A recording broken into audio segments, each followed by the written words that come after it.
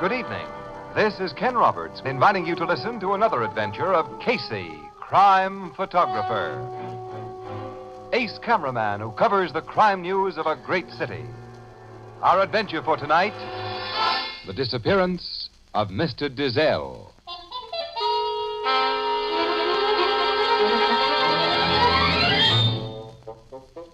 Night. A quiet street of old conservative brownstone mansions. On one of them, a small bronze sign bears the modest legend, Adam Deselle, dealer in rare books. Approaching this house, but on the opposite side of the street. Doggone, Luella, I enjoyed that movie. Them two fellas was funny. Pretty good, all right, but 11:30 is too late for us to be coming home, Henry. I got to be up cooking breakfast for Mr. Deselle by 7 in the morning. Yeah, we both got to. Mr. Deselle seems to be keeping late hours himself tonight. There's a light showing behind the blinds in his office. Yeah.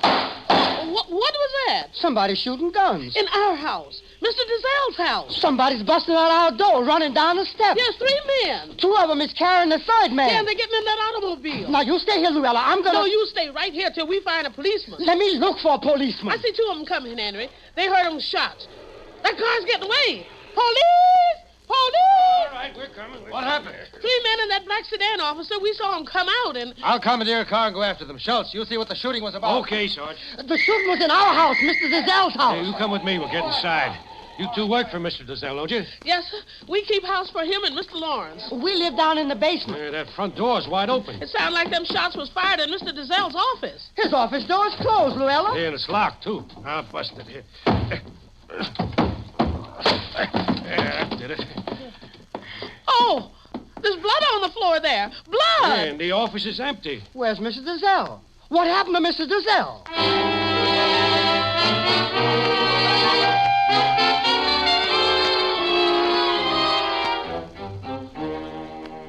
All right, now, if you good people just let me get one more picture, I'll be all finished.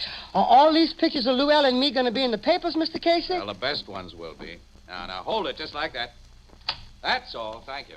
You 2 can go now. You've told me all you can, I guess. We told you all we know, Captain Logan. Come on, Henry. Good night. Good night. Well, I suppose you give us a lowdown on this business, Logan. Annie and I just got the assignment You so and late. Miss Williams are slipping, Casey. The other cameras and reporters are all finished before you 2 showed up. Well, that's the breaks. Sometimes they work the other way. Well, what have you learned about the shooting, Captain Logan? Nothing of much value yet. A black sedan pulled away from here right after the shots were heard. One of the 3 men in that sedan was dragged or carried to it by the others. He was probably Adam Deselle. Anyway, Deselle is gone. Bloodstains in this office, plus some bullet holes, indicate he was the victim, probably kidnapped. Hey, a slug went through this very expensive-looking book. Yeah, we found the slug, and 2 more, all fired from a .38 revolver. Hey, Logan, maybe the 2 guerrillas came here intending a robbery. Deselle discovered him. They plugged him without killing him and then took him away so he couldn't describe or identify him. Casey, our experts tell me there's a folio Shakespeare worth plenty on that shelf in plain sight. It could have been lifted in a split second, but it wasn't. Well, such extremely rare volumes as folio Shakespeare's must be almost impossible for thieves to dispose of, Captain Logan. The ownership of every such book in existence is known. Miss Williams, book collecting in some instances is nothing less than a disease. Rabid collectors will buy items they know are stolen just for the sheer kick of personal possession. Casey, you remember that little crook who called himself Professor Ishka? Ishka? Yeah, an interesting little guy, too. He and I were almost buddies, Annie, before unsympathetic cops like Logan sent him back to the big house about 10 years ago. For his 3rd offense. Professor Ishka was a rare book thief, Miss Williams, but he got bragging streaks occasionally. Theft may have been the motive in this case, Logan. And I'm hoping to get a lead on the real motive when Neil Lawrence is located. Neil Lawrence? Yeah, he's Giselle's nephew. He lives here and acts as a sort of assistant to his uncle. So he should know a lot about his business and personal associations. The servant you met told me that Lawrence left the house early this evening to go to the theater. Deselle was all alone here then from about 8 p.m. on. Yeah. I see the lock on this office door is broken. The cop who got here right after the shooting found it locked, and he broke it. Wonder why the kidnappers bothered to lock it from the outside when they were in such a hurry. I've wondered about that. They must have taken the key away with them. We haven't been able to find it. It's the only door. The walls are solid bookshelves from floor to ceiling, except for those 2 windows facing the street. And those windows were locked from inside. Deselle's visitors got in through that door. Well, he must have admitted him then. And because he knew him, since they came long after business hours. Yeah, I think he knew him. Captain Logan's in your uncle's shop, Mr. Lawrence. He'll tell you all about it. Lawrence is here. Thank you, officer. I'll go in. Now, come right in, Mr. Lawrence. I've been waiting for you. I'm Captain Logan, Homicide Bureau. One of your men outside just told me. I'm sorry you came home to such bad news. He gave me no details, Captain. What happened? First, I must ask you some routine questions. I'm told you went to the theater tonight. Yes, the Globe. Later, we had a few drinks and steak at the Bristol Club. I just came from there. By we, you mean a young lady was with you? No. Well, what was your friend's name, please? This is all part of a necessary general checkup. I was with Bruce Madden. Not Bruce Madden, Jr.? Yes. I know you check up on anything I tell you, so... I've met Bruce Madden, Jr. professionally when he tried to extort money from his wealthy father. So you're a friend of his. Now, look here, Captain. I've never been connected with any of the trouble Bruce has been in. We've simply been friends since we were kids. And you and he were together tonight when your wealthy uncle was probably both shot and kidnapped by 2 men. Sit down, Mr. Lawrence. I'm going to ask you some questions that aren't just routine.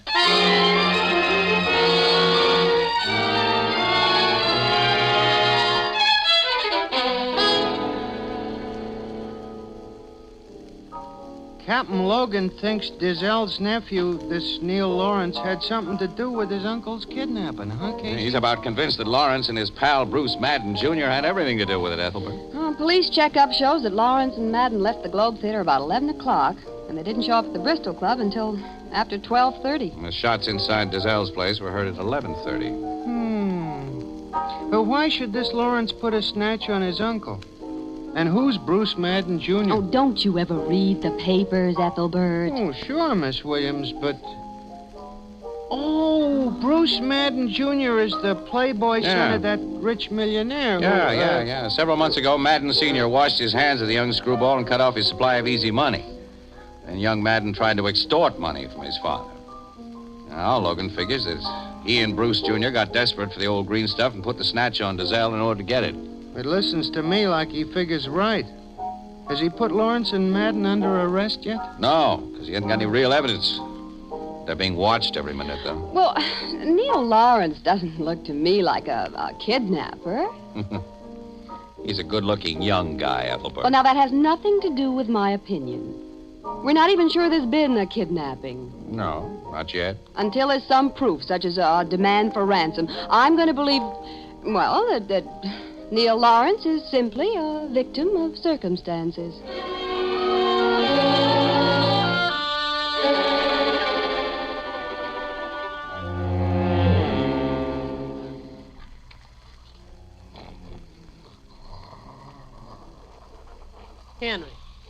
Henry. It's 6:30, Henry. Haul yourself out that bed.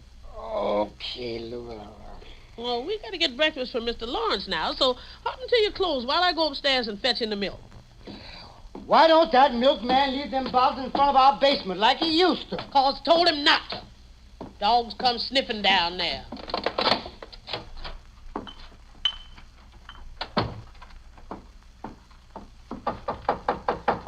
Mr. Lawrence? Yes, Llewellyn? It's time to get up. I haven't been to bed. Oh, of course you're so worried about your uncle. Well, Mr. Lawrence, here's a letter addressed to you. A letter? Yes, it was lying half under the door when I took in the milk. It's got no postage stamps on it. Well, let's see it. Mr. Lawrence?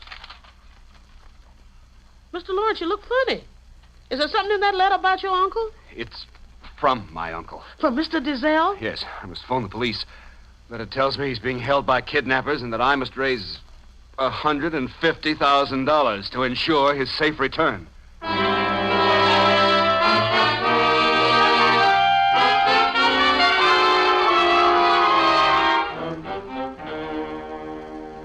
Yeah, you and Miss Williams can look at the ransom letter, Casey. But not a line about it in your paper until I say okay. It's off the record, Logan. Mm-hmm. Yeah. He even tells Lawrence how to raise the money. He's to pledge or sell securities and books and borrow whatever else is required. You sure this letter is in Deselle's handwriting? It's authentic. We've checked on that. And someone came here during the night and stuck it under the front door. Miss Williams, Lawrence stuck it under the door from inside. 4 of my best men were watching the outside of this house, and they say no one came near that door except the milkman. Well, maybe the milkman. We're investigating him, but Lawrence is our guy, plus young Madden. Now, last night they forced Deselle to write this letter. Then, sometime before morning, Lawrence slid it under the street door for Luella Clarence to find when she went for the milk. Annie, it looks like the good-looking Mr. Lawrence all the way. Well, you'll let Lawrence raise the ransom dough, then, according to the instructions of this letter, Lawrence. Yeah, he's out on that job now, trailed by my guys and 2 FBI agents. FBI? Now, I notified the feds the moment this letter proved we had a kidnapping case. And they've been nice so far and haven't taken it completely out of my hands. Excuse me, gentlemen, and Miss Williams. What is it, Mrs. Clarence? Well, I got to think that maybe you all come up here without having much breakfast and would like some hot coffee. Coffee? Hey, I would. Oh, me too. Well, I got some percolating back in the dining room. Lead us to it. Come on. You know, the dining room is just behind this room. But you got to go out and around this hall to get to it. This shop here used to be the parlor before Mr. Deselle had it built into a bookshop. Did you work here when it was just a residence, Luella? No, Mr. Casey. Henry and me come here to work about 6 years ago, just a little before Mr. Lawrence did. And Mr. Deselle, he had the place changed for his bookshop long before that.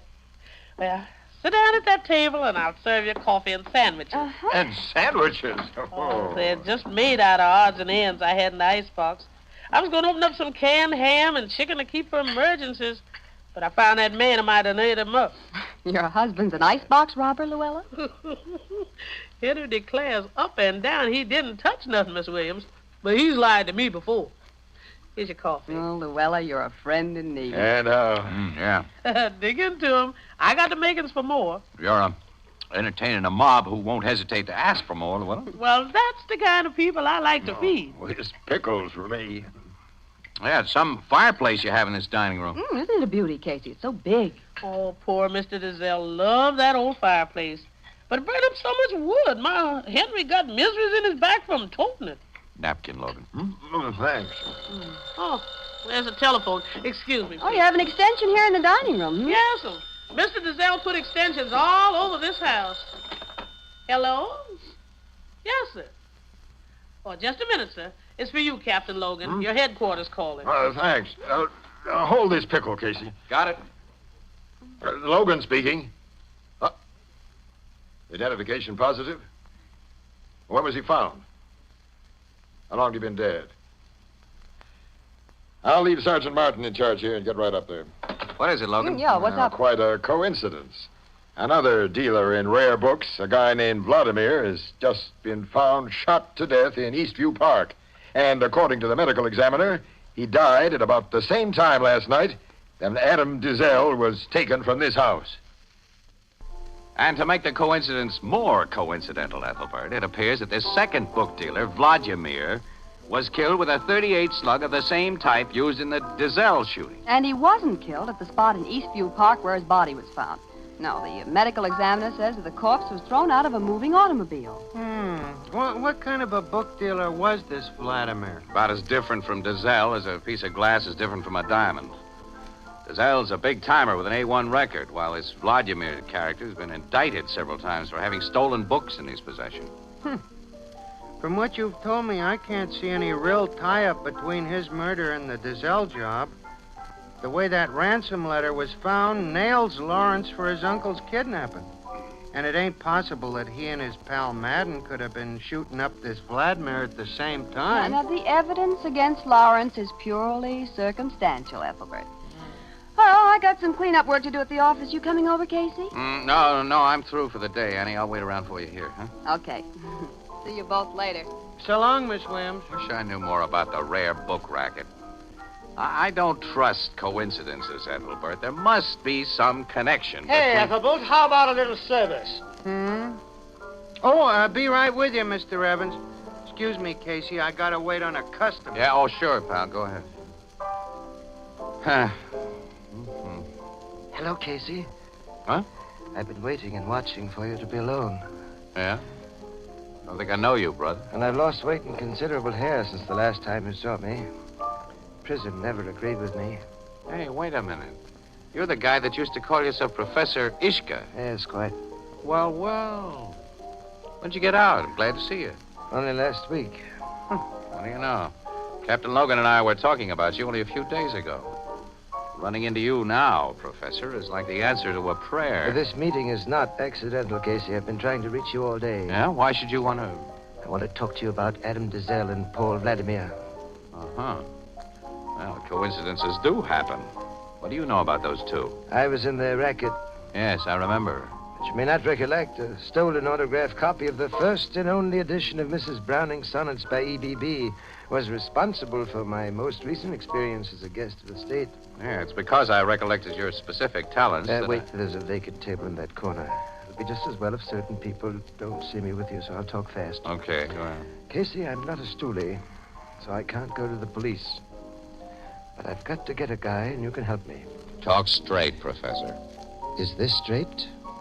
Paul Vladimir was my brother. Huh? And Adam Deselle killed him. Deselle killed Vladimir? Yes. Casey, the rich and respectable Adam Deselle, the reliable expert, has been the biggest fence in the hot book racket for 20 years. Are you on the level? 100%. Deselle has also been the biggest double-crosser in the racket. My brother Paul and two other gentlemen, whose names you don't have to know, went to his place to collect for some hot stuff they'd passed him on consignment. He'd sold his stuff, but he refused to pay. He'd attempted that sort of thing before. Paul swung a punch at him. Deselle thought the three were about to gang up on him, which they were. So he pulled a gun and began shooting. Paul got a bullet in the chest. The others carried him out and went away fast. It was Vladimir, not Deselle, who was taken away in that black sedan. Yes. When Paul died in the car, his friends couldn't risk being found with his body. They had to dump him in the park. What happened to Deselle after the shooting? He took a run out, of course. There wasn't any kidnapping. Why have you told me this? Casey, I'm an ex-convict. My word is worth nothing to the police. And, to preserve my criminal standing, of course, I don't dare talk to him anyway. I don't know where Deselle is hiding out, but with the information I've given you, I think you can find him and see that he pays for the killing of my brother. I'm going to be pretty sore if this turns out to be a bum steer, Professor. Casey, believe me, I'm leveling all the way.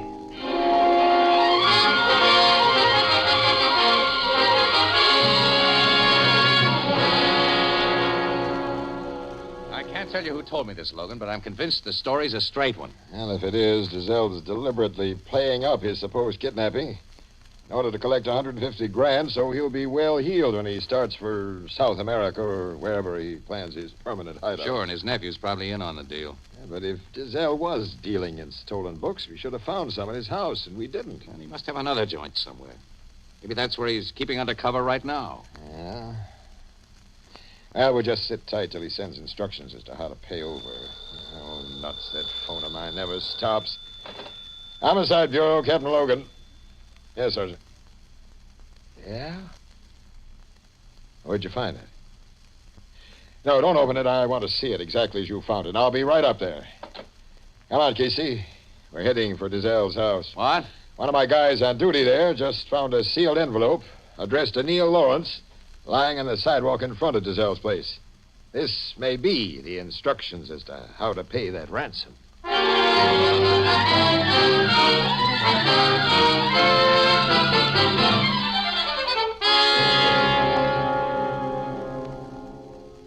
It's a letter of instruction from Deselle, all right, Casey, but not of final instruction. Here, read it. My dear nephew, my captors demand that you bring the $150,000 I have begged you to raise to my house by tomorrow at the latest. There, it must be kept in readiness for instant delivery. Logan, come outside with me. I want to ask you, Sergeant, something. What? Come on, will you? Hey, Sergeant. Yeah, Casey?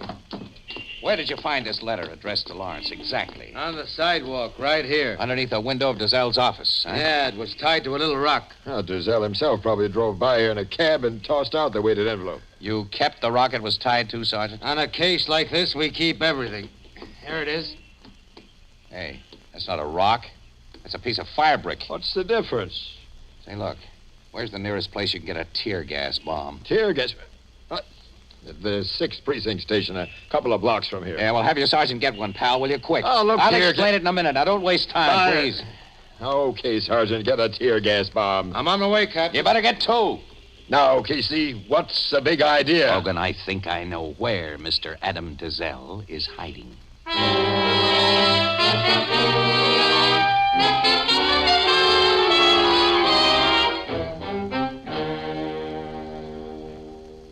Casey, if you're right about this, and I'll give you my shield, and you can teach me how to operate a press camera. Takes a clever guy to operate a press camera. And it takes a screwball to get your kind of nutty ideas. We'll know how nutty my idea is in just 15 seconds if your sergeant does his stuff on time. He will. This shop at Deselle's is a modern place, Casey. You're figuring as though it was some old European castle. There's the first tear gas bomb. It fell behind that wall, all right. Straight down the chimney. There goes number 2. I'd have your gun ready, Logan. Our guy faces a murder rap, and he's got a .38. Hey, that section of bookshelves, Casey, it's swinging out like a door. Yes, and our kidnapped book dealer is coming from behind him. Drop that gun, Deselle, and stick up your hands. All right, but let me get air. Oh, that gas. Let me get air. Let's all get fresh air, Logan. Tear gas has filled this room. Logan, I haven't cried so much since the Dodgers... Well, you know.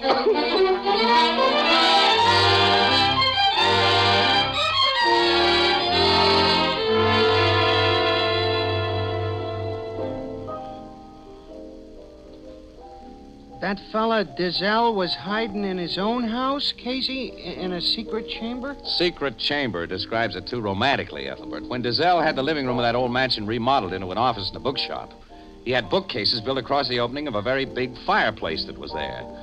And that section of bookcase was hinged like a door. And the fireplace behind it gave him a handy and altogether hidden little room in which to store stolen books. And when he suddenly needed a hiding place for himself, well, he had it. He got plenty of air through the chimney, and at night he sneaked into the kitchen and got supplies of food and water. And he planted the ransom note under the door himself. And his housekeeper told us that she thought her husband was robbing the icebox. When did you start to get wise to the setup, Casey? Not until long after I should have been. I'd noticed a big fireplace in the dining room and wondered why there wasn't one in the original parlor. And the door of the bookshop was found locked after the shooting, and I'd wondered why guys leaving in such a hurry had bothered to lock it. And Deselle had locked it, Ethelbert, to make sure no one could get in before he'd opened and closed his secret chamber. And he's confessed that his nephew had no part in the affair at all. Everything finally added up when Logan said that Lawrence had put the dough in Deselle's office safe. That was a logical place to put it, and it suddenly hit me that was what Deselle figured and wanted, so he could come out and get it. Then when I saw the piece of fire brick that had been tied to the second ransom letter, I knew my total was right. Yeah, but how did he figure he'd get away with that money when there was cops all around the place? Well, he meant to climb up the flue of the big chimney and make his getaway over the roofs of adjoining houses. Well, Annie, how about taking you home now? Well, not tonight, Casey. I have I have a date with Mr. Lawrence. Huh? I knew he couldn't be a kidnapper. Hey. Casey looks like he ain't so sure about that, Miss Williams. Not so sure.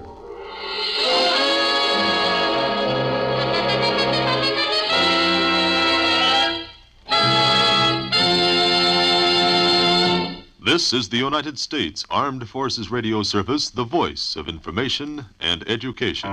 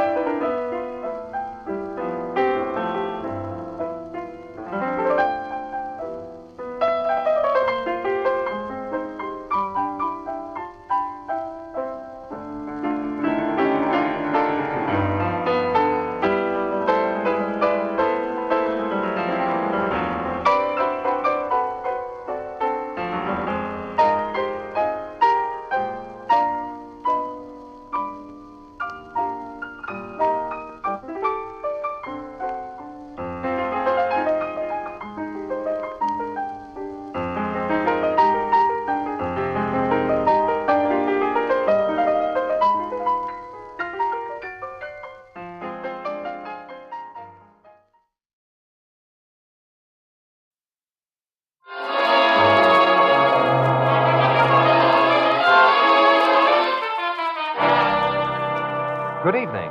This is Ken Roberts inviting you to listen to another adventure of Casey, crime photographer. Ace cameraman who covers the crime news of a great city. Our adventure for tonight, The Upholsterer.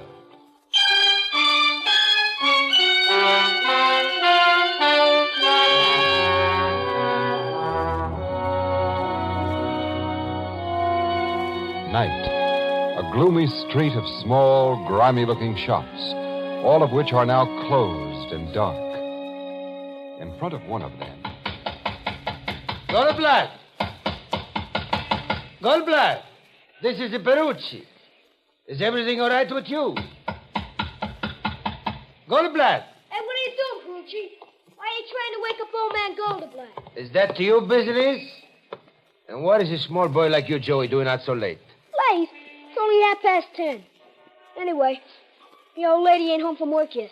Joey, maybe you should go find for me a policeman. You want a cop? I think so. What for? Because... policeman is coming. That's Carmody, the big flatfoot. Officer Carmody! Officer! Yeah? Come here. Come here quick, please. Something wrong, Perucci? I don't know. A couple of minutes ago, Officer Carmody, I hear what sounds like gunshots. Gunshots, huh? Gee. Where'd you hear them?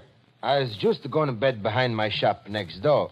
Suddenly, from other side of my wall, from Goldblatt's place, I hear boom, boom. Then I hear what sounds like something heavy falling to the floor. Door's locked tight. I call him. He don't answer. Hey, maybe the old guy shot himself, Carmody. Or maybe he's been murdered. Hey, kick the glass out of the door, Carmody. Pipe down, kid. Perucci, isn't there a window at the rear of Goldblatt's store in the room where he sleeps? See, but he's got iron bars on it, so nobody can get in. You'll have to kick the glass out, Carmody. I hate to disappoint your destruction-loving little soul, kid, but I'm not going to do any expensive glass smashing. Then how are you going to get in? Well, there's a transom above the door here, just big enough for a runt like you to climb through. Me? Goldblatt keeps that transom nailed shut. He told me. We'll see. I'll boost you up, kid, and you try it. Okay. Give me the lift. All right. Here you go.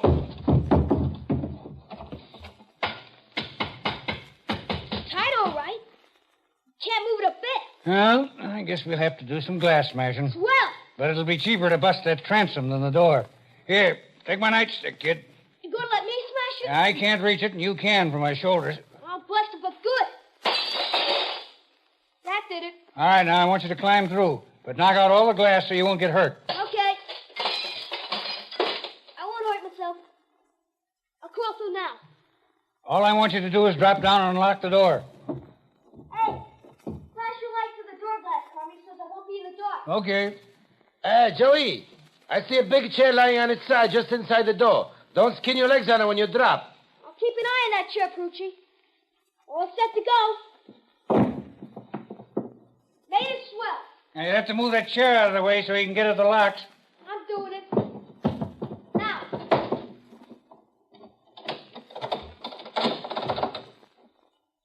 Turn the locks.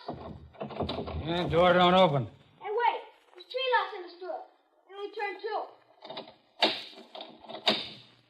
Okay, now. Okay, nothing. The door still don't open. Don't? You must have returned one of the 2 locks you'd already unlatched instead of getting the 3rd one you missed. I'll get them all this time. Let go of the knob, Carmy. Let me open the door when I can. Okay, but hurry. This guy Goldblatt would have to have his door triple locked. Goldblatt is always afraid he's going to be robbed. I got it, Carmody. The door's open. Well, it's about time. Now I'll have a look behind that partition. Me too. Goldblatt's workroom is back at that door. At least this partition door wasn't locked. Now, here's a light switch. Now we'll see. Well, I don't see anything look wrong. Neither do I, and I didn't expect to. You imagined those gunshots, Perucci. Hey, look here behind this busted sofa. What? Holy. It's Goldblatt. Officer Carmody. Is he dead?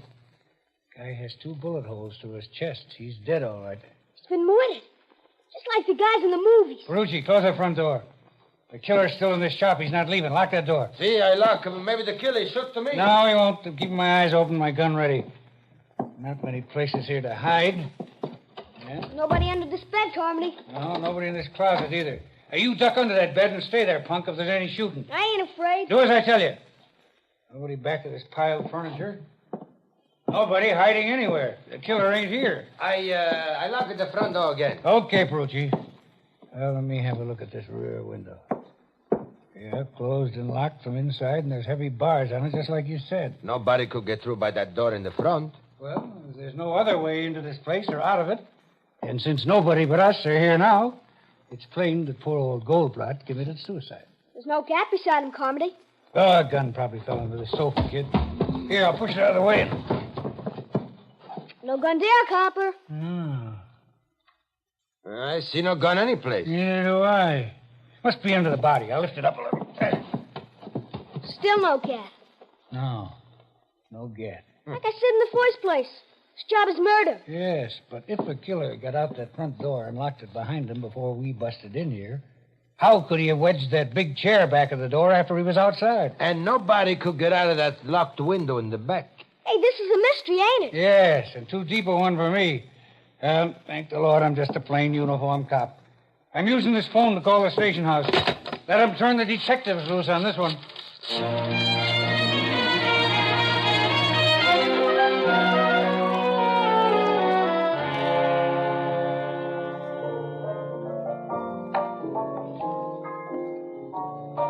The homicide dicks weren't able to find any gun in that upholsterer's joint, huh, Casey? No, Ethelbert. They practically tore the place apart looking for one. So. When the medical examiner got there, he said Goldblatt couldn't have committed suicide anyway.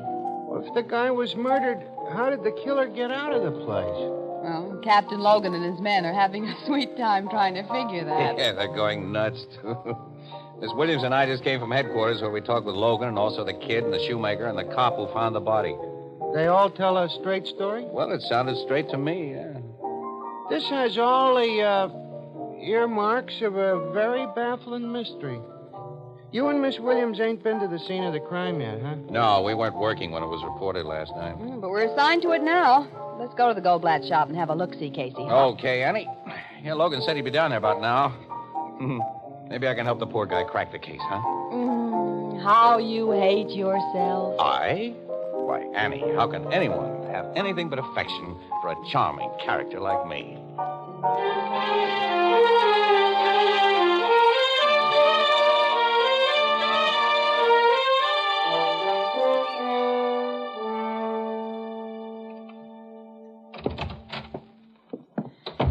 Hello, Captain. Hi, Logan. Oh, so you two are here. Mm-hmm. So, this is the scene of the impossible Goldblatt murder. Wait till you size up the joint, wise guy. Oh. 3 good, solid locks on this door. And the door was locked tight by at least one of these locks when the cop and that kid and Perucci tried to get in. But skip the locks and answer this one. After the killer shot the old man and was making his getaway, how did he manage to leave a chair lying against the door inside? Which is the chair? Here, this big old high back. Someone had left it here for Goldblatt to recover. Well, the kid and the cop and Perucci all agree this chair lay inside against the door, which opens inward. Yeah, on its side. I think it was about in this position. Now, it had to be placed this way by somebody inside. It couldn't have been so placed by anybody outside. Well, it may have fallen in that position after the door was closed. Miss Williams, a big solid chair like this doesn't just fall. It has to be wrestled around. Besides, the neighbors say Goldblatt always put a heavy piece of furniture against this door when he closed up for the night. The old guy had a constant fear of being robbed. Well, he was shot through the heart twice. Goldblatt couldn't have put the chair there after the killer left. I know. Dix from the precinct station got here before your guys did last night. I suppose they moved a lot of stuff in the joint. Yeah, to make sure the killer wasn't hiding here. About the only thing they didn't shove around was this sewing machine because it was bolted to the floor. Let me see where they found the body, Lloyd. Come on. It was here in his workroom, behind that old sofa. Have you learned a possible motive for the murder, Captain Logan? No, Goldblatt had no enemies that anyone knows about. But he was so afraid of being robbed, a lot of people in this neighborhood figured he had a lot of dough stuck away here, so someone may have come here last night to get that dough, only they didn't get it, and apparently never even looked for it. Yeah, we were told the precinct Dix found over $100 in Goldblatt's pocket and about $4,000 hidden in his mattress. Those are the first places a thief would look for money. Sure. Casey, see if you can figure it out. Huh? Me? Oh, I'm just a newspaper mug, pal. You're the big chief of the homicide department. Well, I'll soon be back at pavement pounding if I get many more cases like this. And that Casimir killing. Haven't gotten anywhere with that either? No, but I got a chance there. Whoever bumped off Charles Casimir for the $80,000 got some very hot money. That 80 grand was in $100 bills Casimir had just gotten to the bank, and the bank had made a list of the serial numbers, which we've circulated all over the country. Now, when the murderer starts to pass that dough... well, wait a minute, though. He'll lay low for quite a while before he does that. He's even smart. And he'll try to pass him eventually, and we'll get him. I wish I had a string like that on Goldblatt's killer. Say, Casey, you're a lucky guy, and sometimes you get hunches that don't turn out too badly. And now that you got the lowdown on this thing, you got any ideas? Well, now, what are you paying for ideas these days, pal? You going commercial on me? Well, why not? When you're in a tight spot like this, a little first-class assistant from a qualified expert should be worth, Well, I'll tell you what. The next time a juicy murder is committed, you could let Ann and me in for an exclusive story and pictures. You know I never show that kind of favoritism. Oh, okay. Well, maybe the little idea I have isn't worth it anyway. You got an idea? No, it's just a small one. It's really not worthy of my genius. Well, nuts to you. Get out of here and let me think. Come on, Annie. See you later, pal. I'm afraid so. Hey, Logan, all the furniture in this workroom is stuff that Goldblatt had here for repairs. Naturally, repairing and upholstering furniture was the guy's business. Guess this is a chair he was getting ready to recover. What else? The old cover's been taken off. Taken off neatly, too. Lying here on the floor. Cut carefully around the seams. It wasn't hacked. So what? Now, this overstuffed chair next to it with a shabby old cover still on. Look at that. There's a couple of big cuts in the back. They're away from the seams. As though it had been slashed. It's interesting. I don't see why. Huh? Well, skip it then.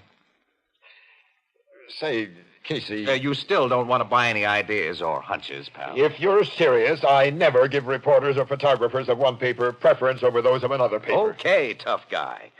Well, I can't give a cop preference over my paper. So long, You pal. can go to... so long, Miss Williams. Well, I apologize for this mug, Captain Logan. Goodbye. Logan's sore at me again, Annie. You have no right to rib him when he's in a spot like this. And I know you haven't even the germ of an idea that might break this case. Annie, I not only have an idea now, but I've got a hunch. Casey. Wait a minute. Let me write down something quick before I forget it. There we are. Okay. Huh? Come on, now, let's get in the car. We're going places.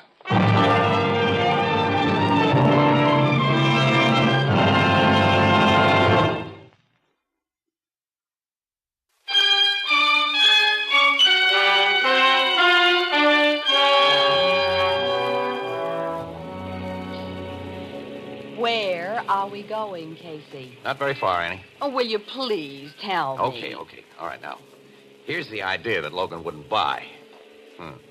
Giving it to him for free if he hadn't been so bullheaded. As it is, we'll prove it ourselves before he gets it. Well, what is the idea? Look, Goldblatt's neighbor, Perucci. He says that after he heard shots last night, he heard something heavy fall in Goldblatt's shop. Mm-hmm. And everybody, including myself, figured he heard Goldblatt fall. And apparently that's what Logan still figures. But, Annie, Goldblatt's body was found a good 20 feet away from Perucci's wall and directly behind a big overstuffed sofa.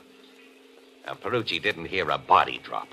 He heard the crash of that heavy chair that fell behind that door as the killer ran out of the door and slammed it behind him. Well, Logan said that the chair couldn't have fallen.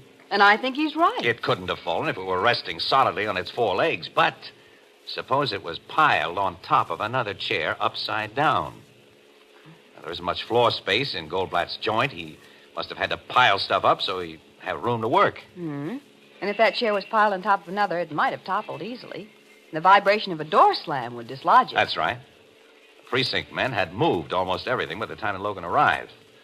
He didn't see furniture in piles, and he doesn't always use his imagination either. And the killer didn't waste precious time locking that door either. The Perucci and the policeman couldn't open it. Because the chair fell between the door and that sewing machine that's bolted to the floor. It formed a solid wedge there until the kid moved it. Then When he thought he was unlocking the door, he was really locking it. Okay, I'll buy that idea. Right. Now, where are we going? To an address I wrote down a minute ago. It's on a work tag attached to a chair in Goldblatt's workroom. Annie, we're going to find out why there were several big knife cuts in the back of that chair.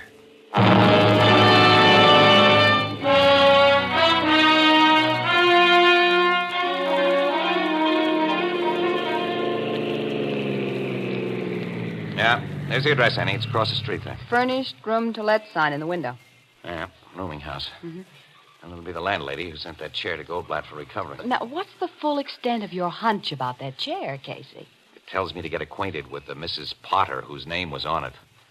And I hope that she'll give me some information. Now, look, Annie, you wait right here in the car. I will not. If there's information to get that may make news, I'm going to be where it's gotten. Annie, look, I'm not going to her as a newspaper guy. I'm going to let on I want to rent a room, see, and try to get her talking. Well, both of us can be renting a room. But together? I've heard such things have been done.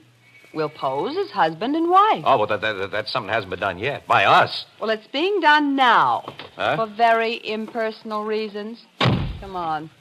Oh, well, okay. Hope I can act like your husband. Oh, you'll never learn any younger. Maybe you'll never learn, period. What? Nothing.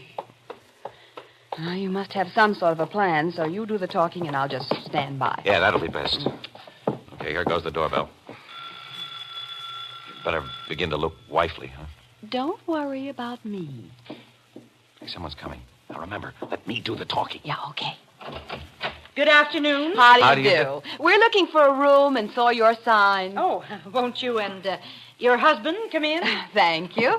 I have a very nice double room on this floor that's just been vacated. Do you mind the lower floor? Not at all. Well, then come this way. Oh, what's your name? Mr. Casey. And Mrs. Casey. Oh, it's a pleasure to know you. I'm Mrs. Potter. Well, it's nice to know you, Mrs. Potter. Yeah. Well, now, let's see the room. One of my best. Was our back parlor when my husband was alive, but since I had to take in paying guests... Yes. Do you like it, Casey? You called your husband by his last name, Mrs. Casey? Why, It's a habit she got into before we were married. Yes. Oh, it's a little unusual. Yes. Well, I have a most unusual wife, Mrs. Potter. One thing, she lets me do all the talking while she just stands by. I can see she's just a shy little thing. Shy. Shut up. Suppose you try it. Well, this is a comfortable-looking armchair. New, Mrs. Potter, or is this reupholstered? Oh, reupholstered.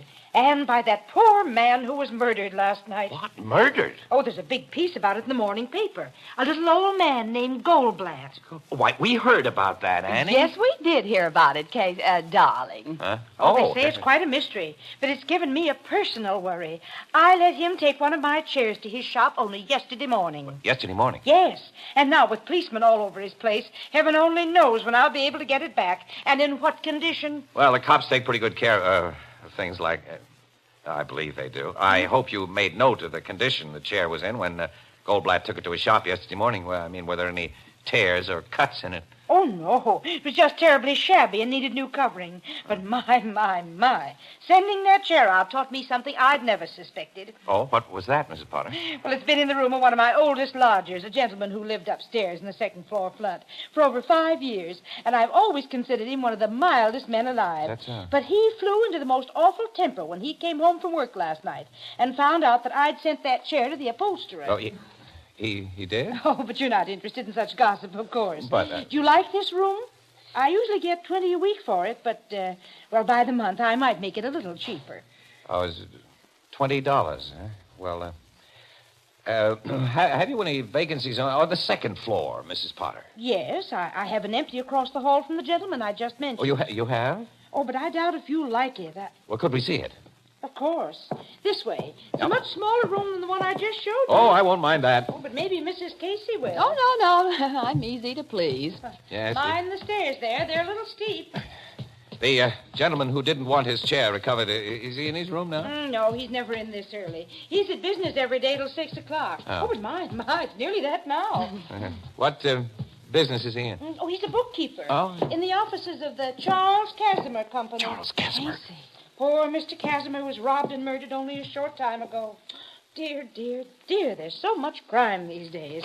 Well, here's the room. Oh, it's fine. Swell. We'll take it. We haven't more than looked into it. Oh, we've seen enough. Well, that's exactly what we want. What's the rent? Why, $15 a week. Okay. Here we are. It's a week in advance. Oh, thank you. Oh, when you move in? Well, we're in now. But you haven't any baggage. Well, it's outside in our car. We'll bring it in later. Later? Now, I know you have a lot to do, Mrs. Potter. It's nearly dinner time, so why don't you run along downstairs and don't bother about us one little bit. See you later, Mrs. Potter. Oh, but See you later, Miss Potter. Well, this is a little irregular, but you look like such nice young people. Goodbye. Did you get it, Annie? Of course I got it. The man across the hall had something hidden in that chair, and when he learned it had been taken to an upholsterer who'd tear it apart. He went to Goldblatt's. He slashed the back of that chair, took out what he'd hidden in it, and killed Goldblatt so he couldn't tell what he'd seen. And Mrs. Potter said that the man worked in Charles Casimir's office. Maybe it was the stolen money that was hidden in that chair. Yeah. Come on. The coast is clear. Yeah. We haven't much time. It's 5:45.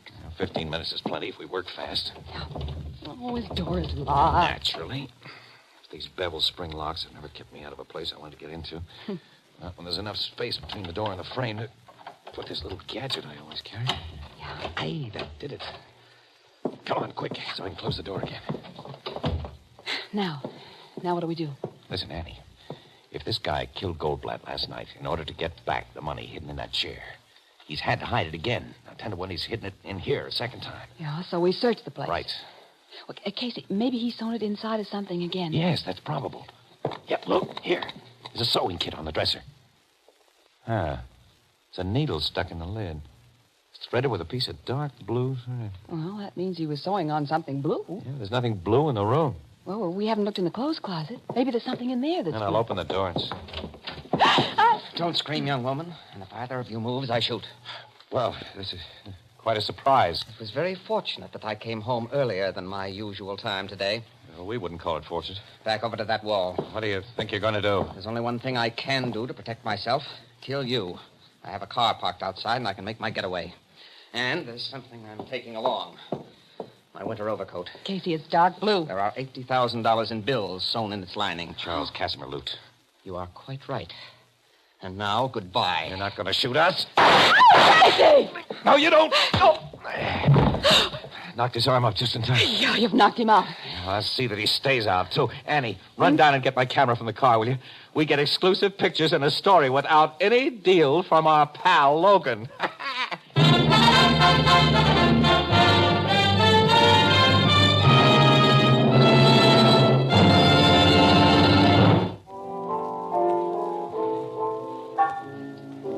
So this guy was the killer of Charles Casimir as well as the murderer of that poor little Goldblatt fella, huh, Casey? That's right, Ethelburn. The Casimir job was his first crime. See, he worked in Casimir's office, and he learned about the $80,000 withdrawal that his boss was making. And he got a greedy impulse. He never had a chance to spend a nickel of the dough he did 2 murders for. Like I always say, to coin a phrase, crime does not pay. That's right. Well, it pays Captain Logan. He's been congratulated by the commissioner for solving the Goldblatt and Casimir jobs, and told that he's now right in line for an inspectorship. How did Captain Logan get the credit? Oh, hey, he deserved it. Yeah, that guy's a swell cop. Just because a pair of newspaper stiffs like Miss Williams and I run into a little luck. Well... Our Mr. Casey, whom I sometimes like, Ethelbert, called Logan in to make an exclusive arrest of the killer. What do you and Casey get out of the deal? An exclusive story, plus pictures. Casey got a bullet hole through the sleeve of his best coat when the killer shot at him. Well, I never liked that coat. And I've got a blasted reputation with Mrs. Potter. She's found out that I'm not really Mrs. Casey. This is the United States Armed Forces Radio Service, the voice of information and education.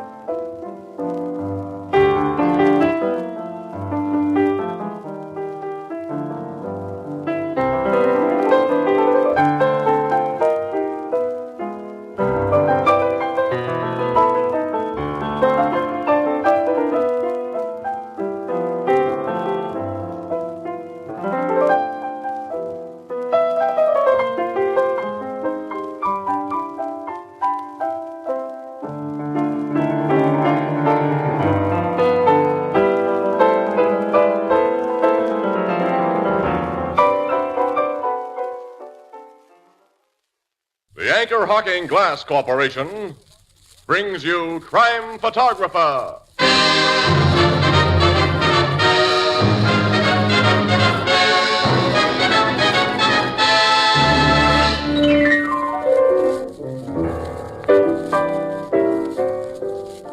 look at this, Casey. I found this sheet of paper with typewriting all over it. What does it say? Well, it's funny, just the same thing over and over. The quick brown fox jumps over the lazy dog. Well? Is that a code of some kind? No, that's what beginners write for practice. Well, why don't they write something that makes sense? Like what? Ha! Like Anchor Hocking, the most famous name in glass.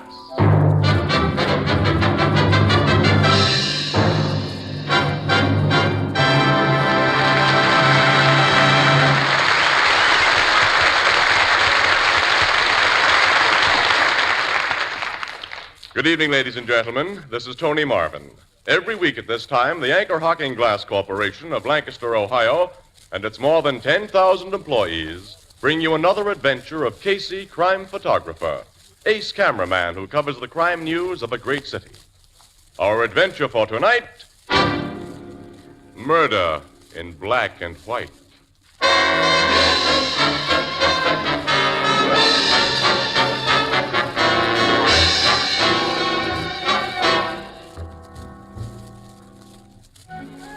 Morning, a wooded glen in a vast city park.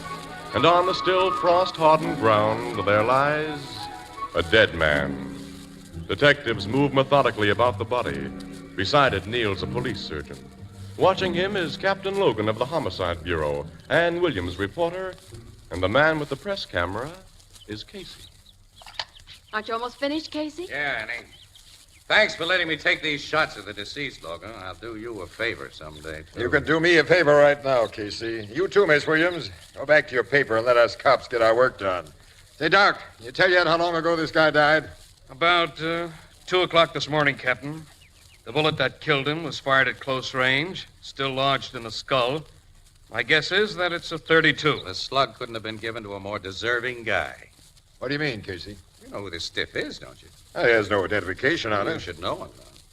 He almost became middleweight champ a few years ago, fighting under the name of Tug Loftus. Say, you're right. I make him now. Yeah. A moment ago, Annie, this lug told us to go peddle our paper. Oh, nuts. Hey, this Tug Loftus was a troublemaker, wasn't he? Always getting into jams. Yeah, he was an all-around heel. Tug Loftus' idea of a good time was to pick barroom fights with guys who didn't recognize him and then beat him to a pulp. Which means he had quite a few enemies. Yeah, that makes things just dandy. Well, that implies you haven't found any leads to the killer, Captain. Not a one, Miss Williams. Except this book of matches. Book of matches? That was in his pocket. It's got an ad on it for the Briarwold Casino. And only 2 matches torn out of it, which may indicate that the Briarwold was the last place he was in before he came here and was bumped off. Where's the Briarwold? Well, that's a roadhouse out on Old Turnpike run by Jake Salwin and his cousin Lou, Annie. Who do quite a little bookmaking in connection with their cafe business. Yeah, that's right. You know, we met the Salwins last year, Ann, remember? We got a report that the safe in their joint had been robbed. Mm-hmm. Yeah, they denied the report. To the cops as well as to us. They said no one had touched their safe. Yeah, Lieutenant Schwartz of the robbery squad told me about that. He figured the 2 Salwins denied the robbery because the safe had contained a lot of horse betters, dough they couldn't explain as cafe income. Yeah, their Briarwold Casino is just the kind of a joint Tug Loftus would patronize. Say, when are you going out there, Logan? Right away. There's nothing more I can do here. You're going to have company, pal. Annie, let's go.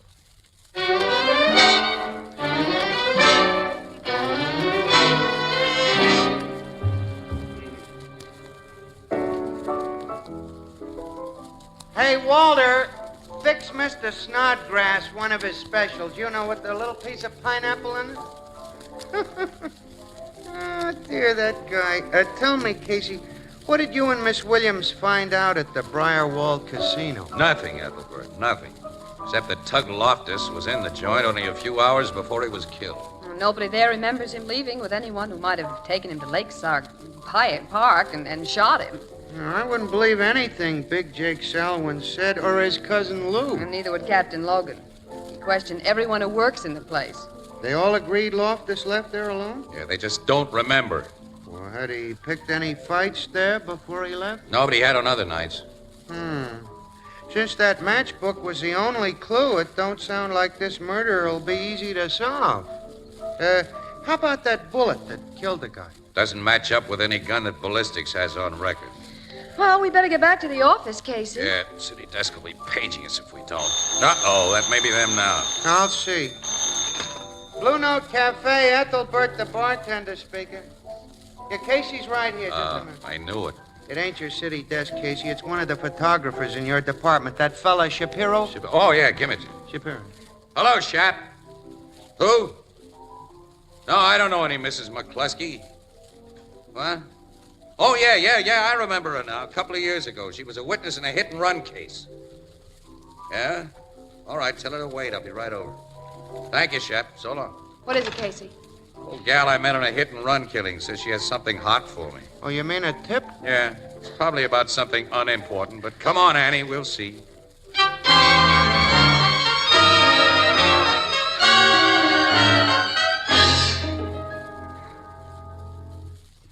I've got evidence of a murder, Mr. Casey. A murder, Mrs. McCluskey? In black and white. Oh, well, that sounds very interesting. Tell me what you got. First, Mr. Casey, what do I get? What, you mean, Since I described that hit-and-run automobile to the cops a couple of years ago and got nothing for it, I found out that newspapers pay for what they call scoops. You was nice to me, Mr. Casey, so I'm giving you and your paper first chance. How much? Well, it all depends on what you have to offer. You interested in catching the murderer of that prize fighter, Tug Loftus? Tug Loftus? I got a picture of the killing, miss. What a picture. Casey. Is it worth $100 to your paper? Well, I'll say, well, City Desk sets the price for exclusive tips, Mrs. McCluskey, but I'll guarantee you $100 if you've got what you say you have. I've got it. Well, let's see it. I get the 100? You get the 100 if. All right. This here envelope was in my mailbox this morning, so naturally I opened it. Later, when I put my glasses on, I seen the address is mine, but the name ain't mine. It's addressed to Mr. Max Treaty. Treaty, 121 3rd Street. 121 3rd Street is where I live, but no Max Treaty lives there. Well, go on. Well, inside the envelope was just this here camera snapshot. Nothing else. Annie, look. Yeah, it's Loftus, as we saw him lying in that park. I knew that from the picture you had of him in yesterday's paper. Standing over Loftus is a guy with a gun in his hand. And he's just killed the fighter. That's the way it looks. It's a good profile shot of the killer, Ann. The face is clear even in this small print, and when I blow it up... It's worth 100, ain't it, Mr. It's Casey? worth 100, Mrs. McCluskey. I said I had evidence in black and white. Now, who do you suppose took that picture, Casey? And why? That's something we'll think about later. But I'll bet it was taken with an infrared flash bulb. A black light? Yep. The guy with the gun didn't see any flash. He didn't know that somebody was taking this picture. We've got to find this skinny, long-nosed guy with a gun, you know it? The cops will do that when we show them this. Sure, yes, and probably crab our exclusive. Before the cops learn anything about this, Annie, we're going to try to find him. How? Well, the picture, the guy this picture was addressed to ought to give us a hint. Well, Casey, he may be the killer. This picture may have been addressed to him as the first step in a blackmail scheme. Now, Annie, you're cooking on all burners. Let me see that envelope again. Yeah? Addressed to Max Treaty, 121 3rd Street. And the sender had the wrong address because Mrs. McCluskey lives there. And I live alone. Well, I'll look in the phone book. Yeah, do Maybe that, Treaty's do listed. that. You said you got this in the morning mail, Mrs. McCluskey? That's right. I wanted time to do some thinking. Yeah, about whether to put the B on us for that $100, huh? You said yourself it's worth it. Oh, I'm not reneging on that. I've heard of $1,000 rewards being offered for murderers, but in order to get it, you had to capture them yourself. Yeah, that makes a difference. So I figured... Hey, Casey, Max Treaty is in the phone book. Now, let me see it. Yeah, he lives on 3rd Street, all right, see? But his address is given here as 727. Yeah, it looks like 121 on this envelope because this guy writes sevens that look like ones. That's something else for us to think about later. Well, let's call on Max Treaty. Right now, Ann. When do I get my 100? There'll be a check in the mail for you tomorrow morning, Mrs. McCluskey, for 200. 200? Yep, and thanks, and so long. $200? Drat it, I bet I should have asked for more.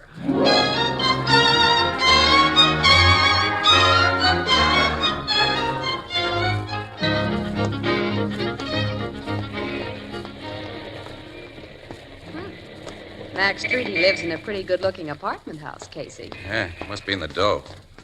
Let's go in, Annie. Glass doors, oh. It's a funny neighborhood. Only a few blocks away where Mrs. McCluskey lives. There's nothing but tenements and little old one-family houses. Oh, there's the While here- elevator. The operator may be able to give us a line on this guy. We're looking for Mr. Max Treaty. He's top floor, apartment 12F. Take us up, will you, please? Okay. But he may not be in. I haven't seen him this evening. We'll take a chance. We're not sure this Mr. Treaty is the one we're looking for. Can you tell us what business he's in? I don't think he's in any business, mister. Well, you mean he has an income and doesn't have to work? I really don't know. I'm not the kind who pries into the personal affairs of tenants. Oh, that's right. You don't look that type. How long has he lived here? Oh, about 8 or 9 months. Took a sublease on a furnished apartment. Does that tell you if he's the man you're looking for? Well, not quite, no. Is he a skinny guy, about 35 with a long nose? That's Mr. Treaty. We've come to the right place, then. Oh, here's the top floor. Apartment 12F is the last door to your right. Thank you, pal. You're quite welcome. Casey, the man in that picture is skinny and has a long nose. Yeah, the elevator guy says that description fits Treaty. All right, here's 12F. I'll buzz the bell. If he's the killer, he'll be dangerous. What do we... You have no reason to think we're on to it. Yeah. Nobody answers the bell. The elevator man said he hadn't seen him this evening. I don't hear any sound from inside. I'll try the bell again. Casey! Huh? Look there under the door. Holy... It looks like blood. That is blood. Seeped through from the other side. I'm getting into that apartment. Door's locked. This little strip of celluloid we burglars always carry. You can slip it? I think so. This is only a spring latch. There. All right, come here. Casey, there on the floor. I know, I see it. Let me close this door.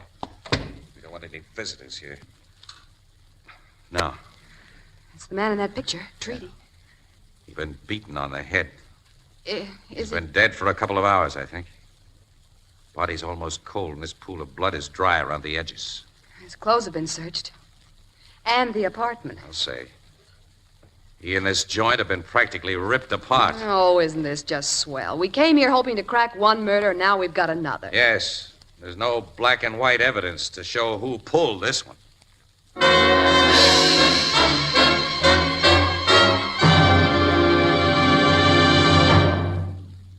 But I tell you can't say that. It's a secret. Look, secret or not, I'm going to tell it even if I get fired. But look... Look. Some secrets are too good to keep, and besides... Hey, we're on the air now. Okay, here goes. Friends, I've just had a sneak preview of the brand new Ivory Fire King oven glass. It's terrific.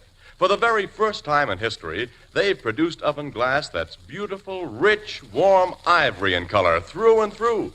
And it's even guaranteed against oven breakage for 2 long years. You've never seen such beautifully designed oven glass before. Classic lines, simple, dignified, as beautiful as any table china you could wish for, and rich, lovely, opaque ivory in color. You've done it. The cat's out of the bag. Well, I'll have to add that lovely new Ivory Fire King oven glass isn't on sale everywhere as yet, but it will be soon, and it's worth watching and waiting for. Oh, well, haven't you something else to say? Oh, yes. Friends, beautiful new Ivory Fire King oven glass is a product of Anchor Hocking, the most famous name in glass.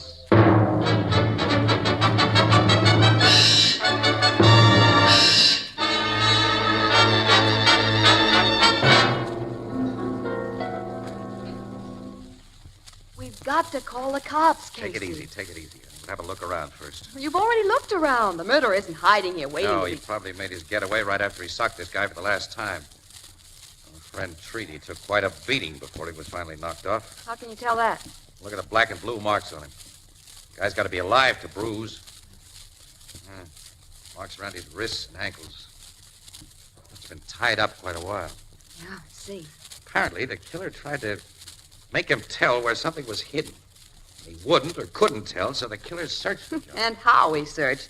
All the stuffing's been pulled out of the chairs, and the mattress has been ripped open. Treaty's clothes got it going over, too. Linings cut, the soles of his shoes all split. Hey, this must be the stuff that was taken out of him and examined. Look at that wallet, fountain pen, cigarette case, Oh, revolver. don't touch anything, Casey. Until Who's the touching anything? I'm only looking. It's a revolver. It looks like the gun in the picture. Yeah, but this is a 38, Ann. Loftus was shot with a 32. Well, then, Treaty must have used another gun for Must the have. killing. Probably threw it in the lake afterward. Say, What have you picked up? look at that. A book of matches from the Briarwold Casino. Well, like the one found on Tug Loftus. Yes. This was half hidden under the sofa. Well, that connects the two murders. Maybe. Well, Casey, we've got to get the cops here. Not just cops. We're getting Logan. I want him to get first break on what we know about that picture. And the phone's in that bedroom. You go get him while I go down to the car and get my camera. I want to take some pictures of my own. Well, did you see that camera in the bookcase? Maybe you can save yourself a trip. No, there's no film in it. I looked. It was opened and searched like everything else. Late Mr. Treaty went in for photography, apparently. Had his kitchenette fixed up like a darkroom. Yeah. A lot of equipment there. Searcher wrecked all of it. All right, call Logan while I go for my camera. Oh, wait a minute, Casey. What? Didn't he tell us he wouldn't be at headquarters till midnight? Yeah, well, call him at his home. He has a new phone number. What is it? I'll write it down for you. Where's my pencil? Take mine. Thanks. Oh, well, I'll be. Oh, you've broken the point. I know it. Well, I use this fountain pen of Treaty. You shouldn't touch anything. This pen isn't going to tell the cops who killed him, Annie. Nice point. Write's easy. All right, here's Logan's number. Call him as soon as you finish with City Desk. Yeah, I will.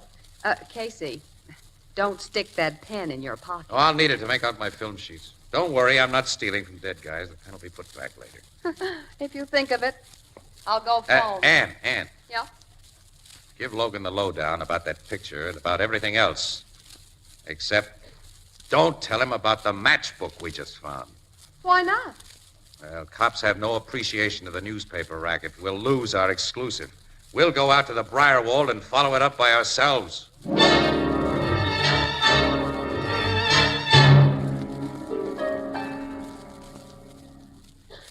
My cousin Jake isn't here, Casey.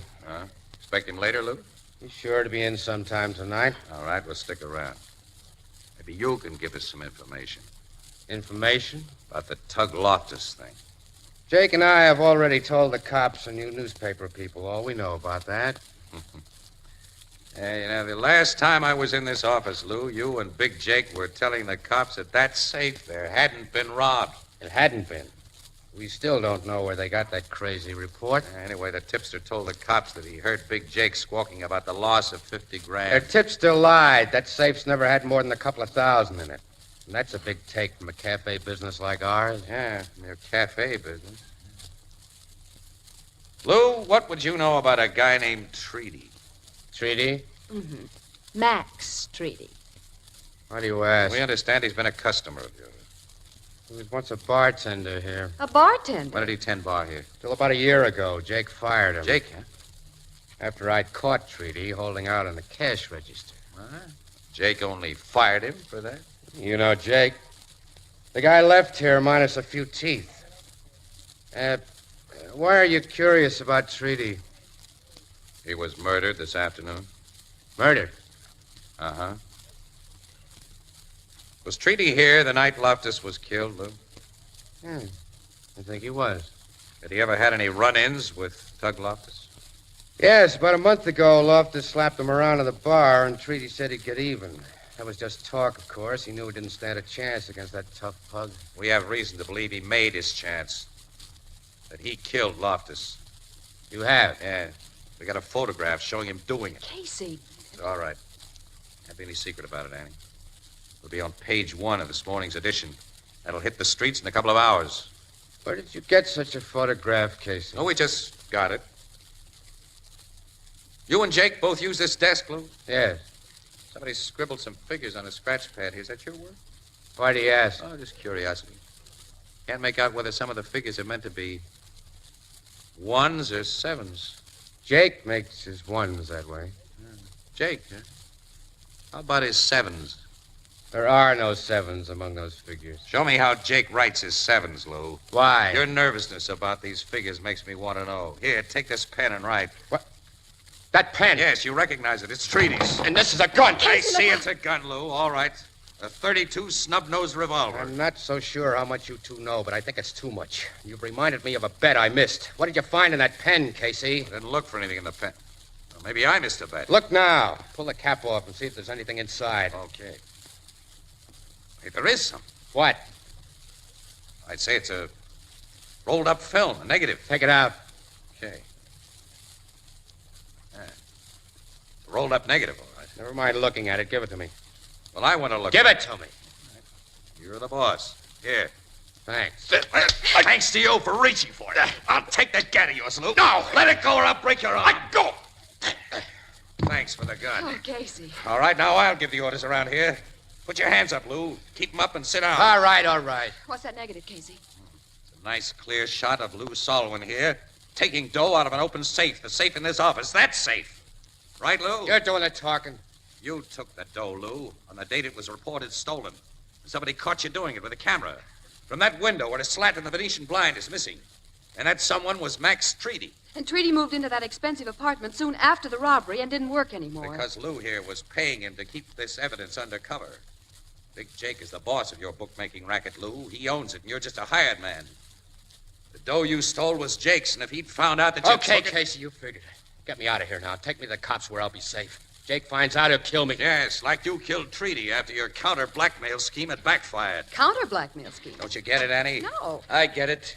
Jake! Casey. Drop that gun, Casey, or I'll blow you to pieces before you can turn around. Drop it. Guy's at a slight disadvantage when his back is turned, Jake. Okay.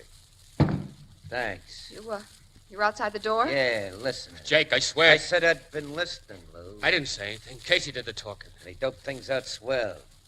You took that 50 grand, you dirty louse. 50 grand of my dough. No, Jake, no. I'm gonna pay you off, Lou. Don't shoot!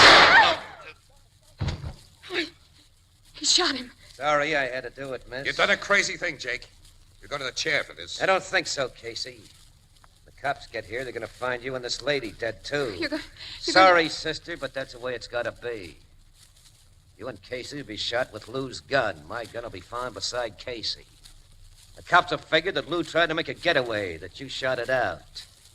I'll call the cops myself, start them on that theory. It won't work, Jake. I'm betting it will. Betting's my business. Oh, just picked up Lou's I gun. got it first, Now, Jake! Lou wasn't dead. He shot him. Lou! He's passed out. All right, I'll get their guns before either one pulls a second recovery. Now, Ann, pick up that phone and call the cops while I watch these guys. Right, Casey. So much I don't understand. Where does Treaty fit in now? Treaty didn't kill Loftus. Well, that picture proves he did. The evidence is there in black and white. Black and white aren't true colors, kid. Not true. No. And pictures themselves can lie. I don't get it. Hello? Headquarters, connect me with homicide, will you please? Casey, tell me, what do you mean? Well, I'll explain the whole works, Annie, after I take some pictures of Jake and Lou that'll be really on the level.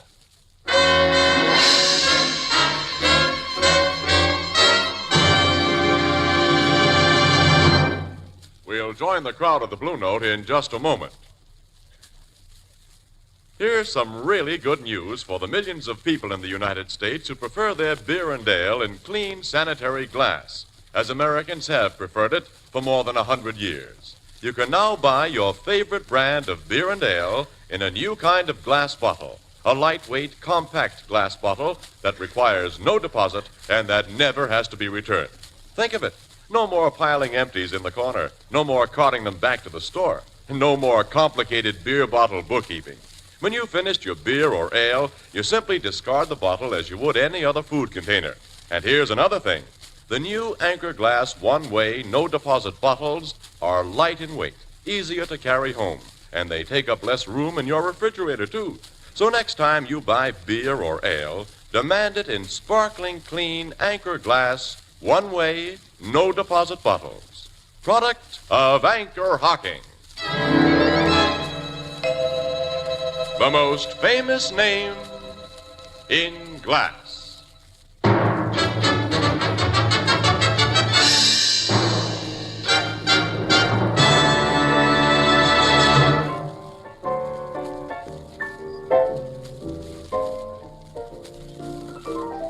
There's a lot of things I don't understand, Casey. Well, all right, pal. We'll take it from the beginning now. Lou Salwin did considerable talking before he died, Ethelbert. He's dead, huh? Yeah, both him and Jake. Tell me. Well, while Treaty was bartender at the Briarwall, he found out that Lou Salwin was stealing from Jake, his boss. And then Lou caught Treaty cheating the cash register and told Jake. Who'd knocked out some of Treaty's bridge work, which made Treaty very sore at Lou for snitching. So he laid for him with a camera and got that picture of Lou robbing the safe for a really big haul. After that, Treaty sat pretty at Lou's expense. Lou got pretty desperate under the pressure, and finally he hit on a bright idea. He'd get Treaty in a worse spot than he was by killing Loftus. Lou killed Loftus? Right, he did. In Lakeside Park, where Treaty was to meet Lou and collect more blackmail. Lou shot the pug and then hit himself with a camera and waited. When Treaty suddenly saw Loftus where he expected to meet Lou, his first instinct would be to draw that gun. And Lou got a very interesting picture of him standing over the body with the gun. And Treaty didn't know about the picture, of course. It was taken by a black light, an infrared bulb. When he realized Loftus was dead, he lost no time in getting away fast. Sure, Lou developed his picture and sent a print to Treaty, but his sloppy way of writing sevens got the print into Mrs. McCluskey's hands. Why'd he send the picture to Treaty? Well, to shake him up, to make him sweat. Then Lou went to his apartment expecting to find him in a big dither, ready to trade the original negative of that safe robbery for the negative that made Treaty seem a murderer. But Treaty hadn't received the print, and Lou realized it might fall into the hands of the cops. Well, if they arrested Treaty for a murder he hadn't committed, he'd tell everything he knew about Lou. Lou's big scheme had backfired. He had to get the negative of the robbery picture Treaty held over him. Treaty wouldn't tell him where he'd hidden it, even under the beating that Lou gave him. Well, you know the rest. And he was a bartender, like me. Miss Williams, I'm going to report that guy to our local and have him thrown right out of our union. He's dead, Ethelbert. Yes, sir. Dead, pal. Oh. It's like my sister Edna says, Casey. Quote, if you get your picture took, you're liable to get framed. Yeah, unquote.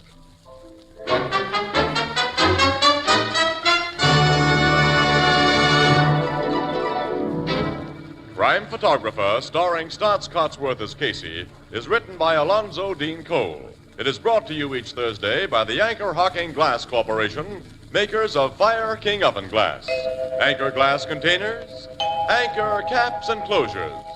All products of Anchor Hocking, the most famous name in glass.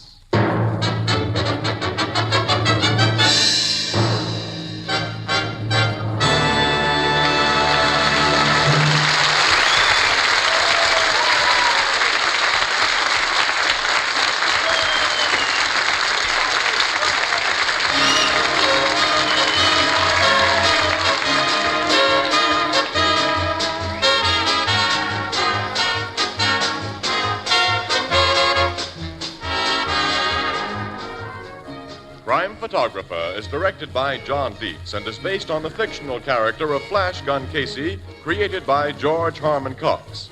Original music is by Archie Blyer, and the program features Miss Jan Miner as Anne and John Gibson as Ethelbert.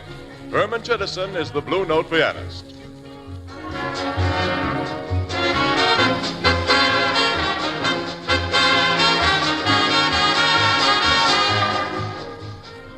This is Tony Marvin saying goodnight for the Anchor Hocking Glass Corporation of Lancaster, Ohio, with offices in all principal cities of the United States and Canada.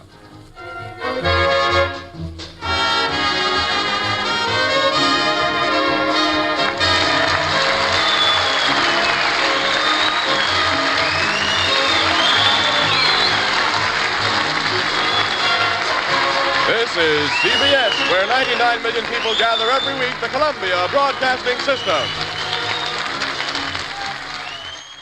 The Anchor Hocking Glass Corporation brings you Crime Photographer.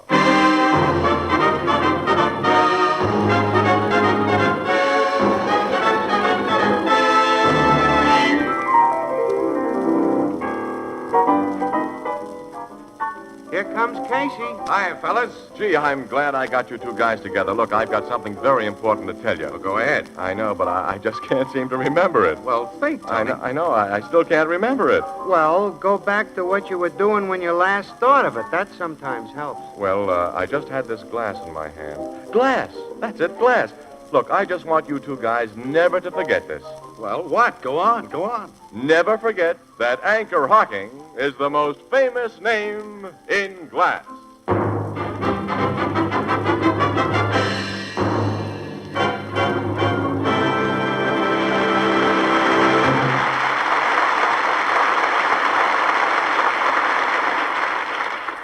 Good evening, ladies and gentlemen. This is Tony Marvin. Every week at this time, the Anchor Hocking Glass Corporation of Lancaster, Ohio, and its more than 10,000 employees bring you another adventure of Casey, crime photographer, ace cameraman who covers the crime news of a great city. Our adventure for tonight, Blind Justice.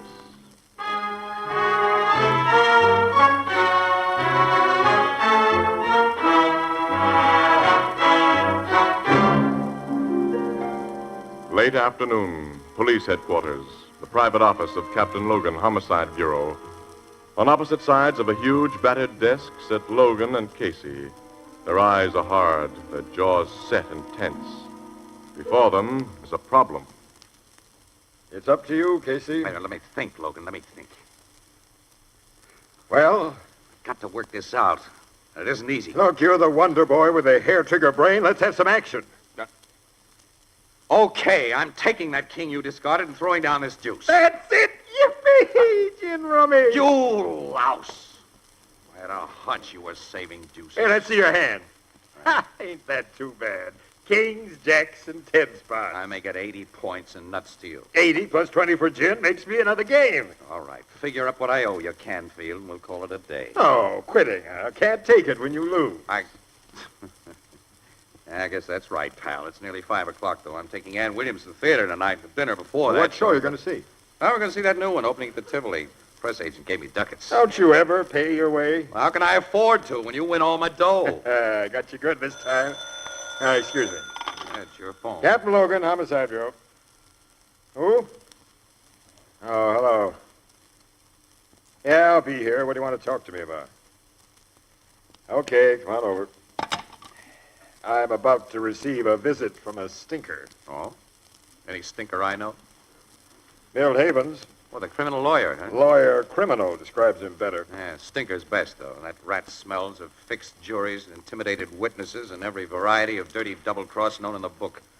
He was on the phone just now, huh? Yeah, said he had to see me. He'll be here in a few minutes. Did you ever meet Milt Havens' wife? Yeah. Swell woman. You bet she is. Super swell. I've often wondered if she knows what kind of a skunk she's married to. She must. Well, not necessarily, Logan. Havens is a smooth guy. He probably puts on a good front at home.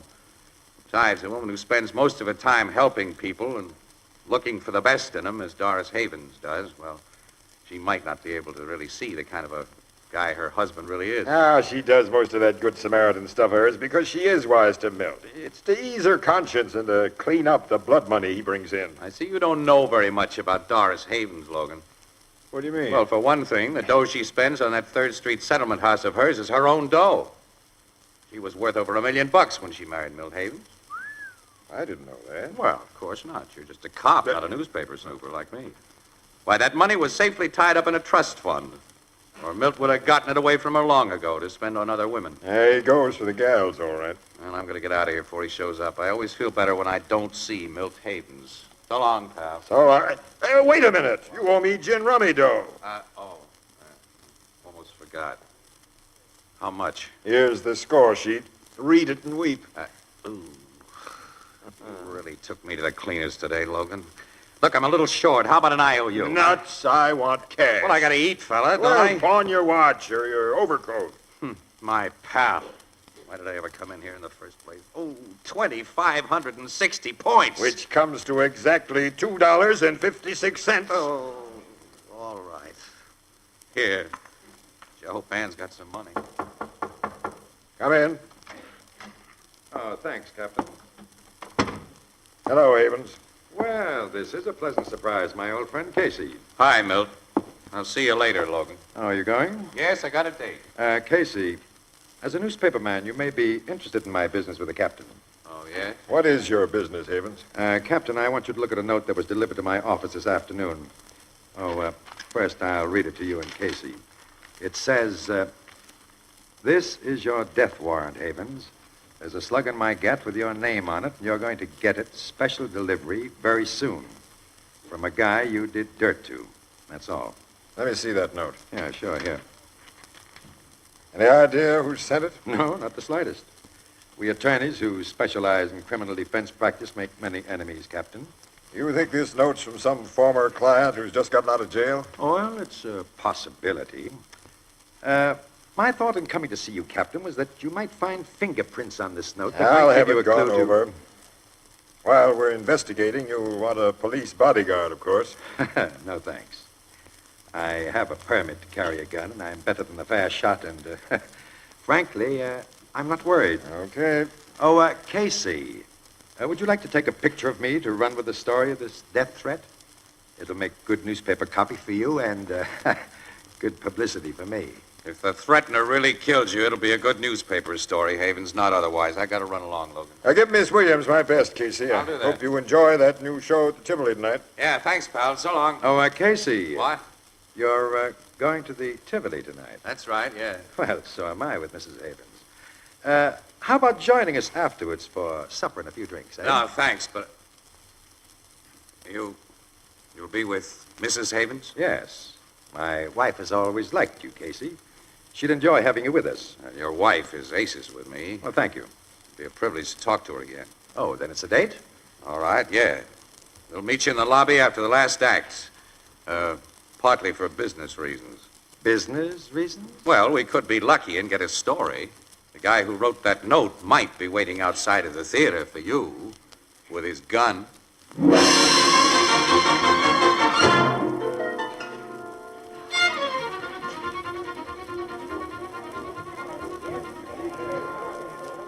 There's Milt Havens and his wife, Annie. Oh, that tall, gray-haired woman is That's Mrs. right. Havens? Well, hello, Miss Williams. Casey, we've been waiting for you. Hello, Mr. Havens. Oh, Mr. Casey, it's so good to see you again. Well, it's good to see you, Mrs. Havens. Doris, you haven't met Casey's friend. This very pretty young lady is Miss Williams. My wife, Miss Williams. This is a pleasure, my dear. It's one for me, Mrs. Havens. I know about the wonderful work you've done through your settlement house, Let's and get I'm out very... of the theater, hey? My chauffeur will have the car waiting. We're taking you and Miss Williams to our home for a bite, Mr. Casey. Oh, that'll be swell. nice. Thank you. Milton, dear, Oh, yes, Doris. when we get to the door, let me go out first and look around. The man who wrote you that note may be waiting outside. Oh, I shouldn't have told you about that silly note, Doris. No, I'm in no danger. That's right, isn't it, Casey? I don't know. Well, you'd agree if you knew Bull, my chauffeur. He's an ex-heavyweight wrestler who also knows how to handle a gun. Oh, there he is with the car. Everything all right, Bull? All okay, Mr. Havens. Take my arm, Milton, before we go out the door. Someone might be waiting, someone Bull hasn't noticed. And if I'm very close to Oh, you... all right. Now, you get into the car first. Very well. A man must humor these women, Casey. Yeah. Well, I'm safely inside. Come on, the rest of you. Let me help you, Mrs. Well, Havens. thank you, Mr. Casey. Annie? Oh, okay. Drive us home, Bull. Yes, sir.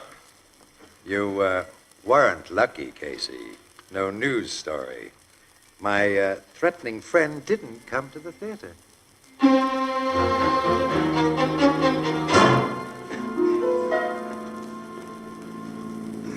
I'm glad to be almost home, Milton. I've been so afraid every Oh, now minute. stop worrying, Doris, please. Here we are, boss. Bull, look around before you open the car doors. I'll do that, Mrs. Havens. You won't do anything of the kind. We can see for ourselves that the street is deserted. Now, Doris, I'm getting tired of this scary stuff.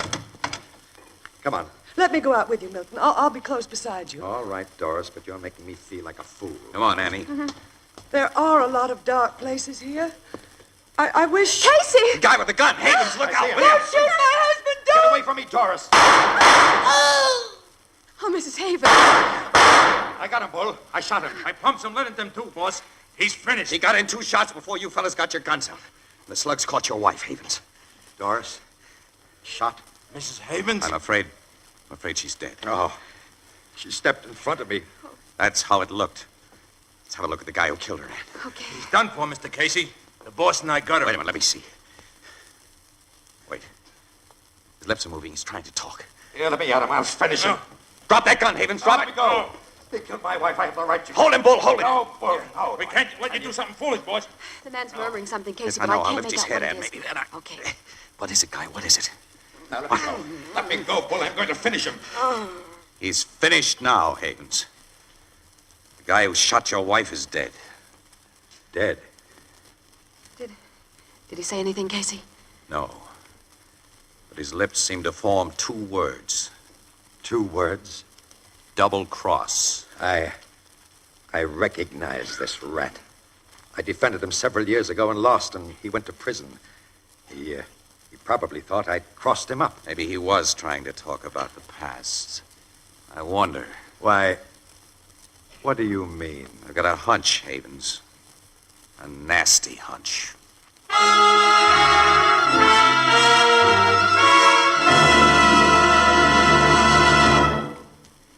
Friends, instead of delivering a regular commercial at this time, allow me to read you this telegram that I just received.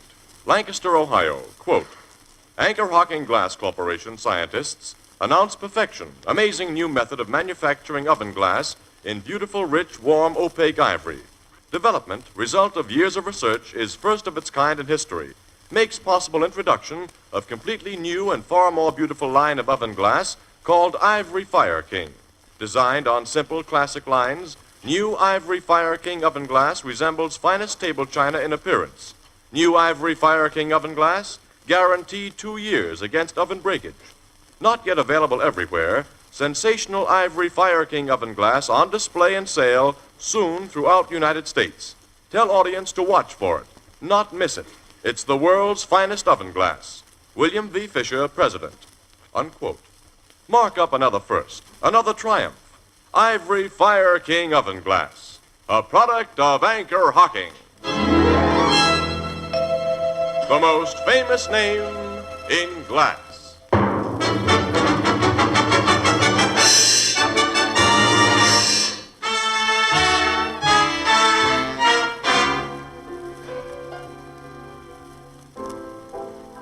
Okay, Grace, I'll look for it. Don't worry, I won't. Goodbye.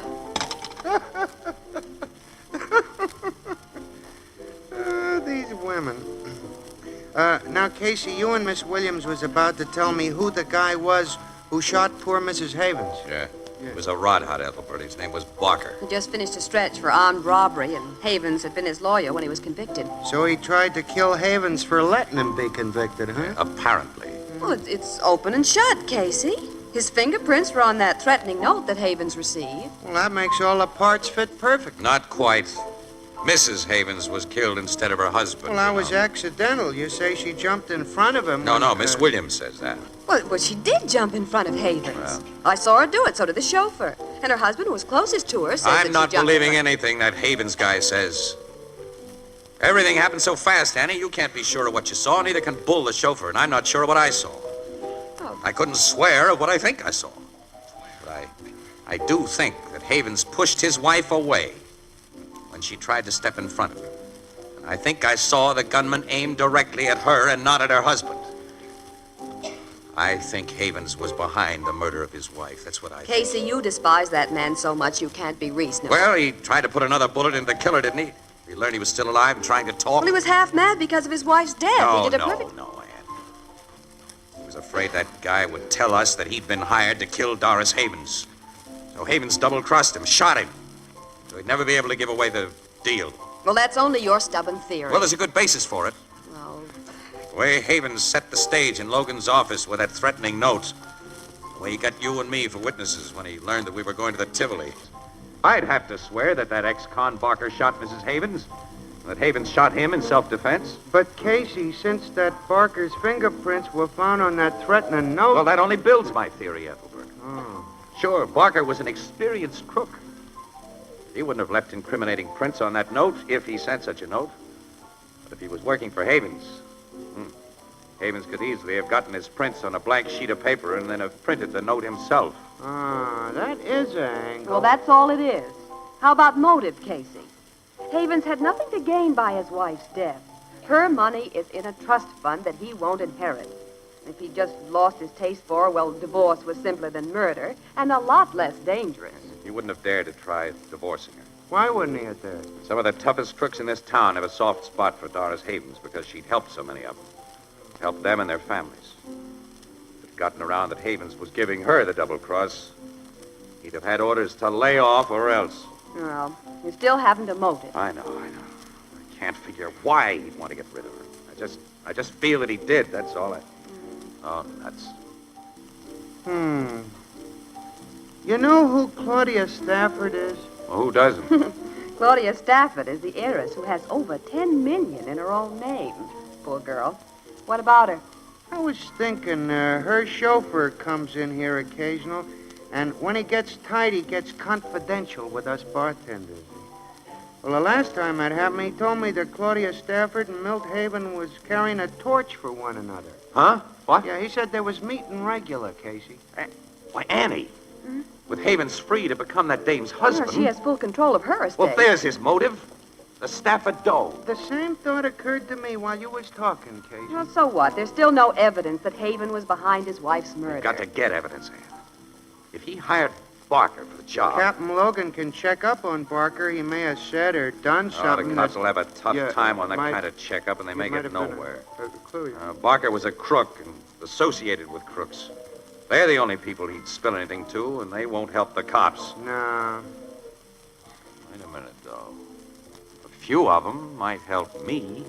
Fats Everett likes you, Casey, and you've done him some favors. Yes, I was thinking of Fats Everett, Ann. He's the gang boss of the West Side where Mrs. Havens had her settlement house. Yeah. I'm going over and have a talk with Fats Everett.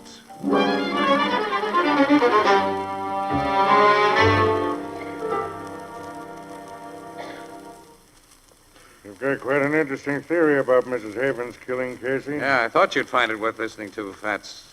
You knew Mrs. Havens, and you know her husband. She was a swell woman. Yes. You spoken to the cops about your suspicions? To keep the record straight, Fats, I've told Captain Logan what I've told you. And?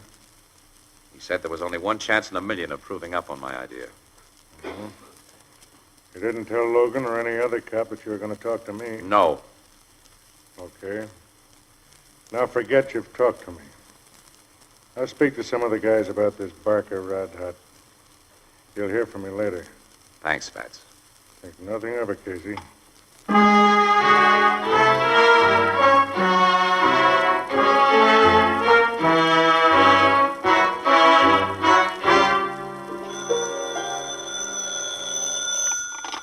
Photography department, Casey speaking. This is Everett. What? Fats! It's been 2 weeks since I talked to you. Have you found out anything? Some things take time, chum. Down to my joint. Lunch to meet a guy. So long.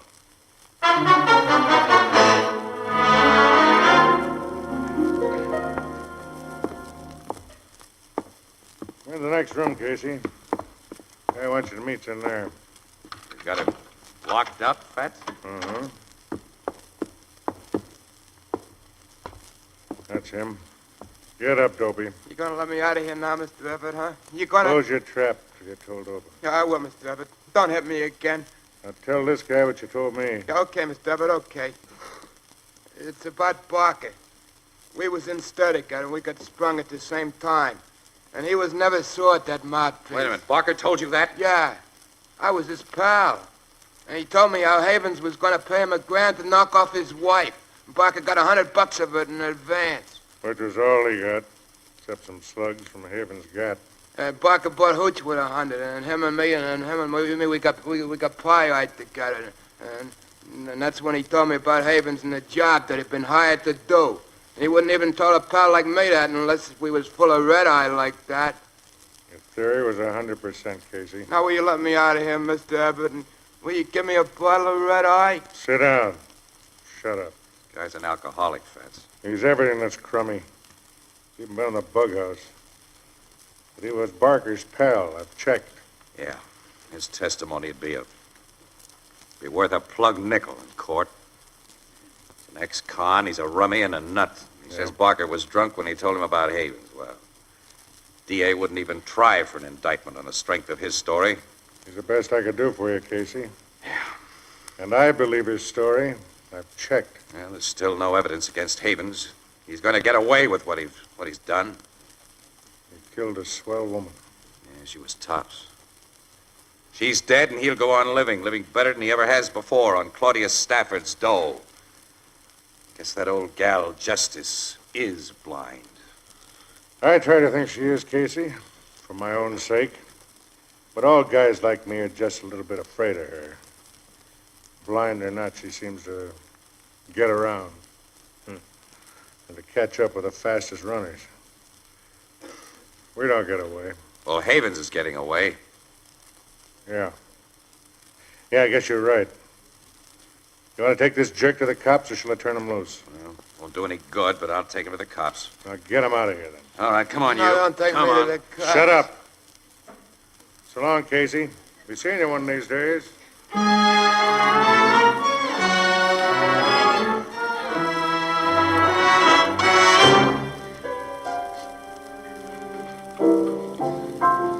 So the cops and the DA wouldn't do nothing about that ex-con story, huh, Casey? There's nothing they could do, Ethelbert. Guy's worthless as a witness. It looks like Havens committed the perfect crime, one he can't be punished for. No, I can't believe that. Well, I'm watching it happen, and... Hello, Casey. What? Evening, Miss Williams. Fats, Mr. Everett. Well, how are you, Ethelbert? Fine. I don't see you in here very often, Mr. Everett. Well, this isn't my part of town. Just happened to be up here on business when I remembered this Blue Note Cafe was your hangout, Casey, so I thought I'd drop in. Anything on your mind, Fats? Oh, nothing but a good time.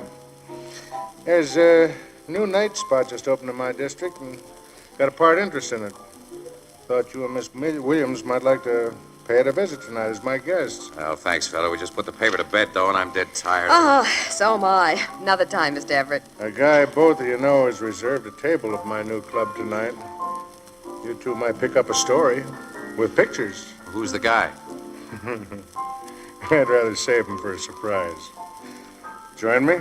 You, tipping us to something, Fats? Maybe. Aha, that's enough, Casey. Let's go. My car's outside. You'll ride with me.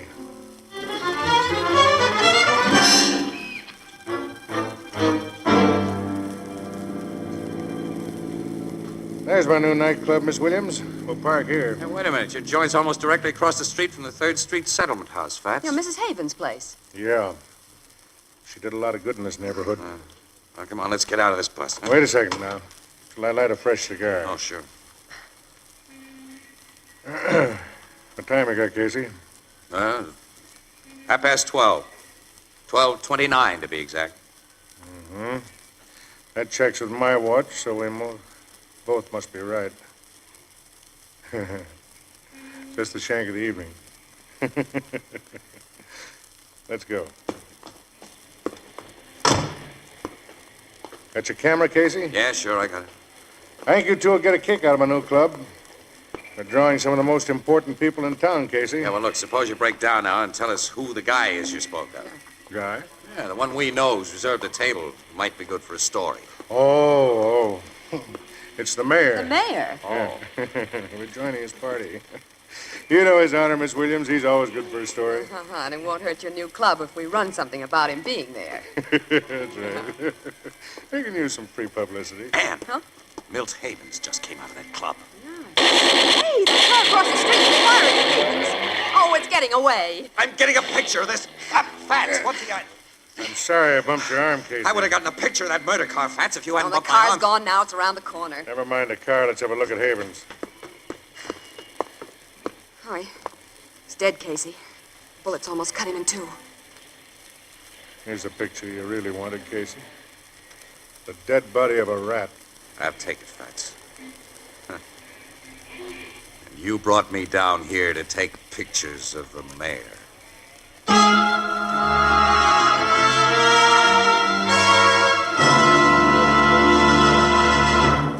We'll join the crowd at the Blue Note in just a moment.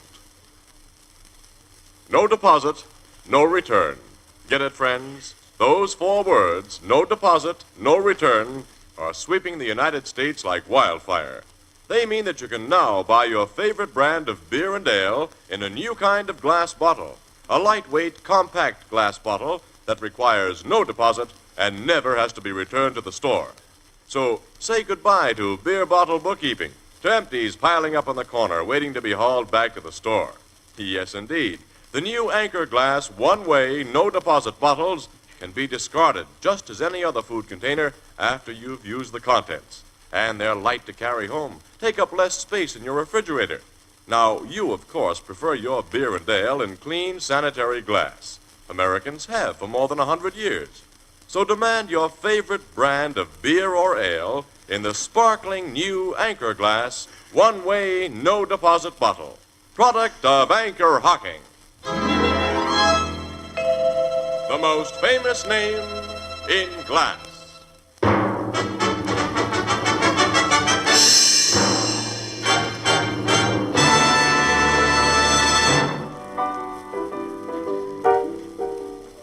You think Fats Everett arranged for Haven's execution, Casey? I don't know, Ethelbert. I don't know. It's possible that he'd fix things so Havens would be called out of that joint on some pretext at 12:30 exactly. Fat's gorillas were in that car waiting for him. Well, we can't prove that, Casey. No, Annie, there's no evidence. We can't prove it. I've told the cops everything I know, but Fat's covered every angle just like Havens did. He didn't even lie to us about the mayor. His honor was in that club. Fats Everett thought Mrs. Havens was a fine woman. Yeah, but even so, Fats was entirely wrong if he took the law into his own hands. I guess that old gal Justice will get him, too, in the end. That's right. She never fails. That bandage on her eye is just a gag. You, didn't think that a few days ago. No, well, I've had good reason to change my mind. You never can tell about women. What? Women? Justice is supposed to be, ain't she? A woman? Oh.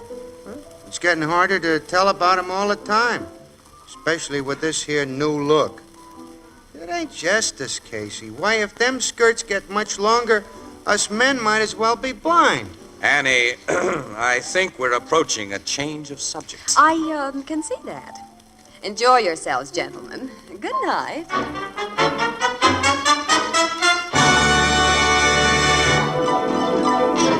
Crime Photographer, starring Stotts Cotsworth as Casey, is written by Alonzo Dean Cole. It is brought to you each Thursday by the Anchor Hocking Glass Corporation, makers of Fire King Oven Glass. Anchor glass containers, Anchor caps and closures. All products of Anchor Hocking, the most famous name in glass.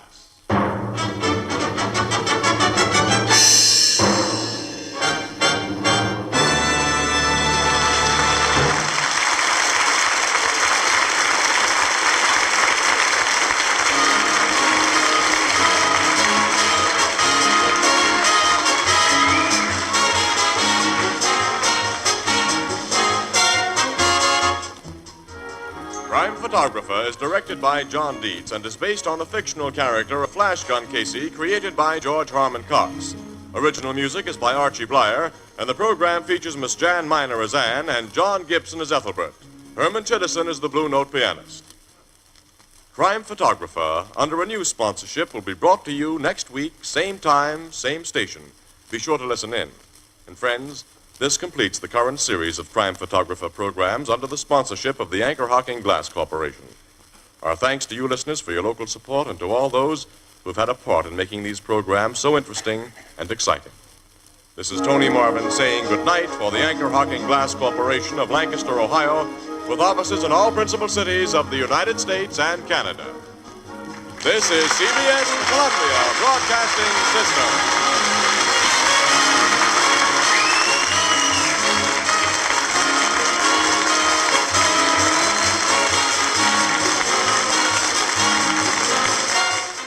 The Anchor Hocking Glass Corporation brings you Crime Photographer.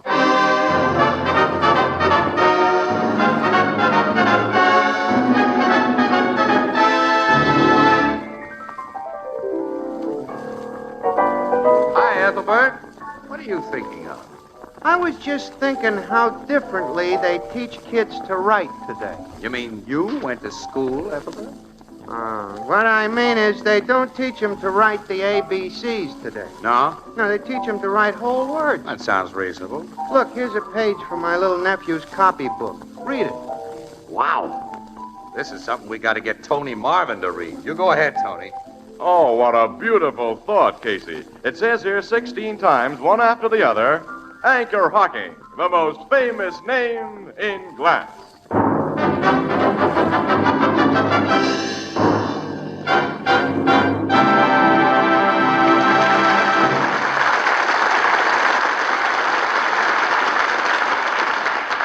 Good evening, ladies and gentlemen. This is Tony Marvin. Every week at this time, the Anchor Hocking Glass Corporation of Lancaster, Ohio, and its more than 10,000 employees bring you another adventure of Casey, crime photographer, ace cameraman who covers the crime news of a great city. Our adventure for tonight, Tough Guy.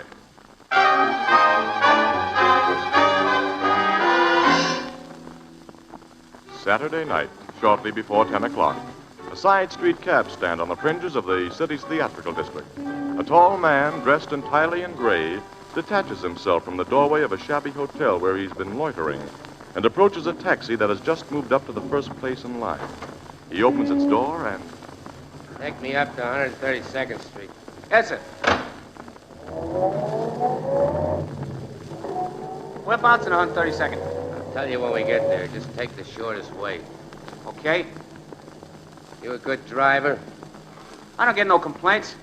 You look kind of young to me, inexperienced. How long you been hacking? Long enough? Yes, you. How long? Couple of months. I figured you were kind of wet behind the ears. Look, mister, I drove army tanks from Normandy right up to Berlin. I think that ought to qualify me to sit behind the wheel of a hack. Oh, you're an ex-GI, huh? Your hack license here says your name is Isidore Goldfarb. That's right. Watch your driving, Izzy, and watch your step, and we won't have no trouble. Now, look here, mister, I don't like your kind of talk. If you're looking for trouble, get yourself another taxi and I don't like this taxi, and I like you, Izzy. You know where the Sutter Avenue Theater is? Yeah, it's off 132nd. Well, drive me past there after we get to 132nd. I want to see what movie's playing at the Sutter Avenue Theater.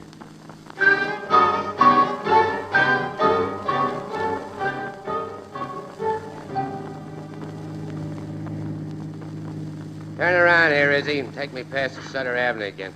I already drove you past that theater twice, mister. What are you going Do it a third time.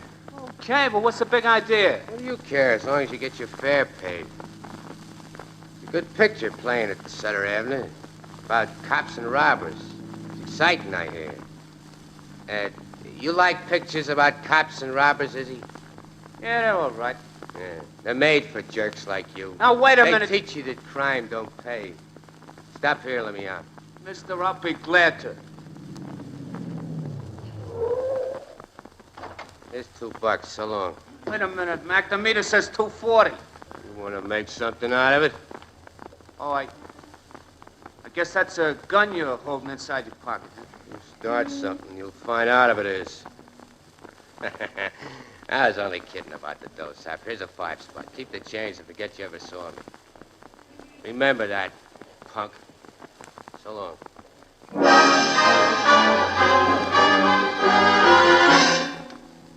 No one's pushing Isidore Goldfarb around like he did and getting away with it. I drove right here to your precinct house here. Well, where'd the guy go when he left you, Goldfarb? He ducked around the corner of Olive Street. That's the last I seen of him. Well, you just figured he had a gun in his pocket, didn't you? You didn't see it. Yeah, but the cloth bulged out like there was a gat underneath. Mm-hmm. What do you think of it, Casey? Sounds like the old gag, Sarge. Gag? Yeah. Goldfarb, what you've told us, this guy probably wouldn't have gotten into your cab if you hadn't been a new hacky. What's that got to do? Son, this world is full of screwballs. One particular kind decides he's got to impress somebody. Often he gets into a cab and starts to act tough like he's seen done in gangster movies. Yeah, old-time hackies are wise to type, though, pal, and they either humor the guys or give them a quick brush-off. Well, you took this dope seriously, so he went through with the whole act, even suggesting he'd pull a rod on you. And it's 20 to 1 that the gat was nothing more dangerous than a pipe. But why'd he have to drive me past the Sutter Avenue Theater 3 times and... That was part of his mystery build-up. This world is full of screwballs, son. You mean I I just been played for a sap then? I think so, because the last thing a real crook wants to do is attract attention from anyone. But I'll take down this guy's description just in case. Yeah, he was tall and skinny. He was dressed all in gray. Light gray hat, dark gray overcoat. Excuse me. Yeah. 47 Precinct Police Station, Sergeant Bonelli speaking. Hold up and murder. Huh? Sutter Avenue Theater? Sutter Avenue? Yes. Yes, I've got it. Men will be there in a jump. Goodbye. Hey, what is it, Sarge? What is it? Theater manager and girl cashier stuck up by a lone heist guy dressed all in gray. All in gray? Looks like the gag's on us, Goldfarb. Now, you stick with us. We may need you. Right. Olson? Yeah? Rush a detail over to the Sutter Avenue Theater. Yes, sir. Fogarty? Yeah. Fill out a call to call cars. Pick up slender man about 6 feet tall, wearing light gray fedora and dark gray overcoat. Advise caution, he's a killer. Right. That's right. Hey, who'd he kill, Sarge? The theater manager. I'm calling Captain Logan a homicide. Yeah. I'm getting to that theater with my camera.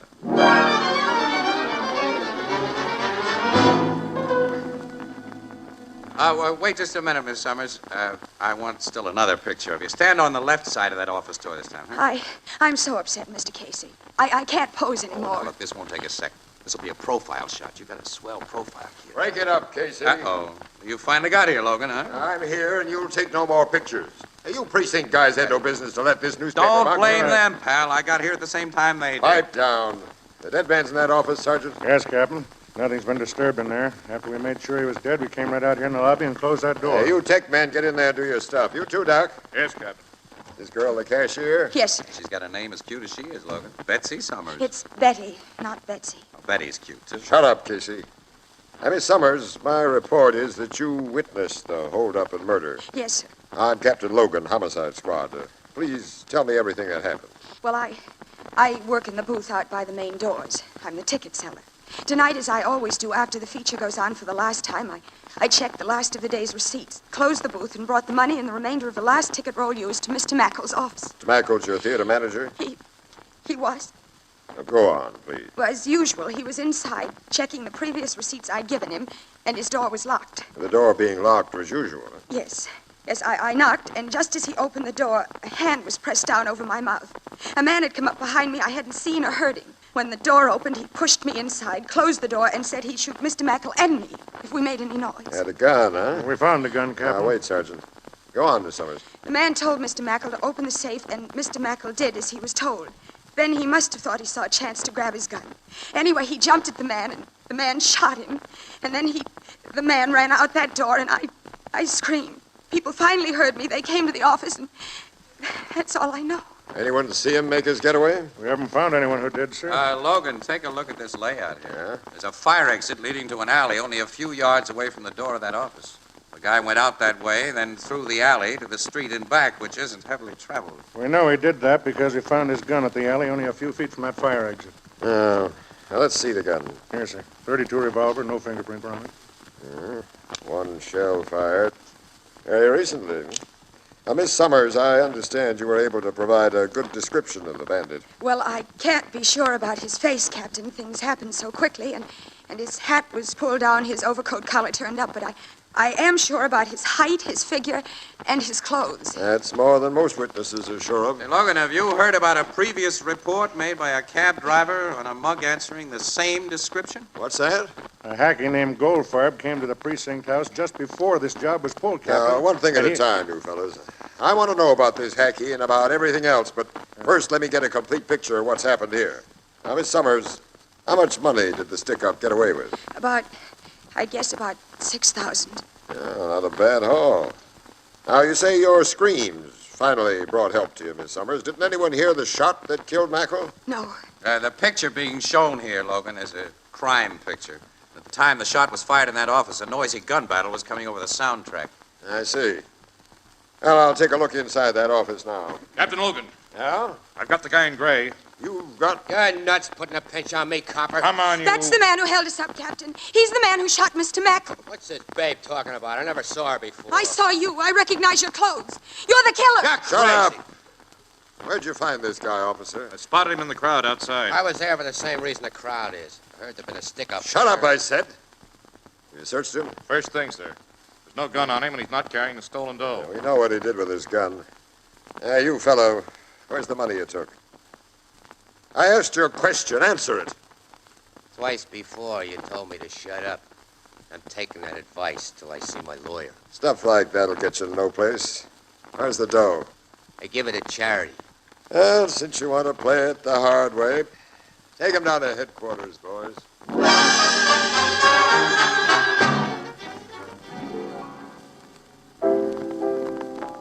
Hey, Ethelbert, have Walter bring me up another cup of coffee, will you? Sure, Casey. Hey, Walter!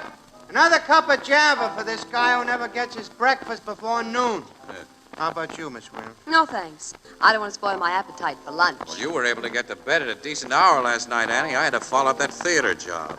Finish telling us what happened after the cops took that guy in gray down to headquarters, huh, pal? Well, they identified him as a small-time crook with the name of Clint Morris. Uh-huh. He's been rapped a couple of times, but no gun stuff. There's none that's on the record. Goldfarb, the hacky, positively identified him as the tough guy he drove past the Sutter Avenue Theater 3 times. He got out of his cab only a block away from him. But he admitted nothing. Not huh? a thing, no. That guy's really tough. Well, his toughness won't get him anywhere, not with the evidence he's up against. No. That evidence is far from complete, Annie. He's still got to be connected with that stolen dough. Well, he will be. Just give the cops a little time. When they have an almost closed case like this, it isn't often they fail to shut it tight. Yeah, but I can't help wondering about a lot of things. What things? No, I don't know. I'm probably all wrong. So I won't stick my neck out this time. But when and if I ever get that second cup of coffee, Annie, let's you and me go down to headquarters and see what's happened since last night.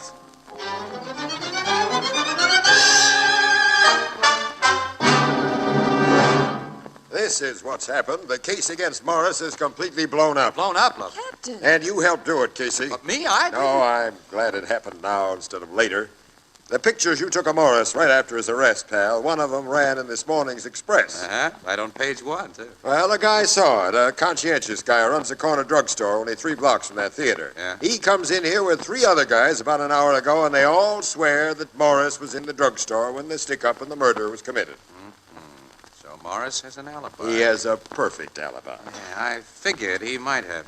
You figured Well, after he... I woke up this morning, when it was too late to do anything about it. That's funny, Casey. I got about the same idea at about the same time. Yeah? You men are so clairvoyant. No, Annie, no. We're slow on the uptake. In fact, we're dumb. I don't get it. Sit down, chums. Let's have a meeting of the so-called minds.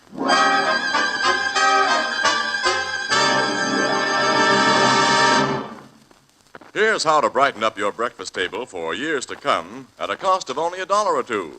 Get a few cups and saucers, a few plates of gay, colorful jadeite. Yes, jadeite, the revolutionary new dinnerware developed by Anchor Hocking.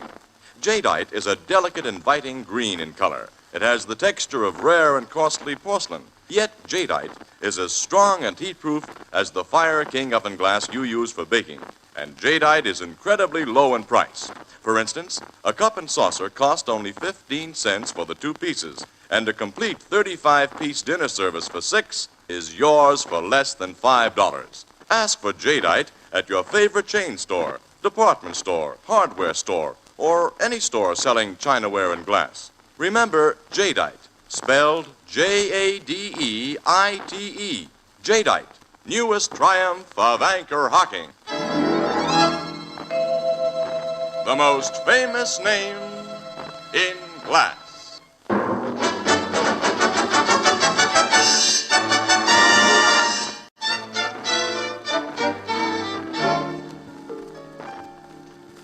Well, first, Logan, have you freed Morris yet? No, but I'll have trouble holding him much longer. We've got nothing on him now. Well, his alibi is on the level. There's nothing he can tell you. I think there's plenty he could tell, Eddie. I guess Logan does, too. Yeah. The guy made himself look guilty, Miss Williams. You mean by his actions with that cab driver? Why, sure. Morris deliberately called attention to himself. I figure now, when it's a little late. And he was working with another guy. Another guy about his height and figure who wore the same kind of clothes. And the other man did the stick-up. Yeah, while Morris was establishing an alibi. And Morris got himself arrested, so the other guy'd have plenty of chance to get away with the dough. I don't altogether agree with that theory, pal. Why not? Well, why should there have been another man in the deal? Well, the girl cashier saw him. Yeah, and only the cashier saw him. Well, that girl. Uh-huh. Yeah. Hey, she was trusted by her boss. He'd have Opened his safe while she was there as a matter of course. She could have shot him under cover of that noisy picture and have thrown the gun into the alley from that fire exit. Well, sure. Stuck the dough in a temporary hiding place before she yelled. Yeah. Morris, her boyfriend, would be pinched for the job before any kind of a search could be made. Well, you let her go. Well, she's had all night and this morning to recover that dough and to really hide it. Have I been dumb? Yeah, well, have I been dumber? I listened to Goldfarb and told him his tough guy passenger had been putting on an act.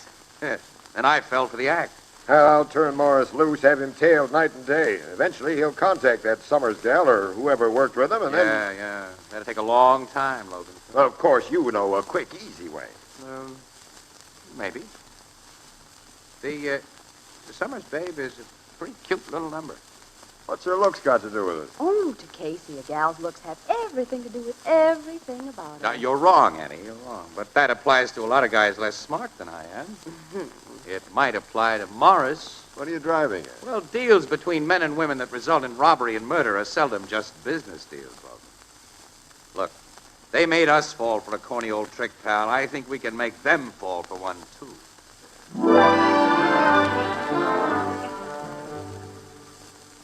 I know my right, Captain. You got no excuse for keeping me here. 2 days ago, you learned I had an alibi, that I couldn't have pulled the theater stick up. Now, you gotta let me go. Take it easy, Morris. We can hold you on suspicion.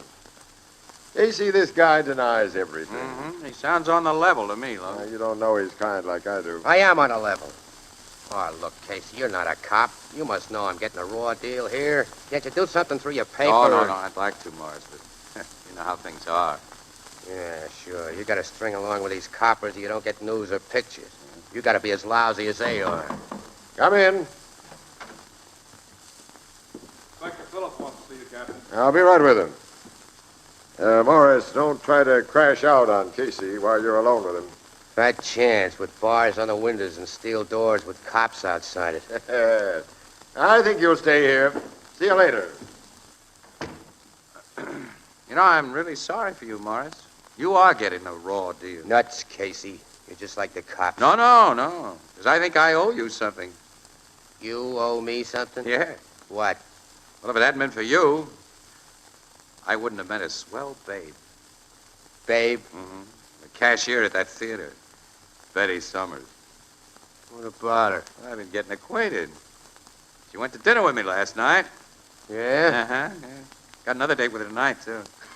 And she's the kind of a gal I really go for. I guess she isn't finding me too hard to take either. Why tell me about your love life? Well, because, by accident, of course, you got me acquainted with her. You know, the only fault I find with her is that she's too easy to know. Oh, she is, huh? Yeah. If all I know or care about her is that she made a phony identification of me. Well, she doesn't admit it was a phony. You're nuts. How could you claim otherwise when my alibi's been proved? Haven't the cops told you? Cops don't tell me anything. Hey, look. That gal doesn't really hold out on me being the guy. Oh, I shouldn't have mentioned that. I didn't know. So that's why they're still keeping me here. And she's going places with you. Well, going places with me has nothing to do with her insistence that you were the stick-up man, in spite of your alibi. Well, thank her for what she's doing when you see her tonight, Casey. Tell her I don't forget little favors like that. Hey, you're not threatening my gal, are you? Your gal? No. I'm not threatening anybody, Casey.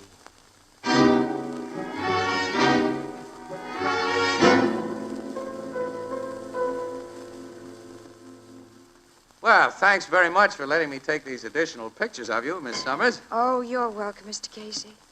You know, it's an awful nice little apartment you have here. It's comfortable. Rent's cheap. That's good. That's all a working gal can ask for. Which reminds me, I gotta be getting to work. You'll excuse me, of course. Oh, sure, yeah. I'll be on my way right away. Say, I guess it isn't easy for you to go back to that theater every day after what happened. No, it isn't. I think I'll have to give it up and get another job. Uh-huh. By the way, the papers say that the police are still holding that man, that Morris, that I was so mistaken about. Oh, yeah. They may hold on to him for quite a while. Why? It's been proved he couldn't have shot Mr. Mackle and stolen that money. Well, off the record, Miss Summers, the cops have an idea he may have been working with the real heist guys, eh? But if he was, he's got no big worries, and he knows it. You know, Morris is a smart guy. What do you mean? Well, even if it can be proved that he connived in the crime, his alibi puts him in the clear as far as a murder rap's concerned. You see, his partner takes the rap all the way along the line. His partner did the killing, his partner took the money, and Morris took an alibi. Pretty dumb, that partner, whoever he is. Don't you think so? Oh, yes, but, Mr. Casey, I thought... What? I thought that when two people plan a crime together, they take the same chance, and if they're caught, both are considered equally guilty. Isn't that the law? Well, in principle, yeah, but not in practice. You see, Morris is an experienced guy, and he protected himself. He's quite a character, that Morris. Miss Summers, as a woman, would you figure that low-browed, sour-looking string bean is hot stuff with a gal? I don't know what you mean. Well, the cops have found out that he's left broken-hearted dames all over the country. He loves them and leaves them, usually with all their dough in his pocket, too. Quite a guy, huh? Oh, say, look at me. I'm chewing the fat here. You want to get started. Well, I'll run along, and thanks again for letting me come up and shoot those extra pictures, Miss Summers. You're welcome, Mr. Casey. So long. Bye.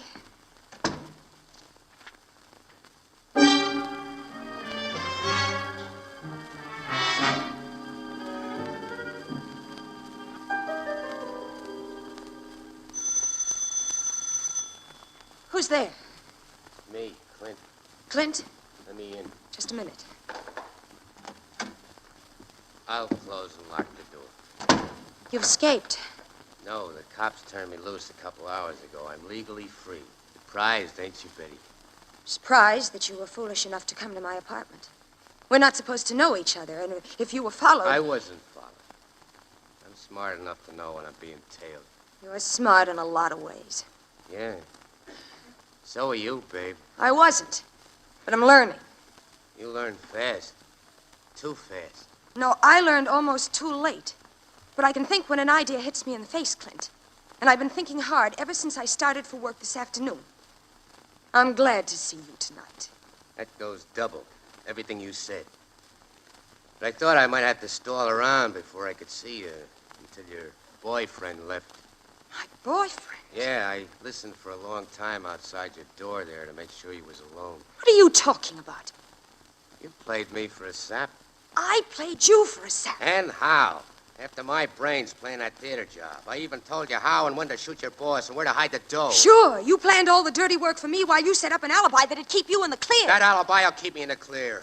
Even if you had the chance to rat on me. And you're the kind of wood rat, you little double-crosser. Trying to keep me in jail, going out with guys the minute I'm put away. I didn't. Don't lie to me. Clint, let me go. I'm gonna kill you for what you did. I'm gonna kill you. Help! Your mitts over her throat, Morris. Take him off. Logan! You cops were outside that door listening? And we heard a mouthful from both of you. Your alibi won't do much good now, Morris. This was a plant, Casey, a trap. Yeah, and how you walked right into it. Casey, you... Call me sweetie, Betty. Or didn't you know that I'm your boyfriend?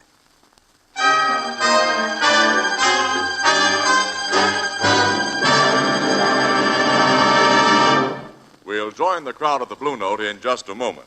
I'd like to remind the thousands of people in the United States listening to this program of one simple fact. You can now buy your favorite brand of beer and ale in a new kind of bottle that requires no deposit and never has to be returned to the store.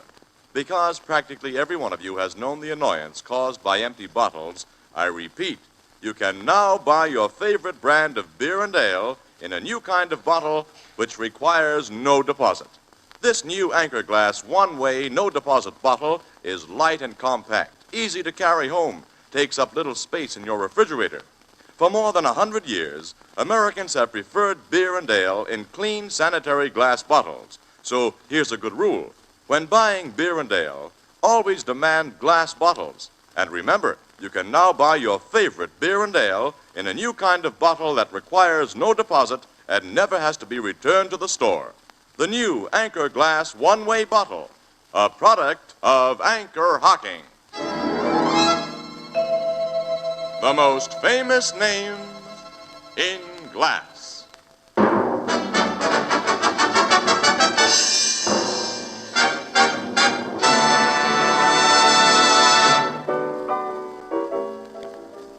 The cops found the stolen money, huh, Casey? Yeah, Ethelbert. Betty Summers told him where she'd hidden it. She told him everything. And what she didn't tell, Morris did.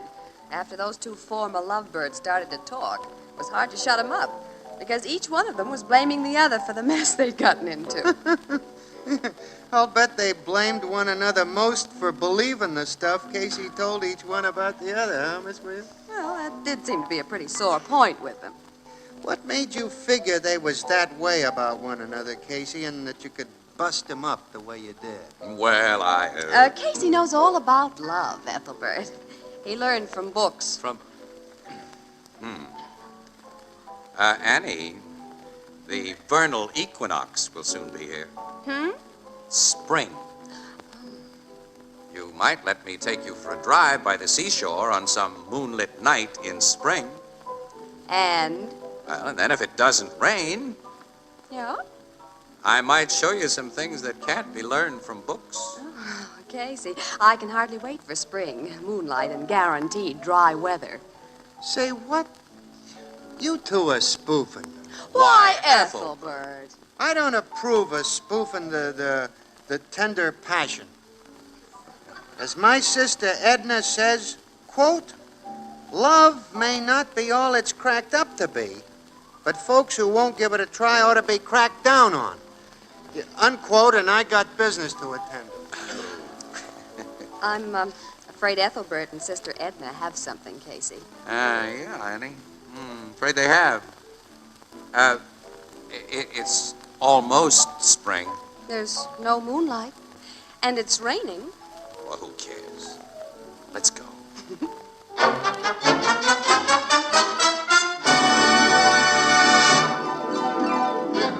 Crime Photographer, starring Stotts Cotsworth as Casey, is written by Alonzo Dean Cole.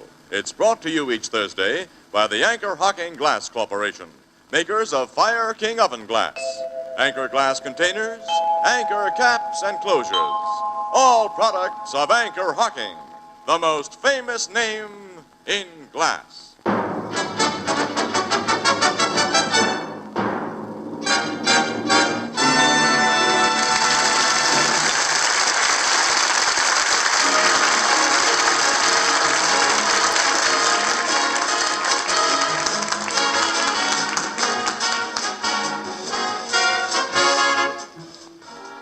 Crime Photographer is directed by John Dietz and is based on the fictional character of Flash Gun Casey, created by George Harmon Cox. Original music is by Archie Blyer, and the program features Miss Jan Miner as Anne and John Gibson as Ethelbert.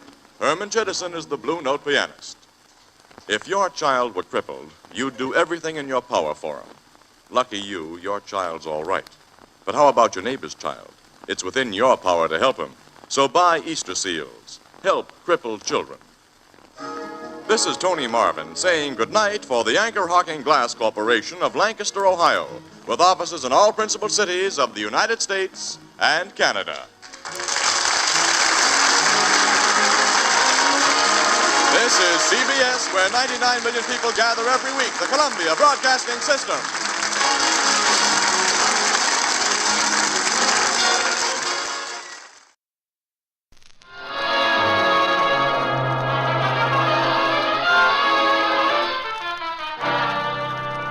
Good evening.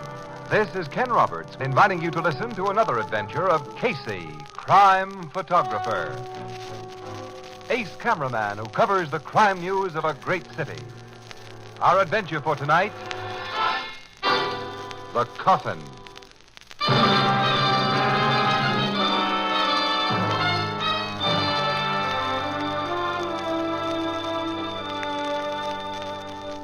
Early afternoon. The quiet, restful reception room of a casket company. The street door opens and two hard-eyed men enter. From a glass-enclosed inner office, another man emerges and... Good afternoon, gentlemen. Hi. You the boss here? Well, I'm the sales manager. Cook is my name. Cook? Yeah, that's a hot name for a coffin salesman, Andy. Ain't it, Foot? Yes, so I'm often told. We want to see some samples of your product. I want to buy a coffin. You are a mortician, of course? A what? He means undertaker, boss. No, Cookie. I'm no undertaker. Oh, well, I'm sorry, but we sell only to the trade. You mean a guy's got to be an undertaker in order to buy one of your plush line boxes? That's our rule. Rules are made to be busted, mister. I want a coffin. I got the dough to pay for it. So show me one of your fanciest models. I want the guy I'm buying it for to have the best. After he's dead. Yeah, when a guy kicks off, boss, you'll owe him the best. You said it, Foots. You want a casket for somebody who isn't yet dead? He isn't even sick yet. I don't understand. You don't have to. Just show us your box. Yes, but... First, I'll give you the name and address of the guy you're to send it to. He's Nick Maddock. Yeah, Nick Maddock? And he lives in the Manor Hall Apartments. Nick Maddock is the notorious gang leader. Notorious? This judge believes what he reads in the newspapers, boss. Yeah, seems that way, Mike. Look, don't fall for that cheap publicity stuff, Cookie. Yeah, he has no professional standing. They're like the boss here, for instance. Our boss is the real goods. He's Andy Grollo. You're Andrew Grollo? Uh-huh. Guess you didn't recognize me from my pictures in the papers. Yeah, well, Now, Cookie, let's see your coffins. We're in kind of a hurry. You see, this punk Nick Maddock just might be a morgue case. Tonight.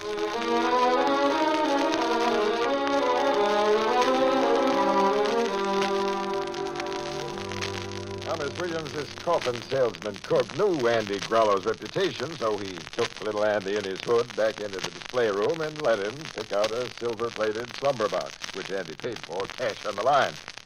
And as soon as the mobsters were gone, Cook phoned the nearest precinct station and was sent here to headquarters, where I heard his story in person. And it's a front-page story, Captain Logan. Yeah, which this lug is probably given to all the papers in. I haven't given it to any paper, Casey, including yours. Including ours. What I've just told you to is off the record for the time being. Oh, Captain. Oh, now look here, Off pal, you the can't- record, I said. I'm not going to have any press break on this until I'm sure what it's all about. Well, it's easy enough to figure what it's all about. There's been a long-standing feud between Andy Grollo and Nick Maddock, and now it's come to a head, and Grollo's planning to remove Maddock. No, it isn't that easy to figure, Miss Williams. No, I'll say it isn't. Little Andy is one of the smartest crooks I know of. When he pulls such a grandstand play as the one at that coffin shop, he's planning anything but the obvious. Well, Logan, what did you do when you heard the story, huh? I had to do the obvious for my own protection. You ordered your cops to make a roundup of Andy and his mob. Sure.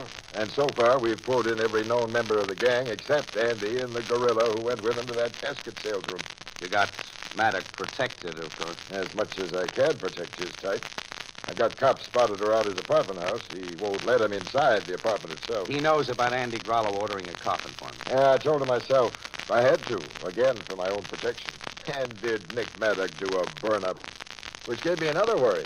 He's undoubtedly sent guys out to gun for Andy, and if we don't find that little rat first... Yeah, a war is now definitely on between the Maddock gang and the Grollo gang. Which means you won't be able to keep this coffin story off the record very long, Captain Logan. I'm afraid you're right, Miss Williams. Not until shooting actually starts, I'm not going to further Andy Grollo's plans, whatever they are, by allowing publicity for a yard he must have wanted to hit the papers. I could only dope out the little rat's scheme. Is Nick Maddock staying inside his apartment? Yes, he's too yellow to want to leave it while Andy's still in the loose. He's safely locked in with half a dozen of his muscle men and that gal friend of his, Ines Talley. Well, she'll be his best protector. That Inez is really tough. But attractive, though, Annie. A pulchritudinous bundle of feminine charm. Well, if you ask me... excuse me. Homicide Bureau, Captain Logan speaking. Yes, Maddock. Maddock, Casey. No, we haven't found Grollo yet. Now, we picked up everybody but him and Foots Larkin. That's right. Larkin was with him at that casket place. But don't worry, we'll get him soon. Yeah, I can tell you're not worried. I'll sit tight. Goodbye. Maddock's worried, huh? Plenty. And he's glad to have us cops around him when his hide's in danger. He says if we... Come in. We've got Andy Grollo and the last of his guerrillas, Captain. You have? Yeah. They just walked into the front desk here, sir. Said they heard they were wanted. So they just walked in. Bring him here to me. Yes, sir. That's that, Logan. Well, your worries are over for a while. I'm not so sure of that. I don't like any part of this business.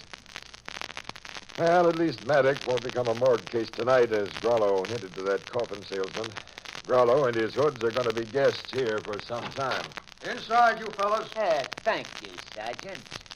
Good evening, Captain. Hello, Grollo. Well. Miss Williams, my old pal Casey. My buddy, You folks know Foots Larkin? He's a business associate of mine. Cut the comedy, Grollo. What was the big idea of that coffin gag you pulled this afternoon? What? You heard about that little joke of mine, Captain? It was a joke, huh? Well, what else could you think it was? I had no idea that news got around so fast. Did you, Foots? No, Auntie. Gee, I hope our pal Nick Maddock ain't heard about it. The joke will be ruined if he Your act isn't funny, and I'm not laughing. Sergeant, we'll take these jokers into the boiler room where they can do their stuff under spotlights. Maybe we can improve their brand of humor. All right, come on. Now, look here, Captain. You Get come going. on. I'll see you later, Miss Williams. Casey? Yeah. Well, Annie, let's be on our way. Oh, we may as well go back to the office. We're calling on Nick Maddock. Maddock? Yep, right now. I have a hunch that little Andy's joke has been too well planned to miss. Well, what's the point of the joke? Come on. At Nick Maddock's apartment, we may find the point.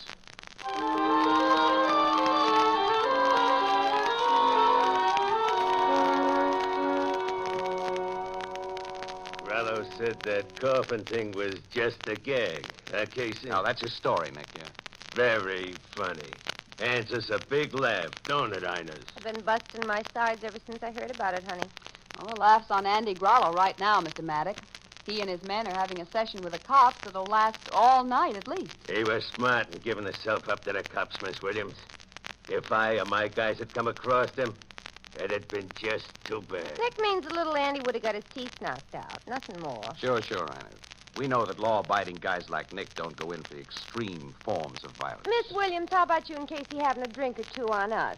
If them bodyguards of Nick's haven't drunk it all up. No thanks, Miss Tally, but I'd like to stick around here for a while and ask you and Mr. Maddox some questions. Questions? Oh, well, nothing too personal, just something I can use if the paper runs a story about this thing. Why should have run any story? Grollo's coffin gag is washed up before it got going. Well, in the newspaper racket, we try to prepare for possible emergencies, Nick. Same as you do in your business. Now, how about letting me shoot some pictures of you while Miss Williams asks her questions? I don't want any publicity. A guy in your spot gets it whether he wants it or not, honey. So be nice to these folks, and maybe they'll be nice to you. Sure. We like to give the kind of treatment we get. Okay. But take some decent pictures of me, Casey. The ones I see in the papers always make me look like a big fat mug. Oh, well, I'll try to show you as you really are, Nick. You'll reveal the genuine you. What do you mean by that? He'll snap you at your best, Nick, if you'll help him. And you're a long way from your best with that crummy necktie on. Crummy necktie? This ribbon cost me $40. It ain't becoming to you, honey. Oh, Nick's tie is, well... It ain't either, Casey. What do you think, Miss Williams? Them big yellow flowers are loud, ain't they? Well, they are a little noisy. Sure, no class. Go back to your bedroom, Nick, and change to the one with the hand-painted bluebirds on it. That's a refined tie. Come on, I'll go with you and see that you do it right. Okay. You and Casey come along, Miss Williams. You can ask some of them questions while Nick is changing. All right. This is all jerky. Putting on another tie. The one with the bluebirds, honey, and fix it in front of the mirror, not just by the sense of feel. I'm standing right here at the door to watch that you do it correct. You dames, give me a pay. Guys have got to be managed one way or another, Miss Williams. How right you are. Don't give this gal ideas, Inez. She'd have the same ideas if she'd been brought up the way I was. Where were you brought up, Miss Tally? That's one of the questions I wanted to ask you. From a dirty, lousy mill town. My old man was a mill worker, weaver. He was so poor us kids were put to work as soon as our fingers were big enough to pluck at a loom.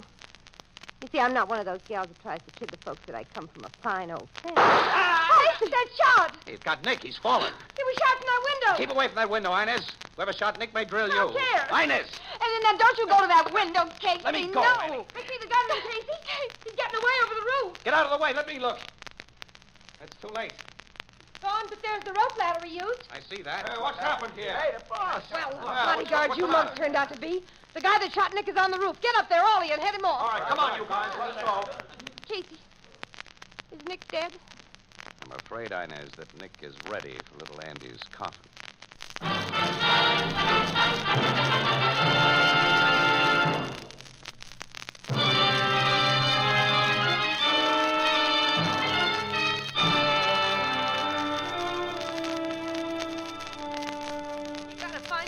killed my Nick, Captain. Why ain't he been found? Now, please, take it easy, Miss Sally. You know the roof of this apartment house connects with those of 3 other buildings at about the same level. The killer could have made his escape through any of those buildings. Find out where he went, go after him. I hate to ask the cops for anything, but I want the rat that shot my Nick. I want him to burn. My men are after him, and eventually they'll find him. If you'll calm down and help us. You say you saw the killer. What I saw can't be any help. It was only his feet and legs on that rope ladder up above me, and then he disappeared. Casey, you didn't see even the guy's feet and legs. No, Logan. He was completely out of sight by the time I had to look out that window. You gotta find him, Captain. You got Now, Miss Sally, suppose you go into another room and lie down. In your present frame of mind, you're only hindering my investigation. I guess you're right. Can I go to my own apartment? Your own apartment? It's 3 floors down. Nick didn't like to have me around this place all the time. Now, go ahead. Now, you go with her, Miss Williams. Okay, Captain. Come on, Inez. Sergeant. Yes, sir? Send a man downstairs with those gals and have him stand watch outside Miss Sally's apartment. I don't want her to leave it. Okay, Captain. You don't suspect Inez of this murder, Logan. Now, from what you told me, she couldn't be a suspect. I'm afraid she might get a crazy notion to go after the killer on her own, so I'll keep her under wraps tonight in case. Oh? Casey, I want you to show me exactly where you, Inez, and Miss Williams stood when that shot was fired. Well, we were just outside this bedroom door, Logan. Ann was here. I was back a little farther, about here. And Inez was directly in the doorway, leaning against that side of it. But you couldn't see the window where the shot was fired. No, oh, nuts. What? I just stepped on something. The thumbtack. Wait a minute, let me dig it out of my shoe. Well, one of those things is on the floor. It's always point up. That's right. Well, chances are you couldn't see anything worthwhile if that window had been in your line of vision. It's covered with those drapes, and the killer shot through the drapes. Yeah. You know, not many guys would have the guts or the ability to shag themselves up and down that flimsy rope ladder 8 stories above the street. No. Our killer was a crack shot, too, Logan. Hanging onto that ladder, he planted a single shot in Maddox's back at just the right spot. Captain Logan. Yes, Sergeant? Bernstein here just found a gun on the ground below that window. Let's see it, Bernstein. Here you are, Captain. Miller dusted it for fingerprints right away, but there weren't any. That's always nice. The cat's a .45, Logan. With one exploded shell in the cylinder. That's the murder gun, all right. The killer must have dropped it accidentally, Captain. Fell in a straight line from that window and landed in soft dirt. Oh, I found something else. What? This length of fishing line. Fishing line? Yes, it was snagged on the bush not far from the gun. There may be no connection, but I think there is. Go on. Now, this line's in 2 pieces, joined together in a sheet bend knot. What kind of knot? A sheet bend, sir. I was in the Navy and know that kind of stuff. Also, it occurs to me this killer has been a sailor, too. On account of how he could use a rope ladder so good. And the sheet bend is a sailor's knot. There is a connection. Logan, the killer may have used this fishing line to hang the gun from around his neck while he used both hands to come down the ladder. That way he wouldn't have to dig into a pocket for it. Yeah. And going up the ladder in a big hurry, he could have snagged the line and torn it loose. Take it to the lab, Bernstein, and tell the profs to get busy on it. Yes, sir. If neither line nor gun can be traced, we've still got a small lead, Casey. Maddox's killer must have been a sailor. Whatever he's been, he was only a hired hand tonight. The guy who hired him is little Andy Grollo. Sure. And what a sweet alibi he and all his mob have got. When Nick Maddox got the works, every one of them was being held at headquarters.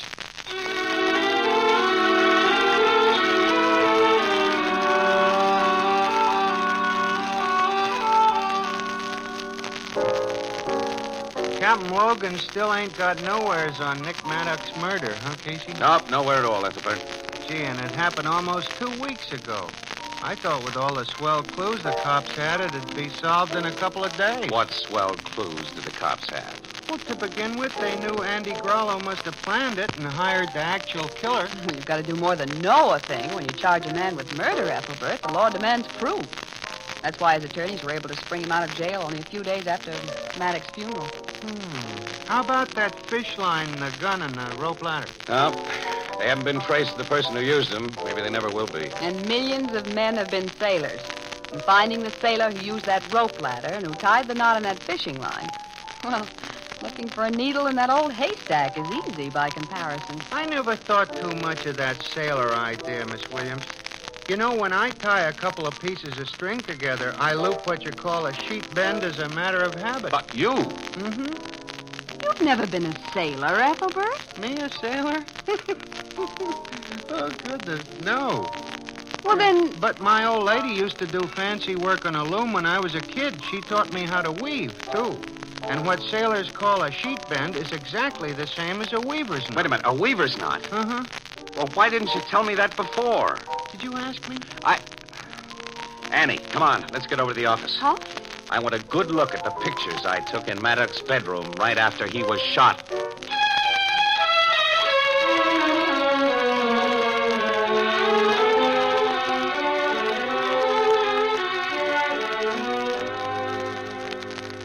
Look here.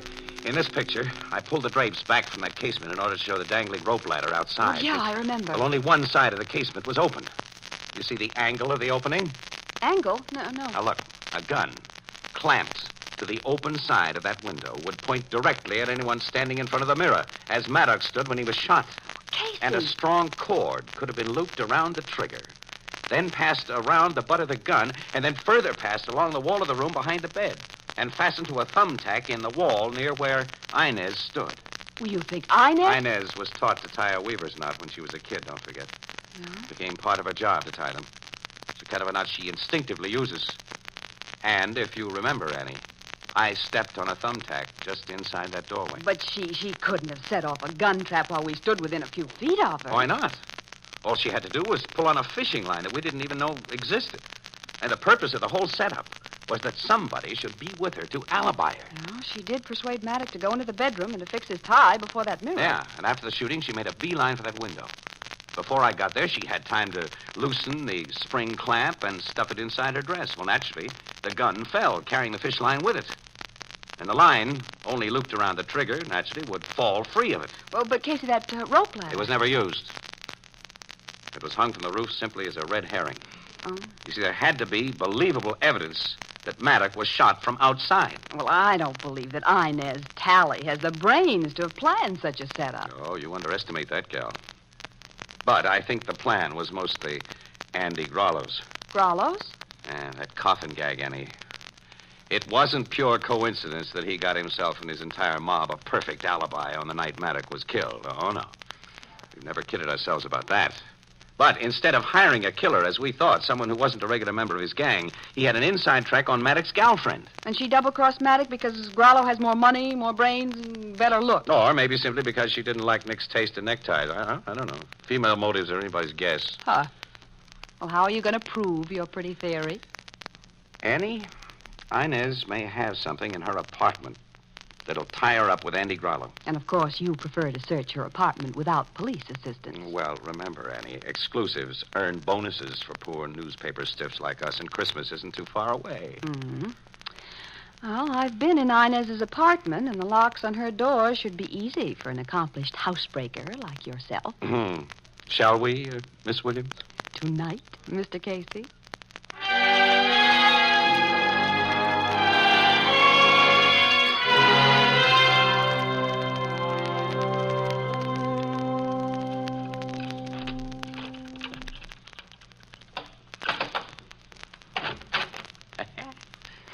Was a cinch, Annie. No trouble at all. Close the door quick and relock it. All set.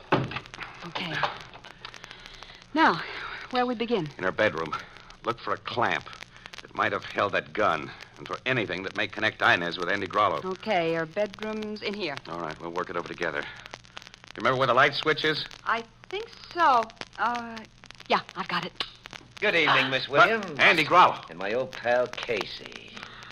Well, the surprise is on me as well as you. Oh, well, that's nice to know.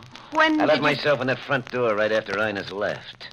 You see, I'd been casing her movements from the hall instead of down on the street due to, well, I wanted to search her place, too. Yeah, I see you'd made a start before we interrupted. You find what you were looking for, Andy? No, I didn't have time. Now, you two can help me. We're always willing to help a man who has a gun pointed at us. Oh, yes. I thought you'd be. What's here that you want, Andy? Same thing you wanted. Special kind of clamp. You know, this Inez Talley's a smart girl. Before she'd do a certain little favor for me, she made me write a letter I wouldn't like the cops to see. Yeah, I figured her as that kind of a businesswoman. Yeah, but brainy girls are dangerous, like snoopy newspaper people. A guy like me's better off without 'em. So after you two help me find the things I want from Inez, the three of us will stick around until she comes home. I'll get rid of her at the same time I lose you for keeps. Right here in her apartment. You'll be blamed for killing her, she for killing you. Stop that, Rod! Highness. You lousy double-crosser. No, don't shoot. Smart guy, Janny. A fast thinker. Don't try to think your way out of this, you poor sap. I saw you watching my apartment from across the hall. You wouldn't have found what you wanted. I got them things put away in a safer place than this. What? But I've caught you and these newspaper stiffs robbing my apartment. I got a right to shoot all of you, and that's just what I'm going to do. No, don't reach for that gun! Casey! They shot each other, Casey. Shot each other. They certainly have, and good. Oh. These double-crossing playmates both need coffins now.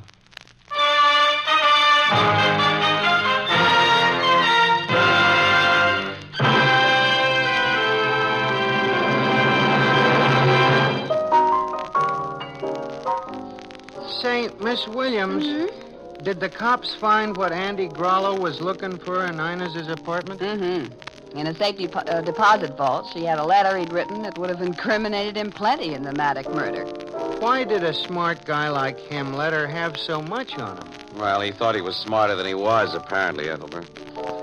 Andy met her very stiff terms because he was sure he could double-cross her, you see, and get everything back. Well, what was her big motive in playing along with Andy Grollo? Love, money, revenge, or just... No, we'll never know, really. And female motives are anybody's guess. See, Miss Williams, you called me a skinker the other day. What's a skinker? Yeah, Annie. You know, I looked it up, and the only definition I could find was a kind of lizard. I'm no lizard. Well, you didn't look far enough. In the big dictionary, you'll find it also means one who pours drinks. Oh, so I am a skinker. But that sounds like...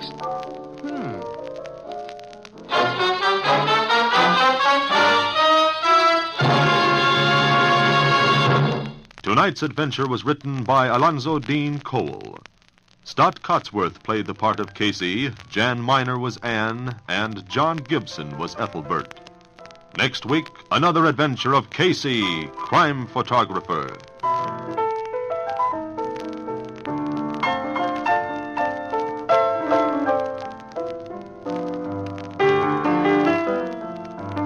This is the United States Armed Forces Radio Service, the voice of information and education.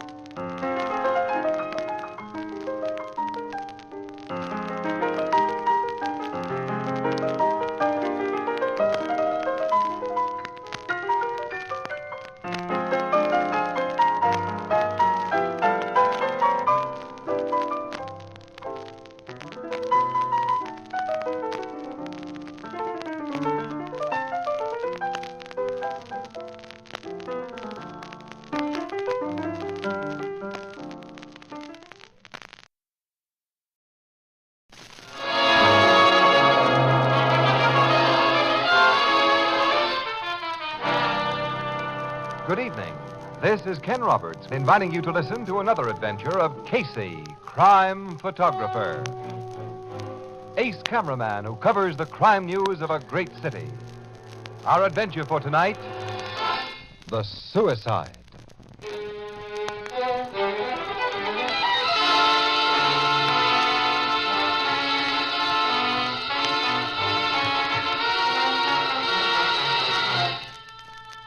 The auditorium of the Metropolitan Theater. Its seats sparsely occupied with bored and restless playgoers who have been witnessing the opening of a new drama by an unknown dramatist. Casey, give him a little hand. I'm not that much of a hypocrite, Annie. Of all the lousy shows I've sat through in my life, this takes the cake. It's about the worst I've ever seen. Well, it's finally over. Let's get out. Yeah. Well, at least we came in on passes. A lot of these poor people paid for their seats. Wish I had, then we could have walked out. As a guest of the producer, you were sunk. I don't care anything about the producer.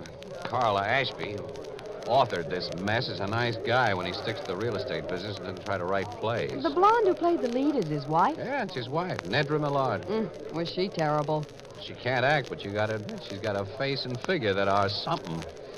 She's good looking, all right. Uh-oh, there's Lee Gorman standing in the lobby, and he spotted me. Oh, is he the producer who sent you the ticket? Yeah, tall, curly-headed guy there. Oh, hello, Casey.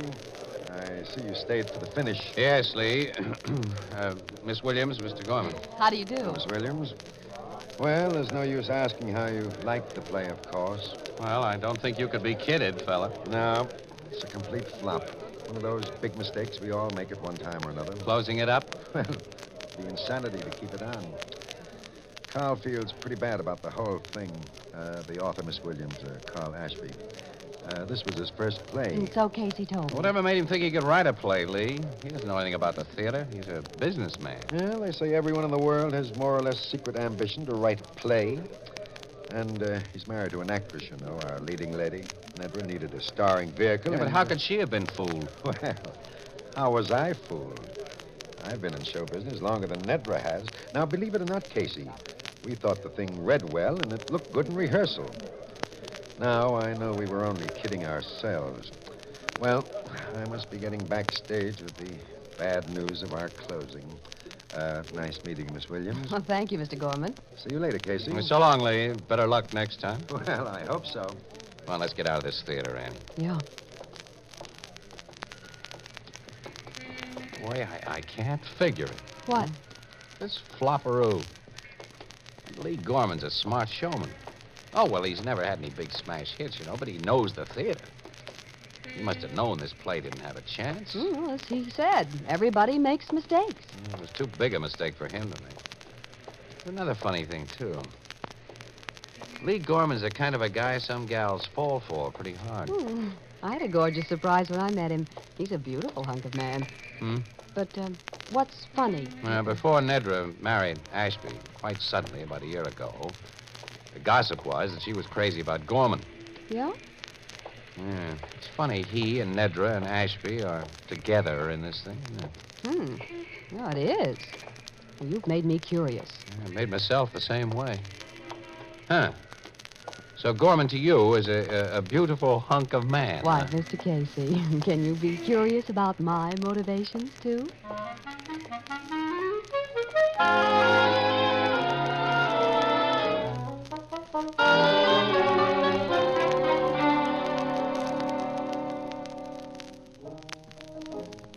Hello, Casey. Good evening, Miss Williams. Evening, Ethelbert. Hi, pal. Say, I didn't see you two last night. Where was you? We went to the theater. Yeah? What'd you see? The turkey starring Nedra Millard, produced by a beautiful hunk of man, Lee Gorman. Beautiful hunk of... Well, Mr. Gorman must be seen to be appreciated, Ethelbert. I ain't ever seen him. But I know the author of that play you saw. Mr. Ashby comes in here every so often, and he's a nice little guy. I felt terribly sorry for him when I read all the mean things the critics wrote in their reviews this morning. Well, he'll get over the panic he got. A guy with his dough doesn't have to worry because he isn't a second Eugene O'Neill. What was the play about? The critics used up so many words making fun of it, they didn't have room to say... Well, it was mostly concerned with a suicide, Ethelbert. Suicide? Mm-hmm. One of those heavily tragic domestic dramas. Yeah, with the corniest dialogue I've ever listened to.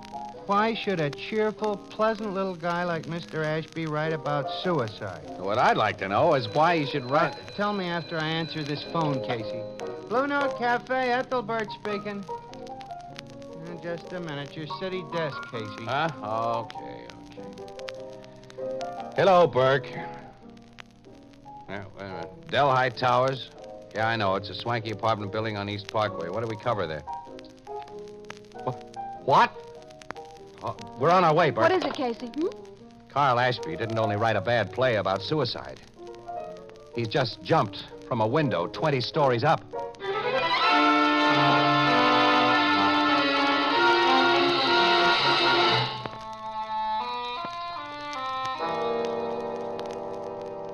Yeah, it was a suicide, Casey. Open and shut. Ashby was alone here in his apartment. He wrote a note saying he was going to do a hara-kiri, and then he walked to that window and stepped out on the air. He wrote a suicide note, Logan? Addressed to his wife. What did it say, Captain Logan? I'll let you and Casey see it in a minute, Miss Williams. One of my tech men has it out in the kitchen right now. He has his micrographic camera set up there and is taking the usual fingerprints and vital evidence shots. Carl Ashby's one of the last guys in the world I'd figure as a suicide. He'd got everything to live for, lots of dough, this swell home, good-looking wife. He took an awful licking last night, Casey. That play he wrote. Yeah, that play. It was razzed by every paper in town this morning, yours included. He was a sensitive guy. It hurt. I can understand that. Yeah, so could I, Ann, if I didn't have a hunch about that play. A hunch? Yeah, its setup was all wrong. What do you mean? Where's Nedra Millard, Ashby's wife? In her bedroom, down that hall, crying her eyes out. Yeah, it is nice to watch a pretty woman cry, Casey. Thought you said Ashby was alone in this apartment when He was when he jumped. Mrs. Ashby was down in the lobby talking to the night porter when his body hit the sidewalk. Talking to the night porter? Yeah, about a job she wanted him to do. Look, the doorman was there also, and 2 elevator boys. If you think maybe she pushed her husband out that window, she has a perfect alibi. This is a big apartment.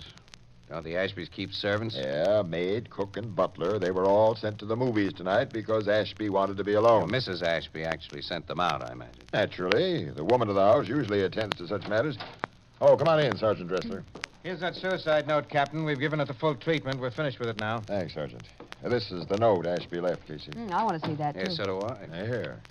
There's a piece torn off the top. Well, Ashby must have torn it or used a sheet of paper already torn. The note's just as I found it, and I came into this room ahead of everyone else. Read it.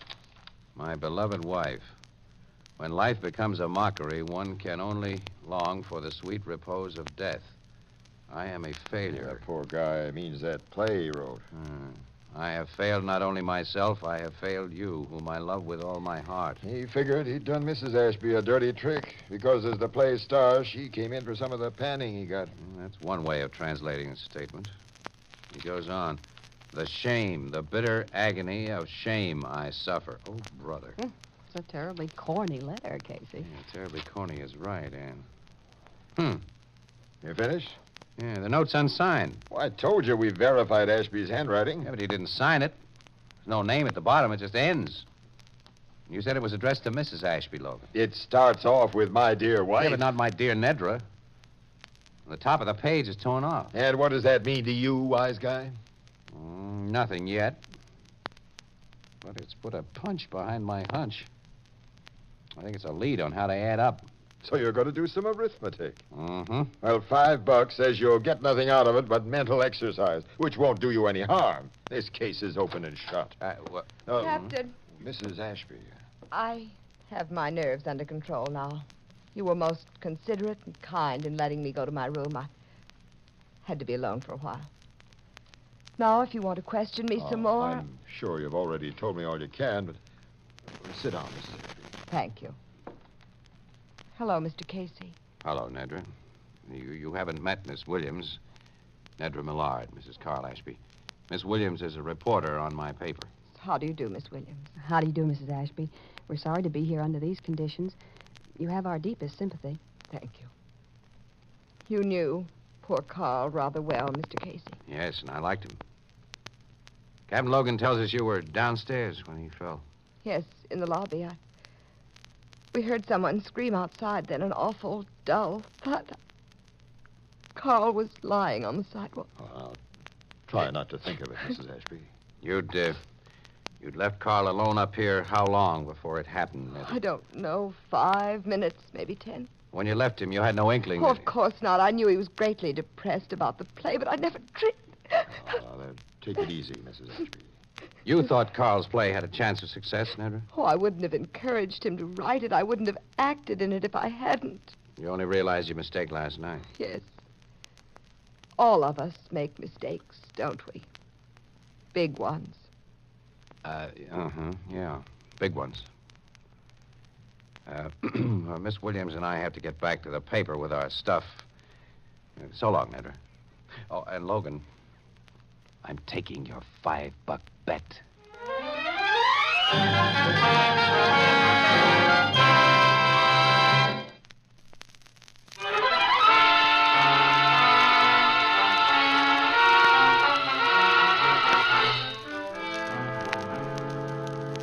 So you did your arithmetic last night, Casey. That's right, Logan. You want to hear my totals? I'm listening. Okay, here they are.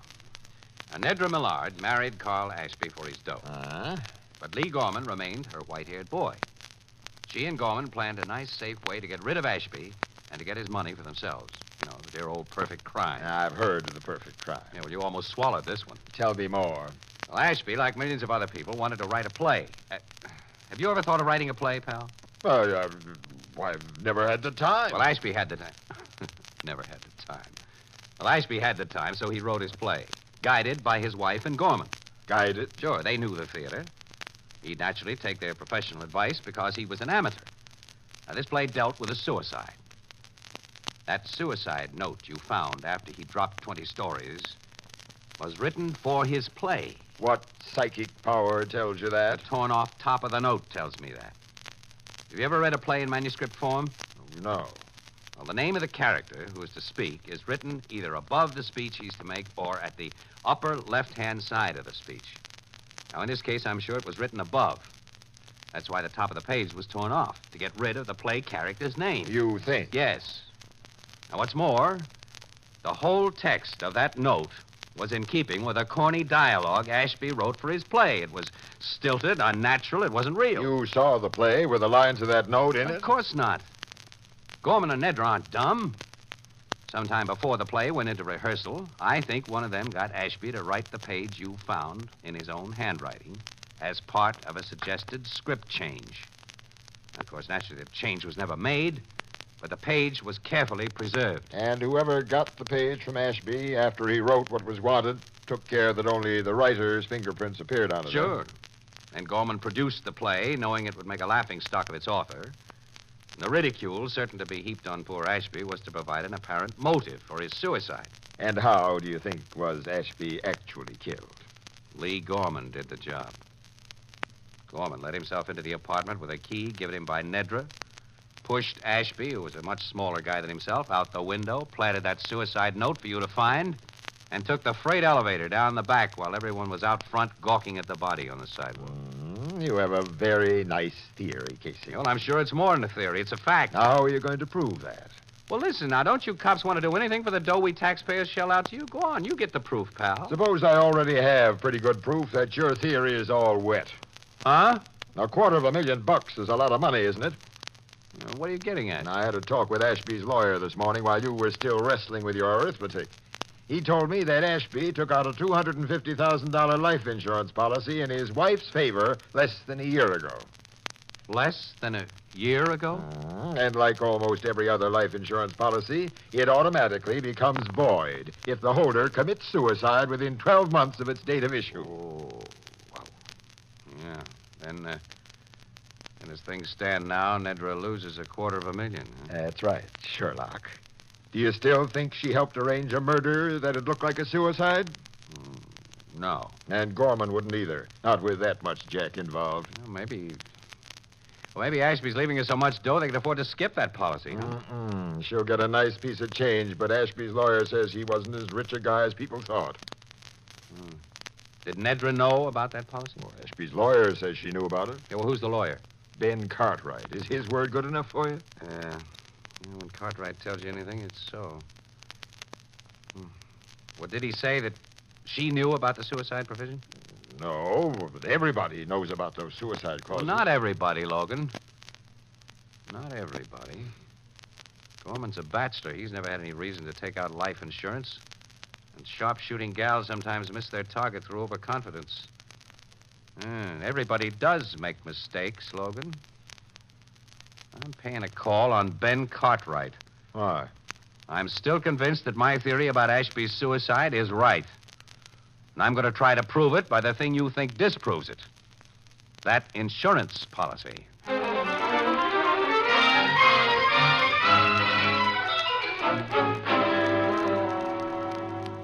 The theory you've just given me of the possible manner of my client's death is very disturbing, Mr. Casey.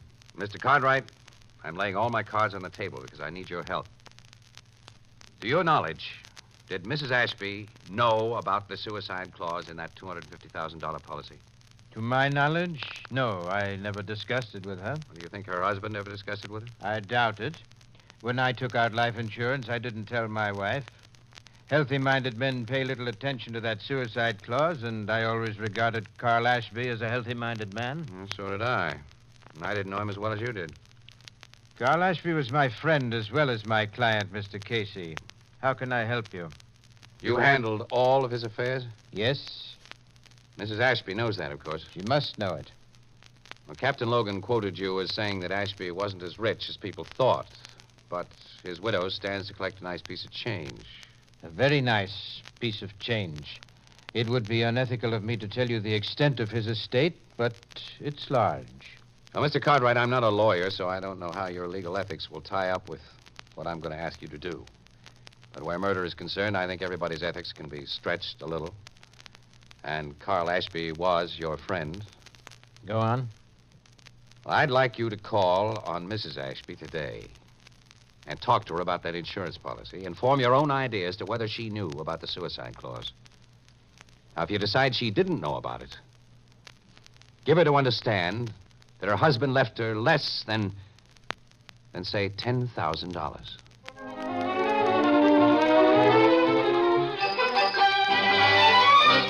But this is ridiculous, Mr. Cartwright.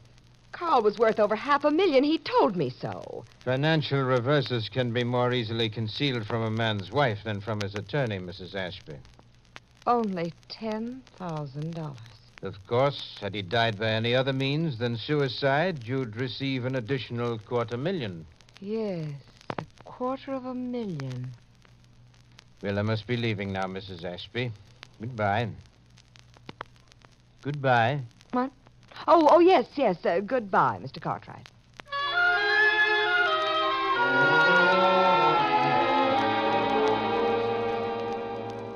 She seemed to be thinking very deeply when I left her, Mr. Casey. You did a swell job, Mr. Cartwright. Nedra Ashby is going to be watched very closely from now on. And so is Lee Gorman.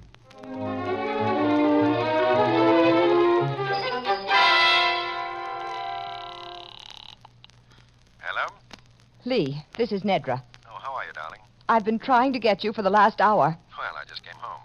Lee, I've got to see you tonight. Oh, yes? What about? I can't tell you over the telephone. I'll come to your apartment. What time? 9 o'clock. Okay. And be alone.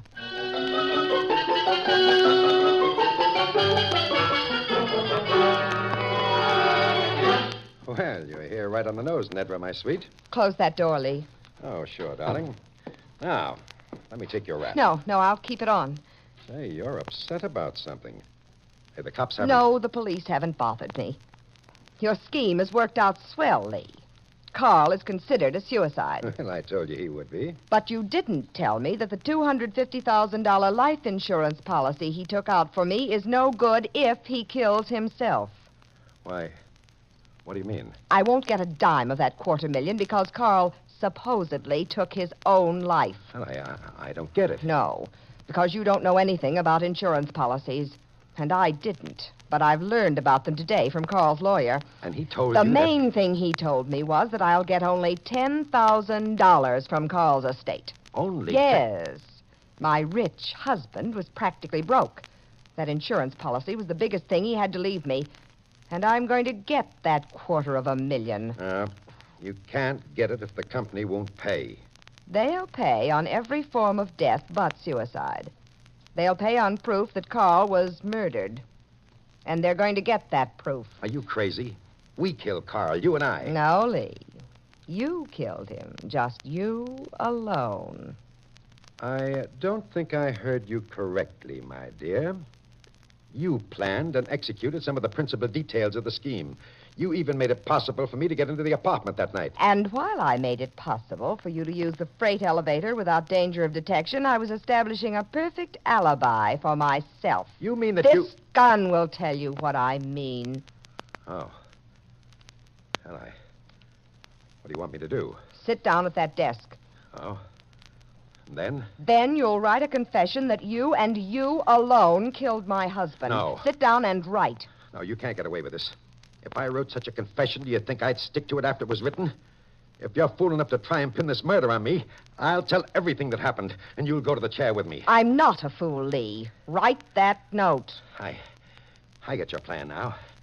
After I wrote what you want, you'd put that gun to my head and press the trigger. Then you'd stick the gun in my hand, and I'd be thought of suicide.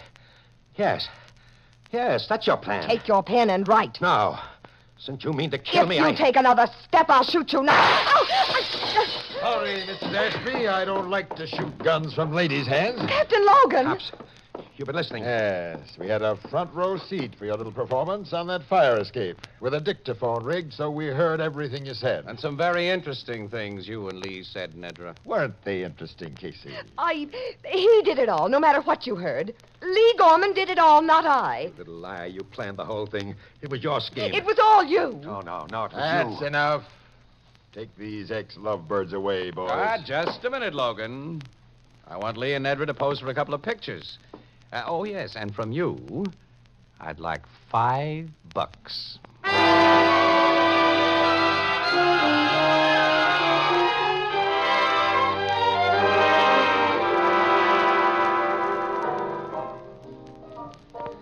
So them two sweetie pies turned against one another, huh, Casey? Well, you should have heard him after Logan got him to headquarters, Ethelbert. Each made a full confession of what the other had done. They're going to wind up sitting in the same piece of hot furniture. Hot furniture? Oh, you mean the electric... Oh.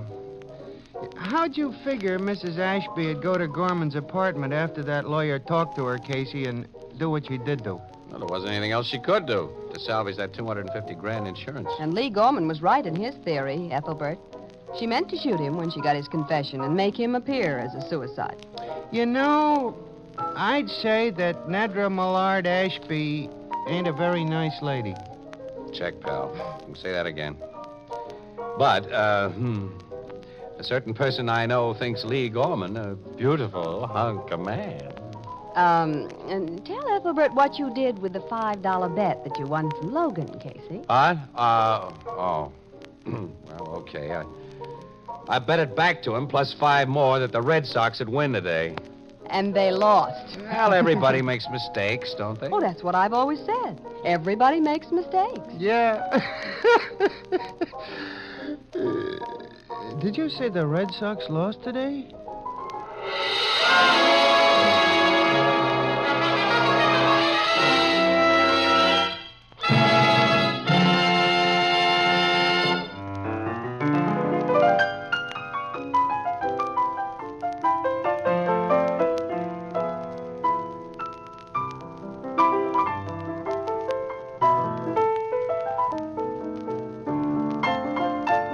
This adventure of crime photographer, starring Stott Cotsworth as Casey, came to you through the worldwide facilities of the United States Armed Forces Radio Service, the voice of information and education.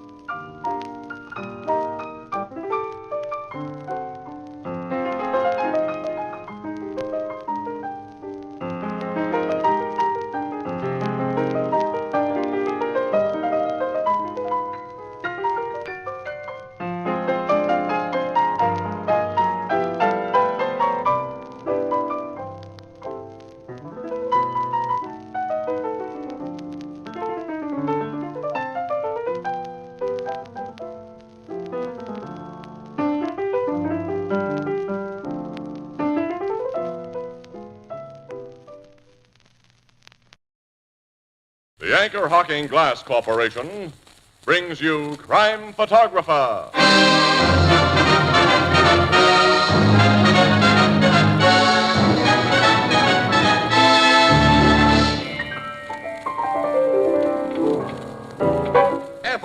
did you ever get that name? I don't know. There was some argument just before my christening. So they picked Ethelbert right out of a hat, huh? No, my aunt was reading some novel. She found that name in it. Well, it's a good enough name. Well, they might have given you a more famous name. Did I hear somebody start it? Start what? Start to talk about famous names. Oh. Well, what's your idea of a famous name? That's easy, Casey. Everyone knows Anchor Hocking, the most famous name in glass.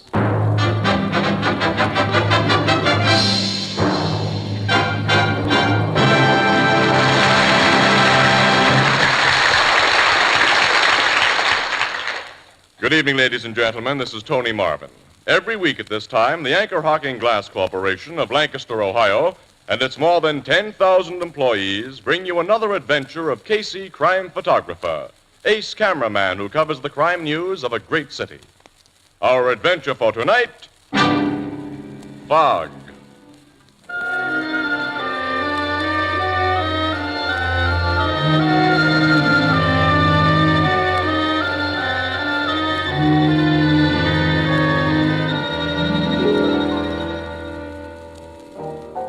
Late afternoon, the Blue Note Cafe, and Ethelbert, the head bartender, completes preparations for the crowd of cocktail sippers that will soon come drifting in.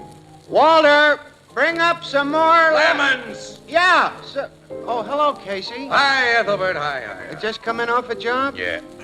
Oh, where's Miss Williams? At the office. She'll be here in a few minutes. Oh, this has been one of those dull, monotonous days. I haven't got any pep today. Yeah, I kind of feel that way myself. My sister Edna says I ought to take vitamins. Hello, Ethelbert. Oh, hello, Miss Williams. Oh, Casey, wait till you hear what's just happened. I know. Somebody's fed you a vitamin. Huh? What are you all pepped up about, Annie? Oh, I just received an anonymous letter. Anonymous letter, huh? Who from? Oh, one of them without any name signed to it. Yes. Who from? He said. Well, what's exciting about that? It contains a tip, a news tip, and it sounds like a big one. Here, take a look. Well, what's it say? Read it to him, Casey, but keep it under your hat, Ethelbert. You know me, Miss Williams. It's typewritten on plain stationery. Read it. Says here, Dear Miss Williams, an important news story may break at the Pellhaven estate of Willis J. Baldwin tomorrow. As your society editor will know, a ball is to be held there late in the evening at which Mrs. Baldwin will wear her famous diamond necklace. If you want an exclusive front-page story, arrive around 6 p.m., and say nothing to the police, the Baldwins, or anybody about this letter. We ain't nobody. Which the writer, who must be anonymous, urges you to destroy.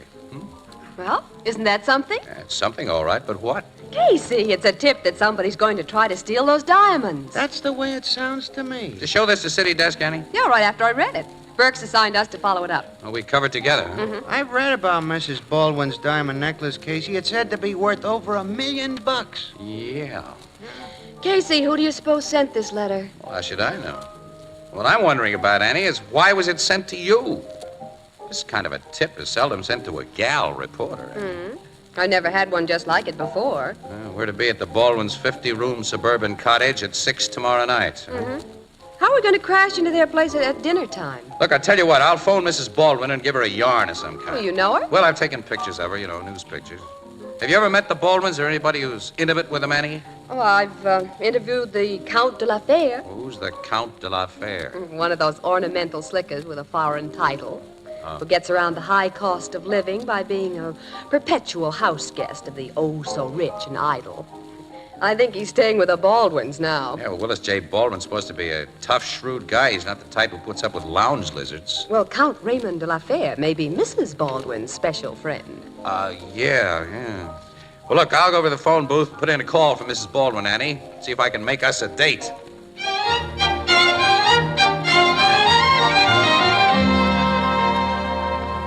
Thanks very much, Mrs. Baldwin. Yeah, we'll be there at 6. Goodbye. What? Did you get her, Casey? Yeah, everything's all set for 6. Oh, swell. What excuse did you give her? Well, I said we wanted to come early so I could take shots of the final preparations for the ball. Incidentally, that letter's right about one important item, Annie. She is going to wear the diamond necklace tomorrow night. You asked Well, her? just offhandedly. I said I'd like to take some special pictures if she wore it, and she said she meant to. If the letter's right about that, it's probably right about everything else. We'll see, pal. Annie, I still can't figure out, though, why that letter was sent to you.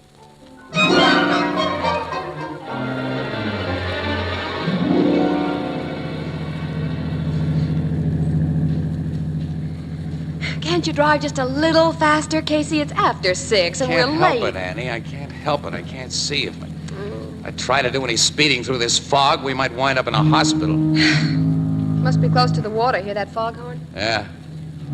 That's the one on McBurney's Point. Oh. Why didn't we check the weather reports and find out we'd run into a pea soup fog, and then we could have started earlier and Stop not... worrying, Annie. We're at the edge of the Baldwin estate right now. Oh, that high wall That's there? right, yeah. It completely surrounds the place. Some years ago, an attempt was made to kidnap Willis Baldwin, and a couple of guys are taking pot shots at him, so now he goes in for walls and armed guards. Who took shots at him? Oh, some guys he'd busted on the stock market. He plays rough down there, even under the SEC. Hey, Casey, there's an armored car coming out that gate. Yeah, that's right. I must have just delivered the diamonds. Do we go in that gate? Yep. After we stop and give the keeper our names. Uh-huh. Ah, there he is. Uh-huh. Good evening, sir. Good evening. I'm Casey, Morning Express. This is Miss Williams. Here's my press card. Thank you. Okay, go ahead. Thank you.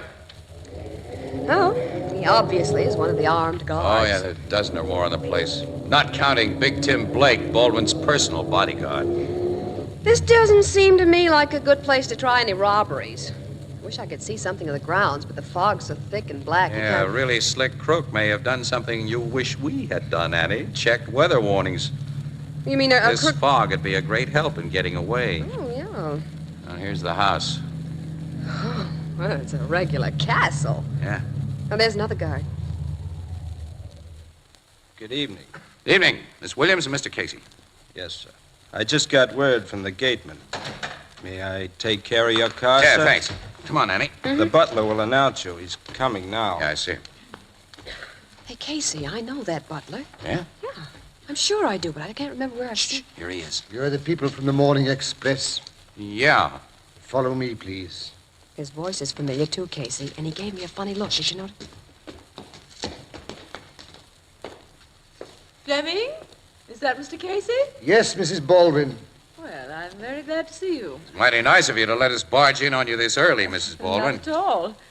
This, of course, is Miss Williams, the reporter you said you'd bring with you. Yes. How do you do, Mrs. Baldwin? Nice to know you, my dear. Come into the library. We have something there that will interest both of you. Close the door, Fleming, and keep out that awful fog. Yes, Mrs. Baldwin. He's a new butler. Not very experienced. I have to remind him of everything. Well, I've seen him somewhere. What are we to see in your library, Mrs. Baldwin? The necklace you want to photograph. It was brought here from the bank only a few minutes ago. My husband and a guest are standing guard over it. It is altogether magnificent, Mr. Baldwin. It should be, for what I paid for it, Count. Oh, Helen. Miss Williams, may I present my husband? How do you do, Miss Williams? Mr. Baldwin. And le Comte de la Fère? I believe this little newspaper lady and I have met before. It's nice of you to remember me, Count de la Fère. And this is Mr. Casey. Oh, yeah, Casey. Privileged to know you, monsieur. Mr. Baldwin, Count. My wife tells me you want to take some pictures of her necklace, Casey. It's over there on the table. I was just showing it to De La Fère. In case you'd like to stick it in your pocket, Big Tim there won't let you. Oh, Willis. Oh, the man knows I'm only kidding, Helen? Sure, Mr. Baldwin. How are you, Tim? Hello, Casey. Oh, you two know each other? Oh, yeah. Since long before Tim went into the bodyguard business. Back in the days when I was a cop, boss. You give Casey an okay, Tim? He's okay. Oh, then we let him get real close to the necklace, huh? Guess you'll want a good look at it, too, Miss Williams. Women usually do. Simply... Oh, I've never seen anything so gorgeous, Mrs. Baldwin.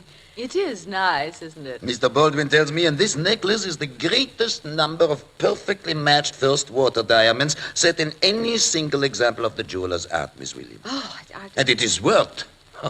The amount is staggering.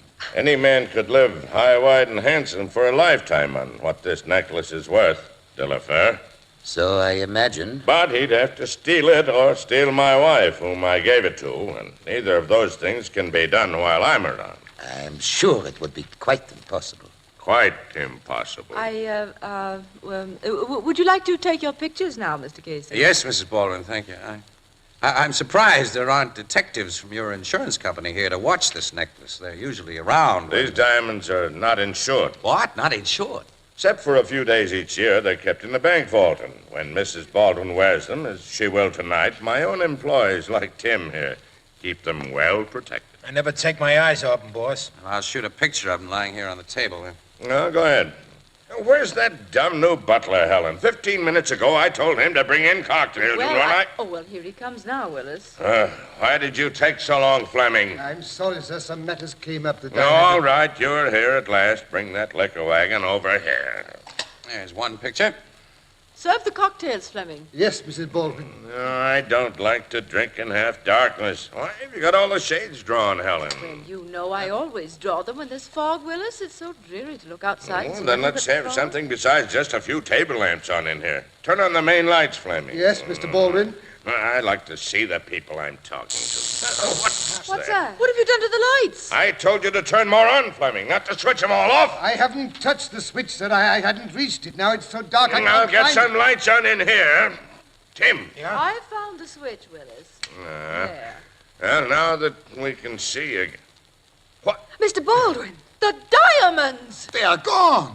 Tim! I was standing right here beside him, boss, but I couldn't see him. I know who took them. Miss Williams. Now I know who that butler is, Casey. He's the notorious jewel thief, Chris Masters. You're not going to rap me for this. Stop that fellow, Look out! He's jumped through the window! I'll get him. Shoot! He's running away, disappearing in the fog. He's out of sight. I can't see him anymore. I'm going after him, boss. I'm coming with you, Tim. That man has the diamonds. Helen, give orders to close the gates and guard the wall. I'll take care of it, Willis. Come with me, Raymond. I'm with you, Mrs. Baldwin. Well, everybody's gone and left us, Well, come on, Casey. Let's get in on the chase. Oh, well, no hurry. No, hurry. No. A man's out there with $1 million worth of stolen diamonds, and you The guy you accused didn't get those diamonds. Well, I in. tell you, I recognized him as Chris Masters. He switched off those lights. Nobody and he switched off any lights. Look at the cord on this table lamp here. Oh, it's been cut in two. Yeah. Interesting, isn't it? Now I know why you got that anonymous letter, Annie. What? The fog seems to be lifting a little. Oh, well, let's go outside and join the manhunt. Huh? Casey, will you tell me what you mean When we by... get outside, Annie, the fog that's lifting.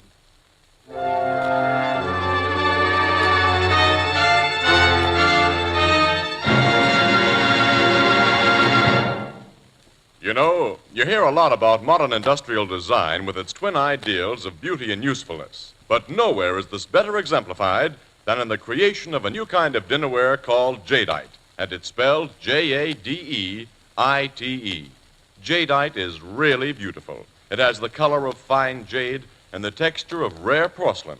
But jadeite is also unbelievably strong. It resists chipping and cracking and is so heat-proof you can safely put it in a hot oven. And with all these advantages, jadeite actually costs less than the most ordinary uninspired dinnerware. For instance, a big jadeite platter costs only 25 cents in open stock, and a 35-piece dinner service for 6 people is priced at less than $5. Ask for jadeite at your favorite chain store, department store, hardware store, or at other stores selling chinaware and glass. A set of jadeite makes an attractive gift, and it's an easy way to replenish your own supply of dinnerware. Jadeite is the newest triumph of anchor hocking. The most famous name in glass.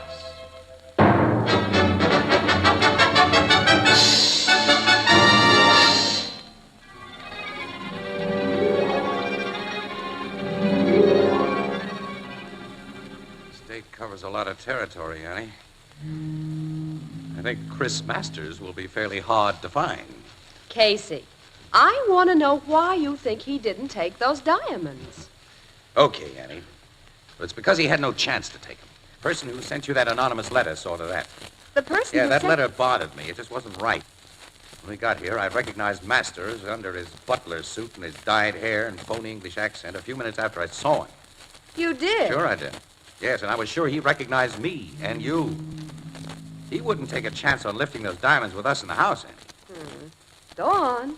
Someone who was in that library a few minutes ago knew before tonight that Fleming, the butler, was really Masters, the jewel thief. And they figured correctly, I imagine, that he was planning to steal the Baldwin necklace.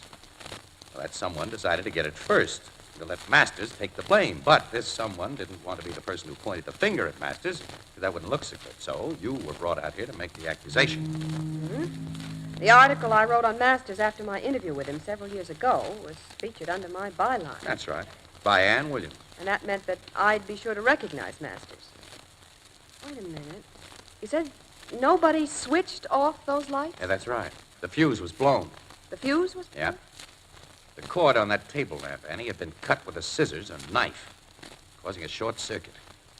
And when the lights went out, Masters was the one person in the room who I'm sure wasn't near the cord, because he's the one person I was watching.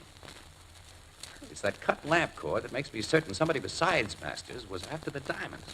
Well, if the lights were short-circuited, how could Mrs. Baldwin turn them on? Well, she switched on the main lights, Annie, the wall and the ceiling brackets. They're on a different circuit, apparently.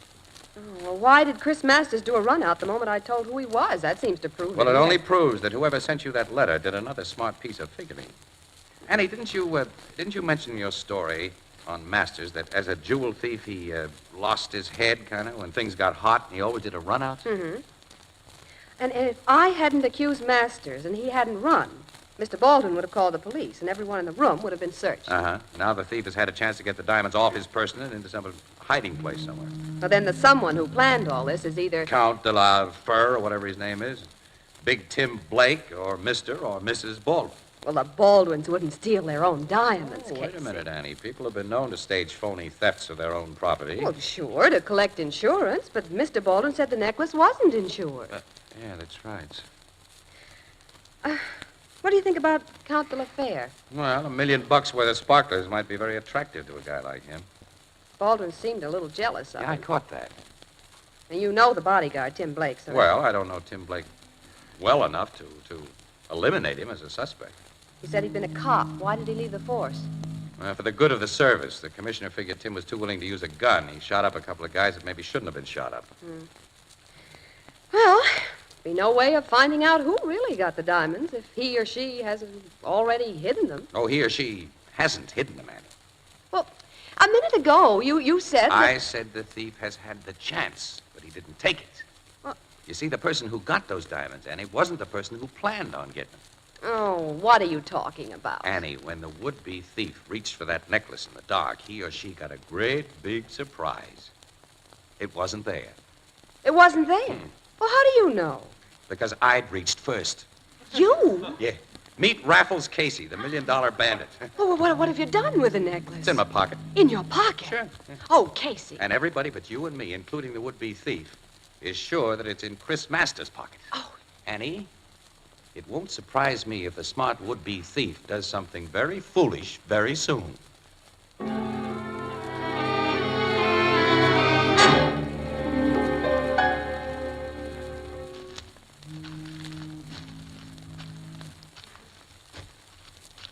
Fog's almost gone, Annie. Mhm. Can see pretty well now. Yeah. Casey, all our suspects seem to be looking for Masters individually. During the past 15 minutes, we've seen the Count, Big Tim, and Baldwin, each of them alone. We haven't seen Mrs. Baldwin. That means she's alone, too. Oh, Casey, you're taking an awful chance with those diamonds in your pocket. If they were found on you, no one would believe Yeah, they'd that you think didn't... the worst, all right, wouldn't they, huh? But, Annie, this is the first time I've ever had $1 million worth of anything in my pocket, and it kind of makes me feel... well, I don't know. It's funny. I don't feel any different than when I was honest and broke. Hey, Casey. Conscience. Yeah, over there. Come on, Annie. Okay. Boss, I think I got him. That's Big Tim's voice. Yeah, I did get him, boss. Come here. There he is, beside those trees right there. You got Masters, Tim? Yeah, the thief. Oh, it's you, Casey. Hey, boss, where's Mr. Baldwin? I'm coming, Tim. You guys stick to your post. Don't fly over here. Masters is lying behind those evergreens. Now, let's have a look. You shot Masters, Tim? Yes, Mr. Baldwin. I heard a movement amongst those trees, and then I saw a moving figure. It kept on moving after I told it to stop, so I blazed away. Hey, you're shooting. What has happened? Tim here just shot our thief, Count. That butler, Fleming. Did you search this guy before you started shooting, Tim? What chance would I have to search him, Casey? I Well, just someone told has searched him. Take a look at your ex-butler, Mr. Baldwin. Yeah, I see. His clothes are all torn. Yeah, all his pockets that aren't torn inside out are ripped open. Well, I didn't search him. You didn't shoot him either, Tim. I didn't shoot him. No. I can't find any bullet holes in him. I see none. This guy was strangled to death. Who did it? Maybe the moving figure you saw was the someone who did it, Tim. You fired at it from a distance and then found this fella lying here and concluded your bullets had shot him. Yeah, that must have been what happened. Who did kill that man? Count de la Fere, I have a kind of a half idea. You have, Casey? Yes, Mr. Baldwin. I have more than a half idea. I just found something near Master's body that... What'd you find, boss? Let us see. I found something that tells me the strangler was you, Count. Let me go. Count de la Fere? You're crazy, Mr. Baldwin. Help me, this man. Let me go. Oh, break it up, Baldwin. You got him down. Now break it up. All right. But don't let that fella get away, Tim. I won't, boss. Here's what I found beside Master's hand, Casey. This black coat button. Then I saw there was a button missing from De La Fere's dinner jacket. Look, this button I found matches the others on his coat. You lie. That button you pulled from my coat now when you take me. A jury won't see it that way when you're tried for Master's murder. This man is mad. Take it easy, Count. Take it easy. Why should De La Fere be tried for murder, Mr. Baldwin? Because he killed Masters. This dead guy was a fugitive suspected of stealing your wife's necklace. If Tim had shot him, as we thought at first, you wouldn't have called Tim a murderer. If I had choked that thief, I would be a fool to deny it, and I'm not a fool. But I was never near the man. You deny it because of the search you made of Master's clothes. You wanted the diamonds he stole. Search me, somebody. I have no diamonds. You've had time to hide him someplace. Take him to the police, Tim. Wait a minute, just a minute You're there. butting into this too much, I don't Casey. think so, Mr. Baldwin. On the evidence of that button, you're formally accusing Count de la Fere of killing this thief, Chris Masters, in order to hijack the stolen diamonds. Oh, now it's Chris Masters, huh? Huh? When Miss Williams recognized your phony butler tonight, she mentioned his real name only once and very rapidly. You knew who your butler really was before tonight. That's crazy. You can't prove that. Maybe I can. Tim was a good shot. When he fired at the moving figure, he didn't miss completely. He put a hole through your coat sleeve. Hole? Yeah, look. Here, right That's here. me. Go, Tim. And now, Casey? Hold everything, Tim. Take a look at this. Yeah, it looks like a bullet hole. It is a bullet hole. This man tried to accuse me of what he himself has done. You murdered Chris Masters to hijack property of your wife's that you'd meant to steal. I'll try to prove that. You just try. Let me go. Okay. Baldwin, you've attempted a theft tonight. You've killed a man. You've tried to frame the Count. When a guy like that can't be brought to book in one way, sometimes he can in another. Tim, as an ex-cop, wouldn't you say your boss was guilty if you found the stolen necklace on him? Yeah. It's your duty to see if he has it, Tim. All right, I'll hold him again. I haven't those diamonds, you fool. Take them. Go through his pockets, Tim. He's giving me quite a battle here. He's afraid to have you search him. This'll cost me my job, Casey. It's your duty. Okay, I'll do it, but... Casey. The diamond necklace. There you are. You did find it on him, Tim. Oh, Casey. This is a frame-up. A frame-up. Tell that to the cops, Baldwin. You and the Count take care of him, Tim. Come on, Baldwin. I'm working for the law again. I will help you take good care of him, Tim, after what he tried to do to me. This is a frame-up. It's a frame-up. Well, Annie, let's go along. I'm going to get some pictures now. Casey, you slipped that necklace in his pocket while you were struggling with him. Yes, Annie. Just like he pulled a button off of De La Fere's coat. You know, Annie, when you can't trap a crook in any other way, one good frame deserves another.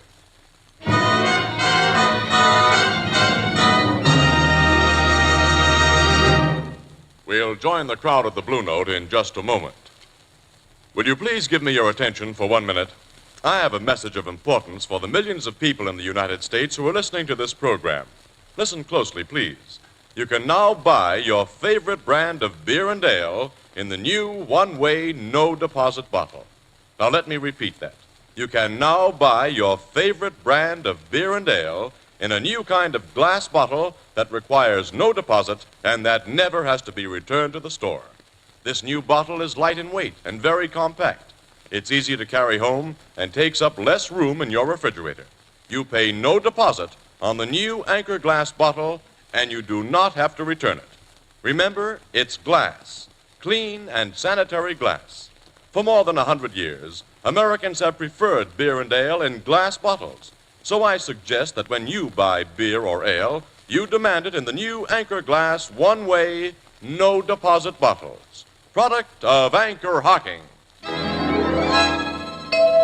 The most famous name in glass.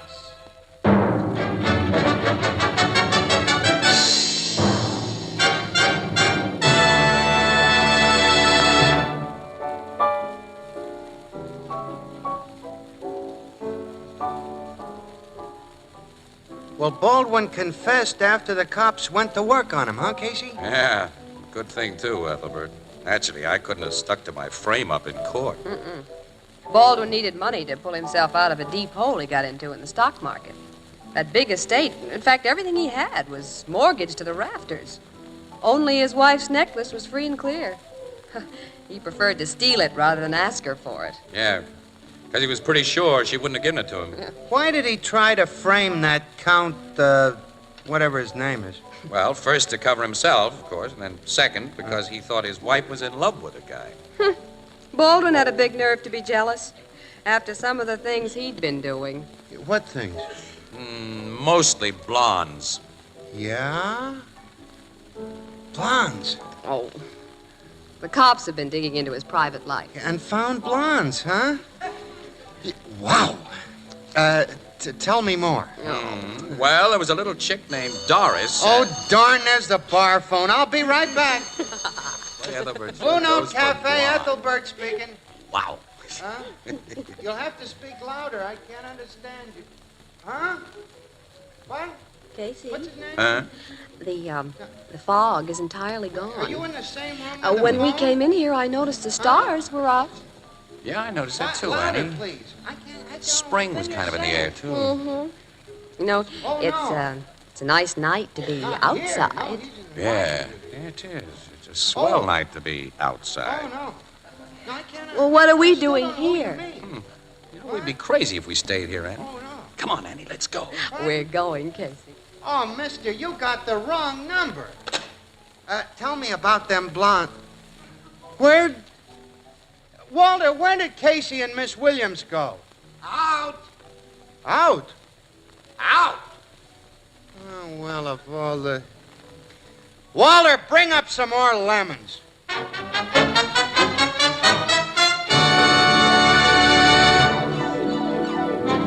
Crime Photographer, starring Stotts Cotsworth as Casey, is written by Alonzo Dean Cole.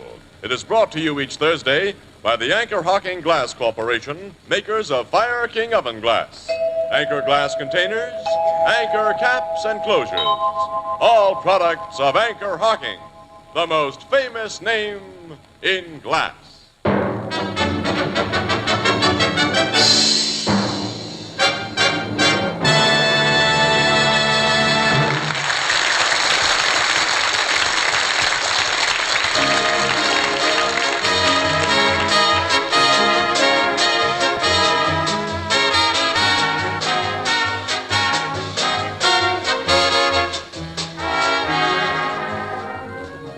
Crime Photographer is directed by John Dietz and is based on the fictional character of Flash Gun Casey, created by George Harmon Cox. Original music is by Archie Blyer, and the program features Miss Jan Miner as Anne and John Gibson as Ethelbert. Herman Chittison is the Blue Note pianist. The Girl Scouts are celebrating their 36th birthday this week. Your time and interest is the best birthday present they could get. If you can spare just a few hours a week, offer your services by calling your local Girl Scout office.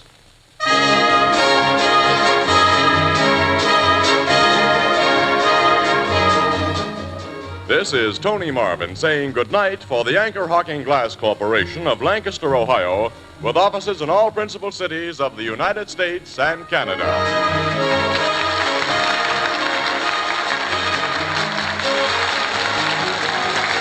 This is CBS, the Columbia Broadcasting System.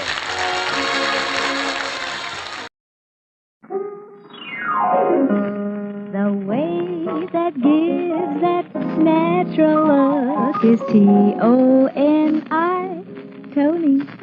Tony. Tony Home Permanent, the wave that gives that natural look, brings you Crime Photographer.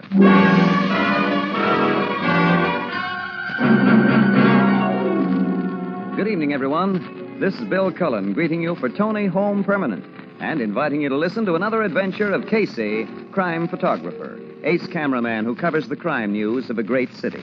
Written by Alonzo Dean Cole, our adventure for tonight, Holiday.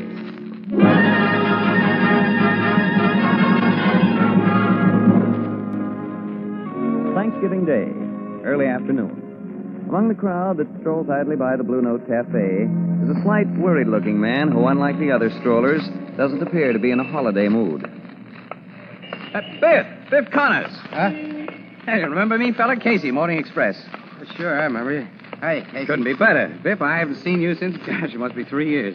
Closer to 4. I guess it is. Miss Williams, let me introduce Mr. Connors. Hello, Mr. Connors. Nice to meet you, Miss Williams. Heard some nice things about you, Biff. They tell me you're married now, raising a family, got your own business, doing fine. Yeah, well, I gotta be running along. Nice seeing you, Casey. Being introduced to you, Miss Williams. So long. Well, so long, Biff. That was short and sweet. Your friend could hardly contain his joy at meeting you. Yeah. You look worried, Casey. I don't think his mind was really on you. Who is he? Well, he used to be one of the cleverest safe crackers in the country. Safecracker. He knew more about safes than the people that make them. Well, he did keep him out of jail, though. He served 3 stretches. You don't usually introduce me to your criminal associates. Biff wasn't the usual kind of criminal, Annie. Since his last term in the big house, he's going absolutely straight, too. I know that. Yeah, I hope nothing's gone wrong with the guy. Oh, probably not. Ah, here's the blue note. Let me push open the door for you. You?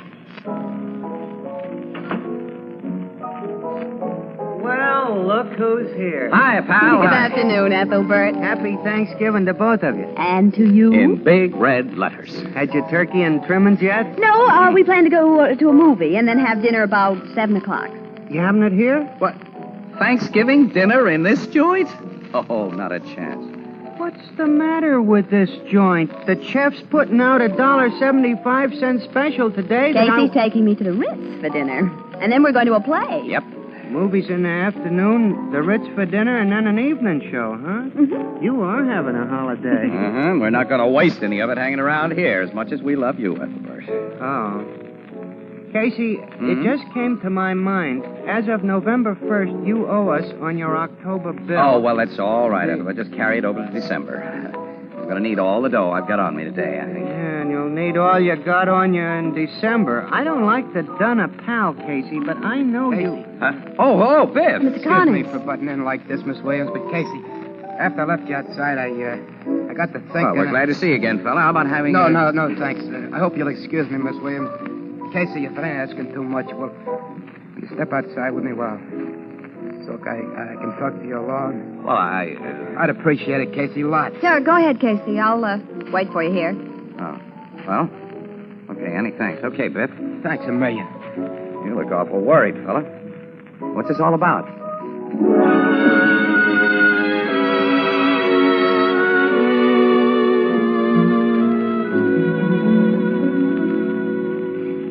Are you a busy professional woman, a teacher, a nurse, perhaps a business career girl? Well, Tony Home Permanent is a blessing for busy women like you. It takes so little time to give yourself the most natural-looking wave you've ever had with Tony. You don't have to spend half a day away from home. You don't have to sit under a hot dryer. While your Tony wave is taking, you can listen to the radio, read, do anything you like.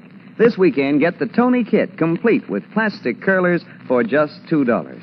Follow the simple directions and see how convenient it is to give yourself the loveliest wave you've ever had with Tony Home Permanent. The wave that gives that natural look. Tony, Tony.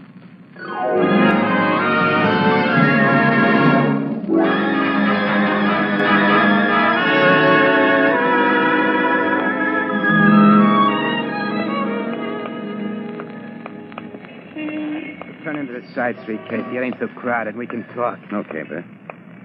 I oughtn't wish this on you, Casey. You ain't a guy who owes me anything. But after I run into you by accident a while ago, I got to thinking that maybe it was one of them signs. You see, I'd been praying. Well, Biff. You was always a regular in my book, and I got to thinking that maybe you was the one guy in the world I could turn to for help. Yeah, well, what kind of help do you need? I'm not so heavy with dough. I had plans for the day, but if you've got to have... No, I don't want any money. Oh. Well, you're not in trouble then. Wait a minute. You in wrong with the cops again? Not yet. Not yet? Casey, I've been 100% straight since I came out of stir last time. I asked you to believe that. I believe you, Biff. The wife and I built up a nice little business. We got a store uptown, tobacco, candy, toys, stationery. Things were going along just swell until 2 weeks ago. What happened then? A couple of guys come into my store with a proposition. They wanted me to crack a safe. Yeah? They offered me $5,000 to do the job. Nice money. I told them where to go with it. A couple days later, they come back. They raised their offer to 10 grand. I threw them out of the place. Gone. Well, that didn't get me nothing. He told me I'd play along with him or else. Then, this morning, I found a loaded .45 caliber automatic under my candy counter. What, a gun? Yeah. I'm an ex-con, Casey, a 3-time loser. You know what it'd mean for me if the cops found a gat in my possession? You'd get the book. Sure, I'd be put away for keeps. The gun was planted under that counter, Casey, sometime during the night. I wrapped it up. I made an excuse to the wife that I had to come downtown, and I went to the North Bridge, and I dropped it in the river. This gun was left where you'd be sure to find it. Yeah. It wasn't meant as a frame, just as a hint of what'll happen if I don't play ball. Well, the two guys been around to follow up their hint? I don't know. I ain't been back to the store. Oh. Since I left the bridge, I've just been walking around trying to think. Wife don't know anything about them guys in their proposition. I ain't told her. And I can't tell her. She knows all about my record. You can figure how scared she'd be. And you haven't told the cops? Does a guy like me ever run to the cop? Well, it'd be smart if you ran to him this time. No. Why not? In the first place, they wouldn't believe me. An ex-con. They'd figure I was trying to put something over. I can't blame him, Casey. Well, I can tell him. You gotta promise me you won't. Well, Biff, listen. Suppose they did believe me. What happens?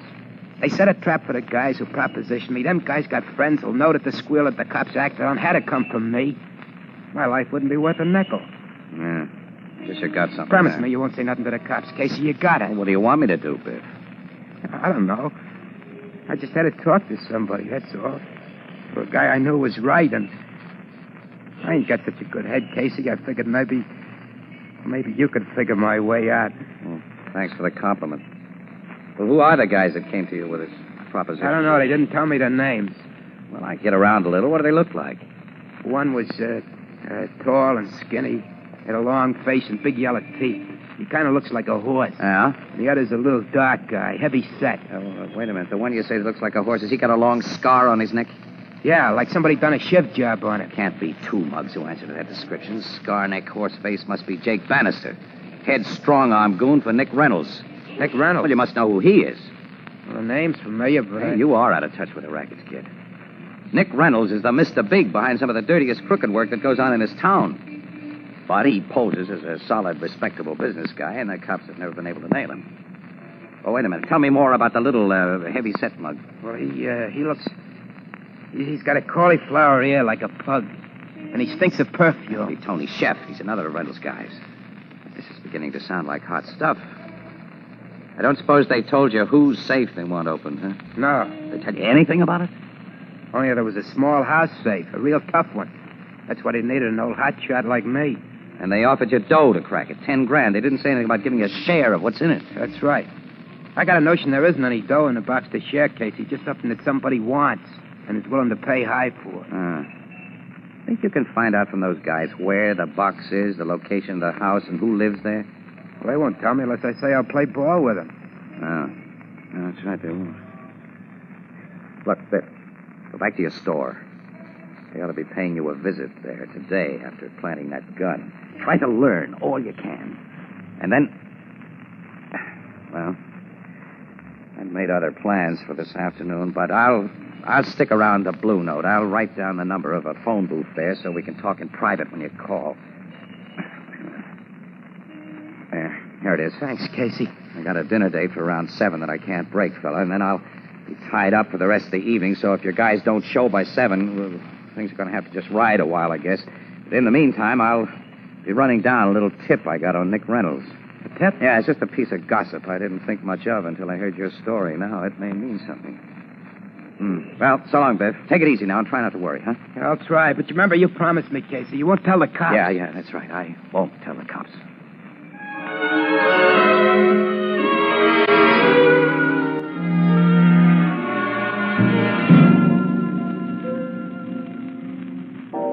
And because your ex-convict friend is so worried, Casey, you leave me sitting here in the Blue Note for most of the afternoon. Well, I phoned you. I'd be a little delayed, Yeah, Annie. a little delayed. Look at the time. It's nearly 5 o'clock.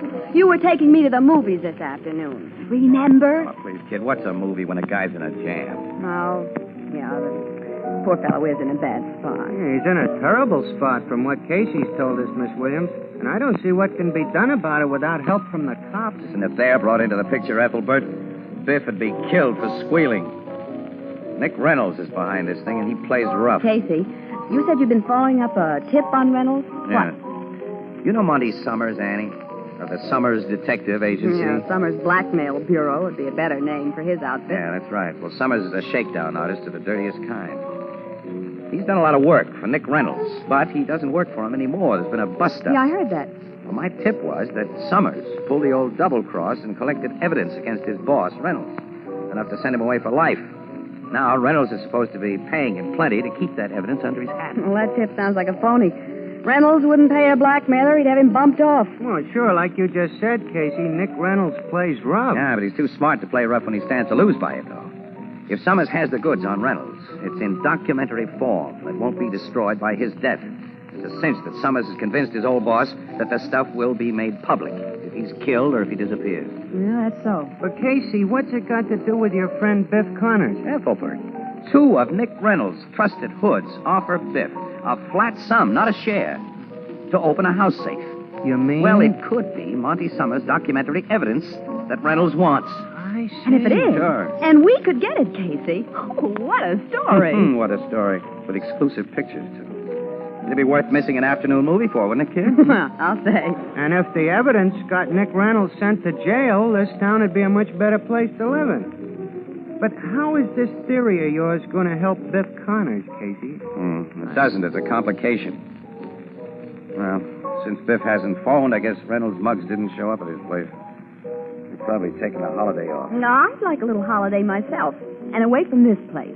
I'm hungry, Casey. Let's start for the Ritz. Well, it's not nearly 7 o'clock yet, Annie. I told the guy... If he phones, I'll tell him you've gone to the Ritz, Casey, and a call. Oh, no, Ethelbert. I'm not going to have my Thanksgiving dinner spoiled by phone calls for Casey. Well, you're so anxious to get out of the good old Blue Note, Miss Williams, I thought... Well, you think again. After we leave here, you tell nobody where to reach us. We're going to have the rest of this day to ourselves. Yeah, you do as Miss Williams says, pal. There's really nothing I can do for Biff tonight, and he's going to stall those guys anyway. Whatever you say, Casey. Yeah. Well, come on, Annie. At last, we're going places. That's right. So long, Ethelbert. So long. Oh, Mr. Casey. Yes, Walter. Phone call for you in the booth. Mr. Connors. Uh-oh. No. Excuse me, Annie. I might have known, Ethelbert. I might have known.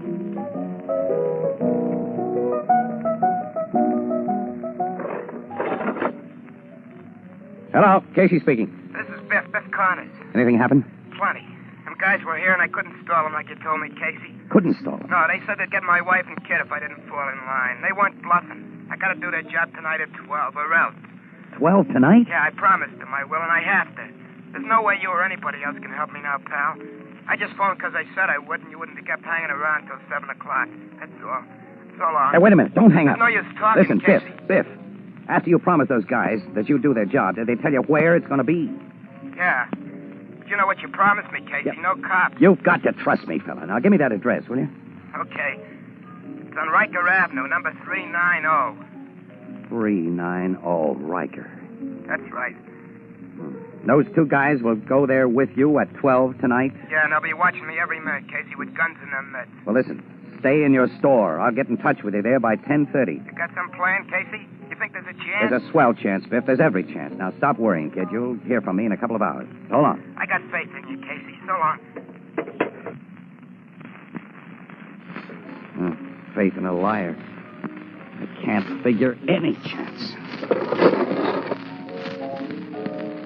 Annie. Yeah, I know. Don't tell me. We're not heading for the Ritz and turkey dinner. No. We're going out to look over Monty Summers' house right now. Oh, you mean Monty Summers, the blacksmith? I looked up his address this afternoon just in case. He lives at 390 Riker Avenue. Come on, Annie, let's go. Yeah, so long, Ethelbert. So long. No Thanksgiving dinner for you two.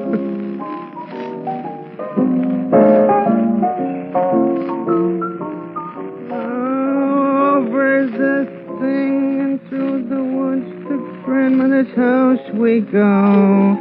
The horse knows the way to carry the sleigh through the something or other. Hi, Ethelbert. Say, wasn't that Casey and Miss Williams just leaving the Blue Note Oh, there? hello, Mr. Cullen. Yeah, that was them. Well, they didn't speak to me. Well, they was going so fast, they must not have seen you. Yeah. Why the speed? Well, they're trying to stop a safe cracker from cracking a safe he don't want to crack. I don't quite follow you, Ethelbert, but I gather that crime does not take a holiday? No. And Casey figured it would. He'd promised Miss Williams turkey and trimmings at the Ritz. That's where he made his mistake. Mistake? Why, I'd call that a pretty sound idea for Thanksgiving Day. Making a promise to a woman? Mm-hmm. Mr. Cullen, that's always a mistake. Oh, no, Ethelbert. Tony made a promise to millions of women, and it's been a great thing for everybody. You see, not many years ago, no one ever dreamed women could give themselves satisfactory permanence right at home. But Tony developed a gentle, cream-cold wave that they knew would give wonderful results with all types of hair. So they made a promise and backed it up with a guarantee. They said, Tony will give you a permanent that lasts just as long as a $15 beauty shop wave and is guaranteed to look more natural or your money back. And women were interested. They tried Tony, and the promise came true. They found they can give themselves waves and curls with Tony that are so soft and shiny they look like naturally curly hair. So they told their friends, and what's happened? Are you asking me, or is that a Rita or Oracle question? I guess everybody knows the answer, Ethelbert. Now, more than 1 million women each month use Tony Home Permanent. More than 1 million? Mm-hmm. That's a lot of women. Yes, each month another 1 million women give themselves lovely Tony waves.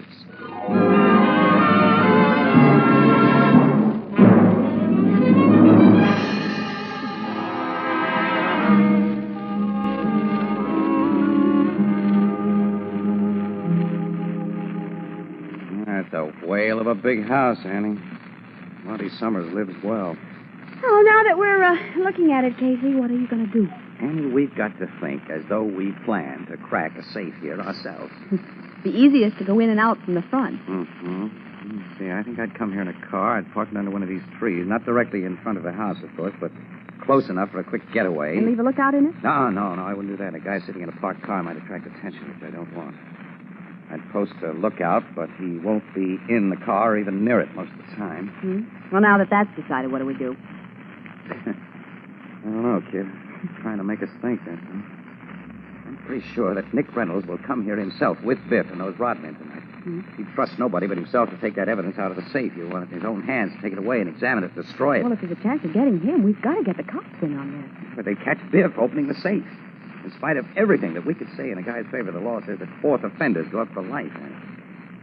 We've got to catch Reynolds with the goods and at the same time keep Biff out of it. It's a large order. Sure is. It's too large, kid. I can't see any way to fill it. Casey, if you and I came back here at midnight and hid ourselves, when Reynolds and Biff Connors and the others come out, we can cover them with a couple of guns. We'll capture Reynolds and his gang and let Biff Connors get away.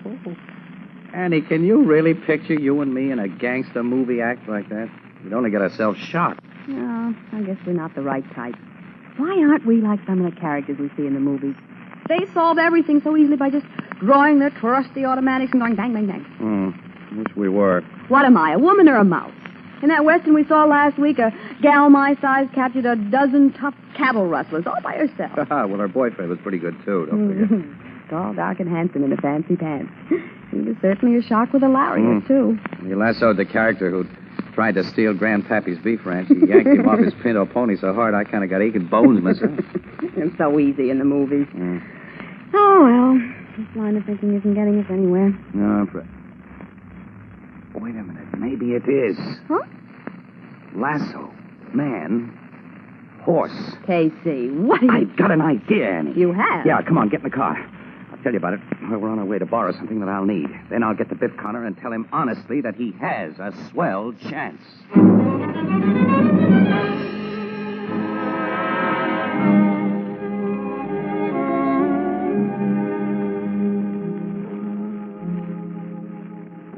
I really got a chance, Casey? Bet you have every chance. Tell me. No, not yet. You tell me about the setup for tonight, as you got it from Reynolds' Rodman. Well, I'm to meet him a couple of blocks from here, see, at 11 o'clock, like I told you. That's right. They'll be in a black sedan. They'll have the tools I'll need for the safe job. Then we drive right out to the Riker Avenue house. They say the guy who owns the joint won't be there. That's why the job's got to be done tonight. It's only a servant in the house, and he's been fixed. Well, they don't look for any trouble then, huh? No, they claim it'll be a search. They're due for a surprise. You're the only one who's not headed for trouble. Casey, tell me what... No. The less you know about this whole thing, the better for you. But I want you to be sure to do 3 things, Biff. Yeah? First, after you open the safe, don't let any of the guys with you destroy anything they take out of it. Act scared. Insist on getting out of the house right away. Okay. All right, now second, When you reach the getaway car, get into the back seat. Back seat? Yeah. Third, take a grip on the front seat and brace yourself. Brace yourself with all the muscle that you've got.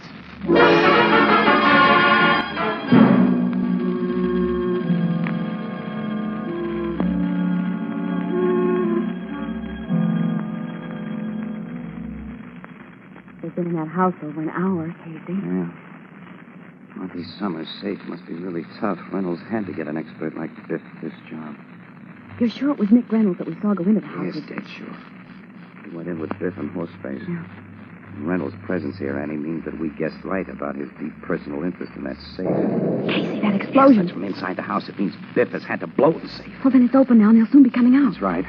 You're certain the lookout didn't see what you did a while ago? No, of course he didn't. He was at the end of the block across the street when I was working in the dark. Yeah, well, I hope the work you did works. Let's trust old cowboy Casey. And quiet. Keep back in these shadows. They're coming from the house now. Head fast. Reynolds is carrying a briefcase. I see it. The lookout set himself in the car. He's going to drive. Started the motor. As soon as the others get in, I'll help him make a good, fast getaway. Well, if he doesn't start that car fast... Leave that to me. The others are in the car now. Reynolds is taking the front seat beside the driver. That's perfect. Now they're all in. It's time for me to impersonate a cop.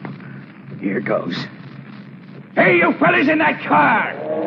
You made the driver step on the gas, Casey. Camp hard. It won't be long now. That did it! It worked, Casey. The scheme worked. Couldn't fail. Come on, we got to get Biff out of there. Yeah. Hope he braced himself good. Yeah, well, if he didn't... Oh, look, a man's crawling from under It's the car. Biff. Okay, fella, it's me. What happened to the car? There was nothing in front of us. There's nothing there now. Suddenly the thing stopped like we hit a stone wall. I see your three playmates went half through the windshield. Yeah, they're out cold. Casey, what... Never mind. You haven't got time to ask any questions now. Around that corner, you'll find a black Ford coupe. Here's the key. Get in, drive home quick as you can. And if anybody ever asks you, say you've never been near Riker Avenue. Come on, Biff, get going quick. Okay, pal, whatever you say, but I'd sure like to know what happened to that car. See what the sleeping Mr. Reynolds has in his briefcase. Yeah, I want to see. A lot of letters, canceled checks, photographs.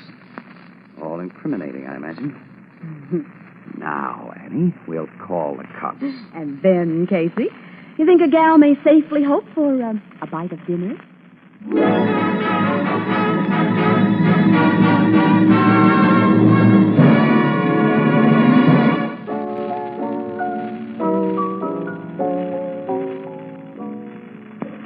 For soft water shampooing, use Tony Cream Shampoo. Even in the hardest water, Tony Cream Shampoo. Yes, even in the hardest water, Tony Cream Shampoo gives soft water shampooing that rinses away dandruff instantly. Leaves hair so soft, so smooth, so shining clean. Today, bring out the sparkling beauty of your hair with soft water shampooing. Get the handy tube or jar of Tony Cream Shampoo. It's new.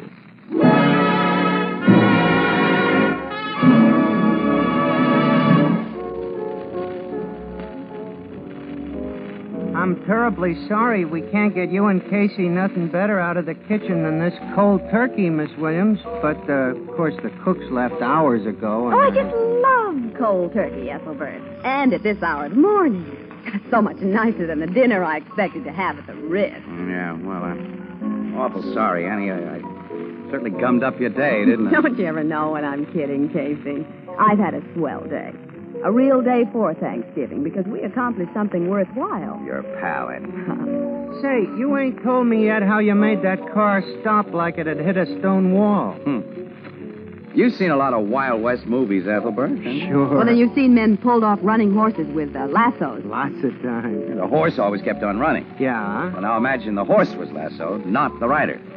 The horse had stopped dead. And its rider would keep on going over its head. That's what happened to the crook's getaway car. You lassoed that car, Casey? Well, it amounted to that. Casey brought a very strong 150-foot steel cable out there, Ethelbert. Yeah, with a hook at both ends. Yeah, in the darkness, he hooked one end of his cable to the axle of that car, and the other end to a big tree. And I made a noise like a cop to startle the driver into a good fast start. And when the cable paid out to its limit... Oh, I get it. Yeah, and the only reason Biff Connors wasn't knocked through the windshield like the others was because he braced himself, like you told us. That's right. Even he was a little dazed when he climbed out, though. Oh, well. Anyway, Reynolds and his mob are all washed up, thanks to the stuff in that briefcase. They can't hurt Biff Connors or anyone else. You two had quite a holiday. Mm-hmm. A grand one. Have some more cold turkey, Casey? Yeah, I think I will, Annie. And it didn't cost you anything. You saved money by not going to the movies, to the Ritz for dinner, and to a play after. Well, sure, that's right, yeah. You can't need all the dough you got on you. Of course not. Huh? I hate to dun a friend, Casey, but there's a little matter of that long overdue October bill, and... He's got you, Casey. A dead to rights. Oh. If this isn't an ending for a grand day. Here I've been roped in myself. Well, as my sister Edna says, quote, if you give a calf enough rope, he can't be led to wool. No, you can lead a calf before he crosses... I'll be darned if I don't forget it. Unquote. Well, all right, pal, after that. Here's what I owe you. Happy Thanksgiving. Yeah. Happy Thanksgiving, Ethelbert. Happy Thanksgiving to all.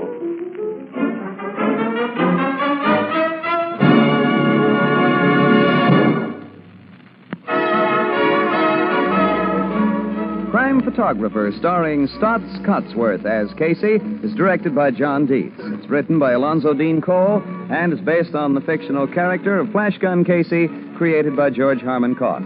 Original music by Archie Blyer, and the program features Miss Jan Miner as Anne and John Gibson as Ethelbert. Herman Chittison as the Blue Note pianist.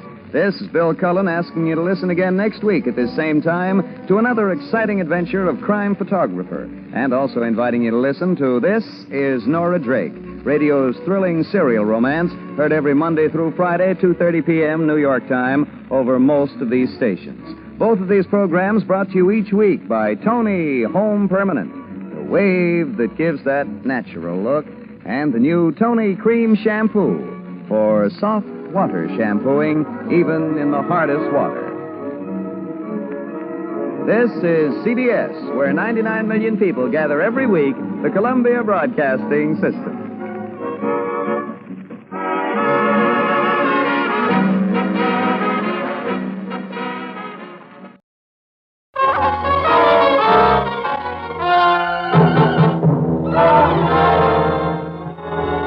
Philip Morris presents Crime Photographer.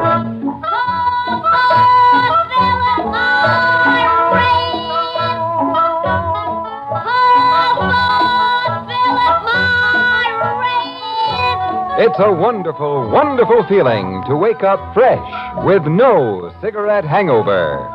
Yes, you'll be glad tomorrow you smoked Philip Morris today.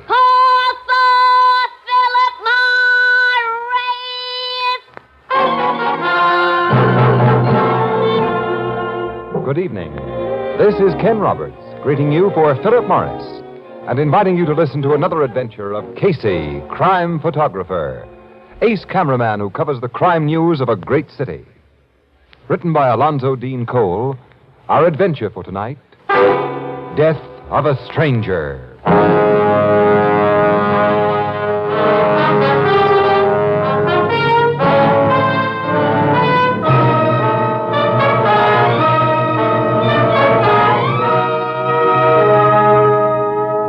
Morning, a little after 10 o'clock.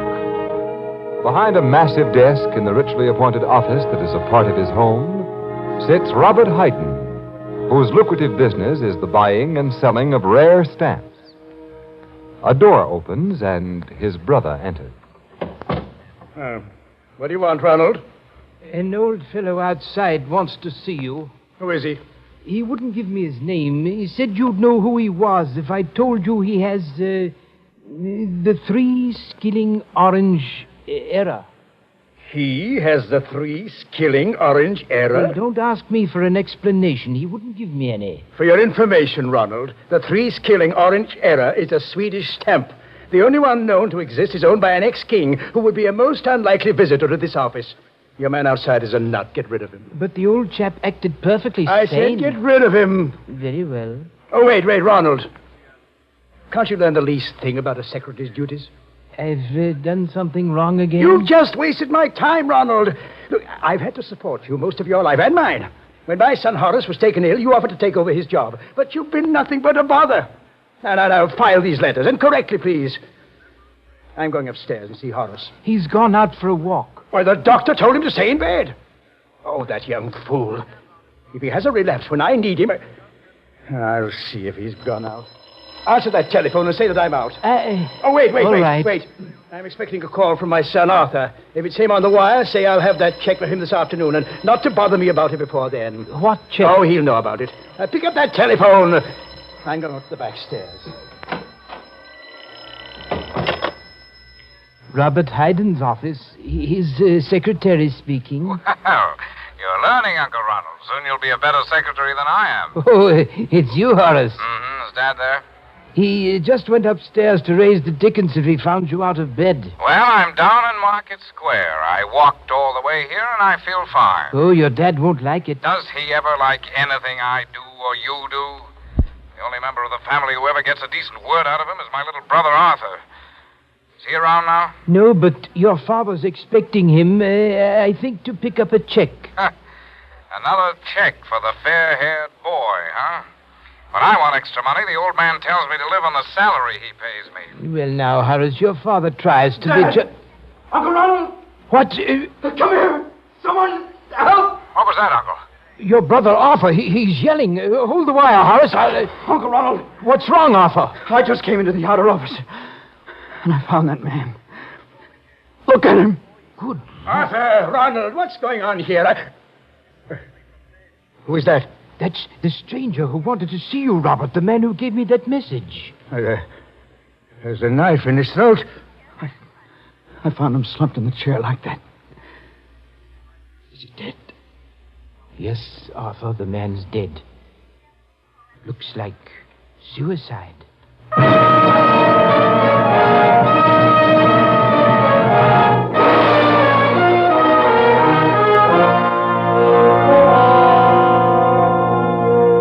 What's your verdict, Doctor? This man did not commit suicide, Captain Logan. I told you this was a murder, pal. Shut up, Casey. Go on, Doc. The knife entered the old fellow's neck at an impossible angle for self-infliction. Oh, it seems I never get an easy one. The people in this house say they never saw the guy until this morning. They have no idea who he is or why he came here. Can we have the knife now, Doc? Yes, I'm finished. Muller, dust it for fingerprints. And you, Sergeant, make a thorough search of the body. Yes, sir. Can I interview the people who found the body now, Captain? You've already interviewed her, Miss Williams, and Casey got their pictures. You sent him upstairs before we could finish our job. That's all we know. It's all I know so far. We heard exactly the same story from Robert Hayden, his brother, and his two sons. No prints on the knife, Captain. That's just swell. Did you find anything on the body, Sergeant? Looks to me like the killer went through the guy's pockets, Captain. How about identifying marks on his clothing? No labels, no laundry marks to help us either. The guy must have had a wife who washed his clothes, or he did it himself. He doesn't look to me like a fellow who'd do his own laundry. Why? Well, look at his face. You can tell he was a nervous, sensitive, artistic type, Logan. His kind go dirty before they'll do boresome jobs like washing clothes. Yeah, this guy had an interesting face, Annie. Mm-hmm. Yeah. That's a nice face. At a time like this, you talk about an interesting face? Sergeant, ask the Haydens to come downstairs, all of them. I want to talk to him again. Right, Captain. You think one of them may have been the killer, Captain? Miss Williams, how can I think anything yet about this case? I merely asked. Hayden has quite a fancy setup in this big old house, hasn't he? He's many times a millionaire. Did he make his dough in the rare stamp business, Logan? No, in the stock market. I understand he made a big killing there and sorted the proceeds away, quit speculating, and made a business out of what had been his... I've heard that he's recognized as one of the world's greatest authorities on philately. On what, Annie? Philately. It means stamp collecting. Oh. You wish to ask us further questions, Captain? Yes, Mr. Hayden. Come in, all of you. Well, I'm sure there's nothing any of us can tell you. This lower floor of your house is devoted entirely to your business, Mr. Hayden? Yes, it's kept separate from my living quarters. My clients enter this reception room directly from the street as they'd enter a shop. My private office is in there, and my secretary has a room off that door. Your son is acted as your secretary? My eldest son, Horace, until several weeks ago when he was taken ill. Since then, my brother has attempted the work. Very clumsily, I'm afraid. Of course, you might have trained Arthur to take my place, Dad. I have no head for business, Horace. You simply have no head, Art. No, look, that's here. enough, boys. What I... Mr. Ronald, you say the stranger gave you the impression that his message about the 3-skilling orange error would mean something to your brother? Mr. Casey... The stranger couldn't have given such an impression. He didn't know me, and I didn't know him. My question was addressed to Ronald, Mr. Hayden. Well, I did believe the stranger knew you, Robert. He seemed so confident that you'd see him. You're a fool. Now, Mr. Hayden, you left your private office shortly after you received the stranger's message. Yes. You didn't come into this reception room then? No. I went directly up the back stairs, and I didn't come down until I heard my son Arthur yelling for help. I thought something was happening to him. Arthur. Yes, Captain? You said you walked in here from the street and saw the dead man. That's right. I've never seen a fellow just stabbed himself. It seemed all I could do was yell for help. At that time, Horace, you were talking to your uncle over the phone, huh? Yes, Mr. Casey. I'd called Dad's office from a booth in the Market Square drugstore. I held the wire while Uncle Ronald went to learn the reason for Arthur's yells, and when he came back on the wire and told me the reason, well, I naturally flagged a cab and hurried home. You reached here before we cops did, Mr. Horace. Yes, you policemen certainly took your time in getting Well, here. if you'd correctly reported the stranger's death, we'd have come here faster, Mr. Hayden. What do you mean? You said the man had committed suicide, but we found a murder. Murder? That man didn't kill himself? He did not kill himself. Well, but then, who killed him? And why? That's something I think one of you 4 men can tell me. Now he's thinking, Annie. Yes, Casey. And I wonder where it'll get him.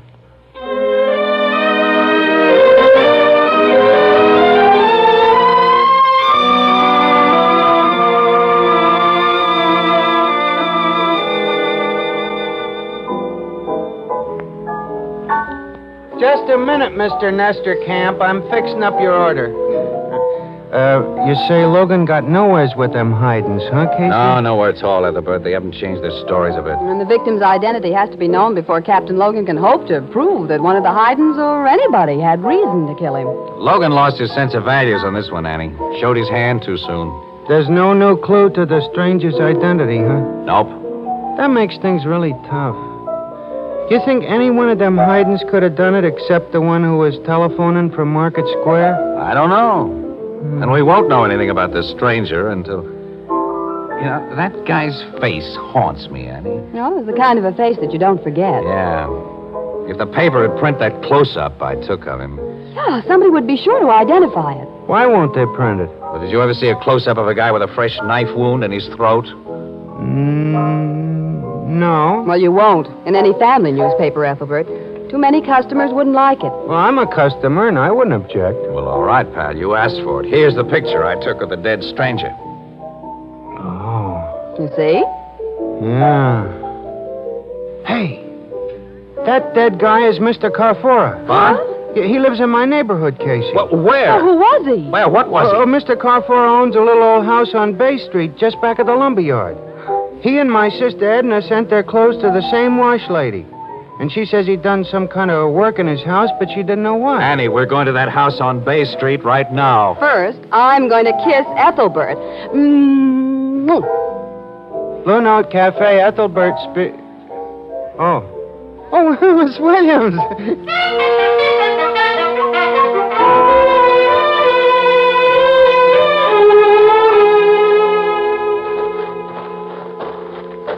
That must be the place, Casey. Yeah.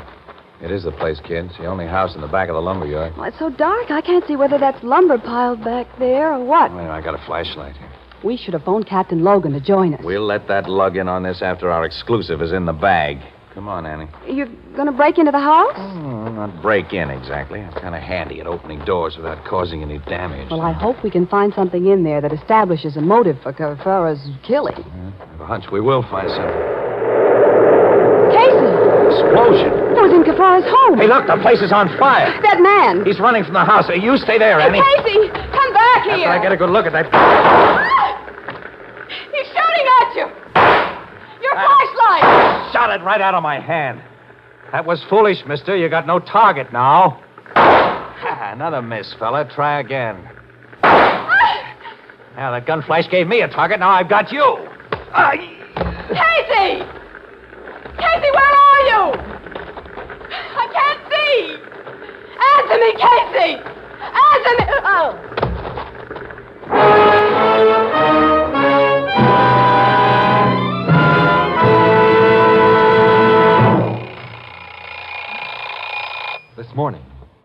This morning, when your alarm clock rang, did you wake up with cigarette hangover? That stale, musty, smoked-out taste in your mouth. Cigarette hangover. That tight, dry, uncomfortable feeling in your throat. That's what takes the joy out of smoking.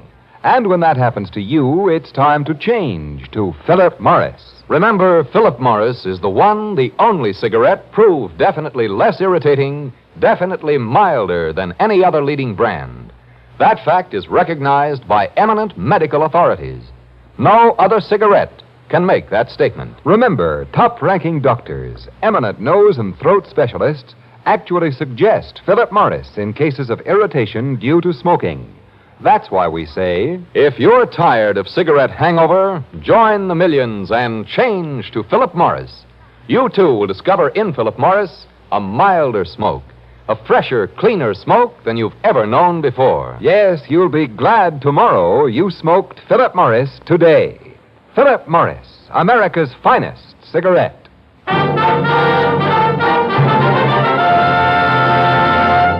And now back to Casey, crime photographer.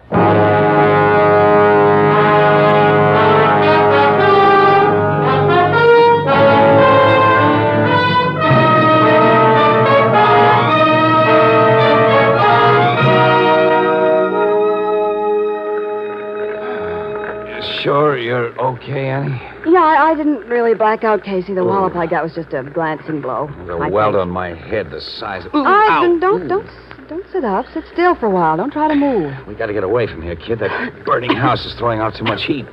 And smoke. Somebody's turned in a fire alarm. Yeah, the trucks are coming. I hear them. And it'll be too late to salvage much from that little shack. Any evidence we might have found there is ashes by now. The man who shot at us and slugged us set that fire. Sure did. Annie, we may find out something more. What you picked up? A gun. A hot revolver with an empty cylinder. Oh, that man dropped it after he hit us with it. And it might tell us who he is. Let's get it to Captain Logan. Wait a minute, Annie. Wait. The firemen will be on the job in a minute. They'll cool off that little house in a hurry. I want to see what's in the ashes.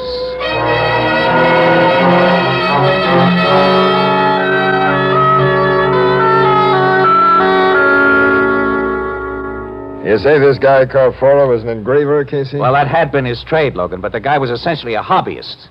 And among other things, he went in for chemistry and photography.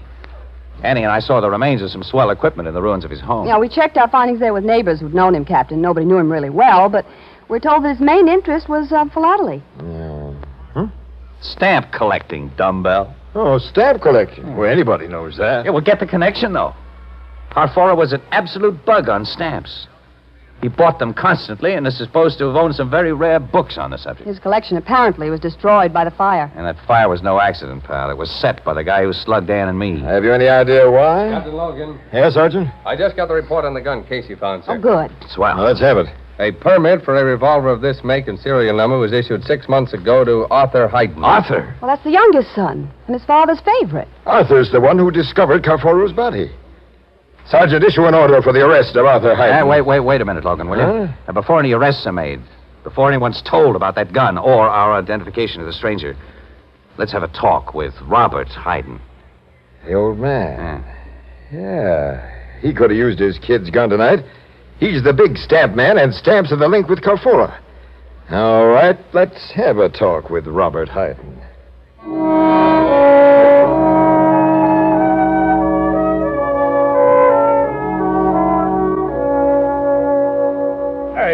This is an imposition, Captain. Well, why should I open my office to you at this time of night? Because it affords more privacy than your living rooms upstairs, Mr. Hayden. And we'd like to have privacy. For more idiotic questions about the death of that unknown man, Mr. Casey? We'll try to keep our questions a little short of idiotic. You haven't up to now.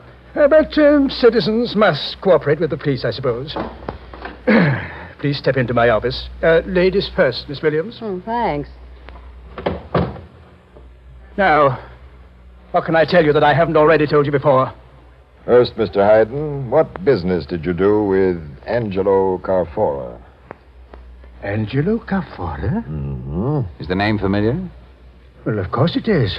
I never forget a client, at least not a client who gave me cause to remember him, as this Carfora did. Well, Casey, we didn't expect him to admit, no. Well, tell us about Carfora.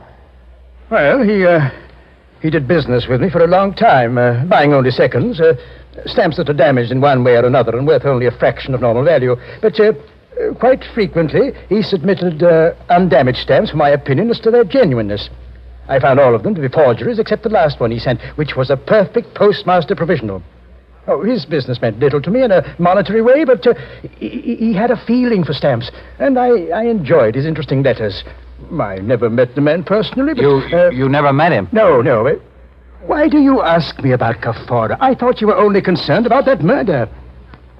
Angelo Carfora was killed in your reception room this morning. What? He was the stranger. This is incredible. How long since you heard from Carfora? At least a year, maybe 2 years. Why was he killed in my place? Mr. Hayden, have you bought some very rare stamps in the last year or so? Stamps you paid a lot for? Yes. Less than a month ago, I was lucky enough to get a Mauritius twopenny blue. Several weeks before that, I acquired a 9-pence lilac brown of Ceylon, and but you don't know about stamps. These are among the blue chips of philately. I paid a high price for them, but they were perfect specimens. Well, who did you buy them from? Well, I've made all my best buys lately through the... That gunshot. Slug got Hayden in the It chest. fired from that doorway. And then the door slammed shut. Well, it's locked now. Lend me some of your weight, Casey. Right. That opened it. Miss Williams, see what you can do for Hayden while we... Help him! Logan! I see. Break, you two. Break! This gun was on the floor beside him, Logan. A hot gun. It's Arthur's gun, Captain. I knocked it from his hand. You gave me no chance to explain, Uncle Ronald. You can explain now, Mr. Arthur. Both this gat and the one you dropped at Carfora's place tonight. But I don't know what... I heard a shot. What's happened here? Horace, your brother Arthur... Shot his father. Arthur? No, I didn't. Captain Logan, I'm afraid nothing can be done for Hayden. He's dead. Arthur Hayden, I'm placing you under arrest for murder. No. Hold it, Logan. What? Let's get this picture straight before you The arrest picture's anybody. straight enough, Mr. Casey. I caught Arthur with the gun in his hand. But I didn't shoot him. I just picked up that gun when Uncle Ronald grabbed me. Just picked it up? Yes. I just come into this hall, through the street door in the back. And then I heard a shot and loud voices in Dad's office. I ran this way and I saw the gun on the carpet. Without thinking, I picked it up and just then... Is that the best story you can think of, Arthur? But it's true. Horace, I swear it's true. Whereabouts in the hall were you, Mr. Ronald, when you saw Arthur with that gun? At the foot of the back stairs. I was on the floor above, and when I heard that shot, I came down 3 steps at a time. The shot brought you too, Horace? Yes, down the front stairs. Now, you were the first on the scene, Arthur. Did you see whoever dropped that gun? No, he'd gotten away before This is nonsense. Nobody dropped that gun, and nobody got away. My brother is the killer, Captain. Sure, Casey, it's as plain I as... don't agree. Why not? Because Hayden was killed to cover up the murder of Carfora. And Arthur doesn't fit the Carfora picture as I see it now. Look, Casey, Arthur discovered Carfora's body. You were slugged with Arthur's gun outside Carfora's house. And now Mr. Arthur Hayden is found with the murder gun in his hand a few seconds after his father's been bumped off. What more do you want? A probable link to Carfora. Well, I don't understand. Arthur, you got a check from your father today, didn't you? Yes? How big was it? What was it for? It was for $2,000. I owed a gambling debt. Again? Okay, Horace, okay, I'm no good. Dad was always paying out money to get me out of trouble. The old man was my friend, as well as my father. As my brother's favorite son, Arthur, will inherit most of Robert's estate. But I never even thought of that. If you did, you never needed Carfora. But who is this Carfora? A name isn't familiar to you, Mr. Ronald? No. How about you, Horace? I never heard the name until you mentioned it. You're a liar. I beg your pardon? How long were you your father's secretary? About 10 years. During those 10 years, like any confidential secretary, you opened your boss's mail, read it, and took his dictation when he answered it, didn't you? Yes, But you never heard the name of Carfora? Say, what is this? You know what it is. Your father made you work while your brother was allowed to play. You hated both of them for that. You never had enough money. And through Carfora, you saw a way to make big money. I don't know what you're talking about. Oh, yes, you do. You played both your father and Carfora for suckers. It was easy to keep apart while you were on the job as secretary. But when you were taken sick and your uncle was put in your place, you foresaw trouble. You could think of only one way to avoid it. You knew Carfora would come to the office this morning. So you got out of bed against orders to be ready for him. When your uncle left the reception room to deliver that message about the Swedish stamp, you killed Carfora. Oh, you're crazy. I was a mile away in a drugstore on Market Square when Carfora was killed. I talked to Uncle Ronald from a phone booth there. Yes, he did, Mr. Casey. How many phones are there in this big house, Mr. Ronald? Lines, I mean, not extensions. Why, 3. You used one of those 2 other lines to call the office line, Horace. You were nowhere near Market Square. You can't prove that. You know about the dermal nitrate test? Dermal nitrate? It'll show that you fired a gun tonight. You're not going to send me to the chair? Logan, drop that knife, Horace. No, let me kill myself. You don't read any easy way out. Here. Casey, hang on to this knife while I slip the handcuffs on him. Okay, pal. Why did you do it, Horace? You've always had all the luck, Arthur. I've always been the fall guy. I was a fool to think I could change things. But, Mr. Casey, I don't quite understand. Why did Horace kill my brother, and what was there between him and this man Carfora? I don't get it either, Casey. Neither do I. Well, I'll tell all of you what Horace is going to put in his full confession after I take a lot of pictures.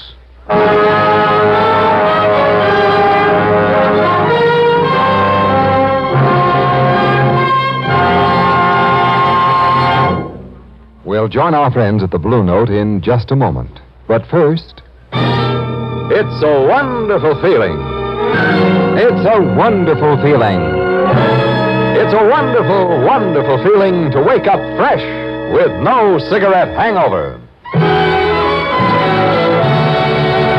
Yes, that's something more and more smokers who have changed to Philip Morris are discovering every day. Millions of new smokers now enjoying in Philip Morris a milder smoke, a fresher, cleaner smoke than they've ever known before. And for a good reason. For in Philip Morris, they enjoy the one cigarette proved definitely less irritating, definitely milder than any other leading brand. Yes, it's actually suggested by top-ranking doctors, eminent nose and throat specialists, in cases of irritation due to smoking. Doesn't it make good sense for you, too, to try Philip Morris? Yes, join the millions and see what a difference it makes, what a pleasure it is to smoke America's finest cigarette. Next time you step up to a cigarette counter, call for Philip Morris. And remember, you'll be glad tomorrow you smoked Philip Morris today.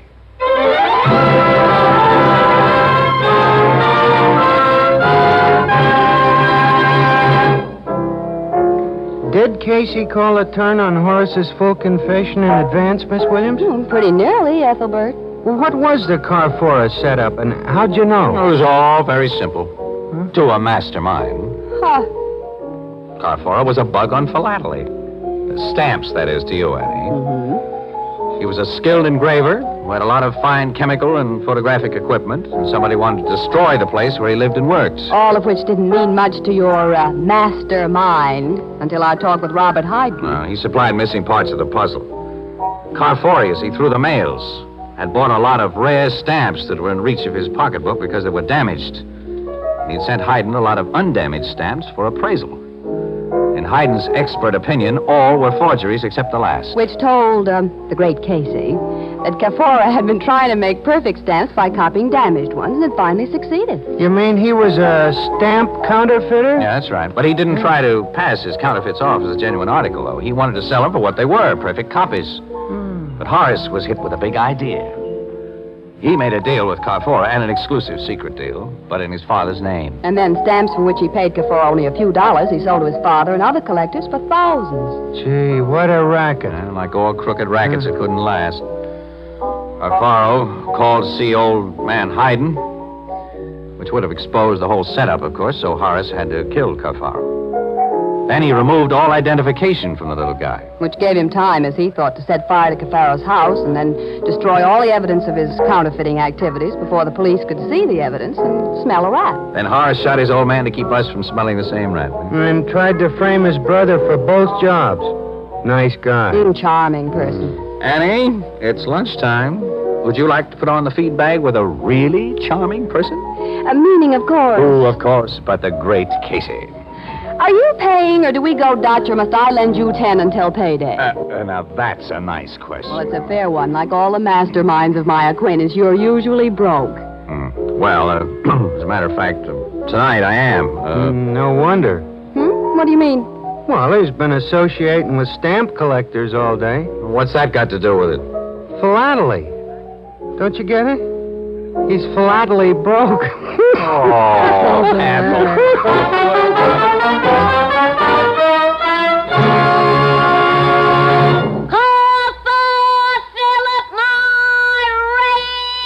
Friends, remember this. If you're tired of cigarette hangover, call for the one cigarette that gives you a milder, fresher, cleaner smoke. Yes, from now on...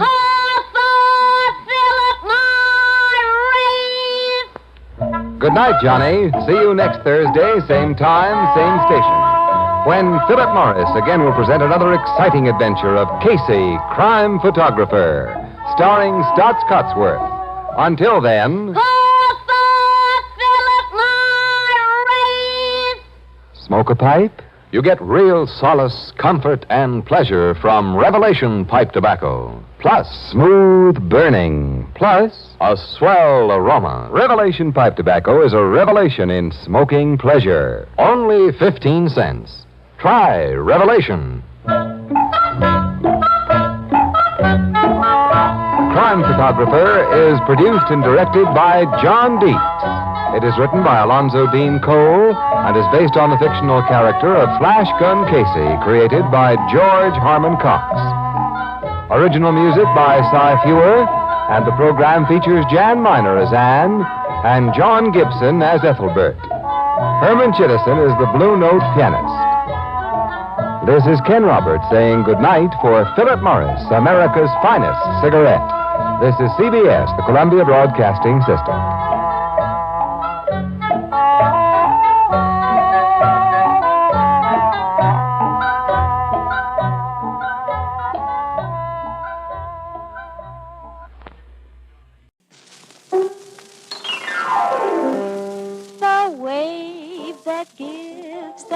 Natural look is Toni.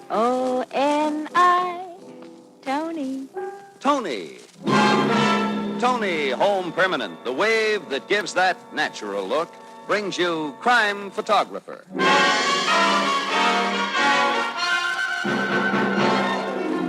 Good evening, everyone. This is Bill Cullen greeting you for Tony Home Permanent and inviting you to listen to another adventure of Casey, Crime Photographer, ace cameraman who covers the crime news of a great city. Our adventure for tonight, Scene of the Crime.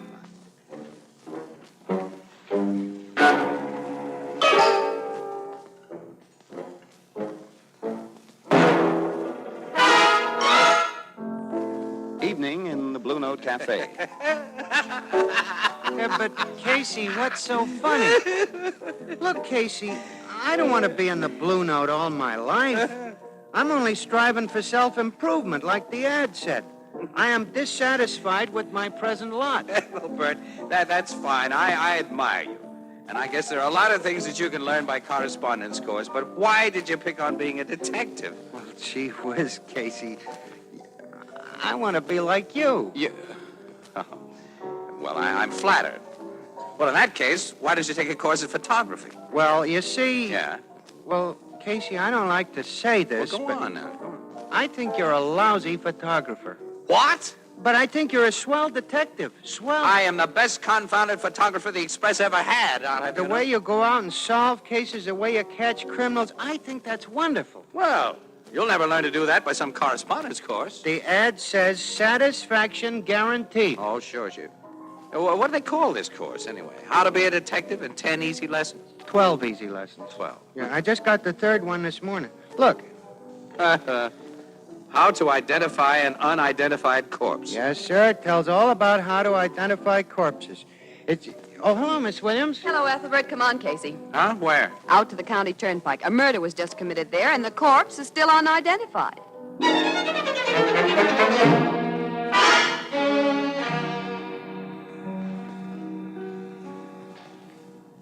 Are you a pin-up girl? Not the kind whose pictures the teenagers pin up on the wall, but one who puts her hair up in pin curls night after night?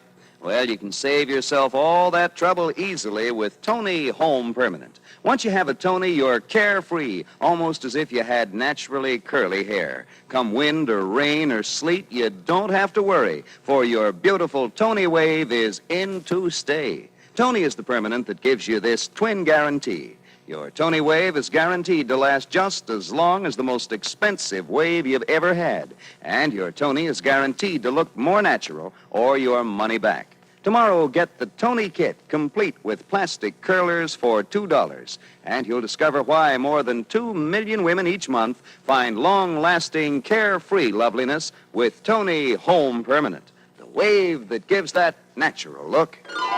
T-O-N-I, Tony.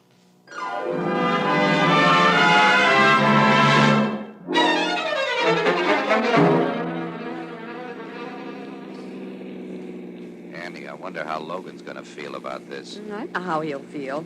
Terrible. Hey, Casey, it sure was a lucky break for you. Joe coming in to relieve me at the Blue Note just as you and Miss Williams was leaving, huh? Yeah.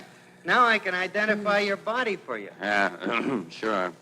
Well, come on, kids. Let's have a look at it. Right. Right. Hiya, Logan. What you got there? We got the report on the murder. Oh, hello, Casey, Miss Williams. A murder was committed, all right. A blow on the head. So far, we haven't identified the body. No billfold or anything else that might give us a lead. Robbery, the motive? Looks that way, Miss Williams.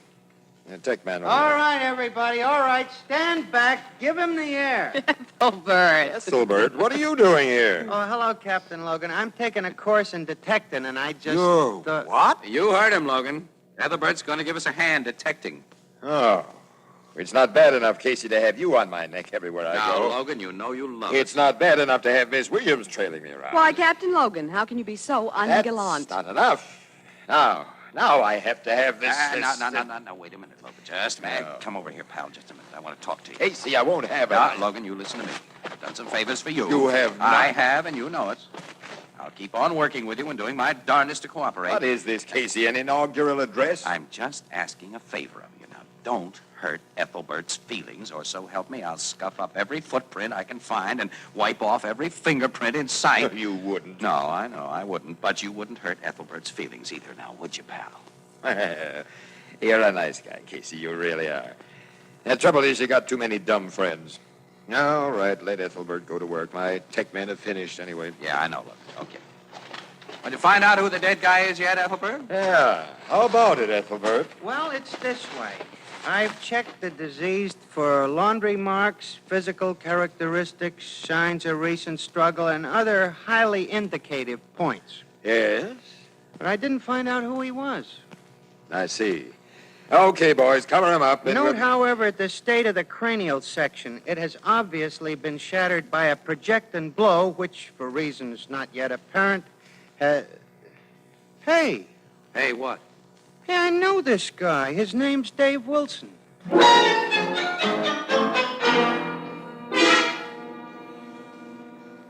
What's up, Logan?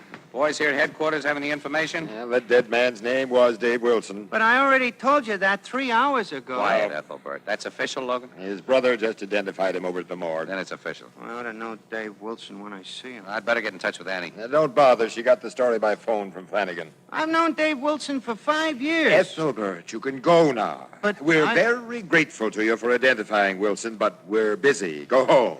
Goodbye. But, Captain Logan, I gotta stay on the case. I've been studying up on how to be a detective, and I think sometimes you, employ archaic methods and proceed from false hypotheses. Casey, get rid of that guy. Get him out of here. You'll nothing. Oh. Ethelbert, if you want to sit here and listen, you'll have to be very quiet. All right, Casey. But I did tell him 3 hours ago it was Dave Wilson.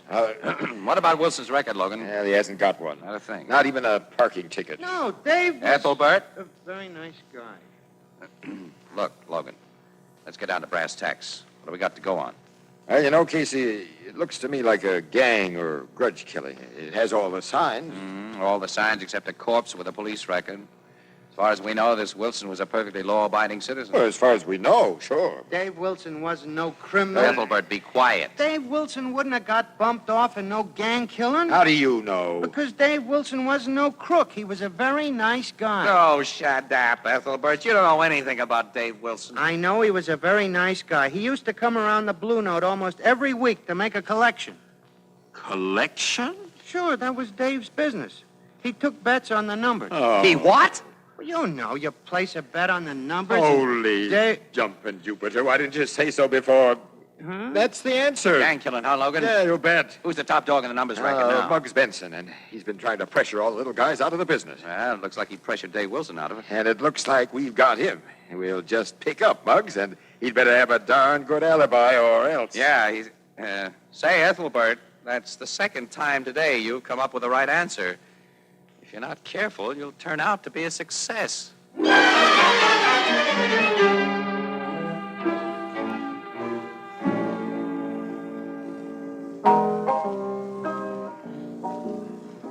Hello, Ethelbert. How's our private eye this evening? Oh, hello, Miss Williams. I was just reading the paper. You were, huh? What page? Well, Don't tell me, let me guess. Page 2, column 4. Caption under photograph, quote, Ethelbert, bartender at the Blue Note Cafe, who yesterday proved a valuable ally to the police by identifying the body of David Wilson, petty racketeer. Unquote. Yeah, that's it. It was awful nice of you and Casey to put my picture in the paper, Miss Williams. Well, you deserved it, Ethelbert. Yeah. Say, Miss Williams, do you like this picture of me? Maybe a little too much tie? No. I don't know. Sometimes Casey's lighting ain't so good. You know, Miss Williams, I think he ought to stick to detective. I think he ought to stick to photography. What do you mean? He's been following Logan's men around all day trying to find Muggs Benson. Any luck? Nope. Miss Williams, it pains me to say this, but the reason nobody can't find Muggs Benson is that they ain't looking in the right place. Ethelbert, they've looked everywhere. Not the right place. It just so happens that I happen to have here with me Chapter 4 of my detecting course, wherein it is printed, and I quote, the criminal always returns to the scene of the crime, unquote. Ethelbert, criminals do not return to the scene of the crime anymore. Yeah, but, Miss Williams, it's what it says right here in print. You can't believe everything you read, Ethelbert. Well, that's a fine thing for you to say, Miss Williams, a reporter. Who should know better? As soon as Joe comes in to relieve me at the bar, I'll drive you out to the scene of the crime. What for? To prove the criminal will be there. Oh, Ethelbert, you can't just drive to the scene of the crime and conveniently find a criminal waiting there for you. You'll see, Miss Williams. You'll see. When we arrive at the scene of the crime, there will be a shadowy figure creeping about in the moonlight, searching for telltale clues to remove.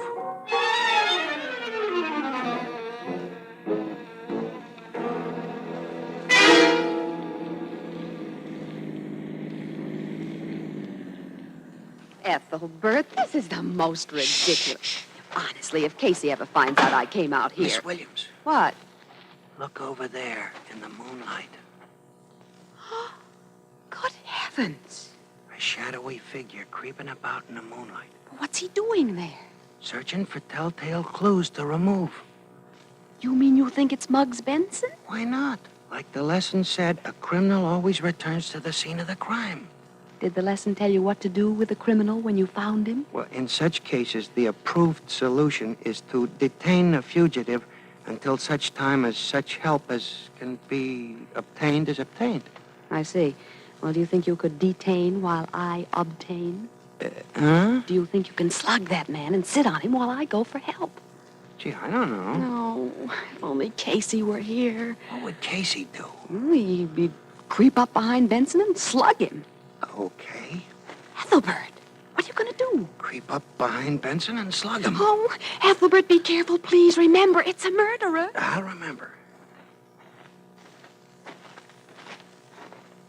Okay, you. I got him! I got him, Miss Williams. I got him. Wonderful, Ethelbert. Can you keep him there while I go and get help? Sure, he's out cold. And anyhow, I'm sitting on his head. Well, if he's unconscious, let's take a look at him. Okay. Gosh, won't Casey be proud of us, Miss He Williams? certainly will. Have you got a match? Yeah, sure. Here. Oh, fine. I can't wait to see Casey's face. Ethelbert! What is it, Miss Williams? Ethelbert, you said you couldn't wait to see Casey's face. Yeah, that's right. Well, then take a good look. This isn't Muggs Benson, Ethelbert. The man you just slugged is Casey. Huh?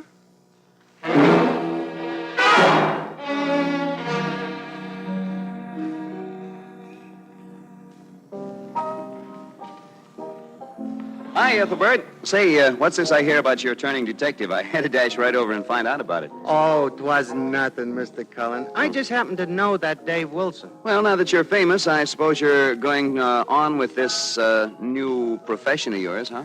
Yeah, I guess it's going to be really easy for me to be a detective, especially when I get some more lessons. Yeah.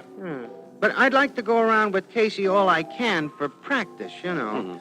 And, of course, I like helping him out. I'll help you get some practice, Ethelbert. How about it? Swell, Mr. Cullen. All right, now I'll give you 3 clues, and by your superpower of deduction, see if you can tell me what I'm talking about, all right? 1, it's a home permanent that's used by more women than all other cold waves combined. Maybe 2, you mean... it's the wave that gives that natural look. Oh, that... 3, it's the home wave that's guaranteed to last as long as the most expensive beauty shop wave. Well, give me a Ethelbert, chance. I know right what you're going to say. Tony Home Permanent. You see, everybody knows that Tony gives a wave that's soft and easy to manage, natural looking from the very first moment. With Tony, you get waves so soft they look like naturally curly hair. With Tony, there's no frizzy stage. What's more, it's Tony that gives you this twin guarantee. Your Tony is guaranteed to last just as long as the most expensive wave you've ever had. And your Tony is guaranteed to look more natural or your money back. So get a Tony kit tomorrow. It costs just $1. With plastic curlers that can be used again and again, only $2. When you see how much lovelier you look and how long your Tony lasts, you'll know why each month more than 2 million women use Tony Home Permanent. More than 2 million? Mm-hmm. That's a lot of women. Yes, Ethelbert. Now, each month, another 2 million women give themselves lovely Tony waves.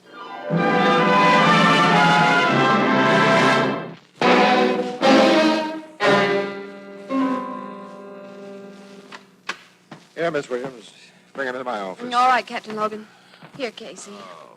Sit down. I don't want to sit down. Leave me alone. Logan, how'd you like to pinch that nitwit Ethelbert for assault and battery? I wouldn't think of it. Oh, Does your eye still hurt? of course it hurts.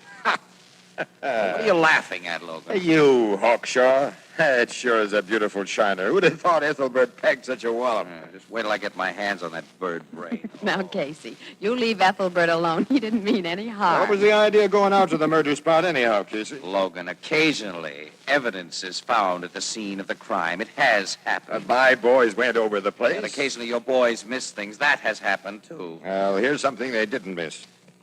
All right, Flanagan, send him in. Send who in? Muggs Benson. My boys picked him up a half hour ago. They did? Yep, he's in. Oh, hello, Muggs. Greetings, Captain. Sit down. Thanks. I hear you've been looking for me. That's putting it mildly, Muggs. I also hear you got a notion that I bumped off Dave Wilson. Right again. Well, for old time's sake, Captain, I'm going to give you a little tip. You're wrong. Pretty sure of yourself, huh, Muggs? Oh, hi, Casey. Yeah, I'm pretty sure myself. Yeah? All right, let's have it. What's your alibi this time? Well, according to the time Sergeant Flanagan tells me the killing took place, I happened to be at a basketball game at the Armory. Can you prove that? Sure, I can prove it. I was sitting right next to Judge Sibley. Have a cigar, Captain.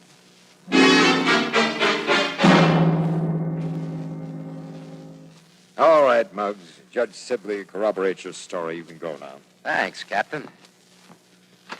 But don't go too far. Why should I? So long, all. Muggs didn't have a thing to do with his killing, Logan. Call me in the morning if you need any help. Call you?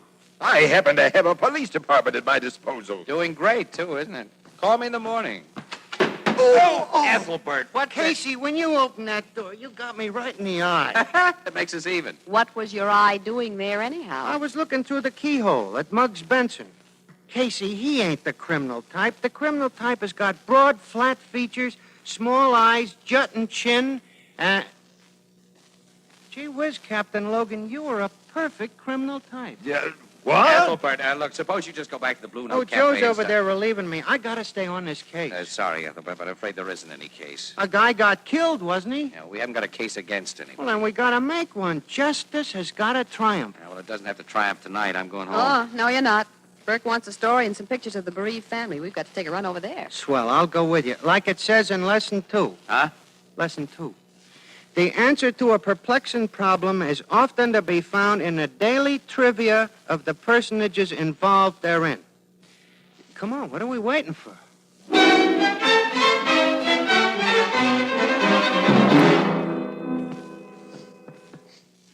I'm sorry my mother isn't in, Mr. Casey, but she's awfully upset about Dave's accident, and I don't think she ought to talk to the newspapers anyhow. Oh, I see. Well, Mr. Wilson... Buddy. My name's Buddy Wilson. Yeah, well, Buddy, I'd like to get a few shots of the house and of you, and Miss Williams here would like a few facts. Well, gee, sure. I'll wait in the next room, Casey. Yeah, sure, Ethelbert. We won't be long. All right, now your name is Buddy Wilson, That's right. and the murdered man was your brother. Uh-huh.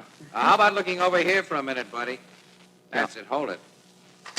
Thank you. Your older brother, Buddy? Yes. Dave was 30, but I'm older than I look. Oh, how old? 21. You have no idea who might have killed your brother, Buddy. No, ma'am. I didn't know much about Dave at all, except that he gave Mom a lot of worry. I just tried to keep her from knowing too much about his kind of work. Well, okay, that does it for me. How about you, Annie? Yeah, I've got what I want. Ethelbert. You call me, Casey? Yeah, we're ready to go now. Just pack up these film holders. Just a minute. Mr. Wilson, would you turn around that way for a minute? Well, sure, but... Uh-huh. Now the other profile, please. Ethelbert, what the... Uh-huh. Okay, Casey, I'm ready to go.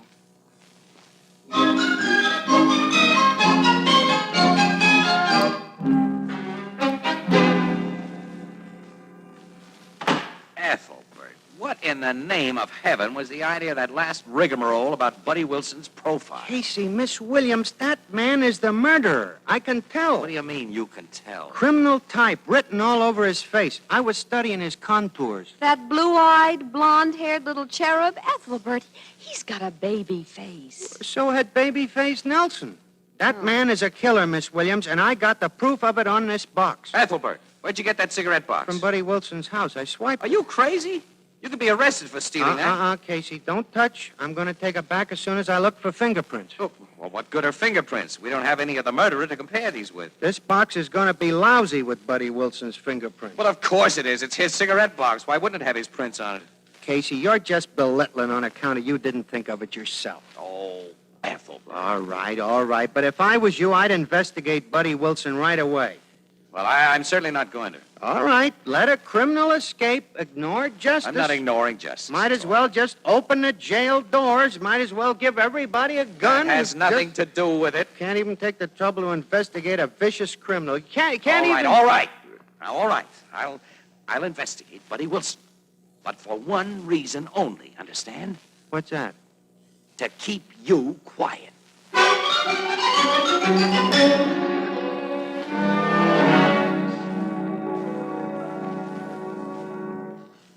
Blue Note Cafe, Ethelbert speaking. Hello, Ethelbert. This is Casey. I just wanted to tell you that I've been checking Buddy Wilson's record. Yeah?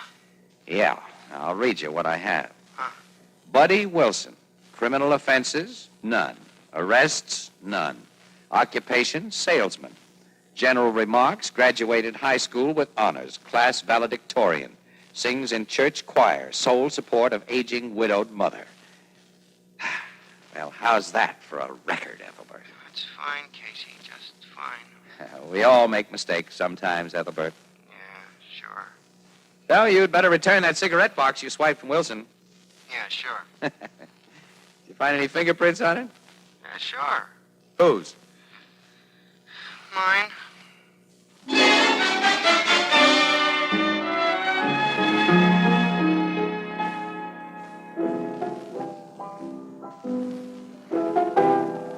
Hey, Herman, Walter says your dinner's ready in the back room and there's no customers in the place, so why don't you knock off?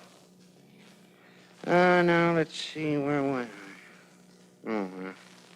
The study of ballistics is extremely complicated. Excuse me. Particular phase of detection is... Excuse me. Oh, I didn't hear you come in, sir. What'll... Hey, you're Buddy Wilson. That's right. Well, what do you know? Buddy Wilson. What can I do for you? I'd like my cigarette box, please. Oh, sure. I was planning to take it back to you tomorrow, but now that you're here... I'll save you the trip. May I have it, please? Well, sure. I got it right here. Your cigarettes are all still in it. I couldn't get the box open. It's a trick Chinese box. You have to know the right combination to get it open. Yeah, I guess you have to know just where to press. It's a pretty box. Here you are. Oh, I'm sorry. I dropped it. I didn't break. Money. You awkward fool. There was money in it. That's right. $10,000. I didn't know that. Honest, I wasn't trying to swipe no money. I only took the box because I figured you was the man who murdered your brother. I was.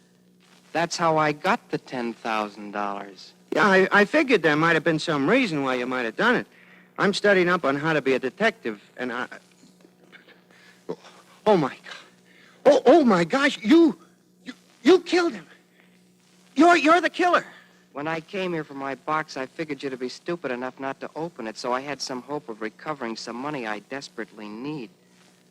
But now, come with me. Why? I'll have to kill you, too.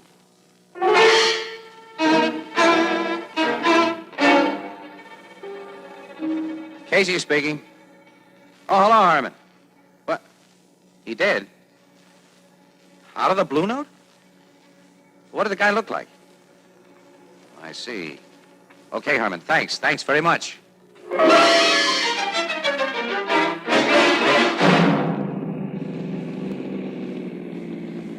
Look, Logan, I don't know who he was. I don't know at all, but Herman said, Herman, you know, the piano player at the Blue Note, he said he'd never seen the guy before, but the description sounded like Buddy Wilson.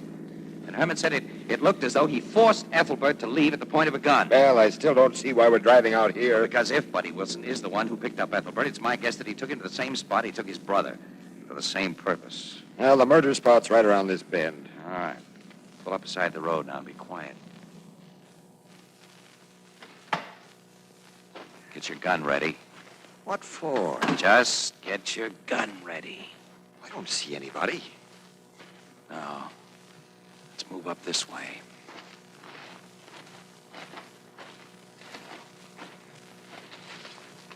There. Just beyond that fir tree. I see. Yeah, that's Buddy Wilson, all right. He's got a gun on Ethelbert. Logan, don't miss. Hurry, but don't miss. Good boy. Ethelbert, are you all right? Hello, Casey. Hello, Captain Logan. Hey, Logan. Logan, quick. Get some water. Ethelbert just fainted.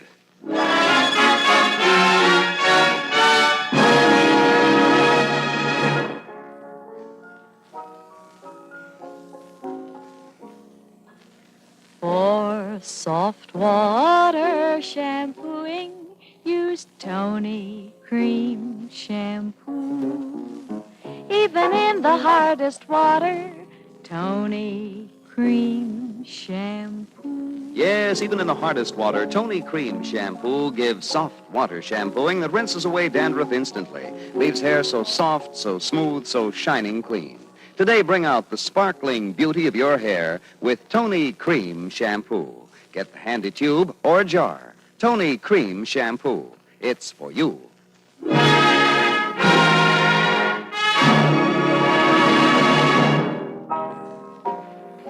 Gee, Ethelbert, you're wonderful. I am? You really are, Ethelbert. Yeah. Well, gee, I don't know. I had to get my life saved. Oh, no. You saved your own life. I did? Certainly.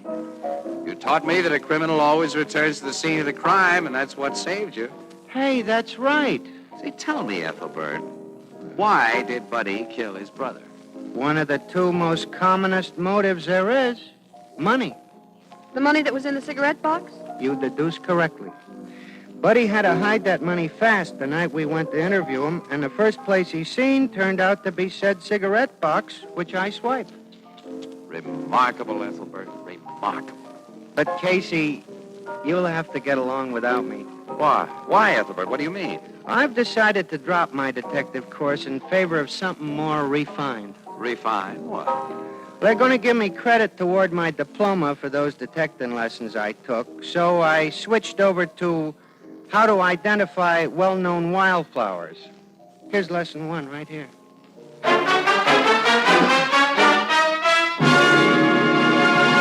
Crime Photographer, starring Stotts Cotsworth as Casey, is directed by John Dietz. Tonight's story, written by Harry Ingram, and is based on the fictional character of Flash Gun Casey, created by George Harmon Cox. Original music by Archie Blyer, and the program features Miss Jan Miner as Anne and John Gibson as Ethelbert. Herman Chittison is the Blue Note pianist. Bill Cullen asking you to listen again next week at the same time to another exciting adventure of Crime Photographer, and also inviting you to listen to This Is Nora Drake, radio's thrilling serial romance, heard every Monday through Friday, 2:30 p.m. New York time, over most of these stations. Both of these programs brought to you each week by Tony Home Permanent, the wave that gives that natural look, and the new Tony Cream Shampoo for soft water shampooing even in the hardest water. And now stay tuned for the Hallmark Playhouse featuring Meredith Wilson in And There I Stood With My Piccolo, which follows immediately over most of these CBS stations. This is CBS, the Columbia Broadcasting System.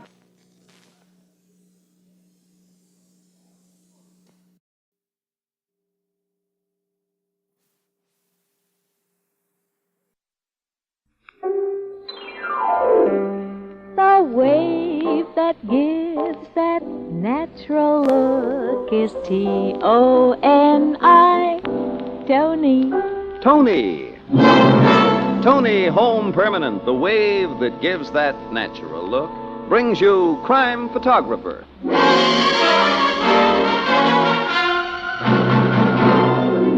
Good evening, everyone. This is Bill Cullen greeting you for Tony Home Permanent and inviting you to listen to another adventure of Casey, Crime Photographer, ace cameraman who covers the crime news of a great city. Written by Alonzo Dean Cole, our adventure for tonight, Cupid is a Killer.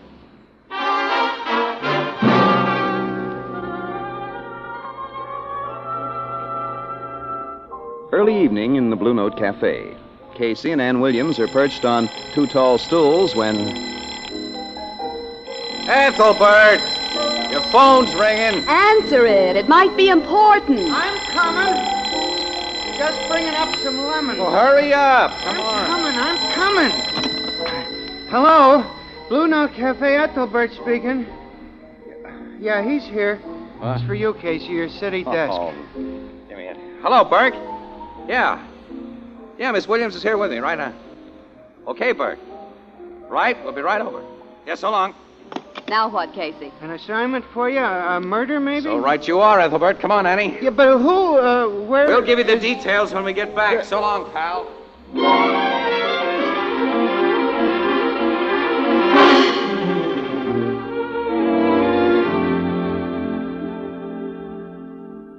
Have you been wondering how you can afford a new permanent just when you want some new clothes for summer? Well, Tony Home Permanent is your answer. A Tony costs only $1, and yet there's no lovelier, longer, lasting wave at any price. For Tony gives you this twin guarantee.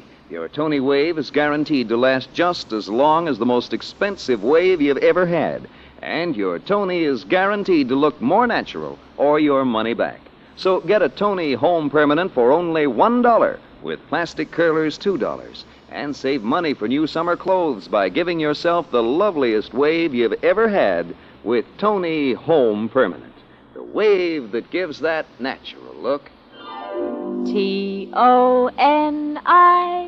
Tony.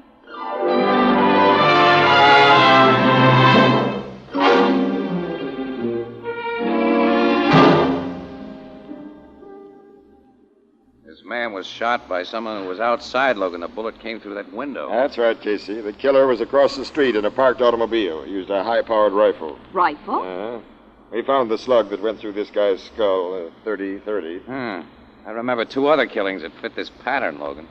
Guys shot in the head from a car with a 30-30 rifle. Yep, I'm thinking of the same 2 previous killings, Casey. You figure Bat McCoy did the shooting? Sure. Bat McCoy? This is his very successful method of knocking off guys who get in his way, Miss Williams.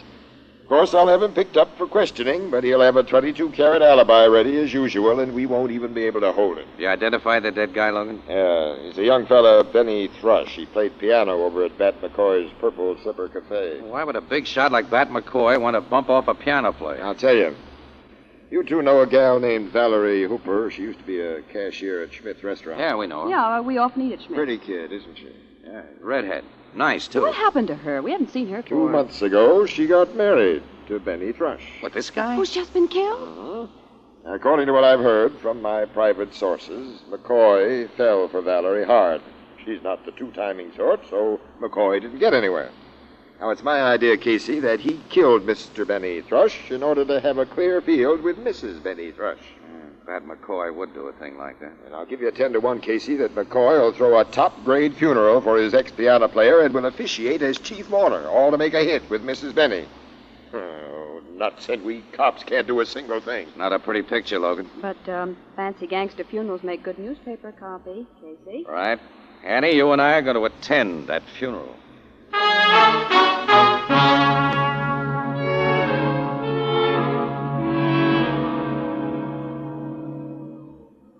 Quite a crowd outside the undertaker's. Yeah, funerals of murder victims always pull an overflow audience. Let's go. We'll see the murderer inside, Casey. He'll be comforting the widow. Yeah. McCoy had a perfect alibi, just as Logan figured. Cops couldn't do a thing with him. Do you suppose that Valerie, Mrs. Thrush, knows that McCoy... No, I doubt it. Of course, the cops haven't tipped her. Their hand by letting her know what they suspect. Hey, look at that. Logan's planted some of his undercover guys here. Detectives? Yeah, that big fellow in the gray suit. He's one. I've never seen him before. Well, he's new on the homicide squad. He's a nice guy, too. Also young and, very good-looking. Name's Throckmorton. Throckmorton? Clarence Well, now, there Throckmorton. can't be a cop named Clarence Throckmorton. That's how the other cops feel about it. They call him Kansas. That's where he comes from. Wait, I'll introduce you. Hey, Kansas. Huh? Oh, hello, Casey. Glad to see you. And let me present Detective Throckmorton. Kansas, this is Miss Williams. She reports at the Express. Pleased to know you, Miss Williams. And to know you. Logan's detailed you here to watch Bat McCoy, I suppose. Yeah, the captain figures we just might hear or see something that will help us to get that skunk. I doubt if you will. Yeah, so do I. You know, the widow of that murdered fellow is one of the prettiest little women I ever seen. She looks so nice. Casey and I think she's very nice, Mr. Throckmorton. Hey, you talk like you know her. Yeah, we knew her before she got married. You did? Yeah. She inside now? No, reckon she'll show up here in a minute or two. Funeral procession's due to start pretty soon. Yeah, I want to take some pictures before it starts. Annie, let's get inside. Okay. See you later, Kansas. Yeah, sure. I'll be around. Casey, the chapel's crowded. It's crowded with rats. Most of the mourners are gorillas who work for McCoy. Hey, you with that camera. You talking to me? Yeah. Get out. We ain't having no pictures taken. I'm from the Morning Express. I don't care where you're from. I What's said you... going on there? Hello, Bat. Oh, Casey. Bat, will you tell this muscle man of yours that I'd like a couple of shots of the coffin and flowers? Yeah, it's okay, Pete. All right. Everybody clear away from the coffin. This fella's going to take a picture that'll be in the papers. Thanks, Bat. What do you say to the send-off I'm giving poor little Benny Thrush? Huh? That bronze coffin alone set me back $5,000. Yeah, looks like it cost that much. Get a load of that full-size piano all made out of expensive flowers. Yeah. It's my going-away present to poor little Benny. Who do you suppose made poor little Benny go away, Bat? I wished I knew, Casey. Say, get that flower piano in your picture. Benny's widow'd like it. Yeah, I'll get it in. That does it. Say, isn't that Benny's widow coming in? Yeah, I gotta go to the poor kid. She needs me to lean on. Yeah. Come on, Annie. Let's you and me get to the widow, too. She was terribly broken up, Casey. How you feeling today, Valerie? I'm all right, Mr. McCoy. Hello, Valerie. Remember us? Oh, Miss Williams and Casey. Oh, I'm so glad to see you, too. Hey, what? Kid, we want to extend our sincerest sympathy. If we can do anything for you, you just let us know. Thank you both. If Mrs. Thrush needs anything, she'll call on me. When did you people get to know each other? Quite a while ago, Bat. Valerie, the paper's running a spread on your husband's funeral. You mind if I shoot a picture of you? All right, Casey. Take your picture. Thank you. Just stand as you are. That's right. Hold it. Got it. Thank you. Hey, boss. Yeah? The undertaker just told me the preacher's here. You want to say a few words before the church guard begins? Of course I'm going to say some words about my pal, Benny. I ain't going to let this little lady's husband be stuck into the ground without I tell the world how much I thought of him. Come with me, Valerie. Boy, Anita, rats and rats, but Bat McCoy's the worst. The same thing you are, Casey. Isn't there some way to make that louse pay for what he's done and wants to do? Mind if I stand here with you? Huh? Oh, glad to have you, Kansas. That McCoy's about to deliver a eulogy, Mr. Throckmorton. Yeah, I came inside here to listen. Ain't she the prettiest little woman? Who? The widow, Mrs. Benny Thrush. Oh, yeah. Pipe down, everybody. Bat McCoy's gonna say a few words. This we gotta hear. Yeah, tell that guy at the organ we had enough out of him. Folks, with tears in my eyes, I stand before you to speak a last goodbye to my pal. Yes, sir. Prettiest little woman I ever seen. Benny Thrush was like a brother. To his widow and to all of you, I ain't ashamed to say I love this guy who lays here now, Sir Stephen Cole. She's a nice woman, too. Friends, my pal Benny was a sweet character. Folks who don't know me say I'm hard-boiled and tough. But you see a guy before you...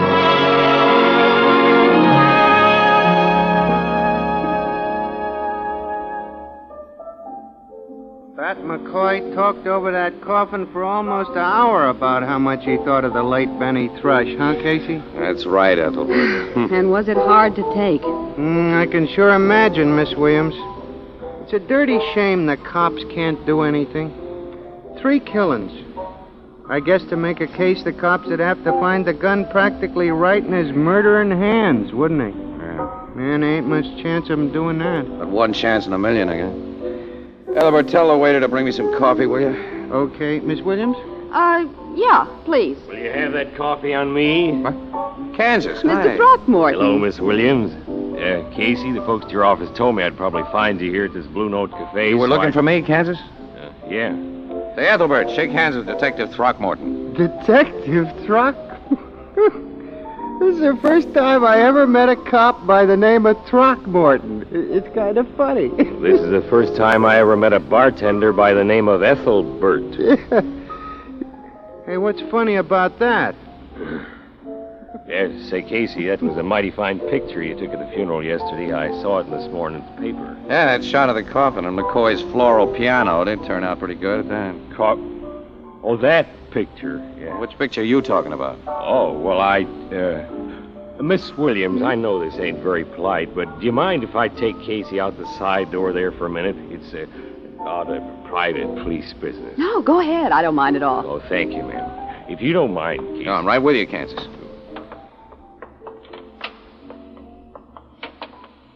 Yeah. What'll hear us out here now? What's it all about? Why, Casey, I'm going to ask you a big favor. Yeah? That fine picture of Benny Thrush's widow that's in the paper. Oh, that was the picture that you... Yeah, that was... Well, now, will you make me a print of it, Casey? Like, that goes into frame. Well, sure I will. Yeah, but why do you cops want it? Well, us cops don't want it. Only me. Well, you? Yeah, this is a personal, Casey. Oh. Guess I'm a little slow. You like the widow's looks, huh? I ain't gonna lie to you. She's the prettiest little woman I ever did see. Yeah, wait a minute. Have you gotten acquainted with her yet? No, but I was just thinking, if it ain't asking you too much, will you introduce me someday all formal and proper like? Hey, look, Kansas. Hasn't anybody told you that Bat McCoy suspected of bumping off Valerie's husband so he could make a wedding march play for the widow? Well, all of us cops suspect that. And you want to try to cut in on that killer? Casey, when I get afeard of skunks, I'll resign from the police department. Well, that's the way you feel. I'll get you acquainted with Mrs. Thrush tomorrow. Casey, I won't ever be able to pay you for this big favor. You've already paid me, Kansas. Yeah, should give me an idea. Well, look, our coffee's getting cold, Kansas. Guess we better get back inside. Yeah. Hey, that's Bill Cullen talking to Miss Williams. Hey, come on over. I'll introduce you. All right. Well, back again? Ah, hello, Bill. Bill, I want you to meet the new detective on the police force, Clarence Throckmorton. Clarence Throckmorton? Don't say it. Just call me Kansas, Bill. Fair enough, Kansas. You can call Bill Curly. Oh, now, Ann, what have I done to deserve that nickname? You see, Kansas, we always tease Bill about having an eye for curly-headed women. Oh, me too, Mr. Cullen. Nothing I admire like real naturally curly hair. Except maybe real natural curly blonde hair. You better watch out, Ethelbert. You can be fooled, you know. Today you just can't tell which is the girl with the natural curl and which is the girl with the Tony. Many a girl with a Tony has been asked if she had naturally curly hair. That's because gentle Tony waves actually look and feel like naturally curly hair. Those lovely deep waves comb into place so easily the soft ringlet ends curl around your finger. There's no harshness, no frizzy stage to live through when you have a Tony. Because even on the very first day, a Tony wave looks soft and lustrous and natural. You can give yourself a Tony tomorrow, and tomorrow night have hair so lovely, people will think you were born with a natural wave. Just remember, only Tony gives you this twin guarantee. Your Tony wave is guaranteed to last just as long as the most expensive wave you've ever had. And your Tony is guaranteed to look more natural or your money back. So it's no wonder more than 2 million women each month choose Tony Home Permanent. More than 2 million? Mm-hmm. That's a lot of women. Yes, each month another 2 million women have lovely, long-lasting Tony waves. How about you?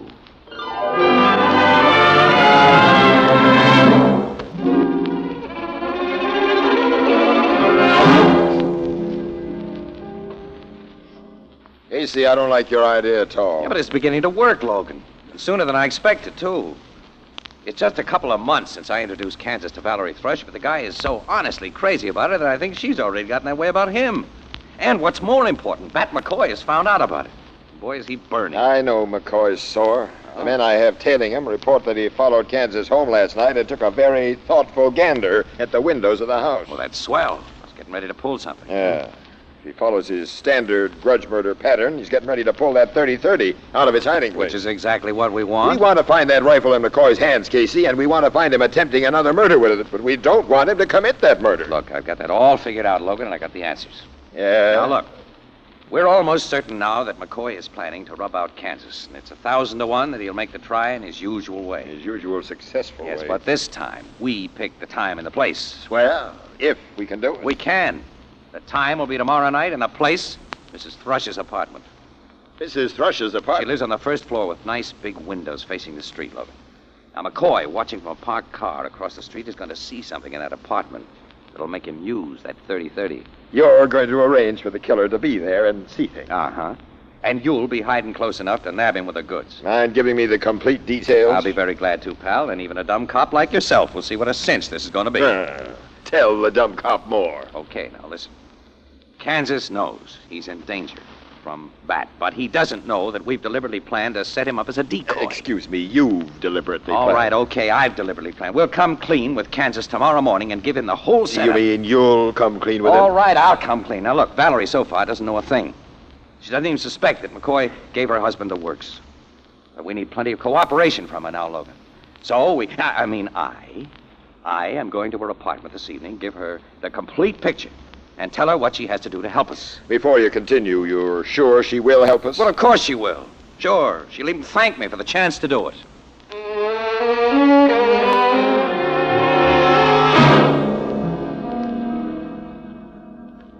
Well, Valerie, that's the whole story, full and complete. It's been a pretty horrible story, Mr. Casey. I simply can't believe that you and the police have suspected all along that Bat McCoy killed my husband because of me. Yeah, kid. Yeah.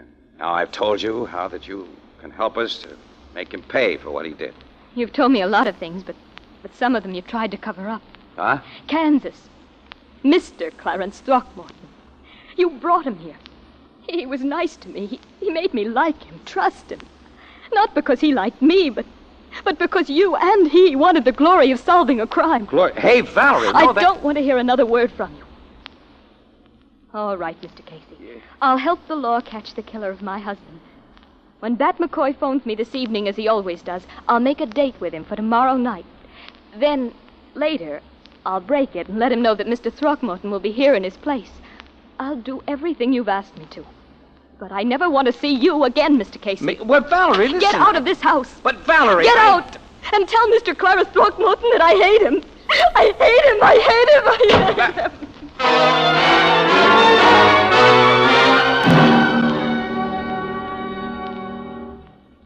So, Mrs. Benny Thrush didn't thank you for the chance to help us, Casey. She practically threw me out of her apartment, Logan. Yeah, but she did promise to do what I asked her, though. Her help won't do any good unless you get full cooperation from Kansas, and he isn't going to feel too friendly when he hears how you've wrecked his romance. Well, let me worry about that. Okay.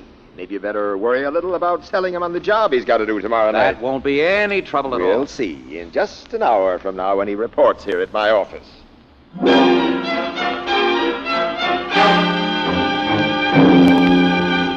No, Captain Logan, I won't have no part of this scheme of Casey's. Valerie might get hurt. Look, she'll be 100% safe, Kansas. That's what you say. You sure, Kansas, this scheme is foolproof. It don't sound that way to me. Logan, will you convince this chump? Me, Casey? Now, look here, it's time to stop kidding and needling each other.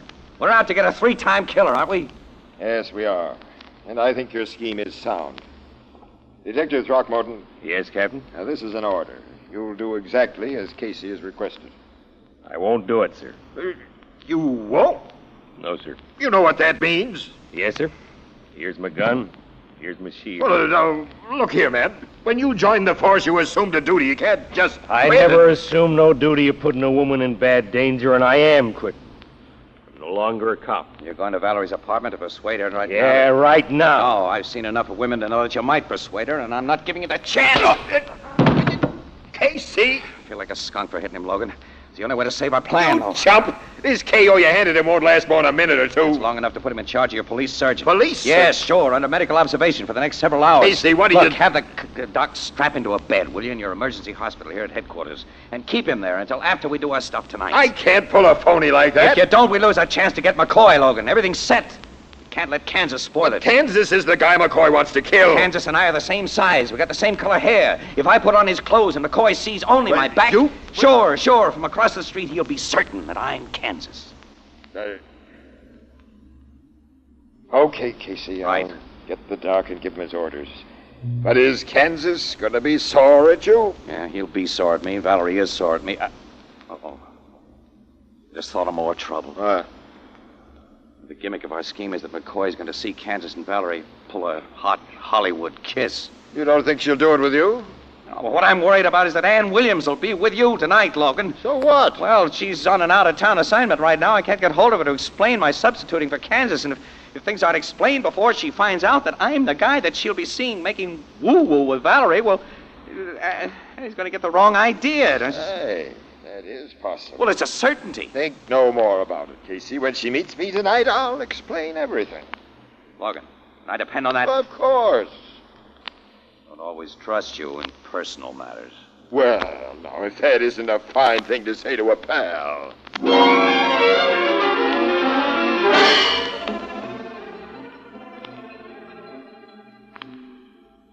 Are you sure Bat McCoy is in that sedan, Captain Logan? Positive, Miss Williams. McCoy's in the back seat. Watching those windows across the street as we are. You and Bat are watching those windows. I'm keeping my eyes mostly on that sedan, watching for the end of a rifle barrel to make its appearance. Well, you'll have to move awfully fast if and when it does. If McCoy has a chance to fire at Kansas' My men head... and I are prepared to move fast, Miss Williams. Well, of course, McCoy can't do anything until Kansas shows himself behind one of those windows again. What time have you got?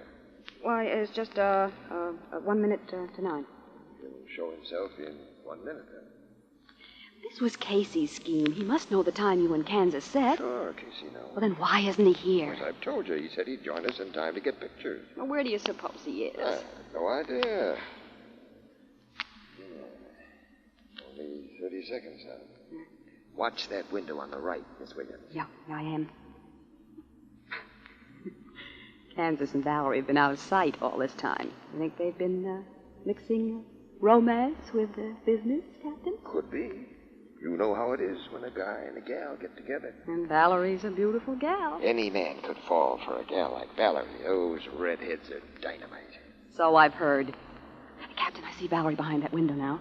And Kansas with his back toward us. Watch that car, man. Right, Jack. Oh. What they're doing behind that window. Is that five-star embrace part of the script, Captain? Yeah. That guy is really putting personality into it. I'll say. And apparently he's done a lot of rehearsing. Sure looks that way, Miss Williams. They're breaking it up now. This ought to be it, man. McCoy wouldn't hurt the girl, but now he can line his sights on the guy alone. It is it. He fired that right. Get him, man. Why did you wait so long? Why'd you give him the chance to shoot? He's killed Kansas. We got the rat, Captain. That gun's still in his mitt. The driver of his car, too. You dirty cop, you framed me. You framed yourself, McCoy, and right into the hot seat. Why did you let him shoot, Captain? Why'd you let him kill Kansas? He hasn't killed anyone tonight, Miss Williams. But I saw him. All you saw and all McCoy saw was the reflection of a man and woman in a specially placed mirror. Mirror? Yes.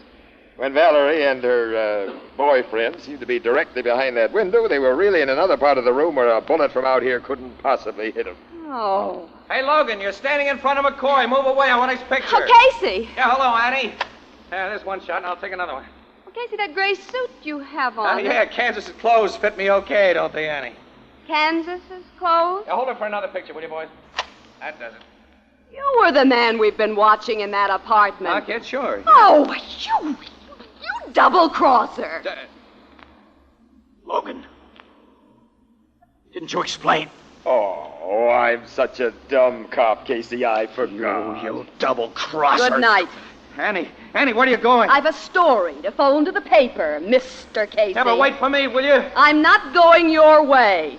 Ever again. Annie, you gotta listen. Good night, pal. I'll fix you for this, Logan. Just you wait. Annie!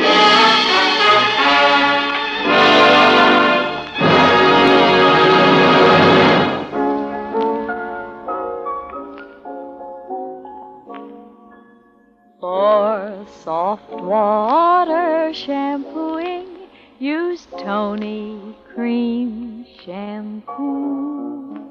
Even in the hardest water, Tony Cream Shampoo. Yes, even in the hardest water, Tony Cream Shampoo gives soft water shampooing that rinses away dandruff instantly. Leaves hair so soft, so smooth, so shining clean.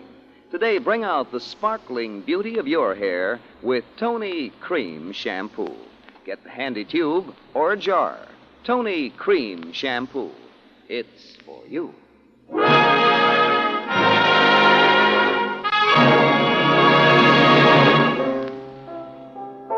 Miss Williams ain't even speaking to you, huh, Casey?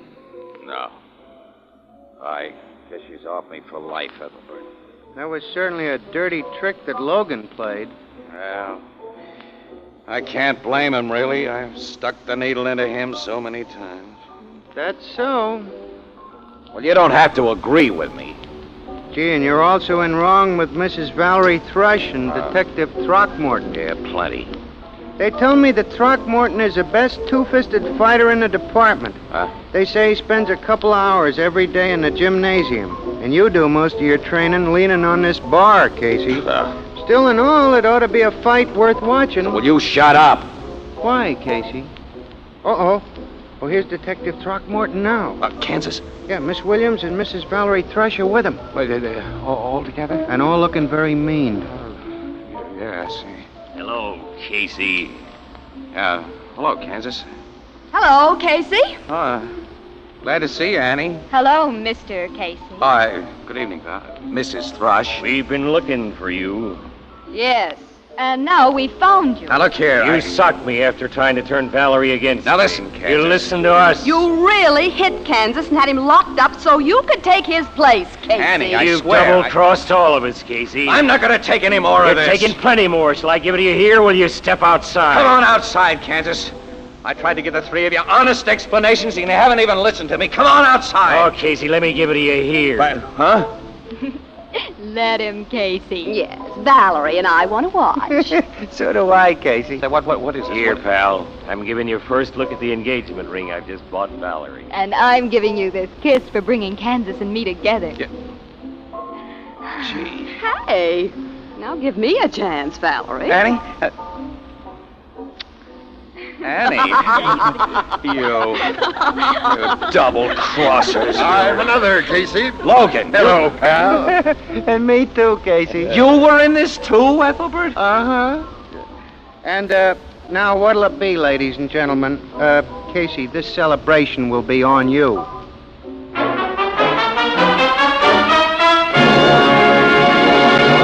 Crime Photographer, starring Stotts Cotsworth as Casey, is produced and directed by John Dietz. Written by Alonzo Dean Cole and is based on the fictional character of Flash Gun Casey, created by George Harmon Cox. Original music by Archie Blyer, and the program features Miss Jan Miner as Anne and John Gibson as Ethelbert. Herman Chittison is the Blue Note pianist. This is Bill Cullen asking you to listen again next week at this same time to another exciting adventure of Crime Photographer. And also inviting you to listen to This is Nora Drake, radio's thrilling serial romance, heard every Monday through Friday over most of these stations. Consult your local newspaper for the exact time. Both of these programs brought to you each week by Tony Home Permanent, the wave that gives that natural look, and the new Tony Cream Shampoo for soft water shampooing even in the hardest water. And now stay tuned for the Hallmark Playhouse starring Richard Widmark in Enchanted Cottage, which follows immediately over most of these CBS stations. This is CBS, where 99 million people gather every week,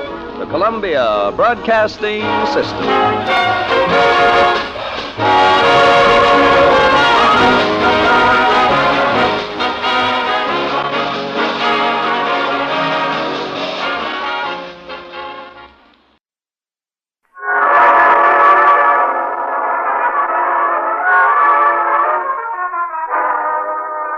Good evening.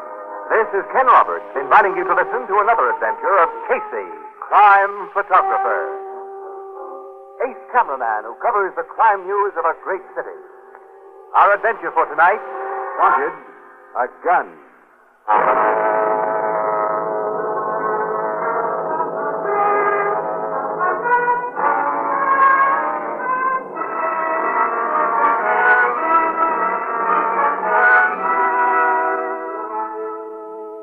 Early evening, a dingy little neighborhood pet shop.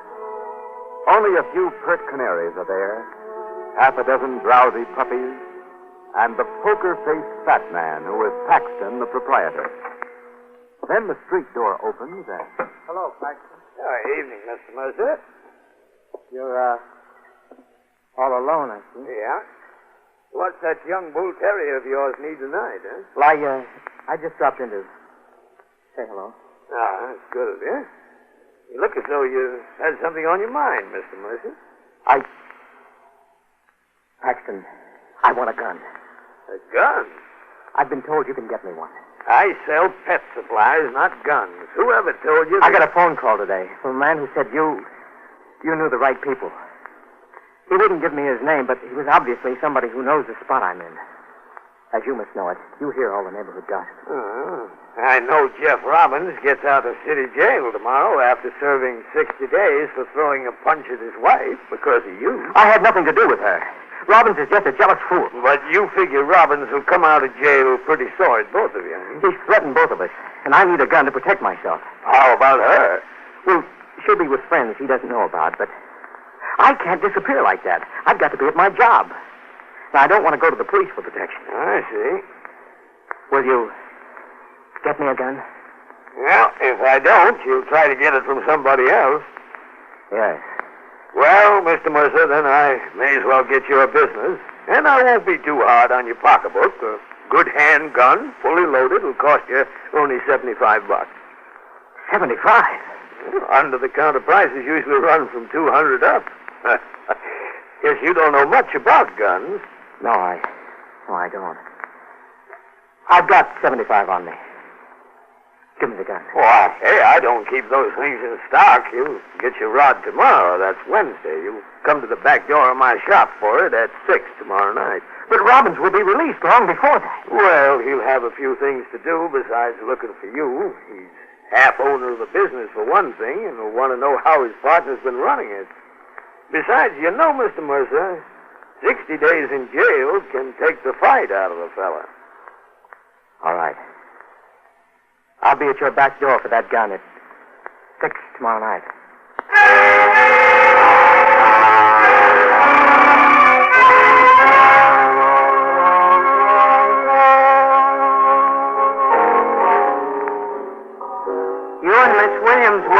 night shift this week, huh, Casey? Yes, Ethelbert. 4 p.m. till midnight.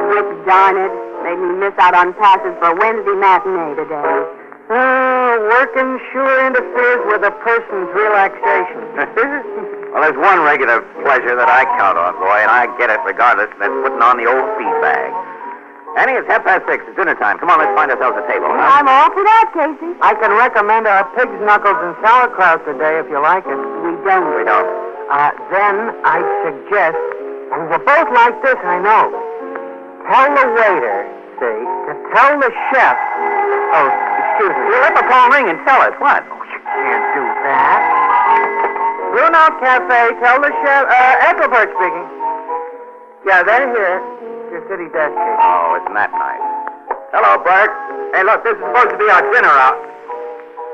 Okay, where do we go? He puts on the old feed bag regardless. Yeah, we'll get up there right away, Bert. All right, so long. Now, what is it this time? Murder. Some guy named Jeff Robbins has been shot to death. Well, the delayed dinner problem is solved for him. Well, come on, Annie. Come on, let's go. Body was discovered in this dark alleyway at about 6:15, Miss Williams. A guy had been shot shortly before that. Shot point-blank range, too, Logan. His overcoat's thin. And with a 38, Casey. Twice, to make sure. And we have the slugs. The dead man's name, Captain, was Jeff Robbins? Yeah. Stuff in his pockets identified him immediately. He's a partner in a small chemical firm and just got out of jail. Just out of jail? For getting drunk and slugging his wife. He was crazy jealous of her. With reason, maybe. I'm told she's quite a dish. Off the record for the time being, Miss Robbins was especially green-eyed over a guy named Mercer. Well, that sounds like something. Of course, your men are looking for Mercer. They're looking for everyone who had any connection with Robbins. Oh, Captain. Yes, Sergeant? Here's Mr. Bantry, Captain. Bantry? The dead man's business. Oh, yes. You are Mr. I am Carl Bantry, Captain. Is that under the sheet? Is that... Yes. I'd like you to look at the body, Mr. Bantry. necessary? We need your supporting identification. Very well. Yes, sir. Yes.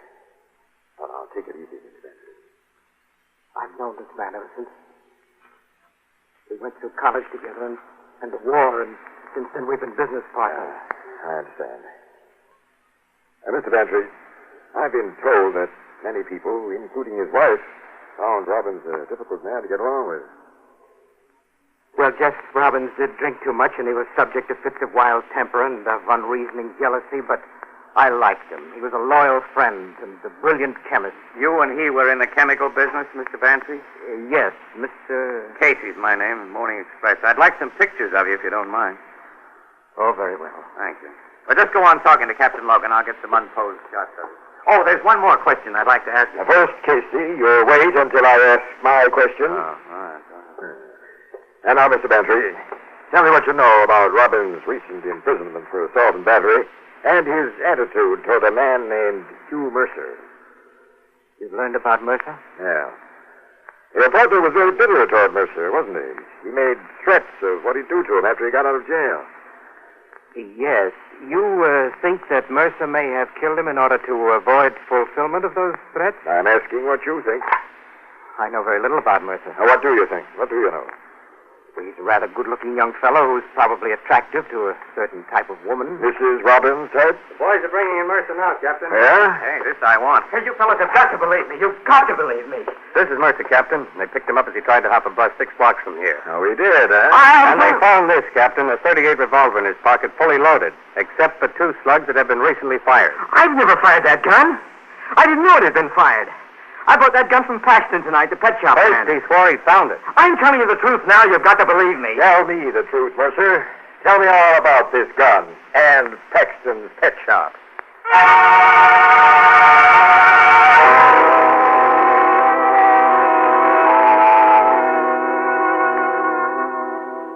So you freely admit, Paxton, that Hugh Mercer came to your pet shop last night and... Yes, Captain. His statements about last night, as you just read them to me, are substantially true. But his continued statement, in which he claims that he received a gun from me tonight, is altogether untrue. You deny that Mercer came to the back door of your shop at 6 tonight and paid you $75 in exchange for a loaded .38 revolver? Of course. Now, look, Captain, I've been in business at the same address for nearly 8 years. The neighborhood cops know me well. I definitely do not keep guns at my place or sell guns. Somebody told Mercer that you did. Well, we have only his word for that, Mr. Casey. Why should he have propositioned you? If that part of his story isn't true. Well, frankly, I think it is true. I figure somebody told him he could buy a gun from me as a joke. I suppose you want us to believe that you strung along the joke with no idea of providing him with a gun. Well, I strung him along because by letting him think I'd get him an illegal gun and cheap, I figured he wouldn't shop elsewhere. And then if he'd come to my place tonight, I intended to talk him out of the gun idea. If that failed, well, I meant to notify the cops. Why didn't you notify the cops first? He'd have denied anything I said, and I'd prefer to keep out of other people's business. Because you delayed, Robbins was killed tonight by Mercer. You're sure Mercer did the job? The murder bullets were fired from the gun that was found on him. Oh, I see. Paxton, you knew Robbins, didn't you? Well, he came into my place occasionally to buy bird seed for a pair of finches I sold his wife several years ago. You know Mrs. Robbins better. She's been in my shop more often. We understand she's a fine-looking gal. Understand? You haven't seen her yet? She was a little hard to locate, but she's being brought here to headquarters now. Oh, I see. Now, that'll be all for now, Paxton. Go home. Don't discuss our conversations with anyone. And be back here at headquarters at 10 tomorrow morning. Oh, I'll be here, Captain. Good night. Good night. Logan, you figure that guy's in the clear so clean you can just let him walk away? Anyone with his excess blubber won't walk too far, Casey. And he tells a straight, believable story. I mean, he was ready with a lot of good answers. Well, you don't think he's on the level, Casey? You know, this Mercer was a perfect sitting duck for a frame-up. He was scared of Robbins' threats, and a lot of people knew it. Paxton might have slipped him that gun, as Mercer claims, after it had been used to bump off Robbins. Well, that'd mean Paxton bumped off Robbins. Where's his motive? Well, don't forget, there's a good-looking dame in his picture, wasn't You mean Paxton might be gone and Mrs. Robbins so gone he'd knock off her husband and frame her boyfriend? Well, that sort of thing has happened. No, you'll never sell that overstuffed bird seller to me as a guy who'd kill for love. No, to me either. Well, I'm afraid I agree with you, as a matter of fact. Paxton might take a big chance for big dough, but not for a dame. Mercer did the killing, Casey. Yeah, I guess so. Come in. Mrs. Robbins is here, Captain. This I want to see. You found her at a party, Sergeant? Yes, sir. Just as I phoned you. She left the friends Mercer told us she was staying with early this afternoon and went to another place. Afraid her husband might find her. She was at this party when Robbins was killed, so she's in the clear. Yeah, I figured that, since we got Mercer and his gun. Sergeant, do you consider her the heartbreaker we've heard described? Oh, yeah. And she uses beautiful perfume. Perfume? You'll notice it yourself, Captain. Bring her in. Yes, sir.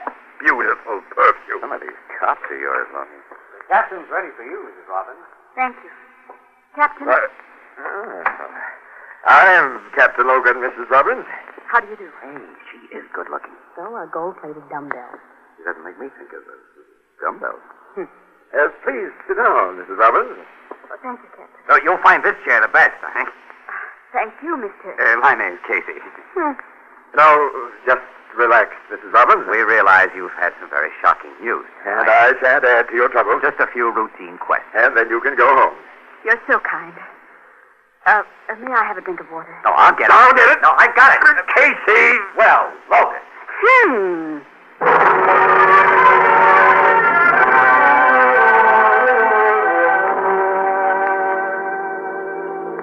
I have never witnessed such a juvenile exhibition as you and Captain Logan put on, Casey. Like a pair of freshman wolves. We didn't do anything of the kind, Ann, and I'm tired of hearing you nag, too. Now, just pipe down so I can watch my driving and try to think. I'm sorry, kid. It's okay. I have been catty. But would you mind giving me a good explanation of why you and Logan treated her so tenderly? She was scared. Logan and I tried to relax her, that's all. Well, even you must admit she loosened up and talked freely before we let her go. She didn't tell you anything about her husband's murder. I think she told us all she knew. I don't. For my money, she put Mercer up to killing her husband. I'm not too sure Mercer did kill her husband. Casey, he was found with the murder gun. I want to learn a lot more about that murder gun. For just that purpose, I'm driving to Paxton's apartment next to his pet shop just as soon as I drop you off at your place. You're driving to Paxton? Mm-hmm. My surprise visit might catch him off guard. I'll go to Paxton's with you. What? And nag me all the way? Oh, no, you won't. Oh, I'll no. promise not to say another word about your treatment of Mrs. Robbins. I'll even agree that she's beautiful, brainy, and uses fine perfume. Yeah? I can't ask all that. Just keep an open mind, kid, about her and Mercer and Paxton.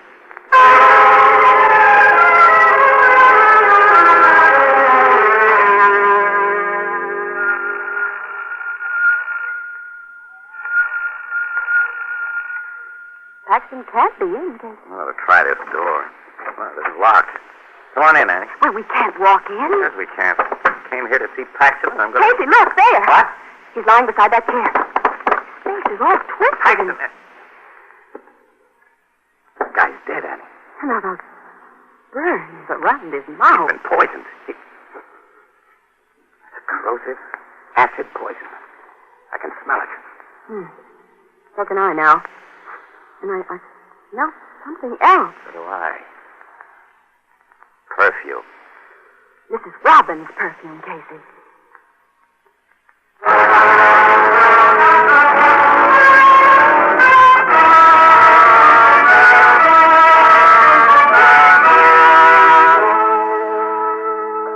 Well, Casey, with the scent of a very distinctive perfume floating in the air of this room, am I still supposed to keep an open mind about the fascinating Mrs. Robbins? But why should she have killed Paxton? Well, like Mercer, Paxton was in love with that woman. And she used both him and Mercer to rid herself of a jealous, brutal husband. Both Mercer and Paxton? Yes. Mrs. Robbins persuaded Mercer that he needed a gun to protect himself from her husband. She knew he couldn't be depended upon to kill anybody, even in self-defense. Paxton was made of stronger stuff.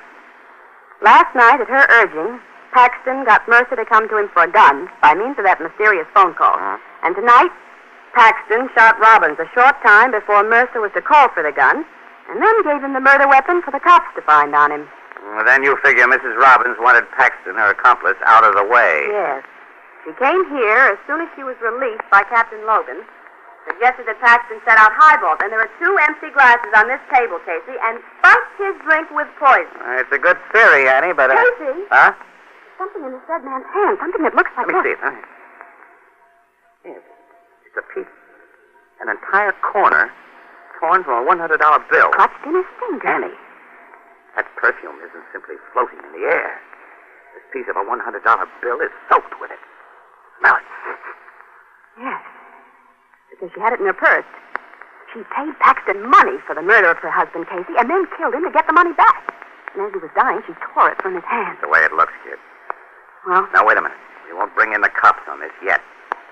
We're calling on Mrs. Robbins first, and right now.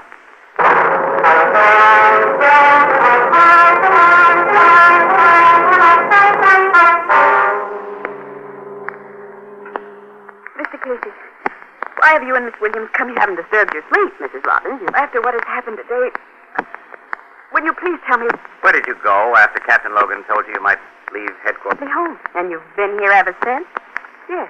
You didn't go to Paxton's pet shop. I know. Why should I? Well, the point is, did you? Certainly not. Paxton has been... Wait a minute. That handbag on your table you carried when we met at headquarters, I believe, isn't it?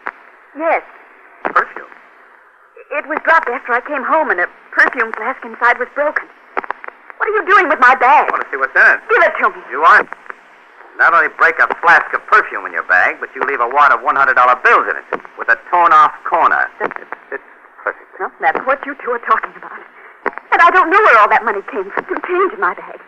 If I'd come home alone... If you...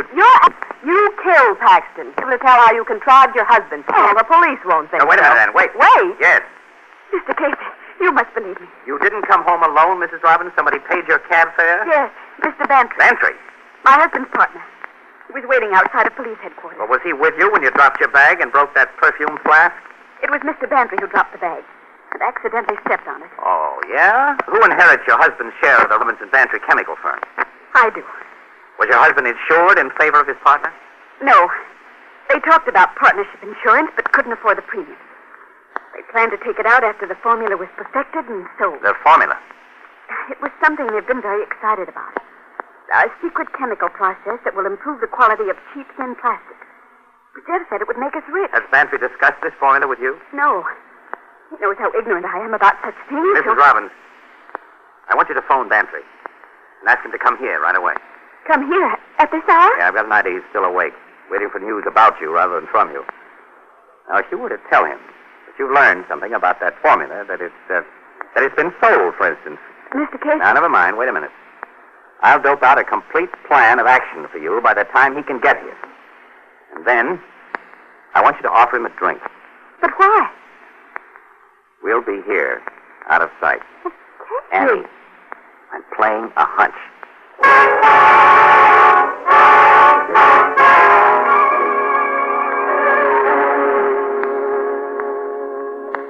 Come in, Mr. Bantry. Mr. Bantry? Why, Ella. Have I stopped being called? That remains to be seen. Let me close the door. Who's been talking to you about that formula? Carl, we've been friends a long time. Let's stay that way. I made friends now. Of course, Ella, my dear. Now, don't you worry. Why don't we have a drink? Would you like one? Well, yes. Yes, I would. If you'll join me. I will. I have everything right here. You heard nothing more from the police since you left headquarters? No, why should I? I simply wondered. Rye for you, scotch for me. Yes, thanks. Now, what about that formula? Who's been talking to you? No one. I was fooling. I just wanted to make sure that I receive a full half share of the money that formula brings in. Oh, is that all? Well, don't you worry. You'll get just full share of the profits from that formula. Let's drink to it. All right. But put a little more rye in my glass first, huh? Certainly. Say when. That's fine. Here you are. Jim, now, we'll clink glasses and, bottoms up. She doesn't drink that. Well, take that glass from Mrs. Robbins, Ann, and don't spill a drop of it. Won't. It's the evidence we need. Let me go. I don't want to hold you, Bantry, so I'll use this to keep you here. Oh. Mr. Casey. He poured something into your glass while you were fixing his drink. Smell it, Casey. It's the same poison used on Paxton. Poison? Yes. But I don't understand. I don't get it all yet. Ann, get the cops here. They'll make this character talk. And we'll all be interested in what he'll have to say.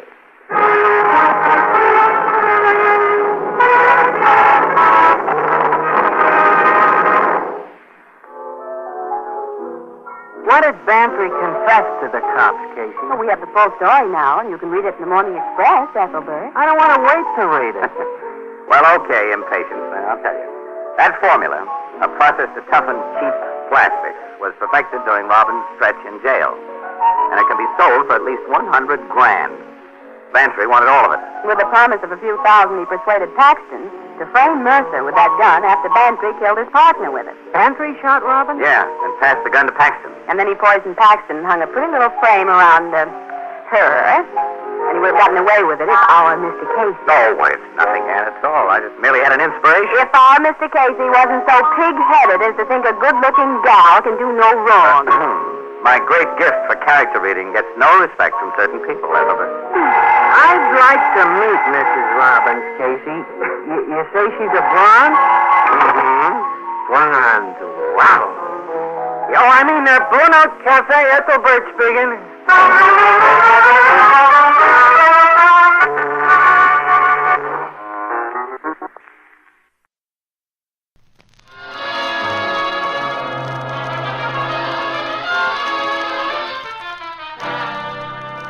Good evening. This is Ken Roberts inviting you to listen to another adventure of Casey, crime photographer. Ace cameraman who covers the crime news of a great city. Our adventure for tonight, Unlucky Numbers.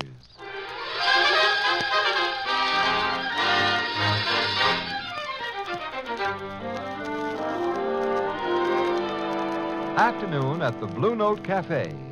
And Casey and Ethelbert are discussing a very delicate situation. It's a very delicate situation, Casey. Gladys wants to marry me, I think. Now, Ethelbert, what makes you think that? She said so. Oh. And what I'm scared of is if I don't ask her to marry me, she'll be mad. If I do ask her to marry me, she'll marry me. Casey, what am I going to do? Ethelbert, you must be firm. Yeah? Yes, sir. It's been my experience that once you let a woman get the upper hand, you're done for. Casey. Be the boss. Casey? Yeah, and whatever you do, Ethelbert, don't forget. Oh, hello, that- Miss Williams. Forget what, Casey? Oh, Annie. Honey. Mm-hmm.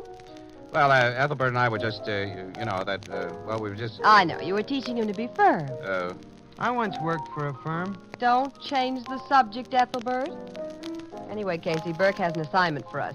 What? Do a story on the numbers racket. Why? What do you mean, why? Oh, is Burke off on another one of his crusading kicks, clean up the town? All I What's know so terrible about the numbers? If a guy wants to be a sucker, he bets a buck. Maybe he loses the buck. Maybe he wins. I don't know. 550. 550 what? Bucks. If you win. That's the odds.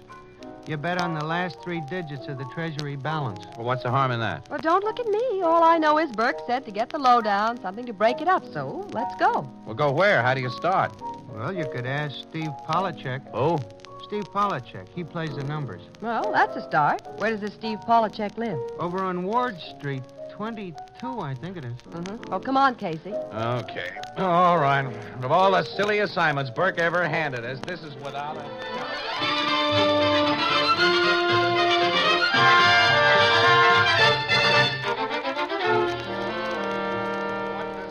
Fertile brain decide to get a story that'll break up the numbers racket. Of all the silly assignments to send us on, this is without a doubt. Well, this is where I came in. What? Ring the bell again. Oh, well, I did. It looks like Polachek's not home. Yes? Oh, hello. We're looking for Mr. Steve Polachek. Does he live here? It's no home yet. Soon, maybe. You like come in and wait? Well, thank you. Thanks very much. Steve's mother. You are friends with him? No, we're just here about the numbers game. Numbers? Go away. What? Go away. Go fast. Now, before he comes. Go away. Go away. Go away.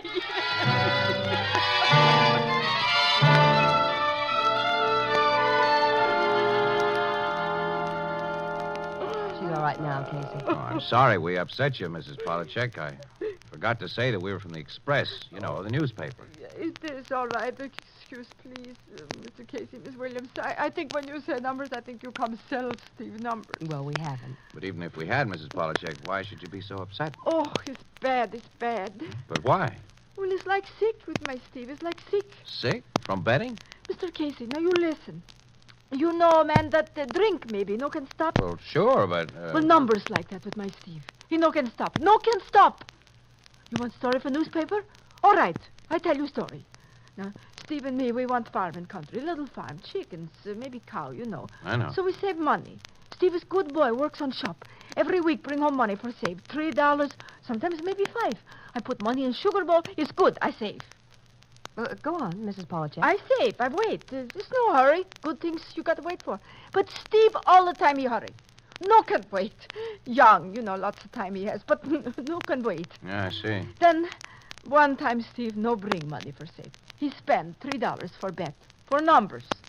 He say if he win, he have money for payment on farm. So he bet. Well, did he win? No. He no win that week, so he bet money next week, and he no win, and next week, and next, and next, and next, and he no win, never. Oh, that's bad. Every week he spend money for bet, more and more. And then he take money from Sugar Bowl. Well, pretty soon Sugar Bowl is empty. Then he take money from me, more and more and more. Now I no can pay bills. Me, Clara Polachek, and no can pay bills. And he no can stop. Oh, in parlor, Steve. Well, what are you doing in there? I was... Oh. Steve, this Mr. Casey, Miss Williams, my friend. Glad to meet you. Hello, Steve. Hello, Steve. Ma, can I, talk to you for a minute? Well, I'm here. Talk. Yeah, well, I mean in private. Well, we'll wait outside. No, stay, listen. What you want, Steve? But, Ma... Well, what you want, Steve? $2, Ma. Just $2. Sugar Bowl is empty, Steve. For my housekeeping money, I mean. It's gone too, Steve. But I need the dough. What'll I do, Ma? Stop gambling. Ma, please don't pick on me. Mrs. Polachek, we'll leave you alone. No, stay, listen. Steve, I no pick on you. Yes, you do. Don't you see, Ma? I don't want to gamble. I gotta. I lost too much to quit now when my number's bound to come up. And when it does come up, Ma, we'll be rich. What for we want to be rich? It's enough to save, pay bills, put money in Sugar Bowl. Yeah, sure. Lousy nickels and dimes so we can buy a farm in 100 years. Oh, it's not true. Was lots of money in Sugar Bowl before... Before what? Well, go ahead and say it. Before I swipe the money to gamble.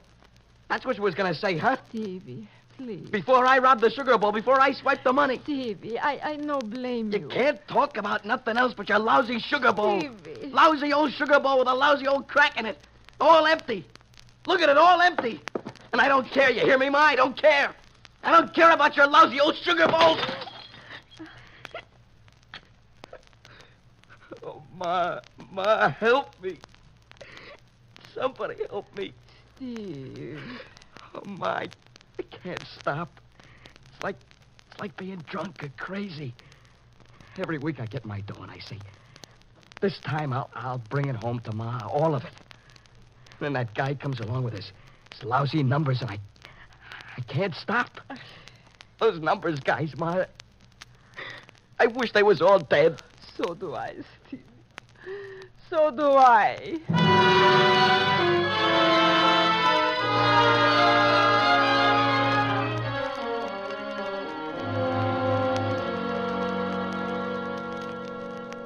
And that's what he said, Logan. I wish they was all dead. And me, 2 hours ago, I said, what harm is there in the numbers? You should have seen this Polachek boy, Captain Logan. Nice kid, but all shot to pieces. Yeah, I know. They get like that. Well, they shouldn't. With the odds against him, the guy who bets doesn't have a prayer. Why can't you cops do something about it? That's not my department, Casey. Talk to the vice boys. They pick up the guys who sell tickets, but two more always sprout from the same spot. Trouble is, nobody knows who operates this thing. Well, I'm going to find out. How? I don't know. Maybe I'll pretend to be one of the numbers boys myself. Casey, I got news for you. 2 years ago, a plainclothesman discovered their hangout was Al's pool hall over on 10th. That's all. He just discovered their hangout. The next day, we discovered him. Murdered. Oh, yeah? Yeah. It's still on the books. Unsolved. Maybe I ought to mosey over to Al's pool Now, hall. Casey, please. Now, even if you're a stinker, I like you better alive than dead. I'm glad to hear that, Annie. If anyone wants me, I'll be over at Al's pool hall.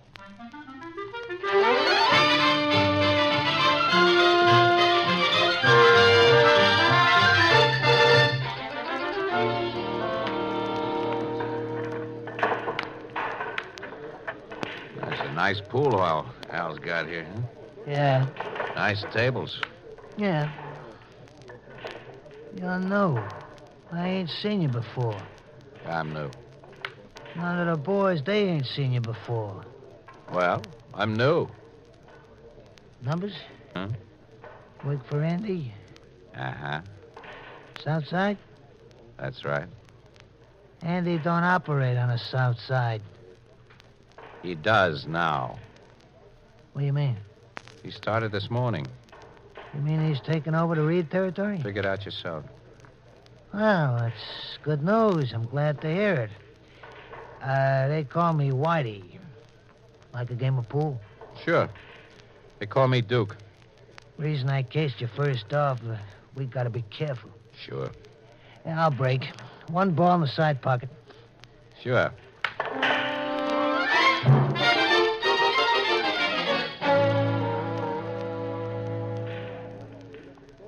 You're getting hot today, Whitey. 7 in a corner. How's the numbers going, Whitey? Fair. Collected nearly 3 G's this week with no hits. Didn't have to pay out a cent, huh? Not one. 8 ball on the side. But we gotta operate careful. Sure. The newspapers are getting after us. Sure. Yeah. This guy Casey over at the Express, him and a reporter named Williams. See the stories they're writing up? Sure. That guy Casey's gonna wake up some morning and find himself dead, you know? Sure.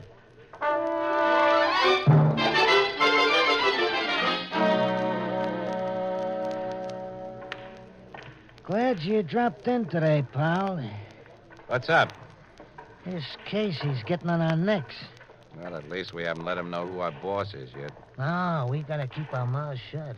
He's a great guy, the boss. Sure. I never met him. Great guy. Sure, I guess so. Bank shot on the 3, huh? Yeah. He never comes around here, does he? The boss in a crumb bum joint like this? Don't be funny. Arthur Matheson is a gentleman.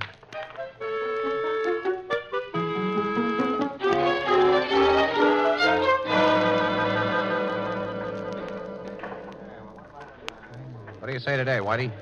The word is to take it slow, pal. What's up? This Williams dame and this Casey on the Express, they're finding out too much. Like what? Those stories they write in the Express, the cops will be turning the heat on us. Watch it, pal. Huh? What? A cop heading in here. Hey, watch it. Watch it. The cop there. Watch it. Casey. Oh, Casey, I just happened to catch sight of you through the window. Thought I'd say hello. How are you? Oh, fine. You're kind of out of your territory down here, ain't you? Yeah. Well, I haven't seen you, Casey. Go on. A cop called you Casey.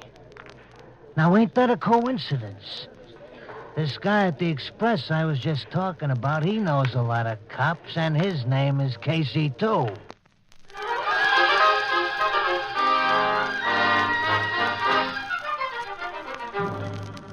Casey, huh? Could it be you're the same Casey as that louse on the Express? What do you think, Whitey? I think you are. What do you think I got in this pocket? A handkerchief? Why, you... This is that newspaper photographer Casey, boys. Don't move, Whitey. Don't move, anybody. I'm getting out of here. You, get away from that door.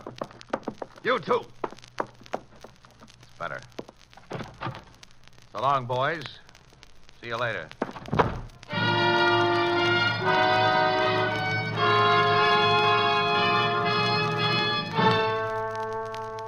So this Casey, he just backs out of the place and beats it, boys. Mr. Matheson, we couldn't do nothing. He was packing a rod. He was packing a handkerchief, Whitey. Huh? Yeah, the whole story is right here in the Express, see? They call it a clever ruse.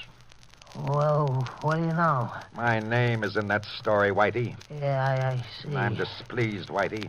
Very displeased. I don't blame you, Mr. Matheson. How did this Casey person learn about me? Well, he's been hanging around Al's pool hall for a long time, and you know how it is, boys. Some of the boys ain't careful, like me. Some of the boys get a little liquored up, and they talk too much.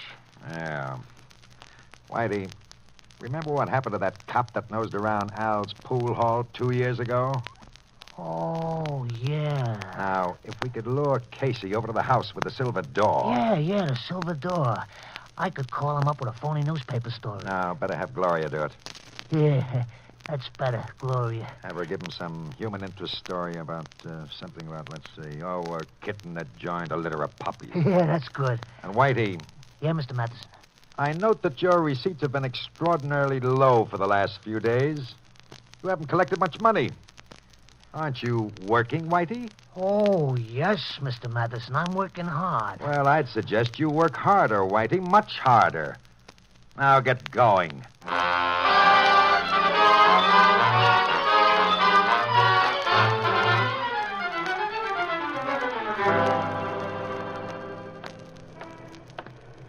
Hello, Steve. What? You? Leave me alone, will you, Whitey? How much you want to bet tonight, Steve? I tell you, leave me alone. Just leave me alone. How about that little farm your mother was planning on, Steve? All you got to do is call the numbers right just once, and it's yours. Cut it out, Whitey. Please cut it out.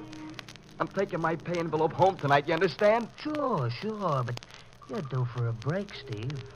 And $20 will pay you $9,000 if you hit it. I thought you guys was going to be stopped. $9,000, Steve. There's your farm. What do you say, bet 20? Okay, $20 on the same number.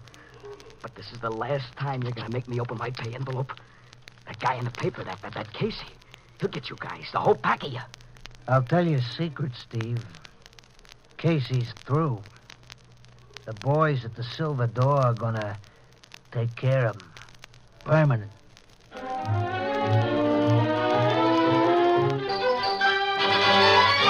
Casey, I tell you, it's dangerous. Those boys are out to get you. They're bound to be now. Oh, sure, Ann, Well, but give this whole business up, will you?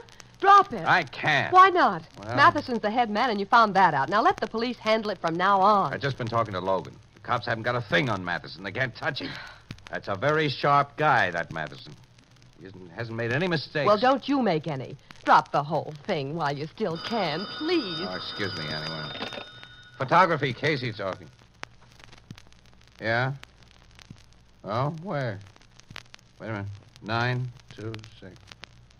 Okay. Oh, thank you very much. What was that? Gee. Some dame over at 926 Bain Street. She calls me. She's got a great human interest story. A kitten got in with a litter of puppies. How cute. That's all I got to worry about. Now, listen, Annie, about Matheson. Now, Casey, please, forget Matheson. Forget the numbers and keep out of danger. Let's cover that puppy story, Casey. Oh, but Annie, Please, I'm scared. I'm scared for you. Please. Okay, Annie, okay. All right, I'll go with you just for a change. I'll take time off to clear my brain. Tell the desk where we're going. I'll get some film for my camera.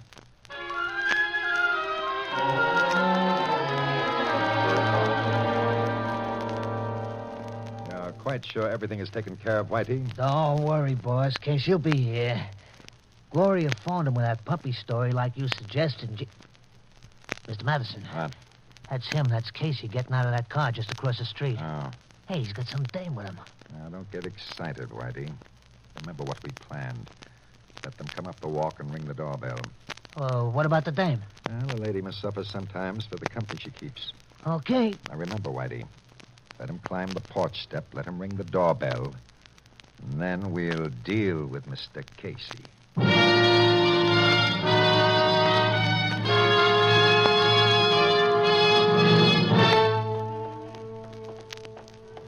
This is it, Casey. 926 Bain Street. Yeah. Mm-hmm. Watch it, Annie. These Yeah. porch steps are rickety, I guess. What? Williams, wait. Oh, Mrs. Polachek. Oh, Mr. Casey. Mr. Williams, thank goodness I catch. What's the matter, Mrs. Polachek? I telephone you paper. They say you come here, so I come. What for? To warn. Warn? What about? It's danger. Mr. Casey, man on numbers, he mad at you. Well, that's old news, Mrs. Polachek, but thank you. Oh, no, wait, listen. My Stevie tell me what man say. What man? Name is Whitey, no? Yeah. Whitey, what'd he say? Oh, something about silver door. Somebody by silver door gonna hurt you. How you say, gonna get you. Casey. Easy, Annie. Silver door. You know what that is? No. Well, you'll stay away from it, whatever it is, and I'll see to that. Oh, thanks, Mrs. Polachek. Oh, Yes, thanks for the tip, Mrs. no, Polachek. no, thank me. You just be careful about silver door. Yes, silver door, silver tile. Sounds like a nightclub. Well, keep away from nightclubs. Gee. Casey, ring the bell. Yeah, okay, I was just thinking about Anne. What? The door. What door? This one, right here. Casey. A house with a silver door. Come on, Anne, we're getting out of here fast. Oh. Think they saw us? I don't know. Quick, get in the car. Yeah. Casey, hurry. I am. Take a look at the house, Anne. See anybody? No. What's the matter with this starter? Casey, the house. 2 men are coming out of the house. Whitey and Matheson. Get this car going. Can't. The motor won't start. What's the matter, Casey? Motor trouble. Whitey. That's right. And this here's Mr. Matheson. Oh, hello, Mr. Casey. I must apologize about your car. An associate of mine, quite mechanically inclined, disconnected a wire or something. Fix it, Whitey, and then we'll get going. Now, just a minute. You may drive, Mr. Casey, but you'd better follow instructions. Whitey and I carry more than handkerchiefs in our pockets. Don't we, Whitey, hey?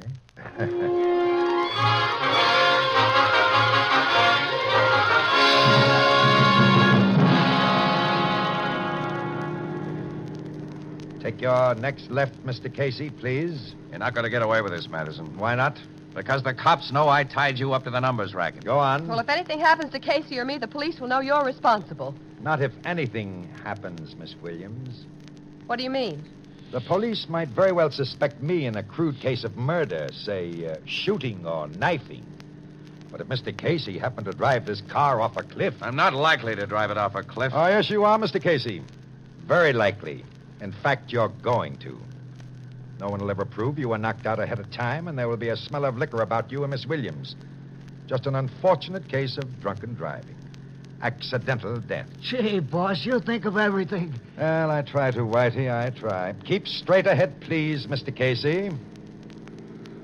Never make a mistake, do you, Matheson? That's what they say. Well, you just made one now. No, you just did. I said keep straight ahead. I decided not to. Hey, boss, he's going to kind of fast. I'm going to go a good deal faster. Casey, look out. There's a red light. There was a red light. Casey, you seem to forget I have a gun and I'll use it if I have to. I'm driving, Matheson. We're doing 70 right now. Shoot me and we'll all wind up dead. Hey, boss, it's the cops. What do we do? Casey, look out! Boss, I'll grab the wheel. You keep him covered. Get away, you fool. Give me that wheel. Whitey, cut it. Casey!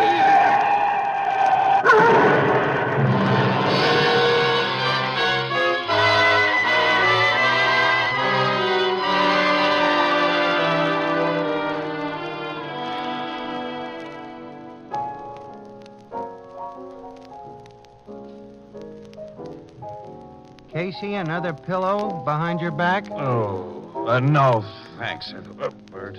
Miss Williams, another pillow under your... No thanks, Ethelbert. Gee, you two look terrible. Got to see the other guys. Whitey and Matheson? Yeah, that wise cookie Matheson finally made a mistake. You mean going driving with you? I mean, the police finally got a nice long list against him, from violation of the Sullivan Act to attempted murder, plus a confession that he was running the numbers racket. Oh, speaking of violations, how many red lights did you go through, Casey? Only about 8. Oh, which reminds me, Annie, do you think Logan can fix a ticket for reckless driving? I hope not. That'll teach you to slam me into lampposts at 40 miles an hour, I feel like. Well, look who just came in. Hello, Mrs. Polachek. And Steve. Hello there. Hello, Casey. Stevie. You feel bad, no? We feel bad, yes. Oh. Oh, not really, though. Just a few bruises. Good. I come with Steve to thank. Yeah, that's right.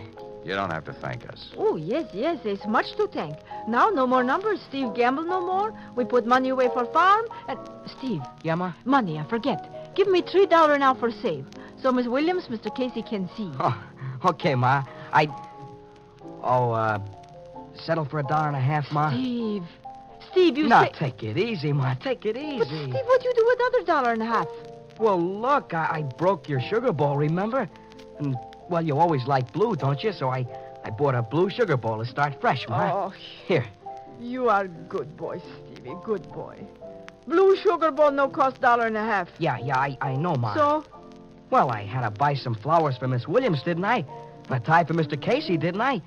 Just to say thanks, didn't I?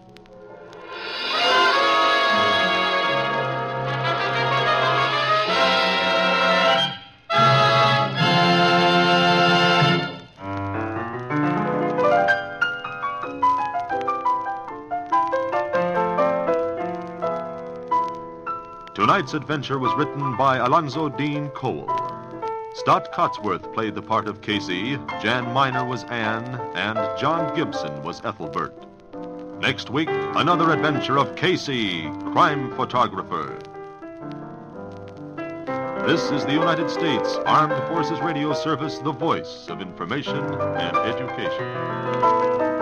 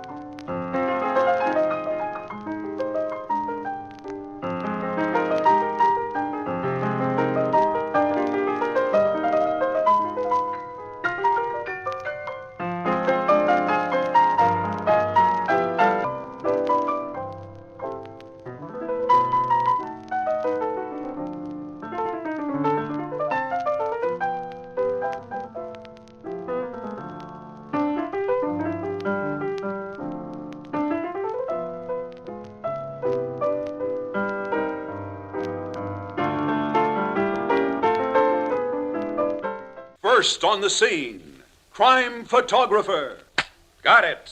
Look for it in the Morning Express.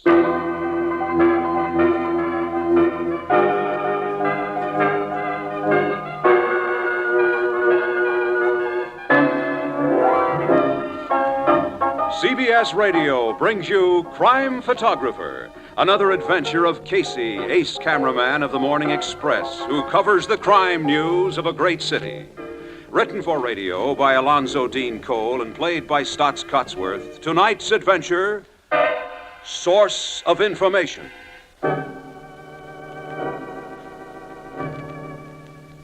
Early afternoon, the untidy photographer's room of the Morning Express. It empty now except for Casey, who stands at a window frowning at the threatening wintry sky. Then the door opens softly and an old man enters. His face is unshaven, his clothing unkempt. Hi. Casey? Oh. Hello, Grove. Nasty day outside. Yeah. I'm glad you're alone here, boy. Look, Grove, I simply can't make you any more loans. I've lost track of what you got me for now, but it's at least a couple of hundred. Oh, you got me wrong, Casey. I'm not here in search of financial assistance this morning. This afternoon. No? No. This time, unfortunately, my problems can't be solved by money. Casey, I've been robbed. Robbed? Of my life's work. My magnum opus. The expose that could rock this town to its foundations. The candid memoirs of my 40 years as a crime reporter. Oh, you've been talking about that big expose for a long time, Pop. Did you ever actually put any of it down on paper? It was almost completely finished, Casey. Well, good half of it was. Honest, boy, I'd written a lot. That is when my typewriter was out of hock. Now the script's been stolen. Yes. I went out last evening around 10 o'clock for, a couple of beers. I ran into friends and... Oh, nuts. No use trying to kid you. I got blotto and passed out. Woke up lying in a doorway somewhere and finally made my room about an hour ago. It had been ransacked and my manuscript was gone. Then I borrowed car fare and came straight to you. Why to me? Well, the cops wouldn't believe anything I told them. They know I'm a rummy. And I don't. I was once a great newspaper man. One of the greats. I could write an expose that had put a lot of this town's big shots behind bars. Sure, but because you were a great newspaper guy, you'd never write the kind of stuff you've been threatening. You'd be ratting on a whole lot of people who gave you their confidence. You'd be divulging your sources of information.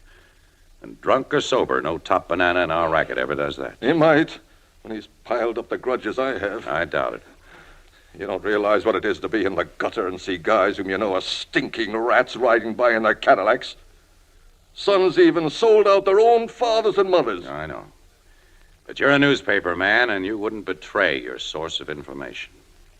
Casey, my manuscript was stolen because somebody thinks I would disclose a source of private information. You wouldn't even write it. You don't know how sore a guy who's down and out can get. Oh, you're right in one way. No, I wouldn't let the stuff be published. I wouldn't let anyone even look at it. But I did write it, Casey. I did write it. I had to in order to get rid of some of the poison that's eating deep into my guts. Who do you think stole that stuff? If I told you that, I would be disclosing a source of information. I prefer to retain your good opinion. Grove, are you leveling with me? No. No, Casey, no. Nothing was stolen from me. Nothing that matters, that is. I was just building up for a touch. I figured if you thought I'd lost my memoirs of my life's work, which I haven't written and never will, you might be sympathetic enough for a 5 spot. Well, so long, boy. No, wait. Here's the 5. I can't spare any more.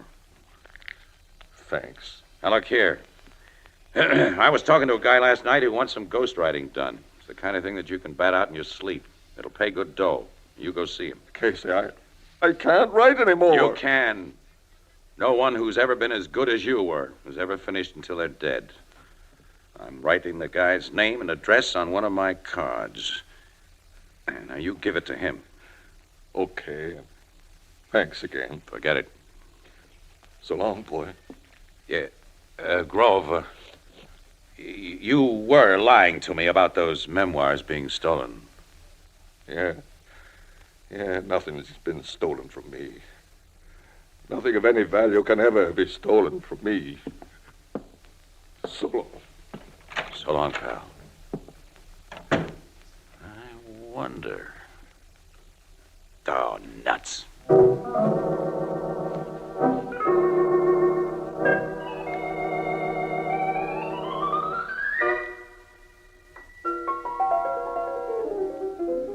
You ain't got good sense, Casey. Why, I won't even let Grove Snyder come into this barroom. How you can let a old bum like him put the bee on you again just beats... I didn't let him put the bee on me, Ethelbert. I merely mentioned that he dropped in to see me about half an hour ago, and you go off... How much did he take you for this time, Casey? He didn't take me for anything. What if I did pass him maybe 4 bits, so what? People like you and me, Annie, and you too, Ethelbert, you should be proud to know a guy like Grover Cleveland Snyder.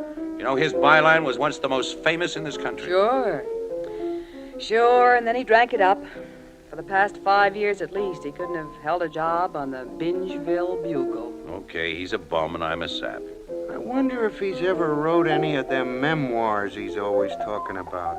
They should be real hot stuff. Yeah, he certainly could tell all about some characters in this town. Yeah. Reporting and investigating crimes for 40 years, as he's always saying, he must have got the lowdown on a lot of seamy people. And dangerous people, too. Hey, let's change the subject, huh? Casey, what are you worried about? Nothing. I'm not worried. You act like you was. Well, okay, then. I'm worried about the Dodgers. Listen, do you think they'll stand a chance next season? Casey, that's a matter I've given a lot of thought to. Just a second.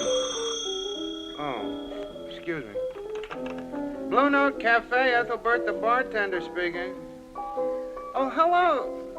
Huh? Yeah, sure. Just a minute. It's for you, Casey. City desk? No, Captain Logan. Logan? That's what he said, and he was kind of snappy. Gimme. Well, Logan never calls here. Hello? Yes, Logan. Why, just a little while ago, around 12:30. Yes? What? Where? Yeah, I'll join you right away. What is it, Casey? Old Grove has mooched his last dime. What? He's dead. Old Grove? Dead? Shot 3 times through the stomach and once between the eyes. Oh, but why? Maybe because I didn't believe him at the right time and did believe him at the wrong time. He had a card of mine in his pocket. That's why Logan phoned me. Let's go.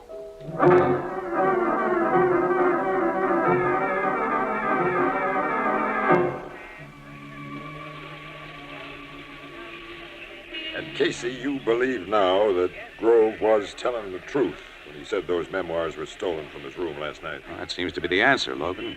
Somebody who heard of Grove's threats to write an expose of all the inside stuff he knew didn't want something to become public. That somebody didn't realize that the old guy wouldn't and couldn't make confidential stuff public anyhow. And, oh, nuts, if I had only... Look, Casey, quit blaming yourself. Well, I'd have reacted to Grove's story the same way you did. Yeah, so would I, Miss Williams. So would anyone who knew the old moocher as we did, pal. I suppose so. From what you've told me, Logan, this looks like the job of a professional rodman. Somebody hired him. Yeah. The killer worked fast and effectively and then got lost in the crowd. Casey, you know where the old guy's room and house is? Yeah. It's a crummy joint up on 90th Street. Now, let's go. I want to look at his room. So do I.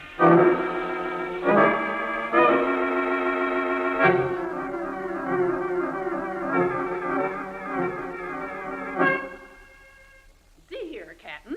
No crooked business has ever went on in this room and house of mine, and I ain't... Mrs. Brundage, one of your roomers has been murdered. And while my men are going over his room in there, it'll be best if you answer some civil questions without any further argument. No, I never gotten a civil question from a cop. Where's the fire, you say, when I'm driving? Must you block the sidewalk, you say, when I'm standing? Will you keep back, you say, when I'm looking? Oh. Excuse me, Logan. Mrs. Brundage. Yeah? That's an uncommon name, isn't it, Brundage? My late husband was an Englishman, born and bred in London. Brundish is an English name. Really? It's a name you don't hear every day. Well, ain't like Smith or Jones or Cohen. My maiden name was Gallagher. What do you know? My name's Casey. Is it now? Mm-hmm. My mother was a Shannon. Mine was a Flanagan. Well. Do you mind if I shoot a picture of you? I certainly do. What's your game, Mr. Casey? Well, I'm a press photographer. I say you're a con man, Blarney boy. And I'm not buying anything you've got to sell. But Captain Logan, you and I speak the same honest language.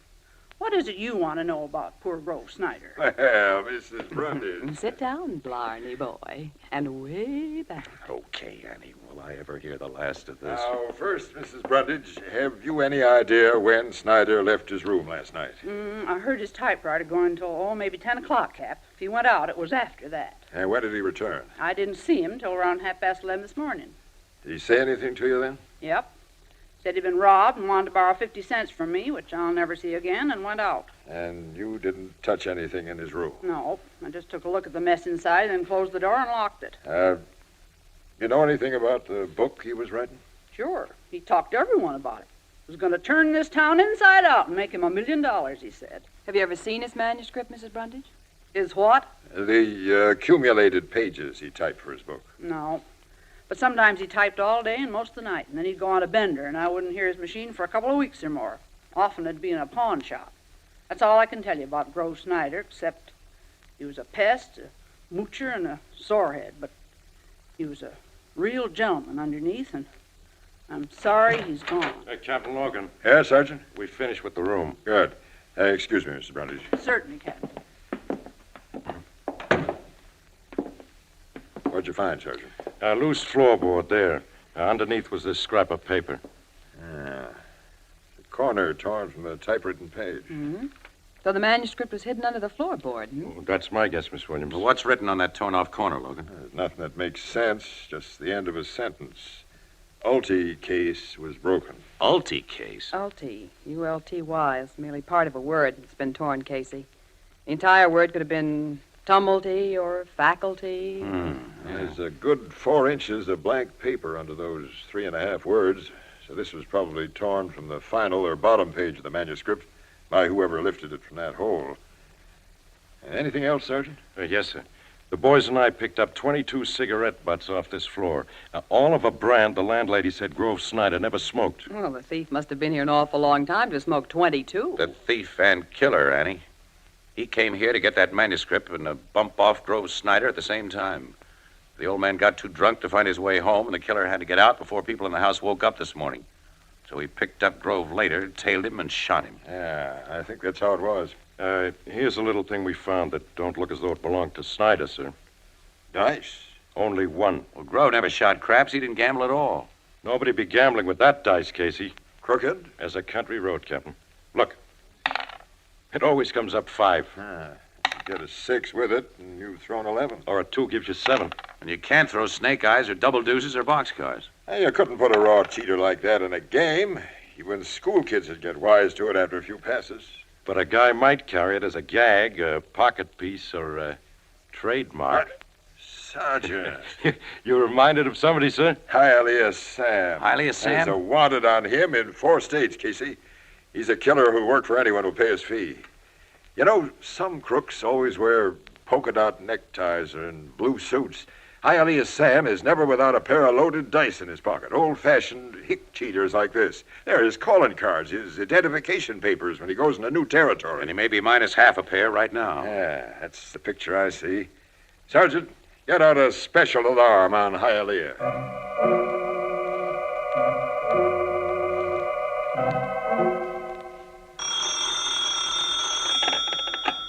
Homicide Bureau, Captain Logan speaking. You got Hialeah Sam already? Oh, dead. Shot in the back, then tossed out of a car, huh? And half a pair of dice in his pocket that throws only 2s. That's just dandy.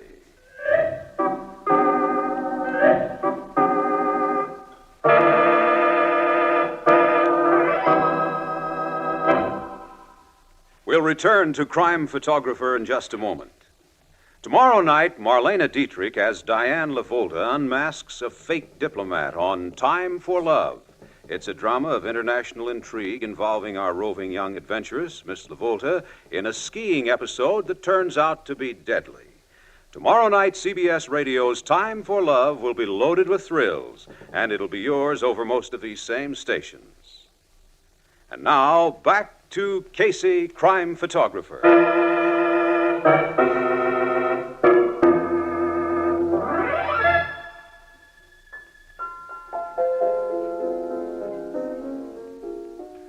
Then the murder case of Grove Snyder is right back where it started, huh, Casey? Back behind where it started, Ethelbert.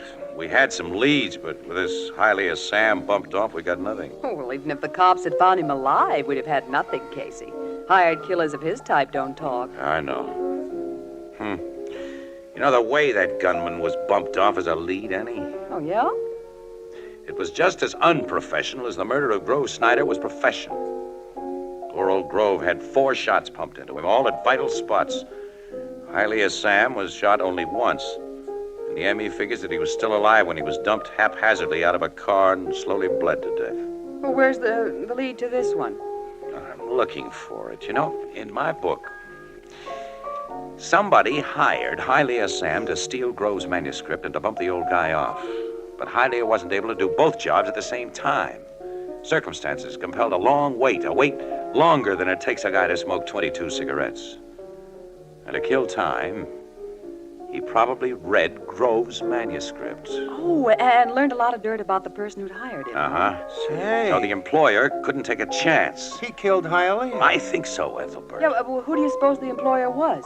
Grove wrote about him, gave the lowdown on him in that expose. Yeah, but the manuscript's gone, and Grove can't tell us what was in it. He can give us a big hint. In the stuff that was published under his byline. Casey, Grove Snyder was a crime reporter for 40 years. He told me his memoirs were half completed, Annie. That'd cover the first 20 years, more or less. And he's been on the beach for around 5 years. We go through the files starting about 25 years We back. go through the files? Right now, in the Morning Express morgue, Annie. Come on. Casey, you can't do this to me. Ain't you even gonna say so long?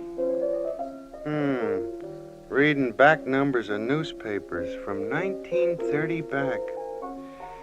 But them were the good old days. 1930, 1929. What am I saying? Them were Prohibition days.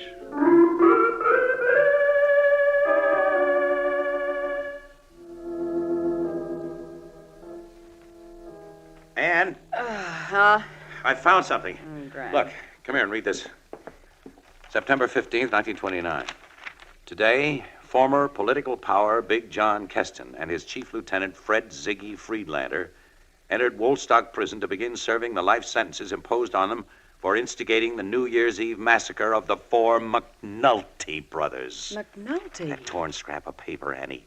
Ulty case is broken. Yeah, I know. The McNulty Massacre is one of the great crime classics. That's right. As I remember, the 4 McNulty brothers were big-time bootleggers who controlled all the liquor business on the South Side. And on New Year's Eve of 28, I think it was, they threw a big party at one of their joints, and when everybody was plastered, half a dozen masked men crashed the gate and shot several guards, and then lined the 4 McNultys up against a wall and cut loose on them with Tommy guns. Oh, yeah, and a rival gang was first blamed for the killings. That's right. That was the Carmine mob. But as usual, during Prohibition days, the John Laws talked a lot and did nothing. And over a year went by, and then Grove Snyder got some information and broke the case wide open. It was one of his greatest scoops. Yeah, and he got a journalism prize for the job he did. That's right. I don't remember any of the details. Annie, get back to those files. Let's learn everything we can about the McNulty massacre.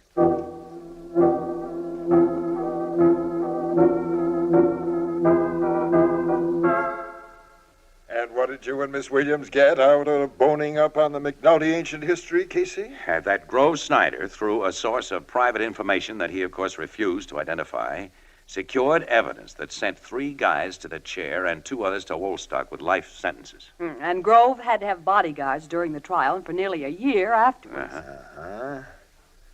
Big John Keston, the political boss who engineered the entire dirty mess, served his life sentence in 6 months. A heart attack finished him off. Ziggy Friedlander, his head stooge, got out on parole about a year ago. Now, you may have something, Casey. Ziggy was the kind who never forgot a grudge. Well, I've been checking on Ziggy Friedlander, pal, and he doesn't fit our picture. Huh? Now, he seems to have been a guy who played awful rough, but in accordance with the rules.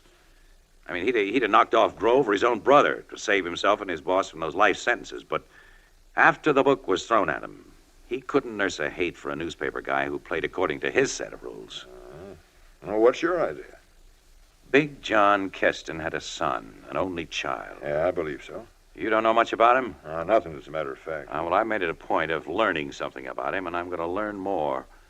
Something old Grove said about sons who'd sell out their own fathers. Huh? I made a date with John Keston Jr. tonight at his home. Afterwards, Logan, I'll let you know how it made out. Hey, I don't get this. I'm playing a hunch, pal, and if it's right, you'll have the solution to the murders of Grove Snyder and Hylia Sam.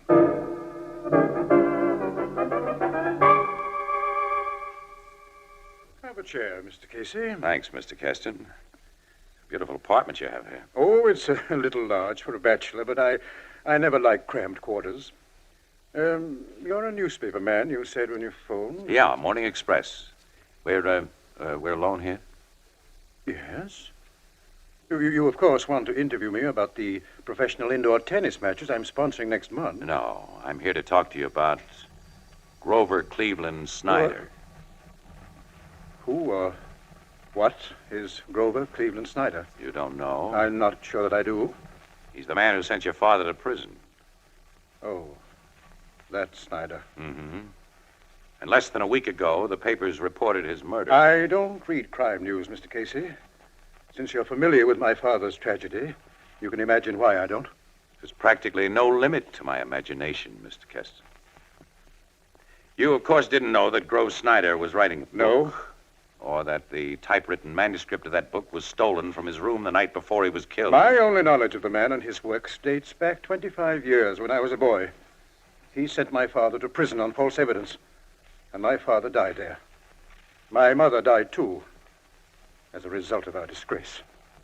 I've tried to forget your Mr. Snyder. You weren't exactly a boy 25 years ago. I've been looking up the record. All right. I was 26 years old then. What about it? Nothing. Snyder talked a lot about the book he was writing, Mr. Keston, and you must have heard about it.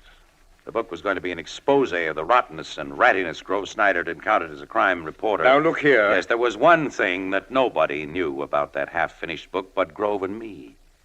That even the guy who had it stolen doesn't know now. Well? I'll tell you.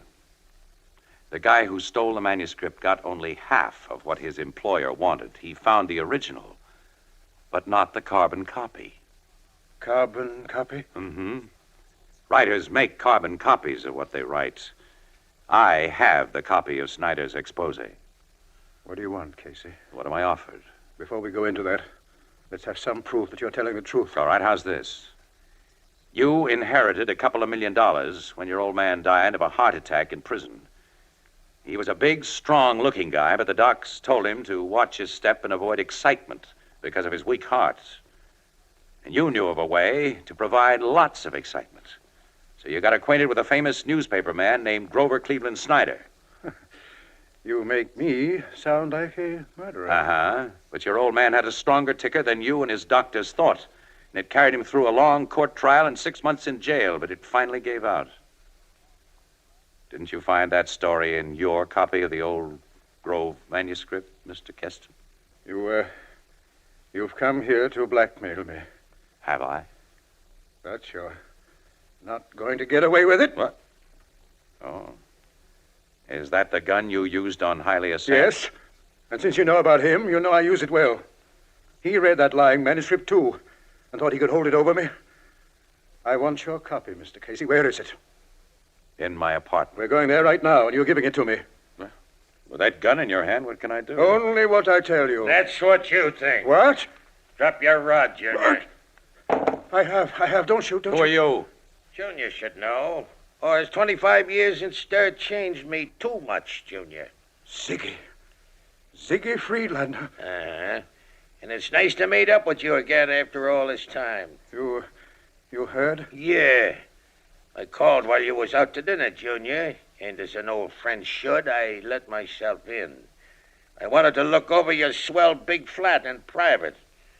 You see, I've been reading in the papers about the killings of Grove Snyder and that Hylia Sam.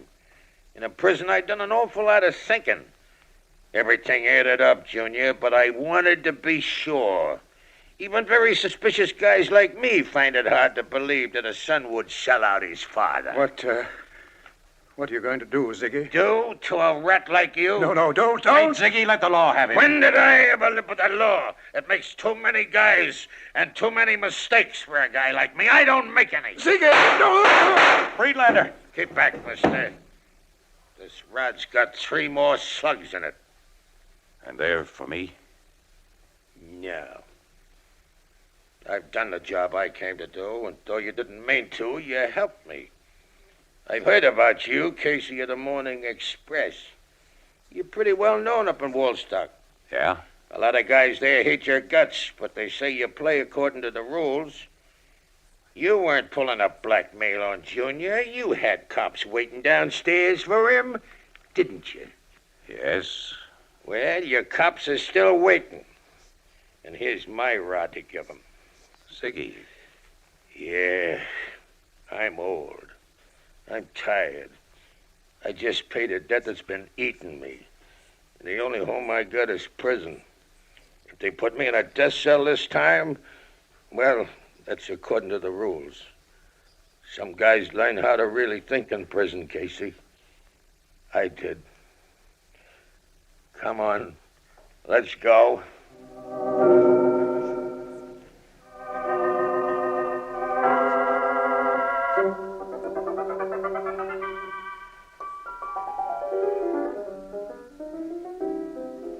Quite a character, that Ziggy Friedlander, Casey.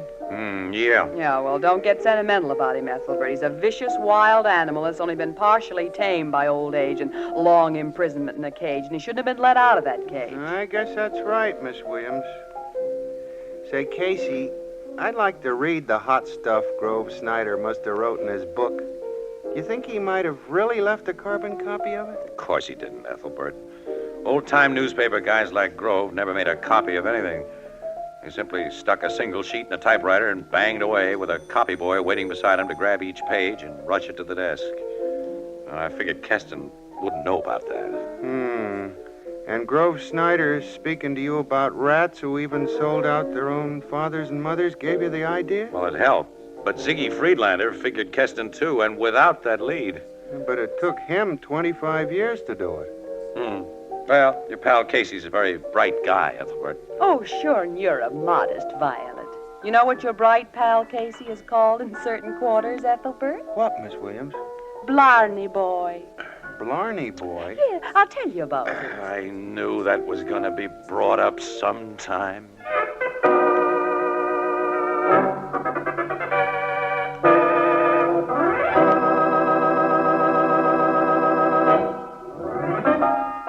You've been listening to Crime Photographer, played by Stotts Cotsworth and written for radio by Alonzo Dean Cole, based on the original character created by George Harmon Cox. With Jan Miner as Anne, John Gibson as Ethelbert, Bernard Lenrow as Captain Logan, Lou White's original music, and Teddy Wilson as the Blue Note pianist, Crime Photographer is produced and directed by John Dietz.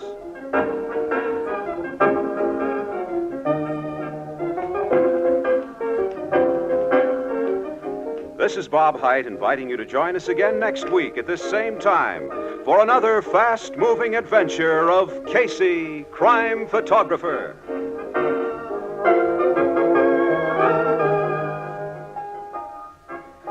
Tomorrow night on CBS Radio's Junior Miss, Judy, she's our junior miss, as you may know, gets into a dither but deaf as her girlfriend Fuffy and she disagree on how to study for final exams. Another teapot tempest with loads of laughs in the brewing thereof. Tomorrow night on most of these stations, Junior Miss. Don't miss it.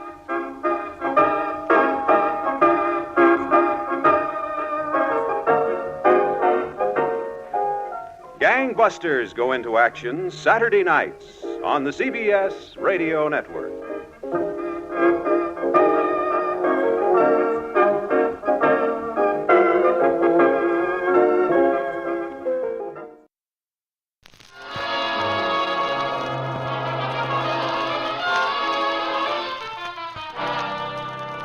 Good evening.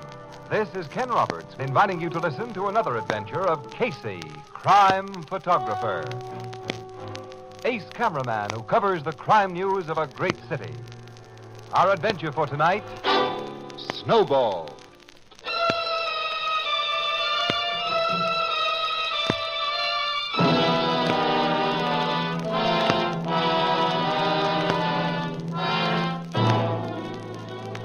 night, about 10:30. A sporty little blue sedan makes a two-wide turn out of a quiet residential street and weaves crazily toward a main thoroughfare. In a police prowl car that has been idling along. Look at that, Stutz. I see it, Ryan. We'll stop that little blue wagon quick. The guy driving it must be lit to the rafters. Even money, there's a dame behind that wheel. When a gal tanks up those fancy cocktails. We'll soon see. Pull up there. Pull up, you. Okay. What's the matter, officers? You win, Ryan. It's a guy. I wasn't speeding. I didn't pass any red lights. You'd have no chance to, brother. You're under arrest for drunken driving. What do you mean, drunken driving? It was sober as a judge. We can see how sober you are. And smell. Well, I admit I had a few scotches. Let's see your license and car registration. Well, look, I wasn't so wrong either, Ryan. There's a dame in this back seat. Covered up with a blanket. What do you mean, a dame? Forget about your girlfriend, mister? I didn't have You're drunk. The dame's passed out, Stutzy? Yeah, out cold. Hey, she is cold. Huh? Ryan, this woman's dead. Dead? Look at the bruises on her neck. I think she's been strangled. I never saw that woman before. I never saw that woman before.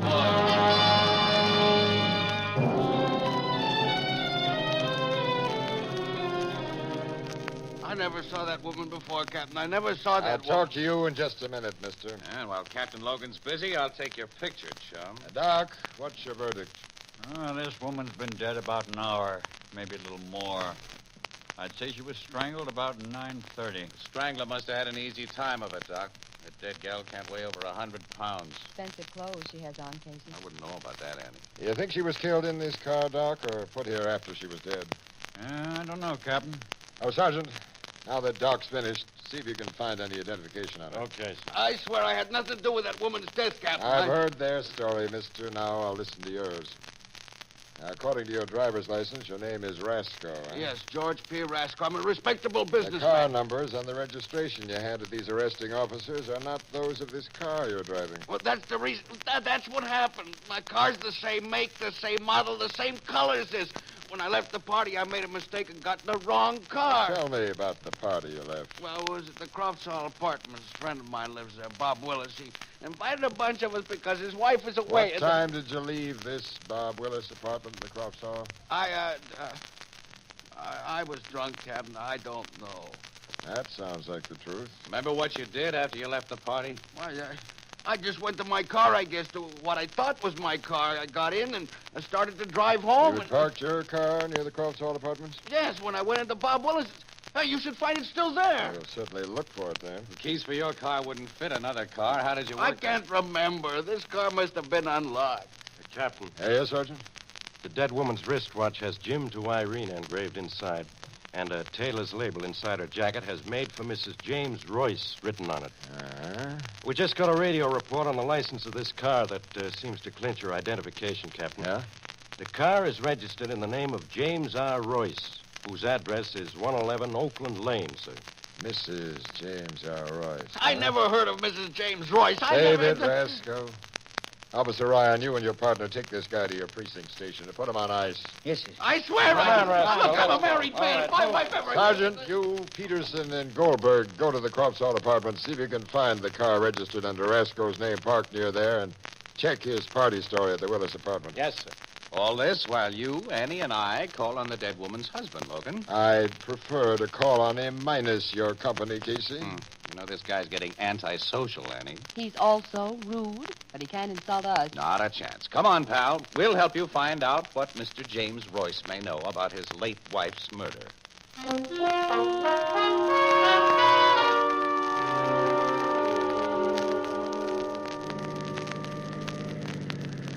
This is the place, 111 Oakland Lane. Neat little house. In a lovely neighborhood. Now we'll see if Mr. James Royce is at home. Doesn't look as though he is, Logan. No lights showing in the place. Well, it's after 11, Casey. He's probably in bed. All people aren't night owls like ourselves. I sometimes forget that, Annie. Yeah, we'll soon find out.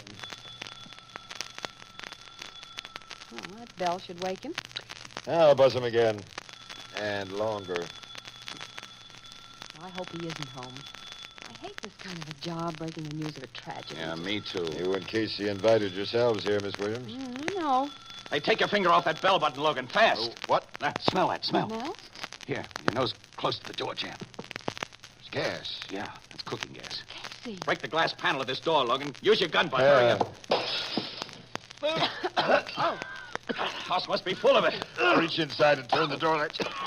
I've got it. Kick out those windows, Casey. Get air in here. I'll fix these. Okay.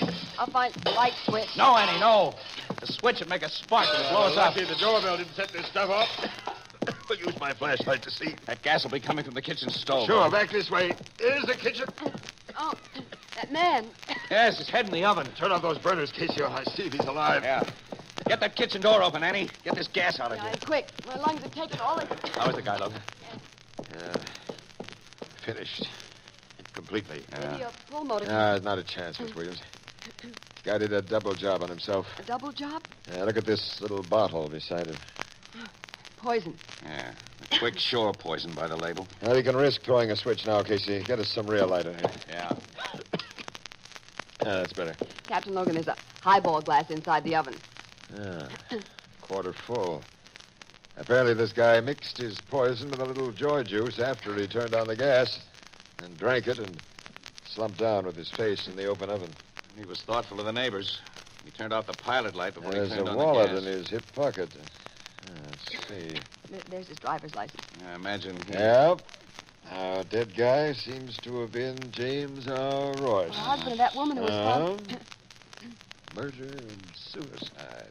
You know, suicides usually leave farewell notes. We'll look around before I phone the tech squad. Captain, here it is. That big photograph of the woman who was strangled? There's a note on the back of it. Huh? What is it? Printed in red. It was done with that lipstick here on the table where I found the photo. The note's short, but not sweet, Logan. I killed her tonight. I find her in my car. Now I'm taking the only way out. No signature. And the note's printed in such big letters, there's no room for a signature. Yeah, that's funny. Printed. With a lipstick. By a man. Couldn't he write? Couldn't he own a pencil? Well, it's my guess right now that wrong car Mr. Rasco is going to be in the clear, except for a drunken driving charge. Put him up, you people. Casey! What? We've got you covered on all sides. One phony move and we shoot. Who the heck are you? We're police. You're police. Captain Logan. Your face was turned away from this open door. I couldn't see. I'm Patrolman Spencer, 32nd Precinct. I'll be happy to renew our acquaintance, Spencer, after you tell all the cops with you not to start shooting. Well, there's nobody with me, sir. I surrounded you by myself.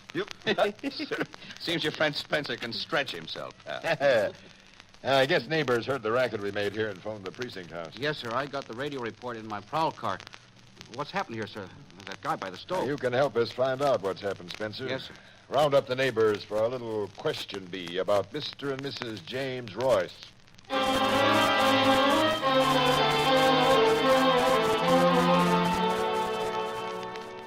No, Captain, I know nothing whatever about Mr. and Mrs. Royce's movements tonight. Oh, I can't believe it. I'm sorry I had to shock you with the bad news of what we found, Mrs. Taylor, but I need your help. My help? As the Royce's closest neighbor, I've come to you first. You must have known the couple rather well. Yes. Would you please tell me what you know about them? Well, To begin with, did they quarrel? Almost constantly. Jim, Mr. Royce, was madly jealous of his wife. Casey? Jealous, huh? And I'm sorry to say she gave him reason. Oh, I don't mean she did anything bad. Irina was simply a pretty, vain little thing who craved masculine attention. But no married woman in this neighborhood has felt really secure since Irina Royce has lived here. You felt insecure, Mrs. Taylor? No, Mr. Casey, I'm a widow. Oh. Now, Mrs. Taylor, in your opinion, could Royce's jealousy have led him to kill his wife and then himself? I've heard him threaten to do what he did tonight. You have? Many times. So have others. Poor Jim had a violent temper, and he often shouted so everyone in this block could hear. Now, what was Royce's job? Where'd he work? He was sales manager of the Carlton Judd Manufacturing Company. Carlton Judd. It's a first-class firm, Logan. They make electrical equipment. Casey and I have met Mr. Judd and his wife. What? Have we any? Oh, don't you remember? Last year when we covered the opening of that new slum settlement house on Ivy Street, the Judds had to put up most of the money for it. Wait, I place him now, sure. Big, homely, middle-aged woman and a big, handsome, gray-haired man. Yes, I think I know why you didn't forget him, Annie. He made quite a play for you. Don't be silly. He's simply a born ladies' man who's naturally nice to every girl he meets. I'll call on the Carlton Judd outfit first thing in the morning. Thanks very much, Mrs. Taylor. Not at all. I'll call on some of the other neighbors now. I think they'll tell you substantially what I have, Captain. Logan. Huh? Your cops can call on the other neighbors. We're going to visit Royce's boss, Carlton Judd. Casey. I've just remembered something you've apparently forgotten, Annie. His address. His address? Yes, Carlton Judd and his wife live in the Crofts Hall apartments. The Crofts Hall? Where Rasco claims he got in the wrong car with the dead body of Mrs. Royce. Mm-hmm. Interested, Logan? Come on. After I get a report from my cops who are checking Rasco's story about that swanky joint, I may want to talk to Mr. Judd.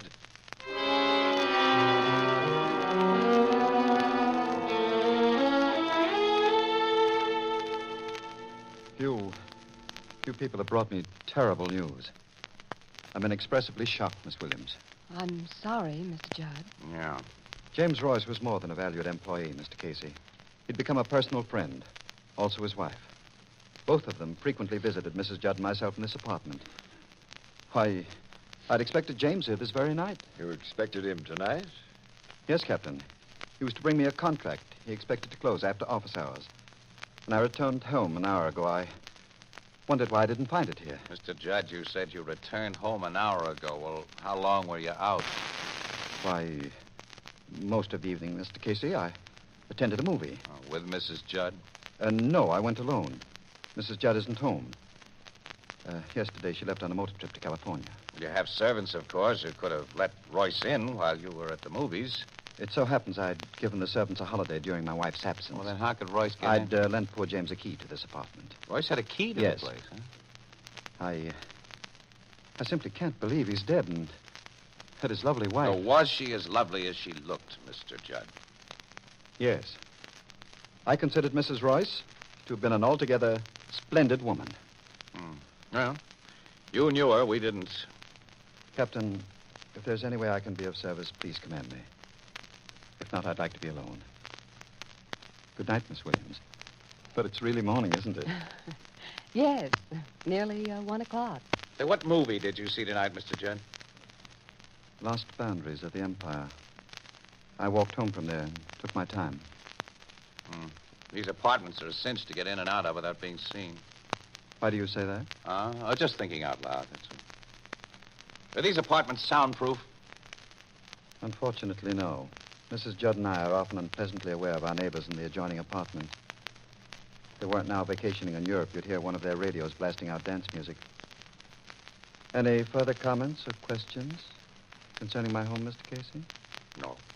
Good night, Mr. Judd. Good night. I shall hold myself at your service, Captain. Thanks, Mr. Judd. And it has been a privilege to see you again, Miss Williams. You're very nice, Mr. Judd. Good night. Good night. Nice. Let's walk down the stairs. You didn't get much out of Mr. Judd, did you, pal? Did you go for that movie alibi of his? You consider that an alibi? Casey, I don't think Mr. Judd knows anything more about those deaths than we've just told him. Because you're a sap for his Prince Charming act. Sometimes you talk like a schoolboy, and a backward one. Well, if you ask me, I think Miss Williams is right. Oh, you've fallen for his personality, too, Logan. I don't fall for personalities. I think this case will be finally written off as murder and suicide by James Royce, and nothing more. Logan, I have a hunch that you're wrong.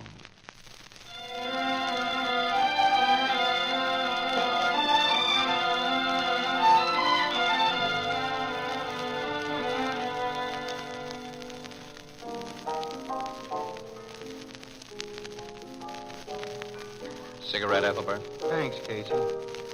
On the basis of what you've told me, you haven't any good arguments to suspect this Carlton Judd. Of course he hasn't, Ethelbert. He jumped to a sudden conclusion. I did not jump to any conclusion about Judd, Ann. This thing just isn't simple.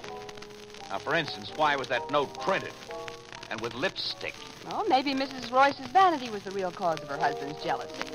And Royce used the lipstick as a symbol of that vanity. Go on and ring, you... All right. Blue Note Cafe, Ethelbert speaking, and it's almost closing time, so don't... Oh, Mr. Burke. Said he did. Yeah. Just a minute. It's for either you or Miss Williams, Casey. You go ahead and take it in. Okay. Hello, Burke. What's that? Who is? Well, we'll get right over there. What? An unidentified woman has just been found dead outside the Crofts Hall apartment. An unidentified... Outside the Crofts Hall? She apparently fell or was thrown from a window in the same building unit where Carlton Judd lived.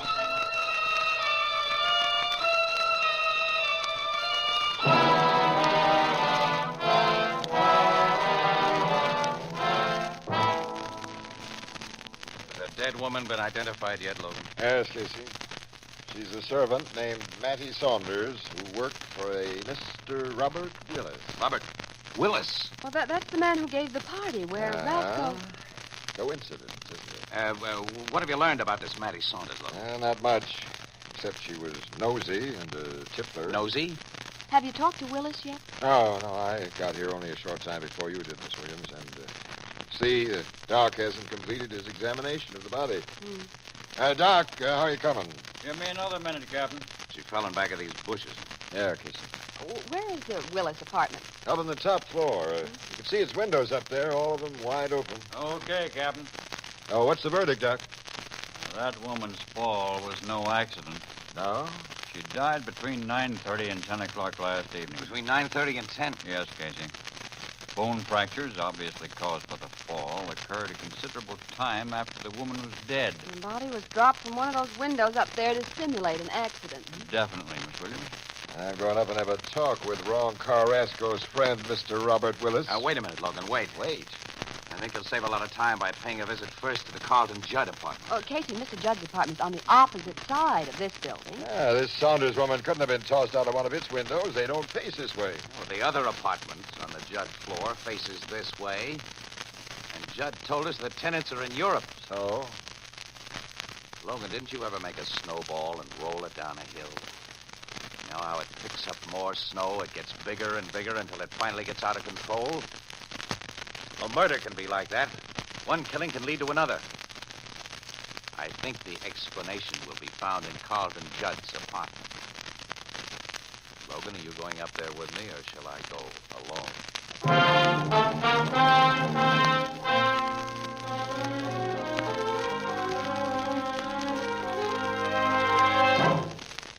Captain, I've been asleep for some time. I can't see what possible excuse you have for waking me at this hour. All I know about this unfortunate Saunders woman is that she was employed by a fellow tenant here.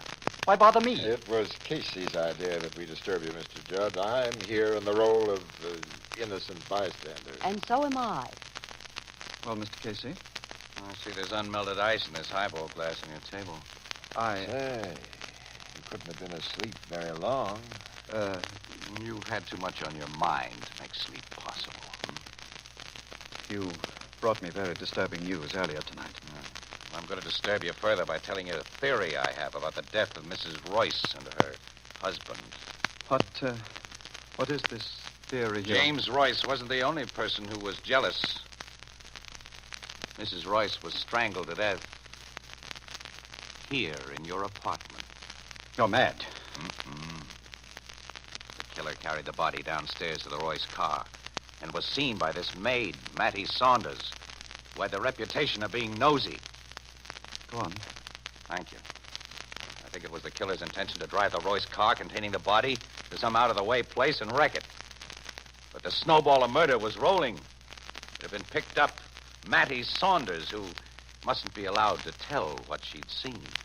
She was known as a tippler, so the killer probably found it very easy to persuade her to come up to his apartment for a drink. And when she reached there, she was hit on the head. Mr. Casey. Let me finish, Mr. Judd. When the killer found the Royce car gone, he realized the body of Mrs. Royce was sure to be discovered and traced back to the Crofts Hall, where inquiry would naturally lead to the apartment of Royce's employer. But the killer had to roll the snowball further. Royce must be made to appear the murderer of his wife, and that could only be accomplished by Royce's death. So your killer arranged Royce's apparent suicide? Yes. But he still had a problem.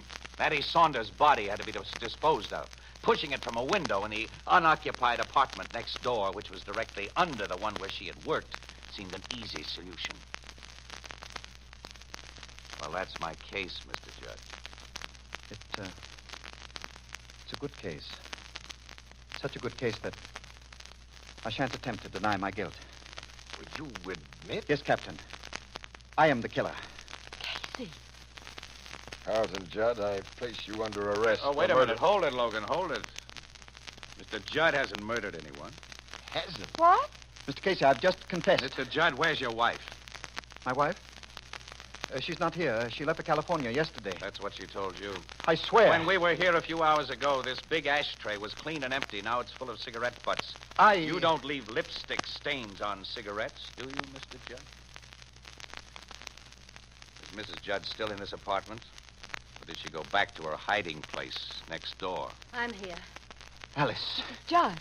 I can't let you take the blame for what I've done, Carl. Take me to jail, Captain. You killed... Yes. No, Alice. She's lying, Captain. It was I. Thanks, Carl. But it's no use. Alice. Try to forgive me, if you can. Mr. Casey, when you came here before, it was plain to me that you suspected my husband. I was listening in the apartment next door. It was your obvious suspicion of him that overcame the madness that has possessed me for a long time. The insane jealousy that tonight reached its climax. For his protection, I came to him after you had gone and told him about the horrible things I've done. When we heard you at the door again, I wanted to give myself up and get it over. But he wouldn't let me. He hoped to save me. Don't blame him for that. Don't blame him for anything. He's a fine man. I know. Now, there's a whole lot I don't know when I... Take it easy, Logan. You'll get the full story later.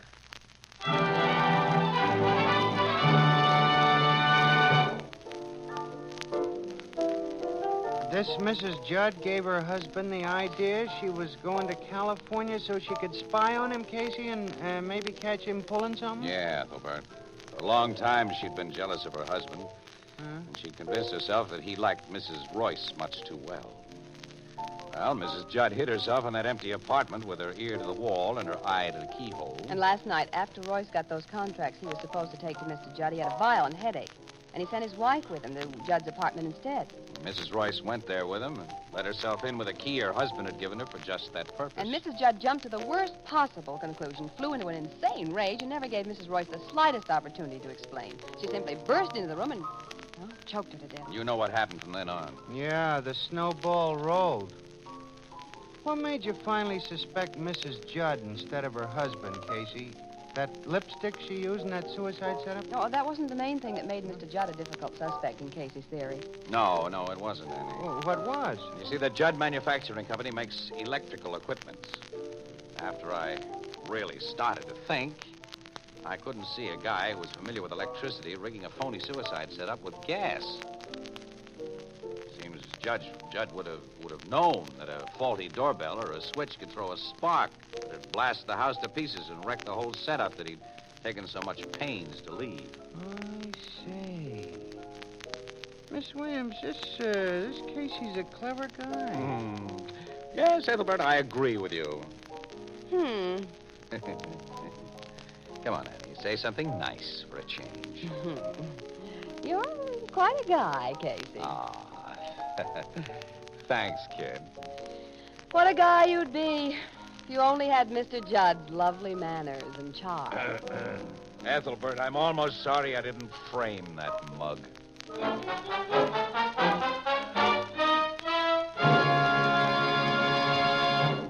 This is the United States Armed Forces Radio Service, the voice of information and education.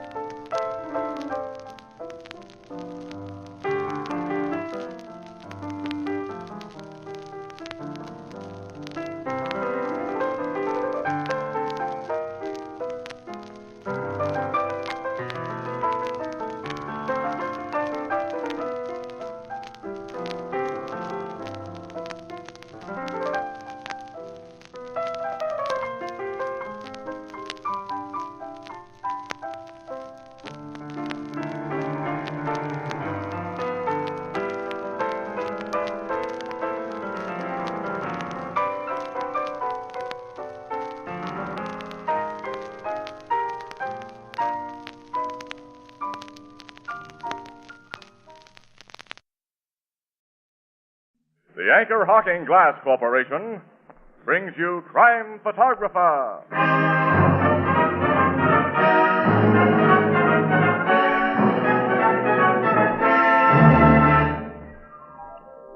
Hiya, Casey. Hi. Look, here comes Tony. Hiya, Tony. Hiya, Casey. You're going to give us that famous line of yours? Well, I'm here to tell you that tomorrow begins a week dedicated to one of America's most famous institutions, the Boy Scouts of America. They deserve our full support. Right, Ethelbert. And since you've done your good deed for the day, Tony, suppose you proceed. All right, Casey, I will. Anchor Hawking is the most famous name in glass.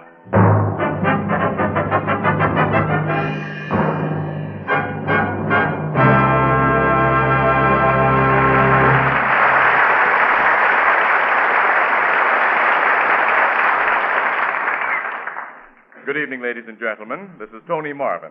Every week at this time, the Anchor Hawking Glass Corporation of Lancaster, Ohio, and its more than 10,000 employees bring you another adventure of Casey, crime photographer, ace cameraman who covers the crime news of a great city. Written by Alonzo Dean Cole, our adventure for tonight, Music to Die By.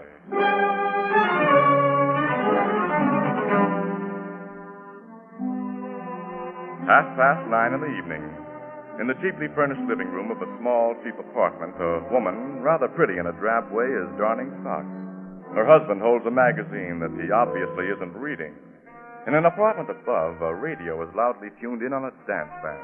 And finally, the woman turns. That music bother you, dear? Huh? Betty Welch is home. Yeah? We always know when we hear that radio upstairs. I hadn't noticed. No? You haven't read a word in that magazine since you turned it on. I'm thinking. Well, why don't you go to bed since you've got a tough day tomorrow? If I ain't sleepy. Why don't you hit the hay? You've got to get up early for your job. Oh, I wouldn't get any rest with that radio going over my head. I'll go upstairs and ask Miss Welch to tune it down. Oh, what's the use, Howard? She wouldn't do it. And according to Lisa's here, she's entitled to play it until 10 o'clock, and it's only a little after 8:30. That's so. Very good-looking gal, Miss Welch. Yeah. Not bad. She's caused a lot of jealousy in this building. So you told me. Well, all husbands aren't like you, Howard. Some of them around here have been giving that blonde upstairs quite a play. You hear that stuff from Mrs. Bloomington. That old dame across the hall does nothing but gossip. Mrs. Bloomington isn't the only one. Yeah. Look, Ada, I'm pretty restless. I won't be able to sleep unless I get a walk and maybe a couple of beers. I think I'll walk down to Eddie's Tavern and back. Okay, but before you go, Howard, call up the super and tell him to fix that radiator. Radiator? The one in the kitchen. The super won't fix radiators. Now it's too late. He will if you ask him. You can get most anything out of John. Call him on the house phone now. Okay. I'll go across the hall and get Mrs. Bloomington to stay with me while you're out and the super's here. What do you want to do that for? I have a sense of the proprieties, Howard. Proprieties? Nuts. Hello, super. Hiya, John. This is Howard Clinton, apartment 4B. John, the radiator in the kitchen doesn't work. Can you come up and fix it? Well, I know it's late, John, but be a pal, huh? Yeah. Swell. Thanks a million, fella. Long. Good evening, Mr. Clinton. Hi, Miss Bloomington. Did you get the super, Howard? Yeah, you'll be right up. I knew he'd do it for you. I'll stay here with your wife, Mr. Clinton, so you needn't worry. Thanks, Miss Bloomington. Somebody might kidnap her if she was alone. They might. She's very pretty. You see, I have one admirer, Howard. Yeah. I'll get my hat and coat. Don't close your door when you go out. I'm leaving mine across the hall, open, of course. So if my poor husband needs me, he can call, and I'll be sure to hear him. How is your husband, Miss Bloomington? Oh, just the same. He'll never be anything but an invalid tied to his bed. That music above distresses him so, but we can't demand that Betty Welch woman turn it off before 10 o'clock, I suppose. No. Ada, I'll just have a few beers and come right home. Don't hurry. See you later, Miss Bloomington. So long. So long, Mr. Clinton. Don't close the door. Oh, sure. I won't be long. Ada, dear, I don't know how you can stand the horrible radio of that horrible woman, Betty Welch, right over your apartment.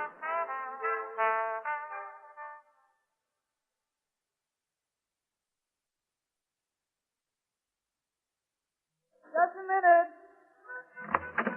Oh, you did manage to get away, Howard. Yeah. Hello, Betty. Hello. You're alone, I see. Oh, did you expect to find me with a place full of company? You're the most jealous fellow I ever met. Because I'm so crazy about you. Take off your overcoat. Oh, yeah. Thanks. Have any trouble getting away? I had to go all the way downstairs and then come up the back way tonight. Oh, Mrs. Bloomington's with Ada, so of course both doors are open. You sure nobody saw you? Sure. Hey, what guy's been up here with you? God. Look at this ashtray. You don't smoke cigars, do you? Look, a fella and his girlfriend came home with me last night, and I forgot to empty the ashtray they used. That's all. Fellow with his girlfriend, huh? Sure. Come on, I got music on for dancing. How about it? Let's go. Hey, I want to dance, not have the wind squeezed out of me. When I get you in my arms, Betty, I don't care what it... Cut it. Behave yourself. Okay. That's better. Nice, ain't it? So nice I never want to let you go. I never want another guy to hold you close like this. Stick to your dancing, big boy. Yeah. Who was the mug who left them cigar butts here? A very nice fellow. I like him. Yeah? Mm-hmm. I can marry him if I want to. You can, huh? Mm-hmm. He's a good dancer, too. Like you.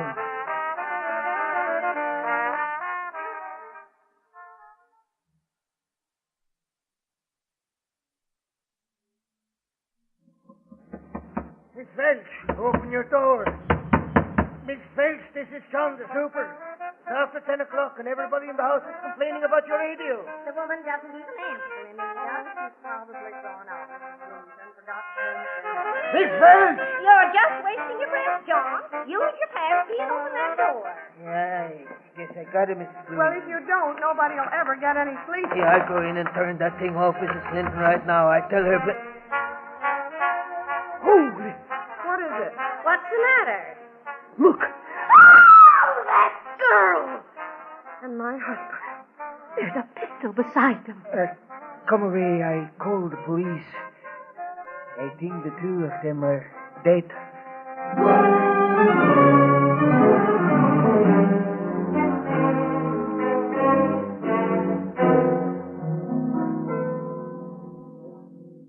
When we homicide guys got here, Miss Williams, that radio was still blasting away. And what did you find, Captain Logan? Well, the girl, Betty Welch, had been shot at close range through the forehead. She died instantly.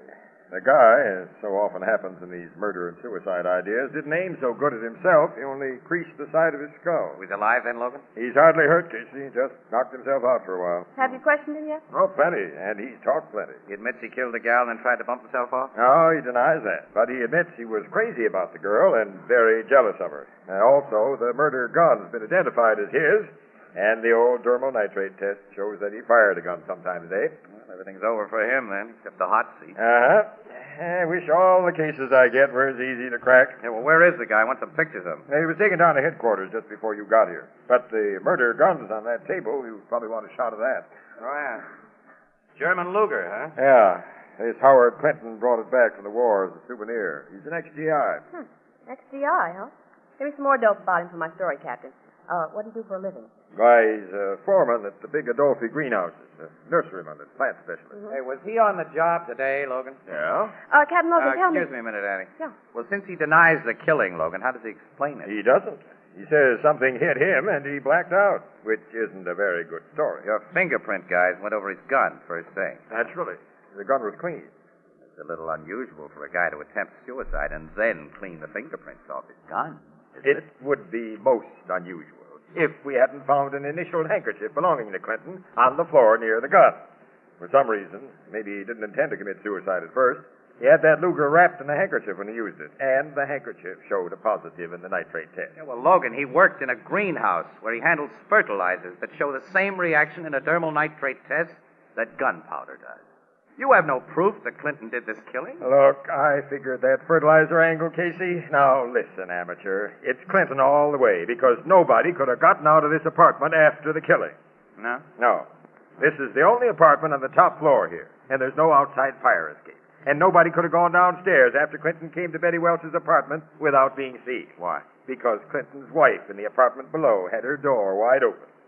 She and another woman, Mrs. Bloomington, sat facing the front stairs, and they're positive nobody came down. How about the back stairs? Now, Mrs. Bloomington's husband's an invalid. His door was wide open, and he had a full view of the back stairs from his bed. He saw Clinton sneaking up them, but he saw nobody coming down. Huh? I guess that settles that, Casey. Well, witnesses aren't always reliable, Annie. I'll give you 10 to 1 that the Bloomingtons are reliable. You talk that kind of odds, my pockets are lined with fish hooks. Yeah. Just the same, I want to meet the Bloomingtons. Yeah, you'll find them downstairs. Go ahead. Get acquainted.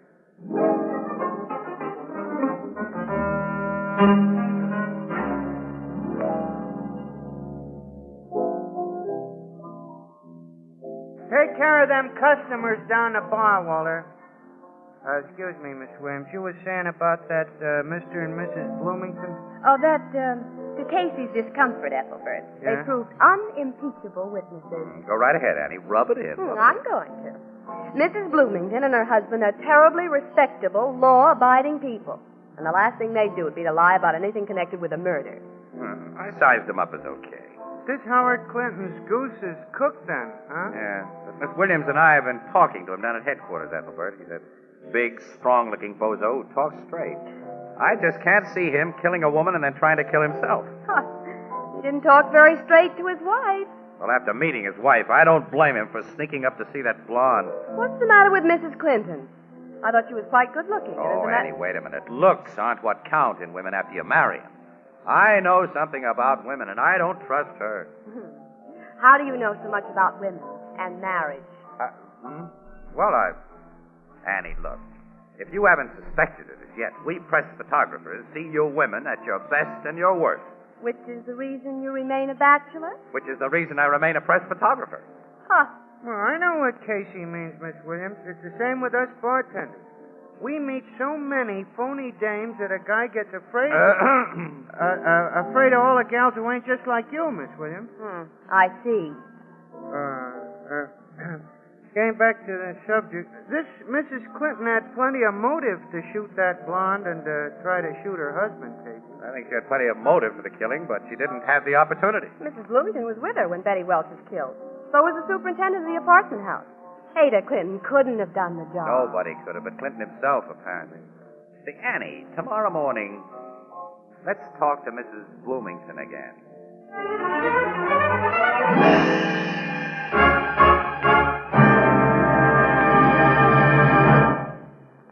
A short while ago, the Anchor Hocking Laboratories perfected a beautiful new material, lovely as century-old jade green Chinese porcelain, and as strong and heat-proof as the Fire King oven glass you use for baking. They called it jadeite. Expert designers used jadeite to achieve a new beauty in dinnerware. And today, jadeite dinnerware costs far less than the most ordinary dishes. Now, I know it sounds incredible, but it's true. You can buy a beautiful 35-piece jadeite dinner service for less than $5. Yes, less than $5 for 6 jadeite cups, 6 saucers, 6 dessert dishes, 6 salad plates, 6 dinner plates, 1 large vegetable bowl, a platter, and a sugar and creamer set. And jadeite dinnerware can also be purchased in open stock. Now, you'll find beautiful jadeite dinnerware at chain stores, department stores, hardware stores, and most other stores selling chinaware and glass. Ask for jadeite by name. Jadeite. Jadeite. Jadeite. The newest triumph of Anchor Hocking. The most famous name in glass.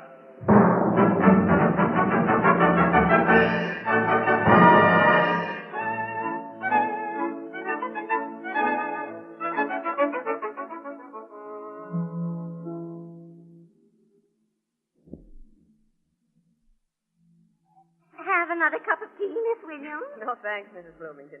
3 is my limit. You have another, Mr. Casey? Sure, Mrs. Bloomington. Yeah, I just love tea. The moment I first met you, I said to myself, there's a fellow tea drinker. Now, what were you saying, Mr. Casey? I remember. I was telling you about poor, dear Ada Clinton asking me to come across the hall to her apartment last night because her husband was going out and John Felix, our superintendent, was coming up to fix the kitchen radiator. Yeah. Well, I just love dear Ada, so I dropped everything and went over with her. She's silly. The super is in her place often, and she's never asked for a chaperone before. Often? Casey. Oh, no, don't miss what I'm saying, Miss Williams. Because a little girl like Ada could have no personal interest in such a common man, John Felix. Well, what did Felix do to their radiator last night? Huh? Replaced an air valve, he said. How long did that take? He was out in the Clinton's kitchen from a little after 9:30 until after 10, when that Welch girl's radio should have been shut off. At least half an hour. Yes. Well, could you see him working out in the kitchen? No, but he was there. Huh? Well, Mrs. Bloomington, this has been a delightful visit, but Miss Williams and I must go. Not before you have another cup of tea, Mr. Casey. Tea? Oh, no. You'd like it so much. No more tea, Mrs. Bloomington. No more tea.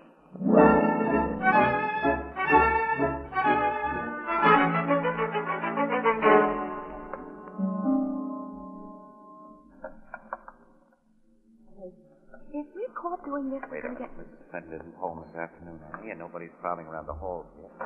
There. Sprung the lock on her door. Come on in quick. Oh, okay. I can't expect to find anything in the kitchen. I don't expect to find anything, Annie. I really want to see the layout. Come in there with me. The slowest mechanic in the world couldn't use up half an hour replacing an air valve. The setup is perfect, kid. What do you mean? Kitchen step ladder here. Look out this window, Annie. A window box. Yeah. Wide sprung. By placing the kitchen ladder on the window box, he could climb outside and easily pull himself through the window above, which is Betty Welch's kitchen. Clinton and the Welch girl wouldn't have heard him with that radio blaring as it was. No. He could have gone to the living room above and fired 2 shots with Clinton's Luger that Ada had given him wrapped in an initialed handkerchief of her husband, and thinking that he'd killed both Clinton and the gal when he saw them fall, he could have dropped the gun and handkerchief beside their bodies and come back here the same way he went up, while Ada was establishing a swell alibi for him and for herself with Mrs. Bloomington. Felix and Ada Clinton are in love? Is that it? No. Oh, no. That Ada Clinton couldn't be in love with anybody. Say, wait a minute, Annie. She's the beneficiary of a $10,000 insurance policy on her husband's life. No, that came out when Captain Logan questioned her. Didn't mean anything to him or to us then because she seemed an impossible suspect. Wait a minute. It's veterans insurance, Annie. GI insurance she has. Well, so what? You've got a theory and she has GI insurance. It doesn't prove a thing against either her or John Felix. I think it shows me a way to get proof.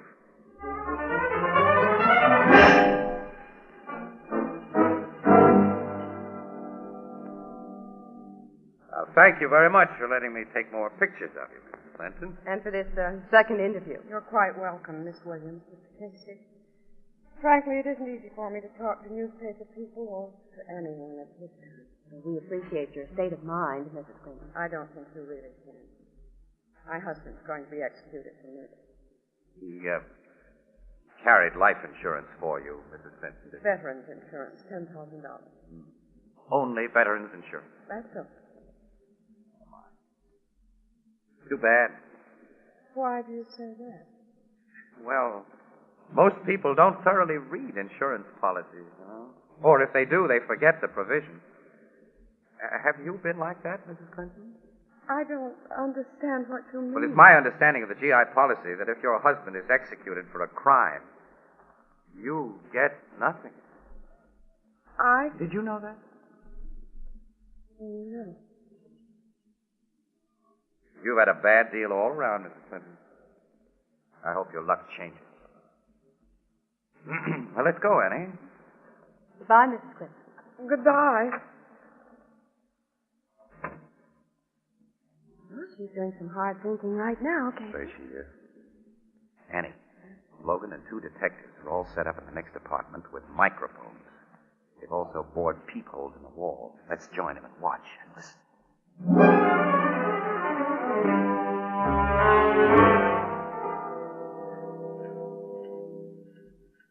What do you think, Casey? All she did was read her husband's GI policy. Also what looked from here like another insurance policy, and then typed a letter or something, which she just folded and put on the table. You know, the way she typed that letter or something puzzles me, Casey.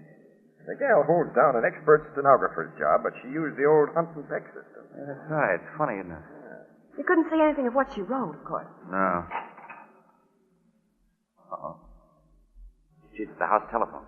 And that means a call to Felix. Well, at least I'll be able to hear when she talks. You two men can't hog the earphones. Hello, John. There she is. Can you come up right away? Oh, of course it's safe, dear. Dear? Hurry, I want to see. Casey, I'm afraid your hunch is going to make good. Orbit says it does, pal. It's a bet, Piker.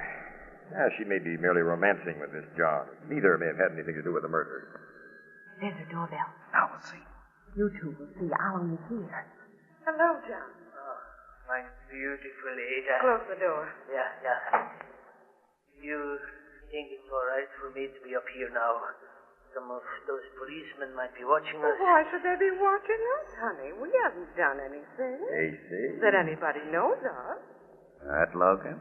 Oh, shut up and listen. Yeah, you're right. I'm just nervous for no reason. Well, don't be nervous. Anyway, John, if we were watched, you'd come up here to fix a window for me, one that's hard to open. Yeah. Give me a kiss, my beautiful Ada. The gal didn't say no. You really love me, John. I am crazy for you. Would you put that in writing? Eh? In writing? Yes, I've been thinking. I've never had a love letter from you. Oh, because we see each other every day. Hey, what's this mush leading up to? It would take so long Just to write write. a short one, John. Get out your pen and write it on the back of this old letter. Hey, that's the folded paper we saw her type, Casey. Yeah. What shall I write, my darling? Just I love you, Ada. All right. You are such a funny woman. I never understand you. There. I've wrote, I love you, Ada. Well, aren't you going to sign it? Oh, sure. Write your full name. John Felix. It'll look better. I'll like it. Yeah, there you are. Anything else? No. This will do very nicely. Casey, I don't get this. Over my head, pal. Now, for my love letter, I want another kiss. Oh, wait, dear. There is something else I want you to do for me. I wasn't kidding about a window being hard to open. It's that one, John. Will you fix it for me? Yeah, sure, all right. It don't work hard. Well, lift it clear to the top. It slides easy. Oh, that's funny. Maybe something catches it sometimes from outside. Lean out and look. All right, She pushed him, Casey. He's falling. Out of the window? I get the idea of that love letter stuff now, Logan. So do I. And now I'm getting that dame. I've got a key to her apartment, so we'll walk right in.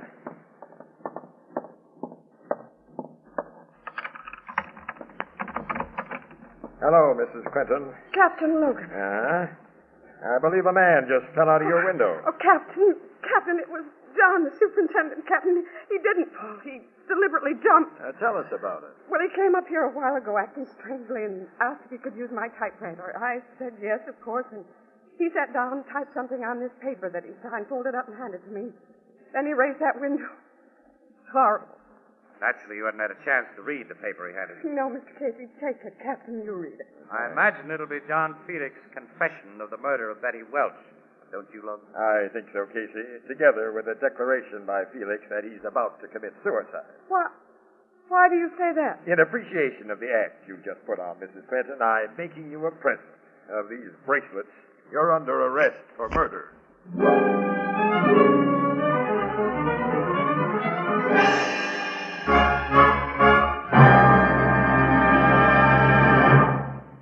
We'll join the crowd at the Blue Note in just a moment. You know, physicians who specialize in baby care agree that diet is the most important factor in a baby's health. Today, with the many varieties of scientifically prepared, ready-to-serve baby foods, it's simple for mothers to supply nourishing, well-balanced meals without spending long hours in the kitchen. But there's another factor almost as important as food itself, and that is cleanliness. For this reason, if for no other, you should insist, yes, insist, on prepared baby food packed in sterile, crystal-clear glass jars. Glass has no harmful effect whatsoever on food, either before or after the container has been opened. The baby food you buy in an Anchor glass container, sealed with an Anchor vacuum cap, is as clean as that prepared in a hospital. Convenient Anchor glass containers, used by most of the better packers of prepared baby foods, and easy to open, easy to reseal Anchor caps, are products of Anchor Hocking. The most famous name in glass.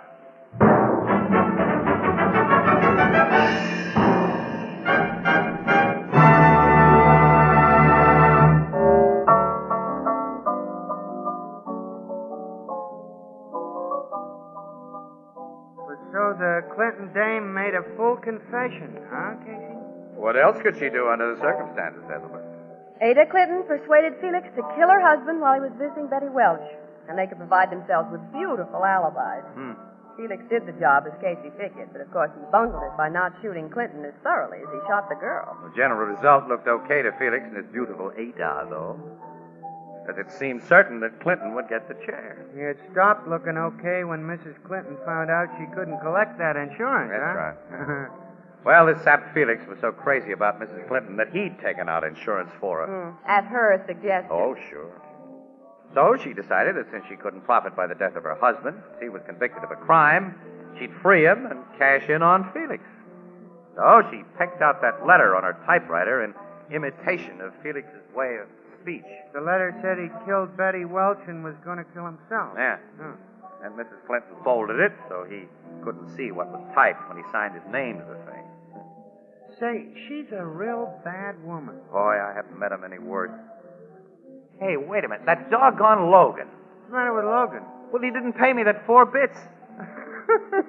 Oh, Ethelbert, we forgot to tell you. They're showing some of Casey's pictures at the Photography on Parade exhibit at Rockefeller Center. Well, gee, maybe I'll get over to see him tomorrow night. Fine. We'll all go together. You'll be in distinguished company, my dear fellow.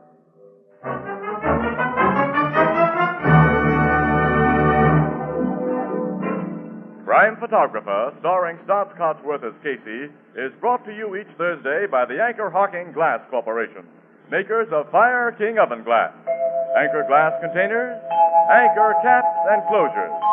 All products of Anchor Hocking, the most famous name in glass.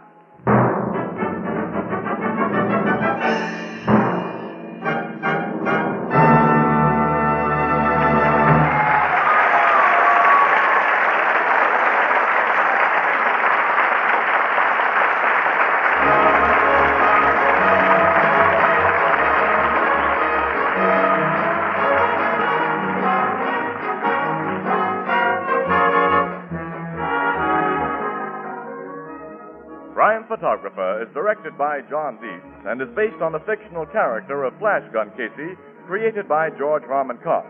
Original music is by Archie Blyer, and the program features Miss Jan Miner as Anne and John Gibson as Ethelbert. Herman Chittison is the Blue Note pianist. This is Tony Marvin saying goodnight for the Anchor Hocking Glass Corporation of Lancaster, Ohio, with offices in all principal cities of the United States and Canada.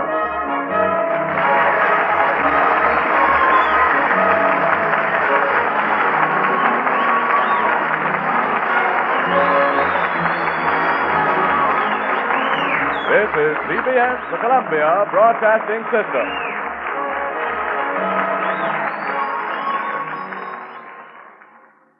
The Anchor Hocking Glass Corporation brings you Crime Photographer.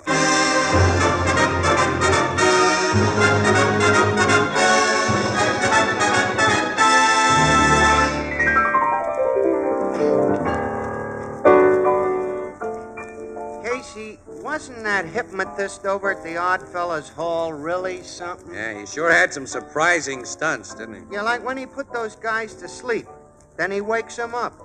And always the first words they say are exactly what the hypnotist told us they'd say. Yeah, but I've seen that done often. You know, Casey, I'd like to have that hypnotist try it on Tony Marvin. No. No dice, Ethelbert. No matter what, as soon as Tony woke up, he'd say... Anchor Hocking, the most famous name in glass.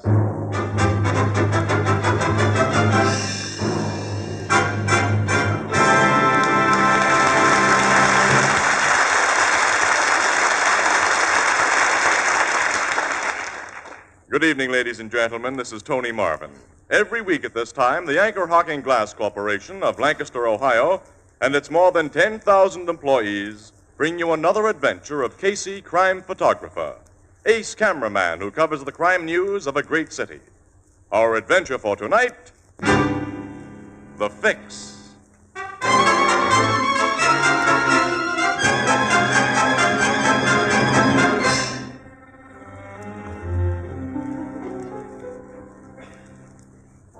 Early afternoon, the Blue Note Cafe. Ethelbert, the head bartender, is engaged in conversation with a rather weak-looking young man and a very good-looking young woman when the street door opens and... Oh, it's nice and warm in here, Casey. Boy, does that heat feel good, Annie. Wow, look who's here. Hi, Ethelbert. Hi. Hello, Ethelbert. Casey. Huh? But doggone. How are you, Archie? Fine, and you? Well, I'll feel better when spring comes. Don't you remember me, Casey? Mildred. Hello. Well, what do you know? Say, you look like a million in that mink coat. I gather you know these folks, Casey, huh? I've known Archie ever since he was a punk in grammar school, Ethelbert, and Miss Sells here. Our acquaintance goes back only a few years to the Warren affair. Yeah. Oh, excuse me, Miss Ann Williams, Miss Mildred Sells. Hello, Miss Sells. How do you do? And Archie Purcell. Pleasure, Miss Williams. Thank you. You know Archie's father, Annie. He's one of our favorite cops. Not Lieutenant Purcell. Mm-hmm. He's my old man. Well, we have a great admiration for your father. Yeah, he's quite a guy. They don't come any better. Well, Miss Sells and I must be running along. We have a date. Yes, it was nice meeting you, Miss Williams. See you again, Casey. That goes double. Must get together sometime. Yeah, we'll try to, Archie. I paid you, didn't I, Ethelbert? Yeah, we're all square. Well, see all of you again. Yeah, so long. Bye. Bye. Come again. We will, Ethelbert. Blondes. Wow. There goes one beautiful babe, Casey. Yeah. She's dynamite, too. I mean that literally. You know, she's a stooge for old Iron Hat. Tim Lansing? The political leader? Yes, sir, the boss. The big crook under the old-fashioned derby who protects professional gambling in this midtown section. How does that swell-looking gal stooge for him? Dames are used in all the big rackets, pal. Like the boss of the Philistines hired that babe Delilah to soften up Samson, huh? Been catching up on your reading. Well, that's the classical case, yeah. Casey, Lieutenant Purcell has caused Lansing more trouble than anyone else in this town. He heads the gambling squad, and if that Mildred Sells is making a play for his son... I thought of that, Annie, the moment I recognized her. Say, you were talking to them when we came in, Ethelbert. How did he and Mildred act together? Well, they seem pretty sweet on one another, Casey. She may be legitimate this time and just like Archie. Say, Casey, she said you met her at the time of the Warren affair. What did she mean? The murder of Mike Warren. Murder? Of Mike Warren? Yep. He owned the clip joint where Mildred worked, and somebody put a bullet through his head one morning. She was questioned like all his employees. I remember the case. Oh, so do I, vaguely. Warren's murder's still unsolved, isn't it? Yeah. Say, what did you hear Archie Purcell and that girl talk about while they were here, Ethelbert, huh? Oh, he introduced me to the gal. Mentioned he just bought ringside seats for the big fight on Saturday night, right in the middle of the third row. The third row? Mm-hmm. He and the gal was going together, he said. And he bought them? Uh-huh. From a scalper. Scalpers are getting $200 apiece for ducats like that, and Archie's job can't pay him much more than that a month. Well, Casey, do you suppose Say, it's peculiar. Yeah, pal. It's very peculiar.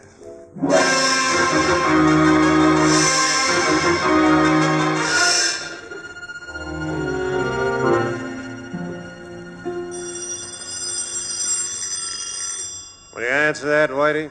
Okay, Brent. Hello. I'd like to speak to either Mr. Kelton or Mr. Watts. Kelton speaking. This is Archie Purcell. I don't know you, friend. You may have heard of my father, Police Lieutenant Frank Purcell. I've heard of him. We thought you might like to talk over a little matter with me.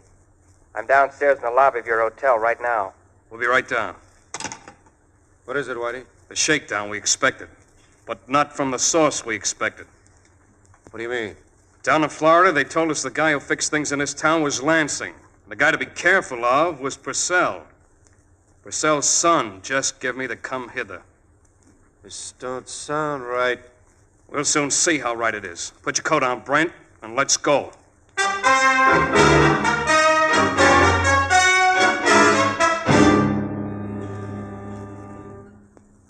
I imagine you gentlemen have convinced yourselves of my identity. You're Lieutenant Purcell's son, all right. What do you want?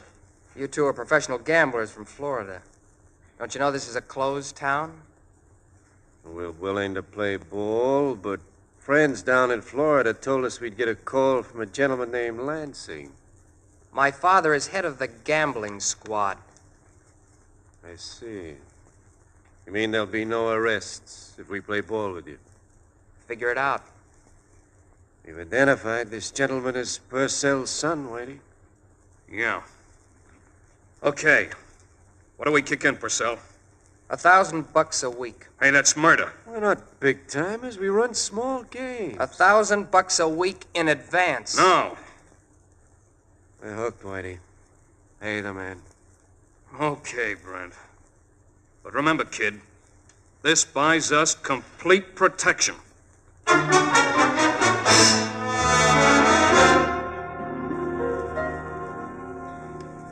Thanks for the tip, Casey.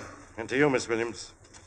I didn't know my son was running around with this Mildred saleswoman. I'm going to have a talk with Archie. Now, we may be all wrong about her, Lieutenant Purcell. I hope we are, Frank. Excuse me. Gambling squad, Lieutenant Purcell speaking. I got a red-hot tip for you, Lieutenant. Who is this? Never mind that. You can pick up 2 card shops. They're registered at the Hotel Fultonian. There's Brent Watts and George Kelton. There's a poker party going on in their suite right now. That's all. Goodbye. I couldn't help but hear that one, Frank. The old anonymous tipster. A lot of our information comes in that way, Casey. Most of it's on the level. But I've got to leave you and Miss Williams. Go to work. A little surprise visit to the Hotel Fultonian? Right away. Let's tag along, Casey. Why not, Annie? Let's go.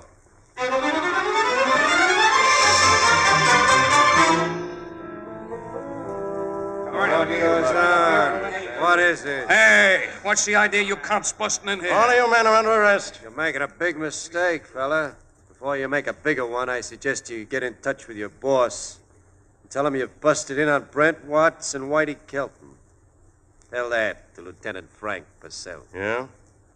I happen to be Lieutenant Purcell. What? You? Just why did you want to get that little message to me? Hey, there's been a slip-up, Brent. Yeah. Guess you haven't talked to your son since he saw us. My son? Uh-huh. Can I have a word with you alone? Anything you have to say can be said right here. Okay. If you want it that way. We fixed your son with $1,000 this afternoon for complete protection.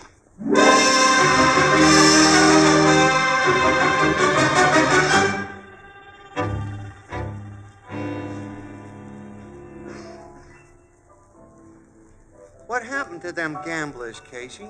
Lieutenant Purcell got the full story about Archie from him, then took him to headquarters and put him in cells. Archie had traded on his father's reputation to extort dough, huh? Yeah. And what does he say about it?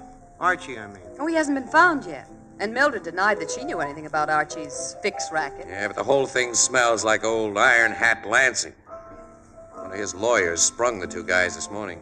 What does Lansing get out of it, Casey? Well, he's thrown suspicion of bribery on Frank Purcell. Well, how? Purcell raided them gamblers and threw them into the cooler, which proves he wasn't protecting them like his son promised. Yeah, but a lot of people will think there was a slip-up, though, Ethelbert. That Archie neglected to tell his father. I wouldn't. On the strength of just this one instance. No, I wouldn't either, Casey. And their accusation can't be blown up into a news story. Nothing novel about racketeers accusing cops of dirty work. Last night's affair won't even get into print. Well, not as it stands now, but... There's the bar phone. Excuse me. Go ahead, answer it. Blue Note Cafe, Ethelbert speaking. Just a second. Your city desk, Casey. Huh? Your city desk. Hello. Yeah, she's here too, Bert. Haskins Memorial Hospital. Archie Purcell. Archie Purcell? We'll get there on the jump. Goodbye. Casey, what's the matter? The story will get into print now, Annie. Big prints. Archie was taken to the hospital a few minutes ago after being found in an alley, beaten almost to death.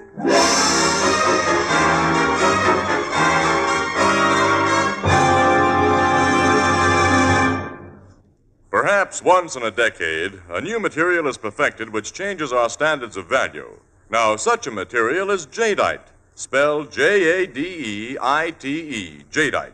It makes possible dinnerware unlike anything you've known. Jadeite is really beautiful. It has the lovely texture and color of rare Chinese porcelain. And jadeite is unbelievably strong. It stands up under rough handling without chipping or cracking and is so heat-proof you can safely put it in a hot oven. Yet jadeite actually costs less than the most ordinary dinnerware. For instance, a big jadeite platter costs only 25 cents in open stock, and a 35-piece dinner service for $6 is priced at less than $5 at your favorite chain store, department store, hardware store, or other store selling chinaware and glass. A set of jadeite is a perfect gift, and it makes it easy to replenish your own supply of dinnerware. Jadeite is the newest triumph of anchor hocking. The most famous name in glass.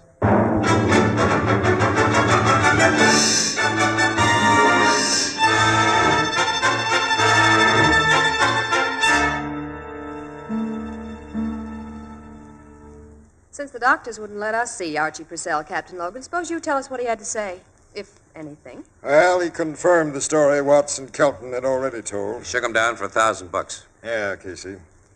He completely absolves his father of having any knowledge of his fix racket. And that won't help Frank Purcell much with the commissioner or the public. No. What did Archie tell you about Mildred Sells? He denies that she put him up to his racket or that she knew what he was doing. What did she have to say? Denies everything we think is so. We can't even hold her. Well, who gave Archie his beating? He says he doesn't know. Says it happened so suddenly he had no chance to see what the two guys looked like. Two guys, huh? Watts and Kelton were freed on bail this morning, They had plenty of motive to go after Archie, Miss Williams. And when my men find him, they'll have to prove they didn't do the job. Did you find anything at the scene of the beating? No, but the guys who worked on Archie didn't do it just for fun. They cleaned his pockets before they left him. Well, they took his dough, huh? Took everything. Come in. Detective Griffo just brought in those two gamblers, Watson Kelton, sir. That's fine. But they claim to have an alibi for the time of the beating. Yeah? They say they were with the lawyer who sprung him this morning at John Ferris. Here's his home phone number, sir. I'll call him right now. Not that I'd take the unsupported word of one of Lansing's trained mouthpieces. It's beginning to look as though an alibi's been carefully set up for him, Casey. Hello. I want to speak to Mr. Ferris, please. Oh, Ferris, this is Captain Logan. We've got two new clients of yours here at headquarters, Watts and Kelton. I'm sure you can tell me where they were between 8 and 9 this evening. Huh? You haven't seen them since noon today. No alibi? Thanks. That's all. Goodbye. You hear that, Casey? Yeah. Gives me the idea that those guys may be telling the truth and somebody's trying to frame them. Yeah. Ferris may have got him to his house tonight just so they couldn't establish a real alibi elsewhere. But why? I don't know, Miss Williams. Yet. Sergeant, bring in Watson Kelton. We'll hear what they have to say.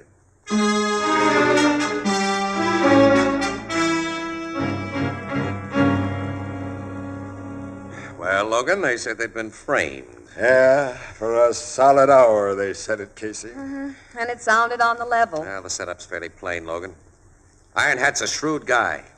The anonymous tip that made Frank Purcell raid that game was just the first part of his scheme. He knew the squawk they'd make about Archie would attract enough attention to discredit Lieutenant Purcell, so Iron Hat has a near murder performed on Archie that's sure to hit the front pages.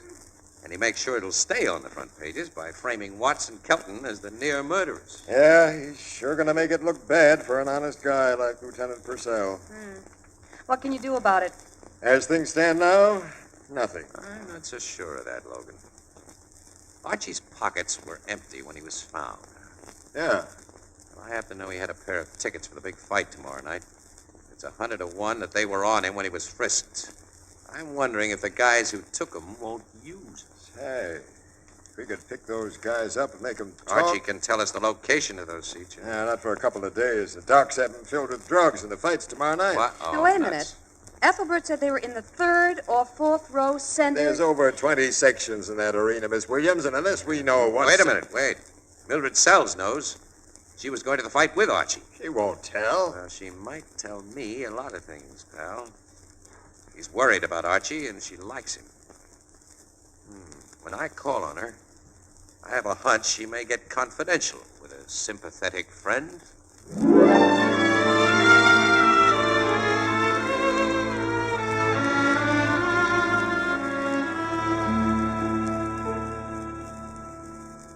You've just come from the hospital, Casey. Yes, Mildred. Well, how is Archie? I got some news, Mildred. It was not pleasant. Well, Archie isn't... No. He isn't dead. But he's in pretty bad shape. Oh, no. The docs say he has a chance to pull through if he wants to. If he wants to? He realizes what he's done to his old man. He hasn't got much interest in living. I know. How do you suppose Archie got himself into this mess, huh? I don't know. Said he wanted the dough to spend on you. The cops told me that. What gave him the idea to get the dough that way? I don't know. Archie was going to take you to the fight tonight, huh? Yeah. Get tickets for swell seats. Remember where they were? I couldn't forget. He was so proud of having gotten them, he told me over and over. Yeah. Where were they? Numbers 8 and 9 in the 3rd row of Section F. Why? Just curious. You know, Mildred, you're the only one who can save Archie's life. Casey, what do you mean? He's going to die unless it can be proven that he was just a fall guy in his fix setup, and that he was pushed into it so his old man would be kicked out of the police department. He won't say that you had anything to do with it because he's in love with you. He's protecting you. But if you care anything about him, you'll tell me and you'll tell the cops that Iron Hat Lansing engineered this whole raw deal. If I do talk to you and the cops, Casey, I'll be arrested for murder. What? But I'm going to talk. Wait a minute, I don't I get went to work for Tim Lansing after Mike Warren was killed. I had to because Lansing had evidence that would convict me of the killing. You shot... No, I didn't shoot Warren. I don't know who did. But I'd written a crazy letter threatening to kill him. He and I had been friends, and he'd gotten tired of it. Well, Lansing found that letter and held it over me. Yeah, that sounds like Iron Hat. About Archie, Lansing told me to make a play for him, to get him to spend more money than he could afford to. Then to suggest that he could get easy money by shaking down gamblers in his father's name. I did it. And then I fell in love with him. But I didn't know he was going to be hurt like this. I didn't know. Come on down to headquarters, kid. We'll tell all this to Captain Logan. All right, I'll get my coat. Someone's at the door. I'll see who it is. And give him a quick brush off. Will you? Yes, I will. Hello, Mildred. Mr. Lansing. I happened to be near your apartment, so I thought I'd drop in. But, well, Casey. Hello, Lansing. What are you doing here? Casey and I are old friends. Oh, I didn't know that. How's the picture-taking business, son? Just about the same, Daddy, like that derby you wear. Yeah, hard hat's the only sensible hat, boy. And since you've got your hat in your hand, guess you're fixing to leave. Don't let me stop you. I was going with Casey, Mr. Lansing. He said he'd drop me off at a store. I have some shopping to do. Pretty late for shopping, Mildred. Anyway, I want to have a little talk with you. A private talk. Nice to have seen you, Casey. So long. Wait downstairs, Casey. Okay. So long, Mildred. So long. See you later, Lansing. Goodbye, son.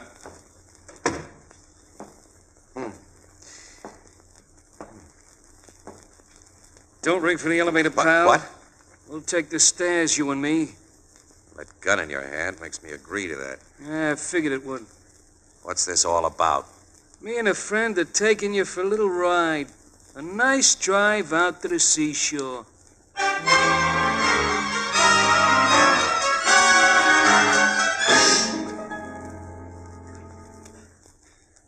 Look, how much longer are you guys going to keep me in this beach house here? Like I told you before, Bud, we're waiting for orders. Whose orders?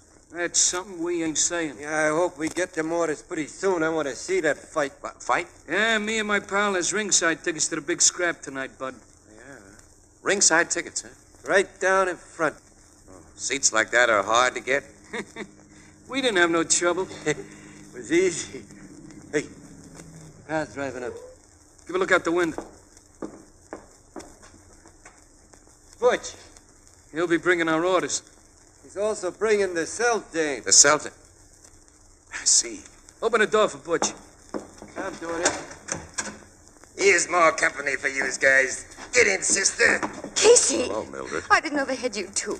They got me, thanks to Iron Hat, I guess. Yes, he told me he had me watched. He came to my apartment because he'd gotten a report that you were there and he was afraid I'd talk.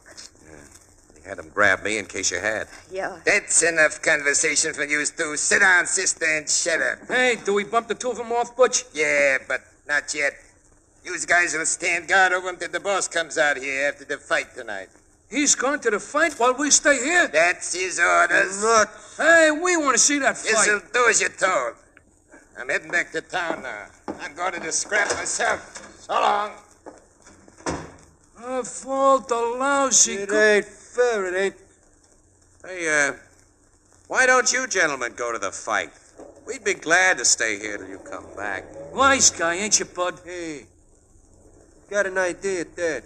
Are you nuts? No, we can tie these babies up, can't we? We'll get back here before the boss shows up. Well, I'm beginning to believe you got brains. Sure, I got brains. Hey, what if the boss sees us at the fight? He won't, because his seats are on the other side of the ring. I saw his tickets. Here, come on, let's get to work. Hey, this was really your suggestion, fella. Yeah. Thanks. Why haven't I learned to keep my big mouth shut?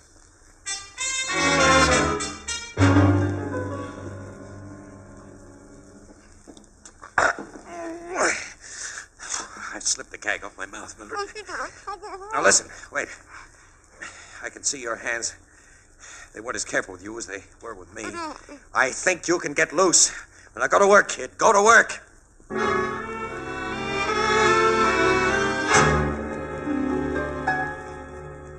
I'm free, Casey. All right, get the wire off me. That won't take very long. I only have to untie it. It isn't tied in very tight I knots. feel plenty tight. Wait a minute. Now, there. Got it off your hands. Relief. All right, I can get it off my feet. Casey. What? It's a car driving up. What do you suppose that is? Get to that window and see, will you? All right. Stopped outside. Get that wire off your feet. I'm working on it right now. Casey, it's Lansing. Lansing. He's getting out of the car. He must have decided to skip the fight. Is anybody with him? No, he was alone. He's coming toward the door. Get that wire off, Casey. This is a tight knot. Well, untie it quick. I'm trying. Open up in there. You fellas see me drive up? Casey, quick. I'm doing the best I can. Everyone asleep in there? He may have the key if he comes in here before you get that off. Find out. You see, he has a key. Okay, kid. I'm finally free. There he is. And here he goes. What the hell? I don't like to hit old guys like you, Iron Hat, but you didn't give me much He choice. carries a gun, Casey. Get it. I've got it. Come on, Lansing, get up. We're going to drive you in your car to police headquarters. I had a feeling I should have come out here sooner than I planned, Casey. It seems I wasn't smart to come alone. Nobody in your racket is smart, Lansing. Come on. We're going to the nearest precinct station. Yeah, as soon as I pick up my hat, you knocked it off. Go on, pick up your derby. You look naked without it. Yeah, I'm attached to this old hat, and here's the ring. He had another gun in that hat. You take the next bullet.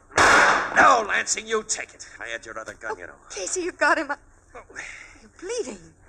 He only got me through the shoulder. It's not bad. No, come on, sit down. Let me stop that blood. Well, let me see what I did to him first. Pick up that second gun he dropped, will you?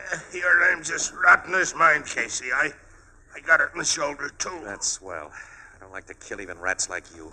Well, let's make sure you haven't got still another gat on you. It's a neat trick, that rod in your derby. There's a frame inside that held it, Casey. I see it. Yeah, you won't find another rod on me, boy. Two have always been enough until now. Look here, you young people. I've got lots of dough. We can make a deal. Sure, we'll make a deal. A deal that'll put you out of circulation for attempted murder. Come on, let's get started.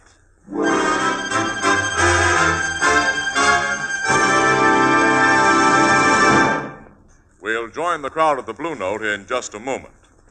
You know, American children are the healthiest children in the world, largely because most American babies now get a good, sound start in life. Much of the credit for this is due to our American food packers who produce convenient, scientifically prepared baby foods. The young mother can now give her baby well-balanced, nourishing meals without spending endless extra hours in the kitchen. In selecting prepared baby foods for your baby, whether fruits, vegetables, soups, or meats, it's wise to insist on two things. One, a brand name with which you're familiar, and two, a glass jar. Sterile, crystal clear Anchor glass jars can't possibly affect purity or flavor. And because you heat and serve foods in the same glass jars in which you buy them, and then reseal the jars to store leftovers, mothers save precious hours each week. Most of the better brands of prepared baby foods are packed in clean, sanitary Anchor glass jars and sealed under vacuum with easy-to-open, easy-to-reseal Anchor caps. Both products of Anchor Hocking. The most famous name in glass.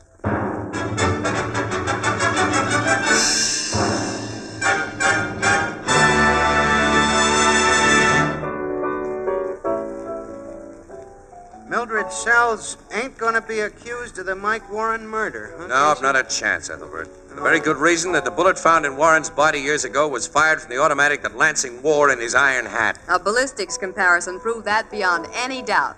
Lansing killed Warren? Mm-hmm. After he found a letter that would incriminate Mildred if suspicion were pointed his way. Well, what do you know? At least one other thing. The DA won't bear down too heavy on the extortion charges against Archie. He and Mildred are going to be married. The DA and Mildred? Oh. Oh, no, of course not. Excuse me. Right, boy. You know, this has turned out so nice and romantical, it makes me feel good.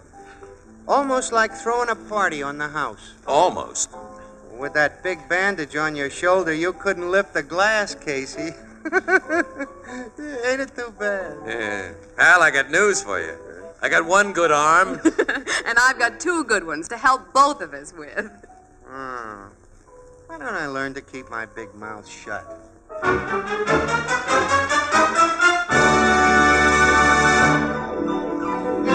Crime Photographer, starring Stotts Cotsworth as Casey, is written by Alonzo Dean Cole. It is brought to you each Thursday by the Anchor Hocking Glass Corporation, makers of Fire King Oven Glass, Anchor Glass Containers, Anchor Caps and Closures, all products of Anchor Hocking, the most famous name in glass.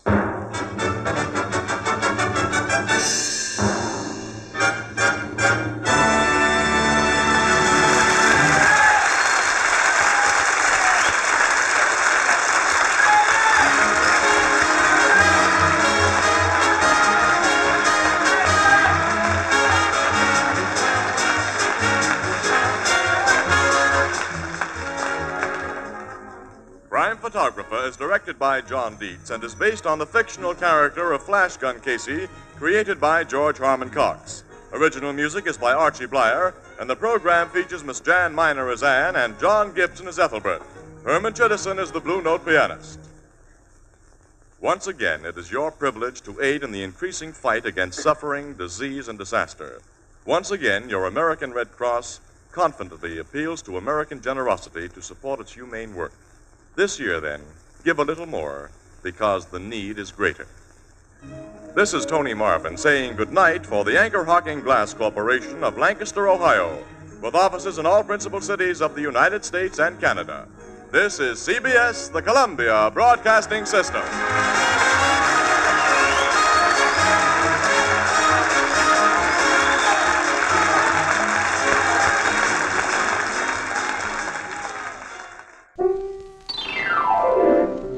The wave that gives that natural look is Toni. Tony. Tony. Tony Home Permanent, the wave that gives that natural look, brings you Crime Photographer.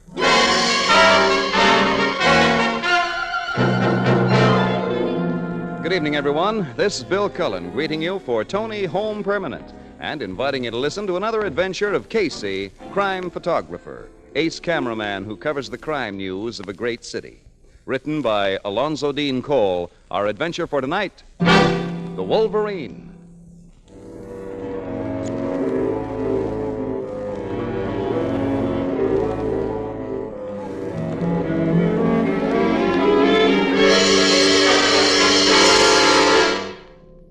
the Blue Note Cafe, shortly before 1 o'clock in the afternoon. Well, I was wondering when you two would show up. Hi, Ethelbert. Hi. Hello, Ethelbert. Just coming in from an assignment? Yeah, not a pretty one either. Say, what kind of assignment were you on? Read about it in the noon edition, pal. I was just looking over the noon edition. Casey, were you covering the murder of them 3 gangsters, Bobo Gussick and his 2 pals? That's been our job.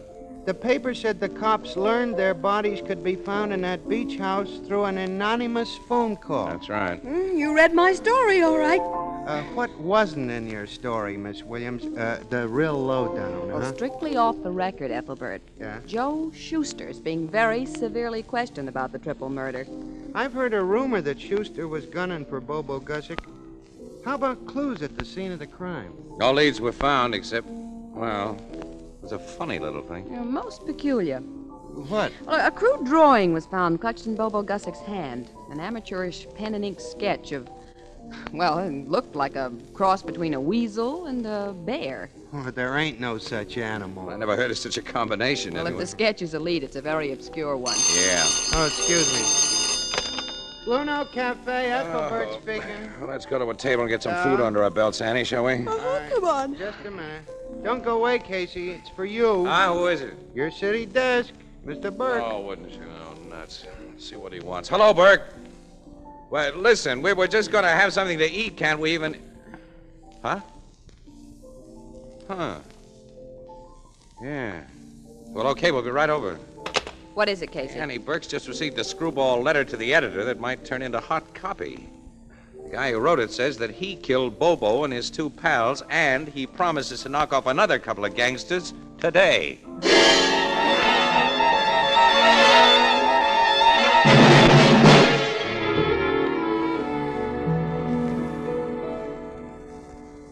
Have you looked into your mirror lately and wondered what to do about your hair? Well, let me suggest an answer. A lovely Tony Home Permanent. Your hair will be soft and natural looking from the very first day. You'll have just the right amount of curl, and your wave will last for months. You know, a Tony wave is guaranteed to last just as long as the most expensive beauty shop wave, and guaranteed to look more natural or your money back. No wonder each month another 2 million women have beautiful Tony waves. A Tony costs just $1, with plastic curlers $2. Get a Tony kit tomorrow and give yourself the loveliest, longest-lasting wave you've ever had. A Tony Home Permanent. The wave that gives that natural look. Toni, Tony.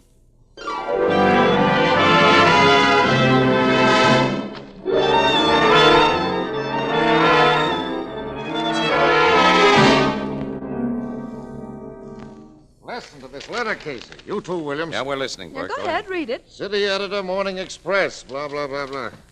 Dear sir, several hours before you receive this, the police will have discovered the dead bodies of a racketeer known as Bobo Gussick and 2 of his lieutenants. I killed them for a multiple reason. 1, a civilized society will be better off without them. 2, men of their type habitually carry large sums of money. And 3, I find it amusing to pit my wits against both the underworld and the police. In this last, I resemble the sagacious animal whom I have selected as my identifying trademark, the wolverine. Another sketch of it will be found today. Well, that means that... Yeah, the guy promises us another murder. Now, here's the finish. You gentlemen of the press are invited to join with the police and their criminal quarries in what will prove to be a hopeless battle with the Wolverine. The Wolverine? That's the signature. I think he's the killer, but he's a nut, too. From the evidence of this letter, he's an educated Well, guy. what kind of an animal is a Wolverine? Well, I've read they're the toughest, meanest, most intelligent animals in existence. I'll have research dig up complete dope on them so we can give this letter a good dressing up when we run it on page 1. Gonna show it to the cops before you run it? Why should I? The writer of this letter may be pulling a fast one just to gag. Wait a second. City desk, Burke speaking. Yes? Who is this speaking? Casey, the Wolverine. Where's that? Highland Road? Half a mile north of the old brick church and a clump of maple trees. What? Look, who is this? Who? Huh? He's hung up. You got that address, Casey? Yeah. This nut, the Wolverine, says he's kept his promise. This may still be a gag, Burke, but Ann and I are starting for Highland Road and that clump of maple trees right now.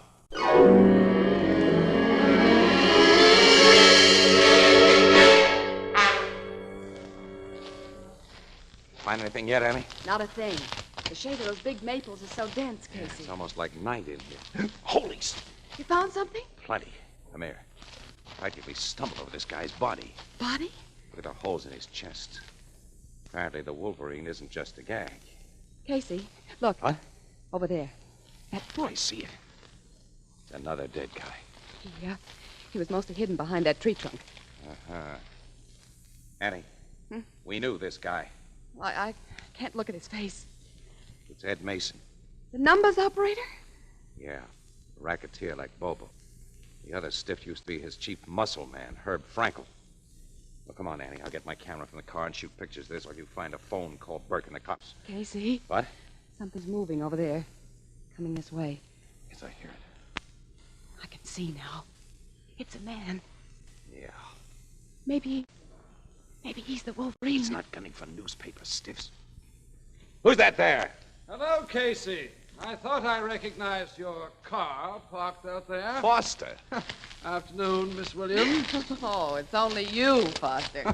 And who did you think I was? The Wolverine? What do you know about the Wolverine? I work for a newspaper, too, you know. Not a high-circulation bourgeois paper like your Morning Express, but our exclusive little daily Standard-Bearer gets letters to the editor, and since we meet in this place, I assume we were brought here by the same reason. You got a letter? Followed by a phone call from the ambitious gentleman who calls himself the Wolverine. Burke isn't going to run this story as an exclusive, Annie. You two find anything among these trees? Well, if we told you no, you'd look around for yourself, so look there. Thanks, old chap. These gentlemen seem to be deceased. Yeah, that's putting it mildly. Now, this Wolverine is assuming the proportions of an interesting character. Oh, by the way, do you know what a Wolverine really is? Yes. Really? You surprise me. Why? Journalists employed by the Standard-Bearer are required to have a general knowledge of almost everything. You're all college graduates, you know. But you Morning Express. Yeah, all we've got to know is news values. You recognize either of these dead guys, Foster? No, can't say I do. Really? You surprise me. Do you know who they are? Mm-hmm. And you can read all about them in the Morning Express. Okay, Annie, start looking for a phone. Give Burke our story. Oh, by the way, Foster, why didn't your classy Standard-Bearer send a photographer with you? Because we of the Standard-Bearer have multiple talents, Casey. I have a camera in my car, and after taking suitable photographs, I shall make some effective and exclusive pencil sketches of this gruesome scene.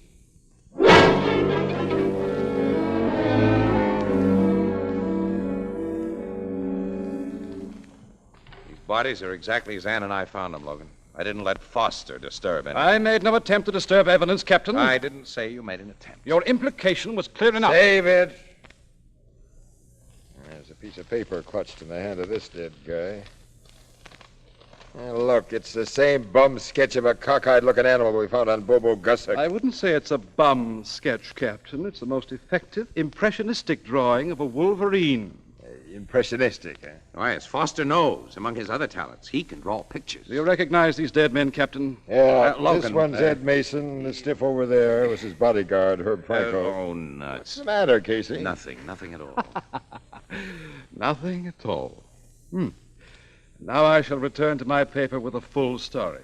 Good day, Miss Williams and gentlemen. Good day. So long, Foster. Yeah, so long. Funny guy, that fella. Pain in the neck, and so's his lousy paper. Hey, this Wolverine gave his sheet the same break yours got. Yes, it did. Well, anyway, the Wolverine makes good on his promises. Crooks like Bobo Gussock and Ed Mason and the Red Hots who've been killed with him are cagey guys, Logan. In order to get 2 of them in these woods and 3 in that beach house, this Wolverine must be somebody they knew and trusted. Yeah. Logan, have you turned Joe Schuster loose yet? No, but I'll have to now. Anyway, I was pretty well convinced he was clean on the Gussock killing before the Wolverine claimed the credit. Well, have him freed right away, will you? so I can pay him a friendly visit at his tavern hangout tonight. So you could... Yes, Joe Schuster was a pal of Ed Mason's. Now, he should know about guys who could have trapped Mason. And Schuster may talk to me as he wouldn't talk to any cop.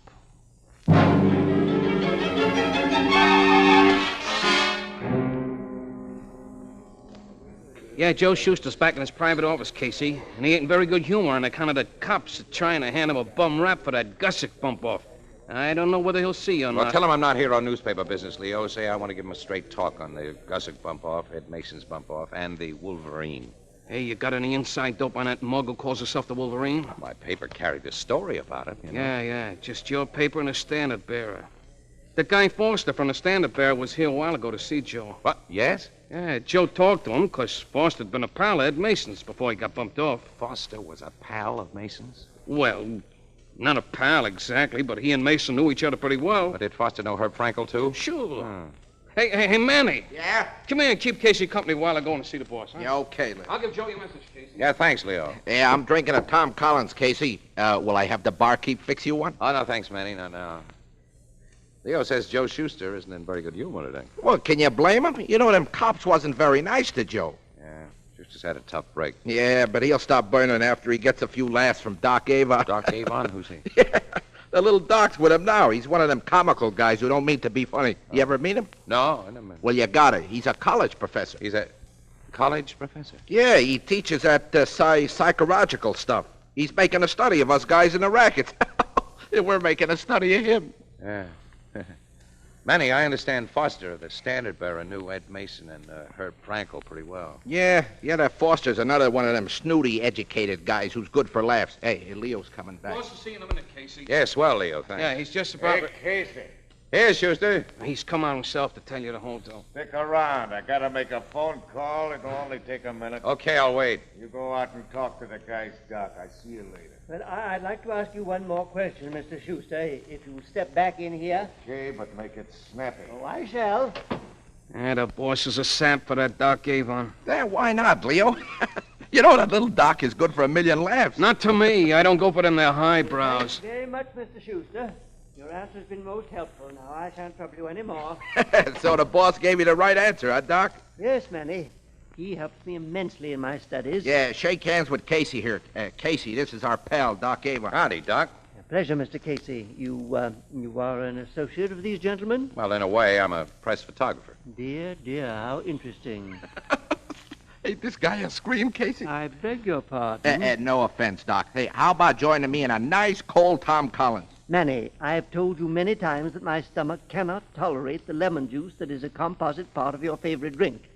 And I've warned you that citric acid may be bad for your constitution. Well, it ain't never hurt me yet. What I will have, and always have, once daily, is a small glass of dry sherry. I'll go get it for you. Hey, get this guy talking, Casey. He'll kill you. I'll be back in a minute. What paper are you with, Mr. Casey? Morning Express, Doc.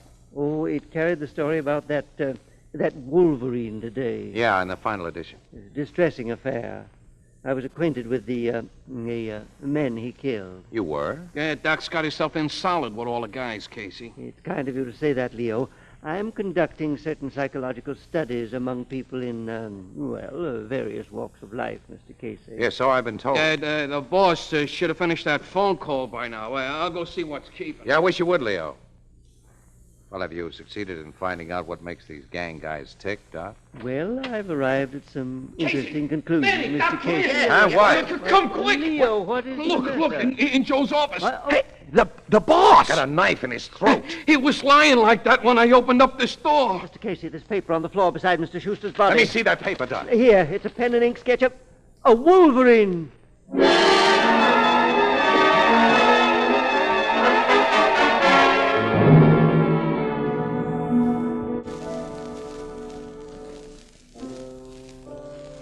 Oh, Mr. Cullen, I thought you was Casey. I got a swell riddle poem especially for him. Can't you tell me? Oh, sure. Listen. All right. You have to guess what animal I'm writing about. Okay, let's hear it. Yeah.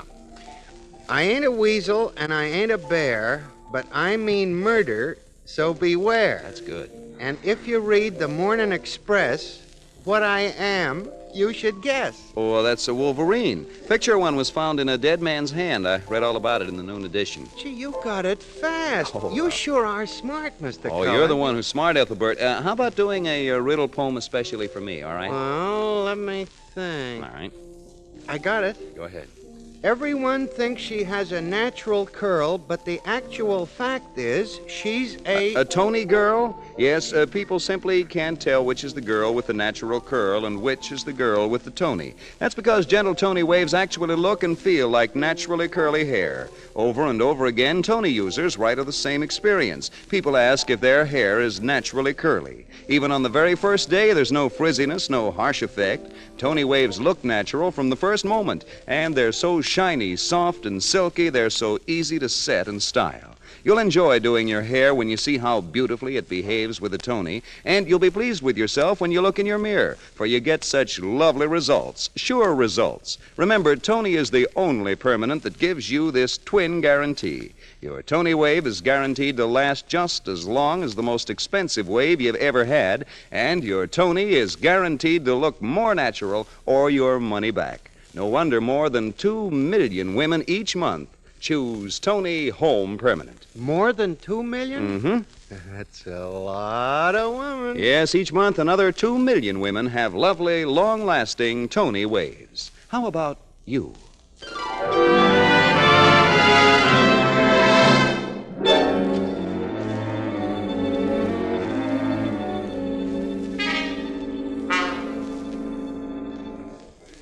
Now, Casey, you've heard Dr. Avon, Manny, Leo, the bartender, and all the customers that were in this joint here. Give me their versions of the discovery of the killing. Now, how do their stories stack up with what you saw? 100%, pal. I know that Joe Schuster was alive only a few minutes before we found him dead because I saw him, and I talked to him. And not more than 30 or 40 seconds later, I heard Doc Avon talking to him as he left Schuster's office. When Leo went to the door to call Schuster, he was never out of my sight for a minute. You sure of that? I'm positive. I saw Leo open the door. He didn't go inside. He just stood there and yelled at us to come and look, so the Wolverine had to come in the back door. So the Wolverine remains a big unknown. Yeah. What did the medical examiner have to say? Well, the knife went through Schuster's neck in such a way he couldn't make a sound. The Wolverine either made a lucky thrust or he knew anatomy. Logan, I watched Foster drawing pictures today. He's a pretty good artist. Artists know anatomy. Foster? Yeah, the standard bearer. Another thing, tonight I've learned that Foster was well acquainted with Ed Mason and Herb Frankel. And yet this afternoon, when he saw their dead bodies, he denied that he knew either one of them. You think Lastly, Foster was in this office with Joe Schuster just a little while before I got here. So he knew about the back door. I think you'd better talk to Mr. Foster.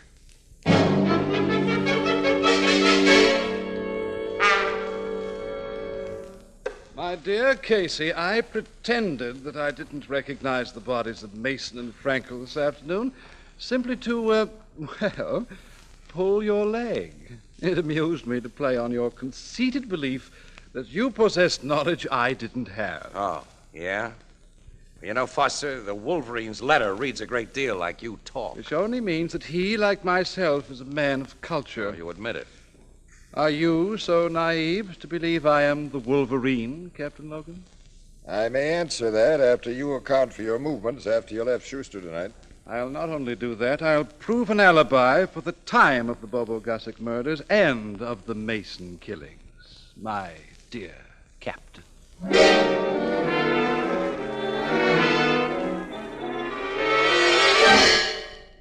Well, Casey, I'm told your suspicions of our little pal Foster blew up with a loud bang this morning. Don't believe everything you hear, Annie. They only seem to blow up. Well, he established alibis for all of those 3 killings, and Logan turned him loose. Logan turned him loose with the notion that given a good long rope, Foster may hang himself. Those alibis of his aren't altogether tight by any means. Oh? And I'm going to try to loosen them still more. How? Well, first, we're paying a visit to Doc Avon. Doc Avon? Yeah. Oh, because he was the last man to see Schuster alive? No, because he's a psychologist. I want to get his professional opinion of Foster and of the Wolverine.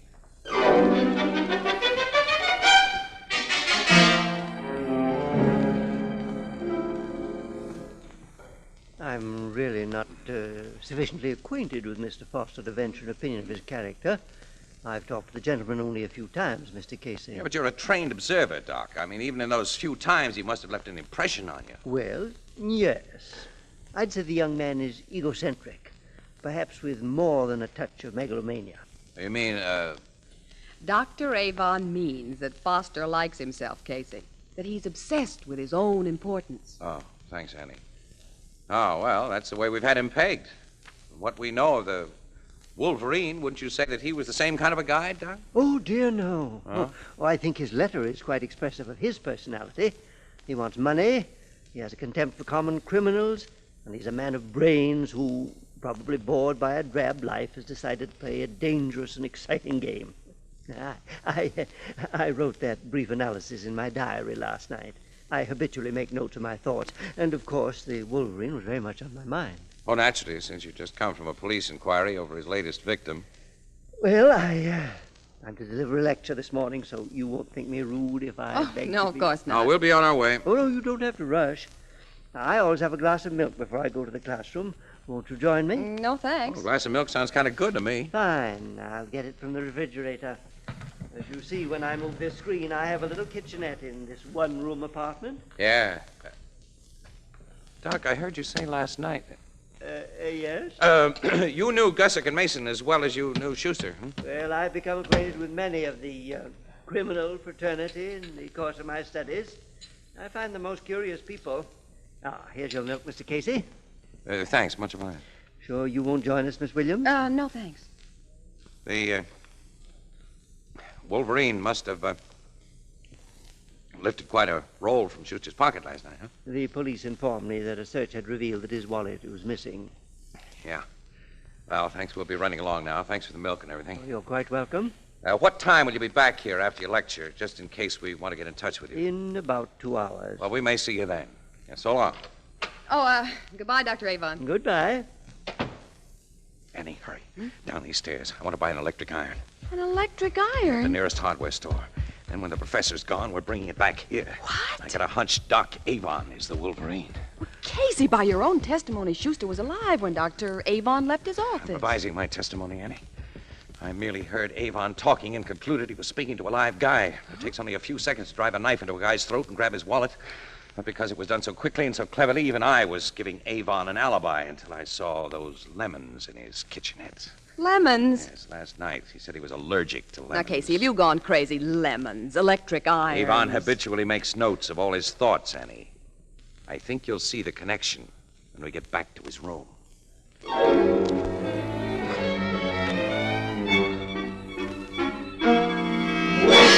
I found Avon's diary, Annie. Oh, let me see it. Here. Here's the page he wrote last night after Schuster was killed. It merely tells of the murder. His bewildered reaction to it. And his analysis of the Wolverine, which he told us he put down. Uh-huh. All perfectly innocent on the surface. Now, let's run this hot iron over the page. Maybe we'll read between the lines. More writing appears. Casey, he used invisible ink. Used plain lemon juice, Anne, which is completely absorbed by paper until heat is applied. That makes it take on color. I learned the lemon juice trick as a kid. And Avon's only reason for having lemons in this place had to be for secret writing. And the secret writing says my plan to destroy Schuster was as perfect in execution as it was in conception. I thrust the knife exactly right, and he slid to the floor without a sound. My alibi was firmly established, and nobody remotely suspected that I am... The Wolverine. Avon. Be quiet, both of you, if you want. We see the 45 in your hand, Doc. You came home sooner than we expected. Mr. Casey, the Wolverine is acutely sensitive to danger, so I returned without making my lecture. Now the would-be trappers are trapped. You can't afford to spring any traps in your own home, Doc. On the contrary, you entered my home without my permission. You have no more right to be here than have common thieves. I have a legal right to destroy those who threaten my property. Oh, Casey. Like the Wolverine, Miss Williams, when I trap the trappers, they are really trapped. What was that? Something struck him, Casey, and knocked him down. Well, that was a camera that hit him. A good pitch, wouldn't you say? Foster! Yes. I've been watching this interesting scene from the fire escape outside that open window. Oh, When things seemed to be getting hot, I thought I'd better do something, and my camera was all I had to do it with. Oh, boy, well, I'll get you a new camera. That was a grand job you did, and that camera knocked the doc cold. Oh, well, how did you happen to be on the I phone? had my own little suspicions of Dr. Avon and decided to keep an eye on him. I was doing just that. Well, thank heaven. Yes, and thank you, Foster. Well, don't mention it, my dear Casey. I guess a guy can be wrong about a guy once in a while.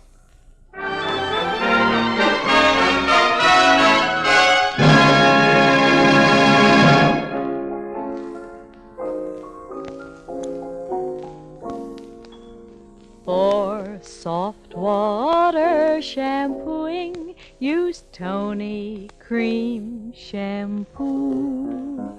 Even in the hardest water, Tony Cream Shampoo. Yes, even in the hardest water, Tony Cream Shampoo gives soft water shampooing that rinses away dandruff instantly, leaves hair so soft, so smooth, so shining clean. Today, bring out the sparkling beauty of your hair with Tony Cream Shampoo. Get the handy tube or jar. Tony Cream Shampoo. It's for you.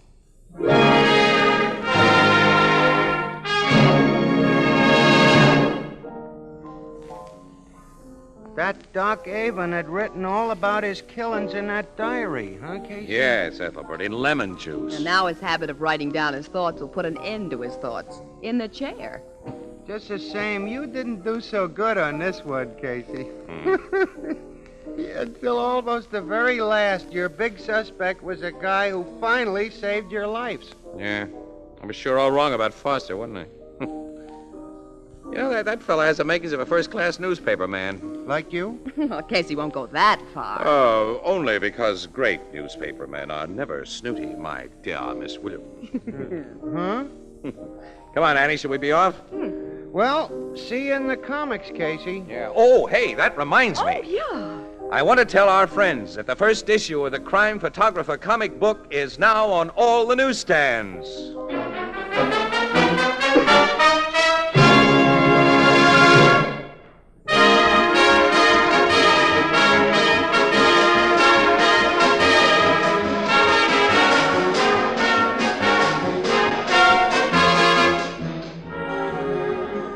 Crime Photographer, starring Stotts Cotsworth as Casey, is produced and directed by John Dietz. Written by Alonzo Dean Cole and is based on the fictional character of Flash Gun Casey, created by George Harmon Cox. Original music by Archie Blyer, and the program features Miss Jan Miner as Anne and John Gibson as Ethelbert. Herman Chittison is the Blue Note pianist. This is Bill Cullen asking you to listen again next week at this same time to another exciting adventure of Crime Photographer. And also inviting you to listen to This Is Nora Drake, radio's thrilling serial romance heard every afternoon, Monday through Friday, over most of these stations. Consult your local paper for the exact time.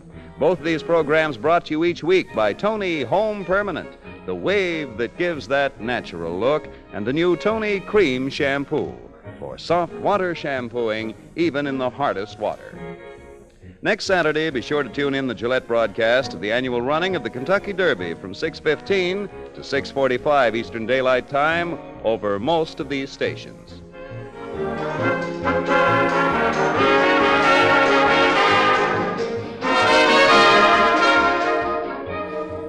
Hallmark Playhouse, starring Linda Darnell in Mother, follows immediately.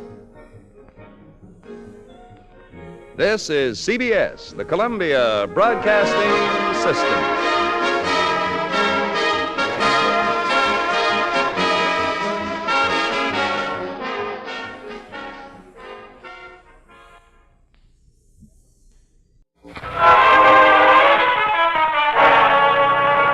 Good evening. This is Ken Roberts inviting you to listen to another adventure of Casey, Crime Photographer. Ace cameraman who covers the crime news of a great city. Our adventure for tonight, Thunderbolt.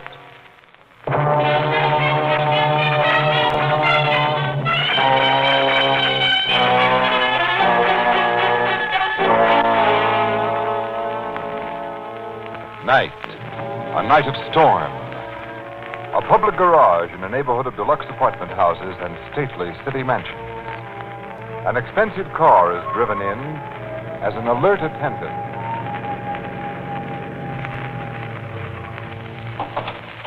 Good evening, Dr. Foley. Hardly a good evening, Jim.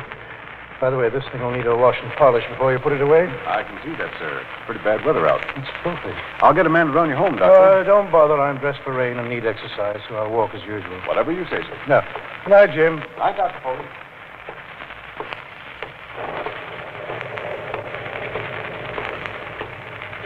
Pardon me, sir. Yes? May I trouble you for a match? Oh, certainly. Rotten weather, isn't it? Yes, pretty bad. Look, here's a book of matches. You can keep them. Sure you have others? Oh, yes. Good night. Excuse me, aren't you Dr. Foley? Yes. Oh, I've seen papers in the medical journals. Do you mind if I walk with you for a short distance? Well, if you wish. I shall consider it a privilege. Are you a physician yourself? No, it was once my ambition to become a great brain surgeon such as you are, but now I'm just a sort of jack of all trades, which means, of course, that I'm what the world calls a failure. Well, success and failure are matters of viewpoint. Oh, how true. A man can be as he thinks. He can rise above misfortune and live in Valhalla with the gods. That thunder. To me, that is Thor the mighty, wielding his hammer, forging his thunderbolts to strike the mountain giants. Do I sound mad? Well, you sound interesting, Mr. Thorson is my name, Doctor. Thorson? Yes. Oh, one of the streetlights is out here. Makes things quite dark. Well, the storm probably knocked it out. Yes, a minor thunderbolt of the storm, the feeble precursor of a greater one, a deadly one. Deadly one? Forged by the hammer of the son of Thor. Here, what are you doing with that? I'm wielding the hammer, striking down the giants, killing you! Thor's son has cast his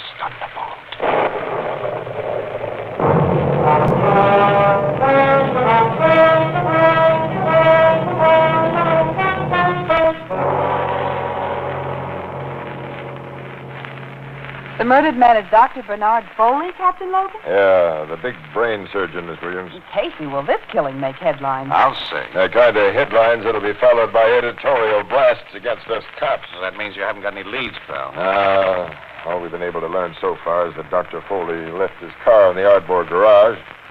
And at 11:15, a patrolman found his dead body sprawled across the sidewalk, as you can see it now. The spot must have been pretty dark before you cops got here with your flood lamps. I see that street light's out. Yeah, the storm knocked it out, I guess. Was Dr. Foley robbed, Captain? No, we found a wallet full of dough in his hip pocket, Miss Williams. Robbery wasn't the motive for his murder. How was he killed, then? Well, the M.E. thinks the job was done with a small tack hammer. What? A small tack hammer? Yeah, the double-headed kind upholsterers use. Hey, well, Logan, that big playwright who was killed last week, Eli Whitlock. Yeah, his skull was crushed with a small hammer, and his body was found on a dark street near his home and on a night like this. I know. The similarity of the Whitlock murders naturally occurred to me. But Whitlock's killer was caught red-handed robbing the body, and he's now in jail. The guy you nabbed for that job admits he went through Whitlock's pockets, but he's consistently denied the killing, Logan. Well, I believed his story that he found Whitlock lying in that doorway and figured he was drunk. I haven't believed it, and I don't now. Well, Logan, I have a hunch that you're at the beginning of a very tough case.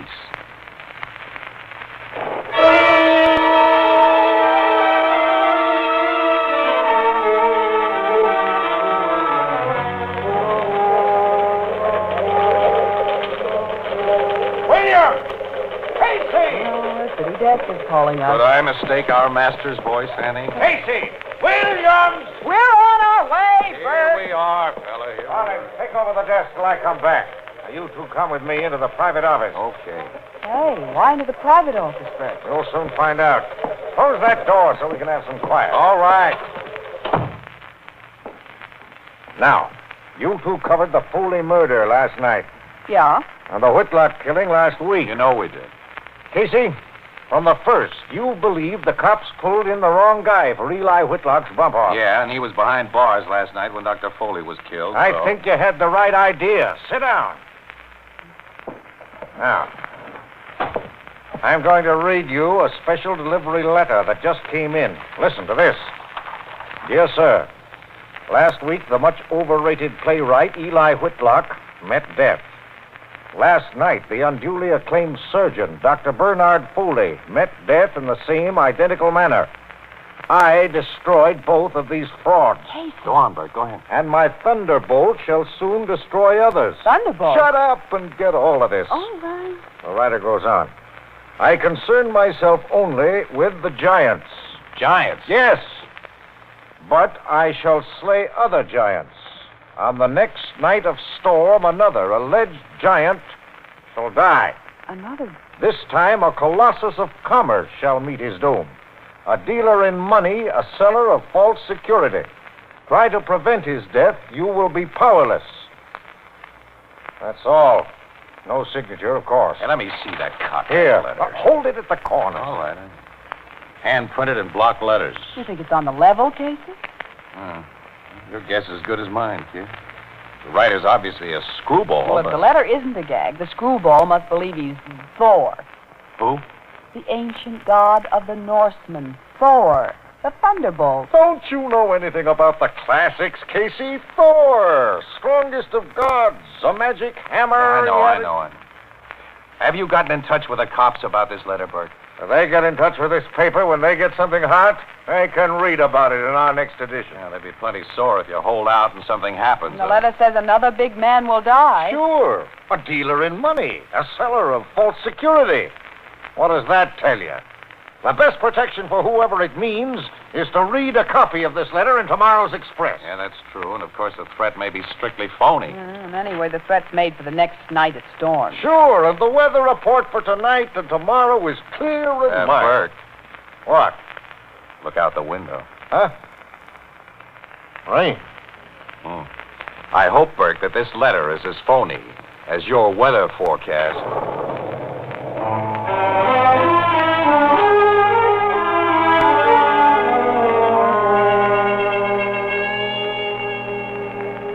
Shall I serve you another drink before you leave, Mr. Clement? No, thanks, Harry. I've already had more than I... Pardon me, should have, but tonight I was celebrating. Well, you have every reason to celebrate from what you told us fellas behind the bar here. That's right. I signed up another $1 million policy today, Harry. Another $1 million policy. I'm just what the fellows in my business say I am, the greatest life insurance salesman in the world. Oh, I believe that, Mr. Clement. I believe it. Gotta go home now. Oh, I'll call the doorman and have him get a taxi for you. No, I want to walk. Need a walk. Do me good. Night, Henry. Good night, Mr. Clement.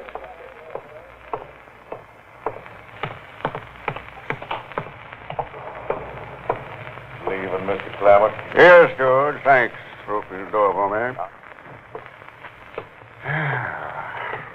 Yeah, feels good. Rain feels good. Pardon me, sir. Huh? May I trouble you for a match? Match? Oh, sure. Thank you. Aren't you Mr. Alan Clammert? Well, how'd you know?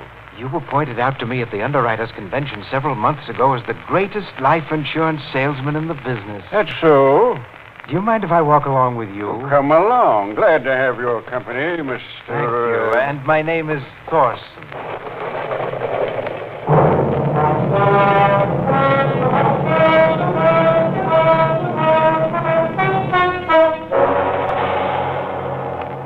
Casey, you and Miss Williams have a nerve showing yourselves here at headquarters today.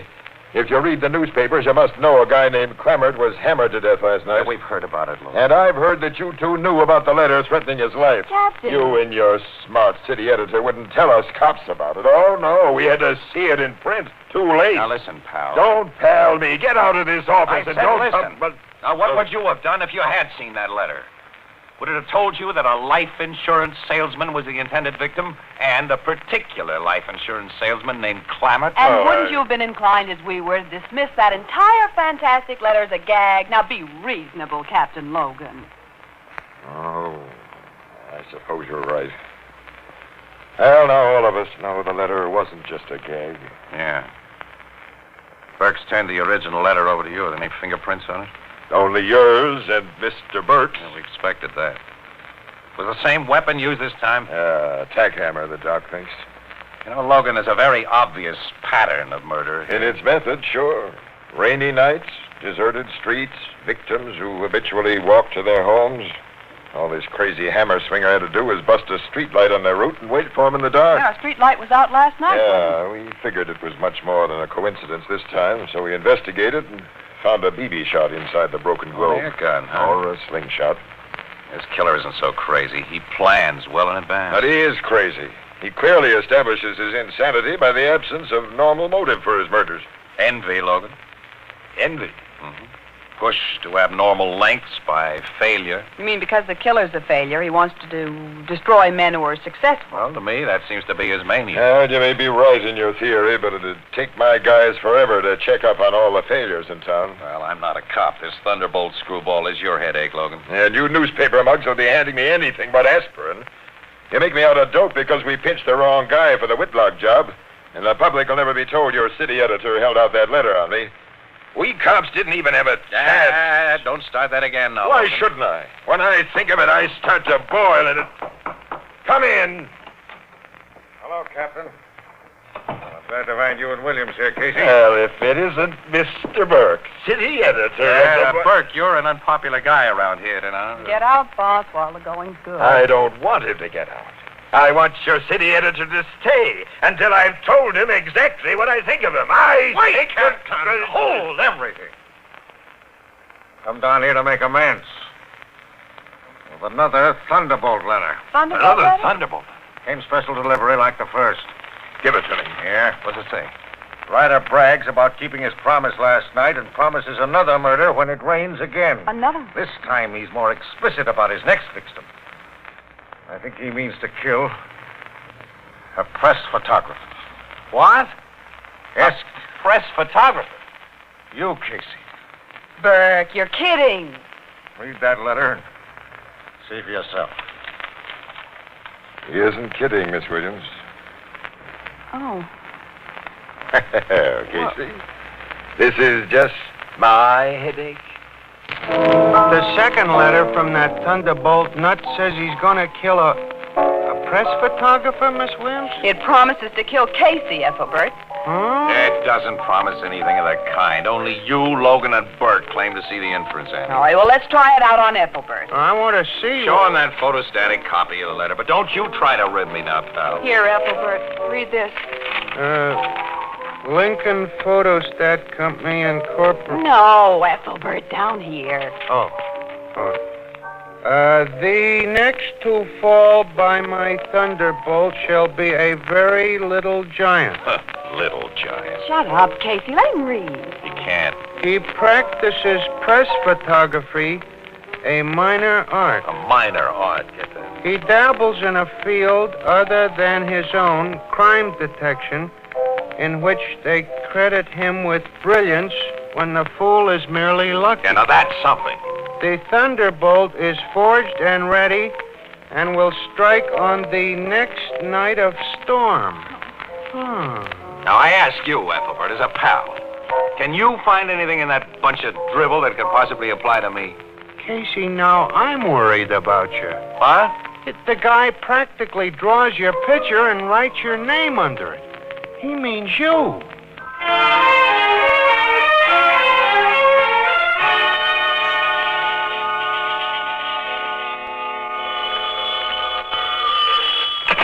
Photography department, Casey speaking. This is Ann Casey. Oh, yeah, I was just going to phone you, kid. How's that case of sniffles you went home to nurse? Well, I feel a little better. That's good. Casey, it's starting to rain and thunder. Yeah? Well, now, so what? Now, look, I've been needled about that letter until I'm sick, too. That nut may hammer somebody to death tonight, but his threat was definitely not directed at me. Look, you'll walk blindly into any trap that he leads you to, and you don't know what he looks like. Annie, please. Okay, but will you promise me something? Huh? What? Well, can't you promise me before I tell you? I don't ask very much of you. Well, all right, I promise. Look, drive directly to your apartment house when you finish working tonight and leave your car parked in front of the door instead of going to the garage and walking the 2 blocks home. And then go upstairs and lock yourself in. listen, Ann. Now, you promised, Casey.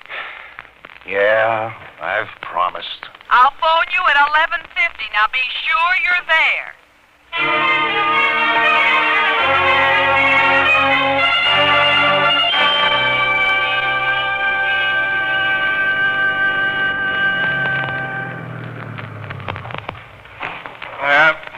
Here's the old crate, Charlie. Put it away. Want me to wash your car tonight, Mr. Casey? It'll be pretty spotty from this rain.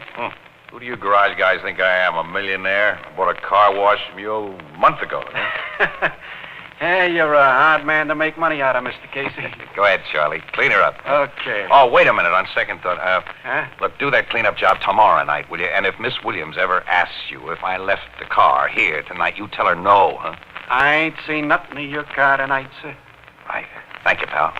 Thank you. All right, Charlie. I'm heading for home. Night, Mr. Casey. Pardon me, sir. Go on. May I trouble you for a match? Oh, I guess so, yeah. Miserable weather, isn't it? Yeah, it's stinking. Here's my lighter. Thank you.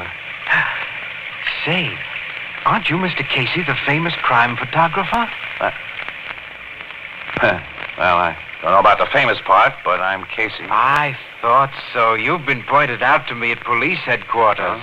What were you doing there?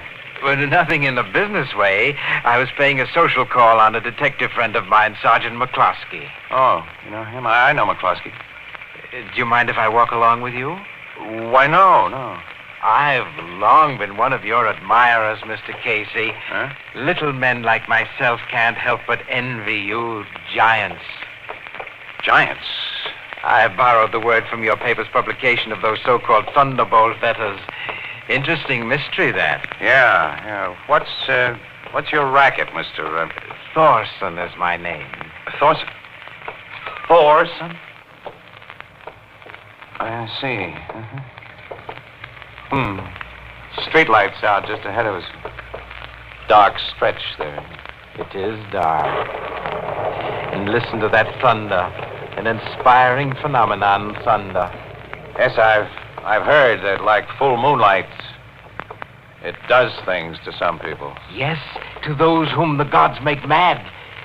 To the wise people of ancient times, that which we call insanity was a God-given gift. Mr. Casey, it meant freedom. And so I've read. We're coming into that dark stretch, Mr. Thorson. Yes, we are.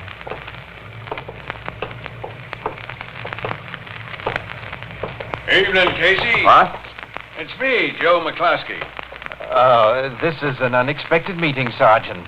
Why, yeah. Hello, Carl. You know this guy, Sarge? Well, I oughta. Carl Thorson and I lived in the same block for about 10 years.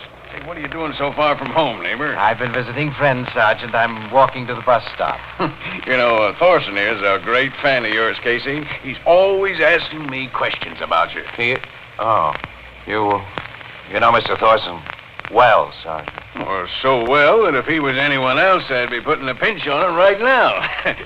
You know, beat cops have been reporting all streetlights out of commission since that last Thunderbolt murder, Casey. And when Captain Logan heard one was out near your apartment, he sent my partner and me right up here on the jump. I'm glad to know that you policemen are so efficient, Sergeant. Well, you don't know the half of it, Carl. Ever since it started to rain this evening, Casey has been shadowed. Yeah? Mm-hmm. Come out of that doorway you ducked into, Red. Everything's okay. Well, come on, Casey. I'll escort you to your apartment house, and then the other guys and me can get home. And you'll be entirely safe once you're home. I must hurry to catch my bus, Sergeant, so if you don't mind... No. Run along, Carl. Run along. I'll see you later. It's been a great privilege to meet you, Mr. Casey. Good night. Good night. He's a nice little guy, Thorson. Yeah, isn't he? Kept me from making an awful fool of myself, Sarge. And with that, I've handed your boss, Logan, a swell laugh. He had me tailed tonight. Well, the captain's been worried about you, Casey. Well, now, come on. I'll walk you to your door.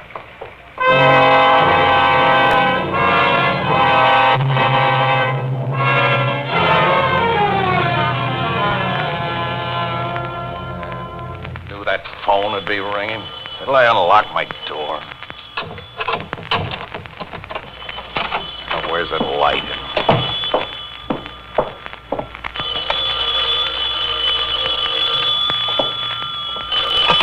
Hello? Casey, where have you been? I've been ringing you ever since 11. Okay, all right. I'm only a few minutes late now, Annie. I just got home, and look at it. It's 7 minutes to 12. Well, what delayed you? Whole flock of cops that my pal Logan sent to nursemaid me. I suppose you put him up to it. No, he didn't give me the satisfaction of knowing he was having you guarded, but I'm glad to hear he did. You all right, Casey? Of course I'm all right. Now go on to bed and get over your sniffles and let me get some sleep. Casey, I'll never worry about you again as long as I live. Good night. Hey, Annie. Hey. Worried. But he should have known that letter couldn't have meant me. Very little giants. Now what? Hello? So you are safely home. You, Logan. McCluskey just radioed a report that all was well with you. I phoned to double-check. Okay, now you've double-checked, wise guy, and now you know that screwball didn't have his hammer out for me. Goodbye. And that's to all of you. Not to me. But... Thorson. Nice of you to leave your door open. It made things so easy.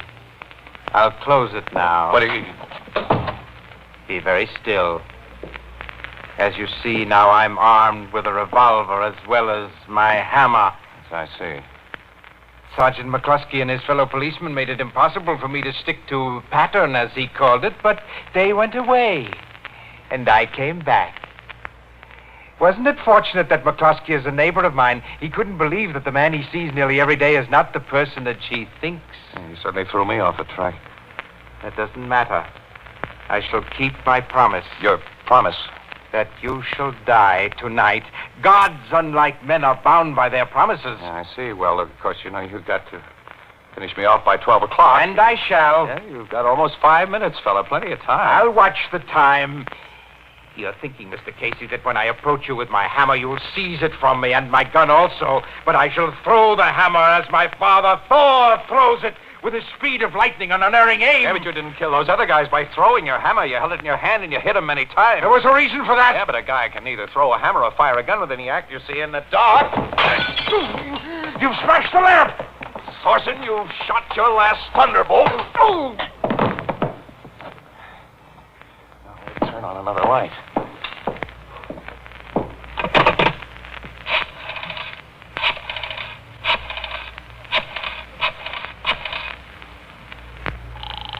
Police headquarters. Jimmy Homicide. Captain Logan. Just a minute. Homicide Bureau, Captain Logan. Captain Logan, this is Casey. Send some cops up to my apartment to collect the Thunderbolt killer. The Thunderbolt? Yeah, he's sleeping on my living room rug right now. He's even crazier than I figured he'd be, Logan. When he wrote that last letter, he was referring to me.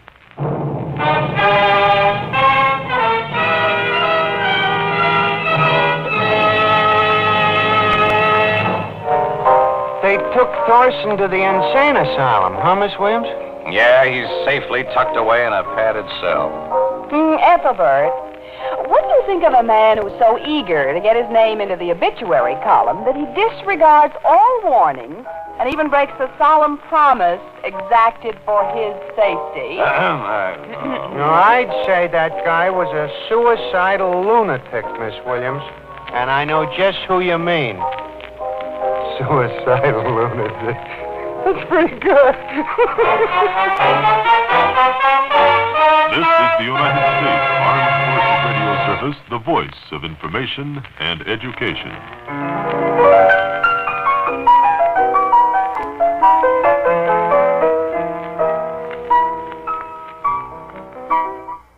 This is Ken Roberts inviting you to listen to another adventure of Casey, crime photographer.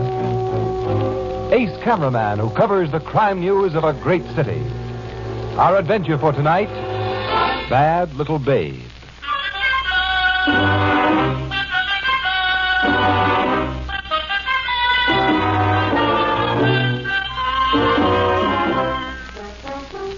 Night.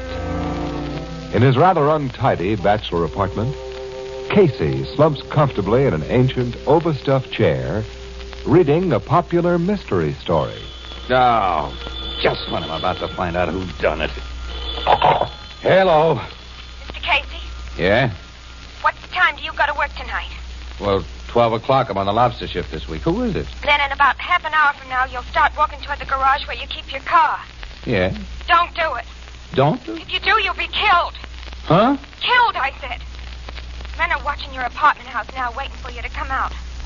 Call the police and tell them to get those Wait a men. minute, who are you? Never mind that. Phone the police and don't leave. Now, look here. I can't talk Tell me- anymore. Goodbye. Hey. Oh, nuts. It's just a gag.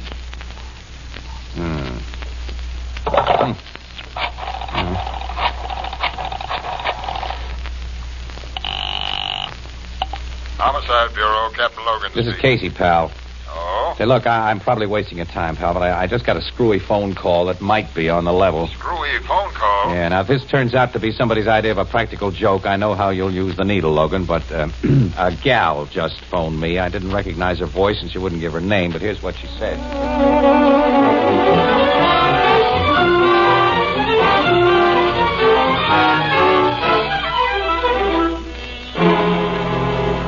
Whoever the gal was who phoned you, Casey, I don't think she was a practical joker. No?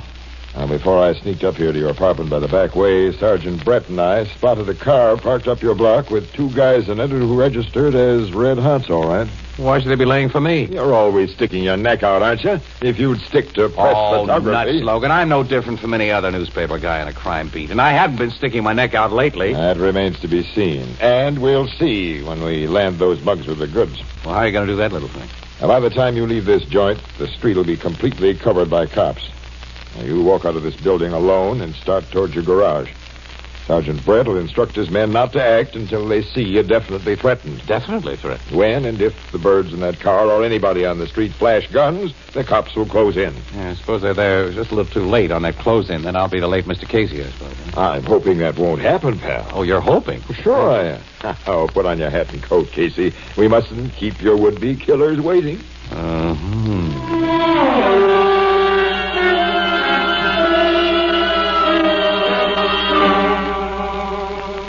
The suspicious car is way up the block there, Casey. A black sedan. And the gunner will probably wait until you're nicely outlined under the next street light before... Yeah, I'm going to make a swell target there, Logan, you know. It'll be safer than in church. There are at least a dozen cops covering you. I can't even see one cop. You don't think I told Brett to post him where they could be seen, do you? There's his signal that everything's all set. Now, he's in a car around the corner. By the time you get under that street light, his driver will be passing that black sedan and ready for any funny business.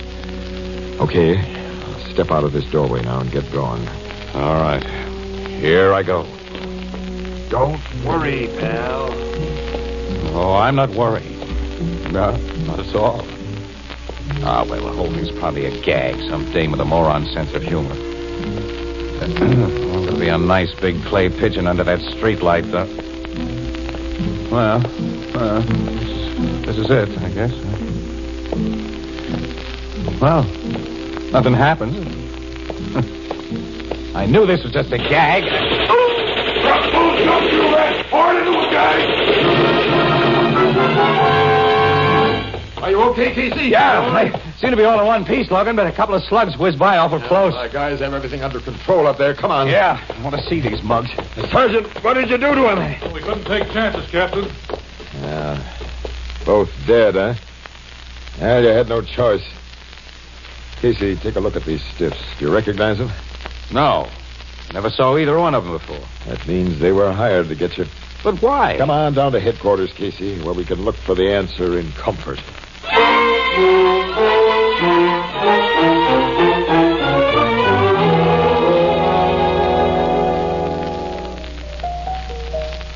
You and Captain Logan ain't figured out who was behind that attempt to mow you down last night, huh, Casey? No, I figured it out. Now, Annie, Everything points to Joe Kirby, Casey, and you know I it. don't know anything of the kind. Kirby looks on me as nothing more than a nuisance. He wouldn't take the trouble to have me bumped off. Oh, bumping a guy off ain't much trouble for that Joe Kirby. He's got the smoothest working crime organization in this town. You've been much more than a nuisance to him. He knows you've done your best to trace the murder of Sam Alberts to him. I haven't gotten anywhere with my tracing, have I? Well, he may think you've gotten further than you have. And you didn't let me finish about his reasons. Now, you've tried to interfere with his personal affairs. Oh, you mean that... I mean Sandra Lamson. You've done everything possible to keep her away from him. I've got nowhere with that project either. Who's Sandra Lamson? Oh, poor little rich gal who's seen too many glamorous gangsters in the movies. And she's fallen for Joe Kirby, and he likes her. You butted into that sort of thing, Casey? Look, I've known Sandra ever since she was a kid. Her father was Judge Lamson. He was a grand guy, and he did me a whole lot of favors. He was a judge who got killed in that auto smasher. That's right, about 6 months ago. The kid's only 19. She's got no relatives except a couple of old maid aunts, and she's pretty, too. So, to protect her from the wolves, our Mr. Casey elected himself her guardian. Well, and somebody had to. She's a good kid. She's a bad little babe. And you're simply being stubborn. And there's still another thing that ties those gunmen up with Kirby. There's nothing that ties him up with Kirby. Look, will you ever let me finish what I start to say? Well, and you... all right, go ahead. Thanks. Who do you suppose the woman was who saved your life last night? The gal who called you on the phone? I've told you, I don't know. Well, she must have had a motive for a tip-off. Naturally. Emma Humphreys had a swell motive. What? Emma Humphreys? She's Kirby's old girlfriend. Yes, Ethelbert. Until that Lamson babe came along, Emma Humphreys' standing was number one. And lately, she's been given the old gradual freeze. Yeah, that's right. She must be boiling at the Lamson kid. And, Casey, you're the only person who's tried to break up the affair between her and Kirby, so... She sure had a motive for tipping you off, Casey. Yeah, but Well, I'm going to have a talk with Emma Humphreys. You know, you're finally waking up. I still think you're doping this thing wrong, Annie. But just to show you that I'm not stubborn... That I want to see. Okay, all right now. But wait a minute, though. I can't go direct to Emma. If she gave me that tip, and if Kirby was behind those would-be killers... Sure, you'd be putting her in a spot. Yeah, but I can't... Darn that phone. Always, when I'm busy listening... Oh, gee, we got to dope out a safe way to get to her, Annie. Blue Note Cafe, Ethelbert speaking. Let me think. All right, think. Just a minute. Your city desk, Casey. What's it? Oh, nuts. You keep on thinking, Annie, while I go to the phone. Hello, it's Casey speaking. Underhill Road in Garland Park, yeah. Yeah, I got... Hey, wait a minute. We're not on duty, Burke. Oh, you thought this assignment had interest us because... That's your theory about last night, huh? The body's been identified as... What? Thank you, Burke. Yes, we'll start right away. You're Casey. Oh, I boy. think I figured a fairly safe Forget it, way. Ann. Forget it. Huh? Emma Humphreys has been murdered. Emma Humphreys? Murdered? Since the news stories about my life being saved by a woman's phone call hit the streets this morning. Casey. Yes, and our city editor has exactly the same idea you have.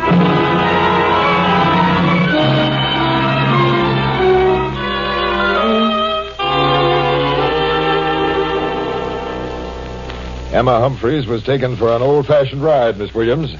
The doc says she was killed around noon today, shot twice with a .32 revolver. We have the bullets. And, of course, you know who Emma Humphreys was, Captain Logan. Oh, yes. And I've given orders to have Joe Kirby brought to headquarters as soon as he can be found. Annie has a theory about Emma Humphreys and Joe Kirby, Logan. So have I, Casey. I've concluded she was your tipster last night, and that he found out she spoiled his murder plan for you. You know, pal, so have I now.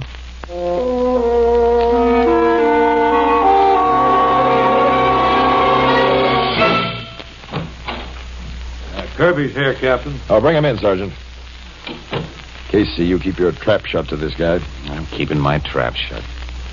You too, Miss Williams. We know. Good evening, Captain. Oh, Kirby. You've been told what's happened. Miss Humphreys. Yes, the news came as a frightful shock. I can imagine. Yeah. Oh, Casey, Miss Williams, please forgive me for not noticing you before. My state of mind. Skip it, Kirby. If that's the way you want it. How can I help you, Captain? Emma Humphreys was killed around noon today. You have an alibi for that time, of course. Why should I? As it happens, I was having a conference with the president of the Warwick Square Bank between 11 o'clock and noon today. The Warwick Square Bank is way downtown. Emma Humphreys was bumped off way uptown. Yes. Where were you last night when we cops interrupted that shooting party prepared for Casey? Why, I was having supper with a lady in the Tiger Room of the Hotel Bombay. Dozens of people will remember I was there. Who was the lady with you? Miss Sandra Lamson. Nuts. This line of questioning is most ridiculous, Captain. Save that injured innocent stuff for the jury. Casey's been getting in your hair, and you wanted him out for keeps. You figured Emma Humphreys tipped him off to your plan, so you had her finished. Prove that. We'll prove a lot of things on you eventually. You know, you're not as smart as you think you are, Kirby. You made some big blunders when Sam Alberts was murdered. Casey! What do you mean? I told you to keep your mouth shut. Okay, Logan. Now, that's all, Kirby. Get out. Very well, Captain. Casey, you've shown such an interest in Miss Sandra Lamson. I must give you some news about her. And me. Well? We're going to be married. What? Married? Yes, I thought you'd like to know. Oh, you dirty louse. Casey! Before I let you ruin the life of Judge Lamson's kid, let me go, Logan. Let me get out. Cut it out. Oh, all right. Now, get out now, Kirby. Fast. Goodbye. Captain, Williams, come on. That egg. Casey, you're going to lose control of your temper once too often around here. I'm sorry, Logan, but when he said... Stop fussing about what happens to Sandra Lamson. Well, you don't know her as I do, That's what you think. I can get a better line on one of my own sex in 5 minutes than you can get in a lifetime. I'm betting you're right, Miss Williams, but forget about the Lamson kid. Casey, I know you've been doing some private snooping into the Sam Alberts killing. Now, what did you mean by telling Kirby he'd made some big blunders? Oh, well, that was just a bluff, Logan. Well, anyhow, for the first time since I've known that fish-eyed crook, he looked a little scared. Yeah, he did, didn't he? Yeah. You made my bluff sound better by shutting me up. Now you think we really have some. Well, since we haven't, that gets us nowhere. No, it doesn't. Say, can I use your phone, Logan? I want to call Sandra Lamson. What for? Well, to see if she'll make a date with me. I want to see her alone. Maybe I can talk some sense into her.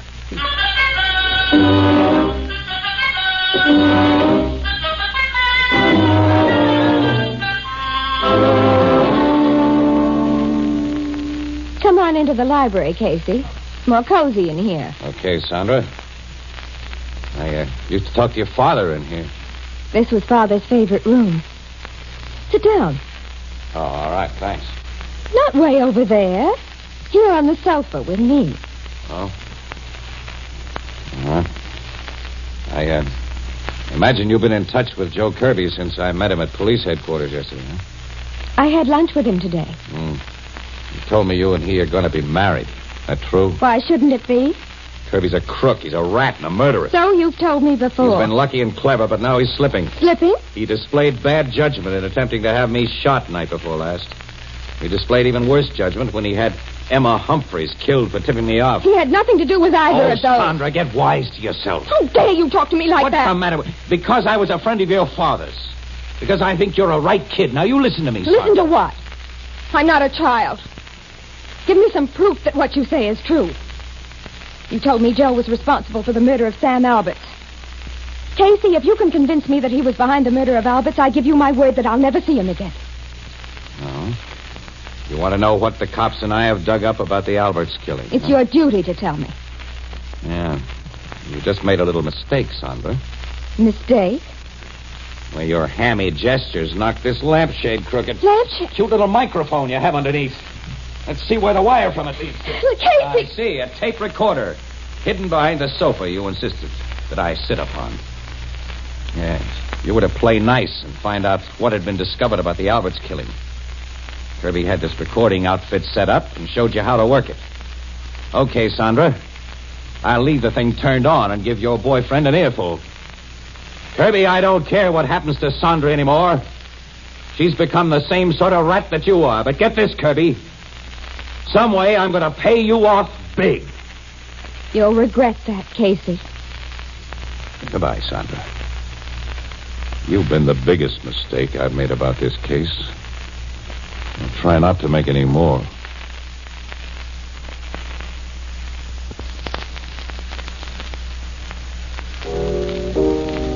That Sandra Lamson sure turned out to be the bad little babe Miss Williams called her. Huh, Casey? Yeah. Oh, don't rub it in, Ethelbert. Well, she used to be a good kid, Annie. From what you've told us, Casey, you talked pretty big into that recording machine about paying Kirby off. How are you going to make good? I don't know. I was sore and shooting my big mouth off. But you've made his grudge against you more personal than ever. I wish Captain Logan hadn't let you talk him out of having you guarded.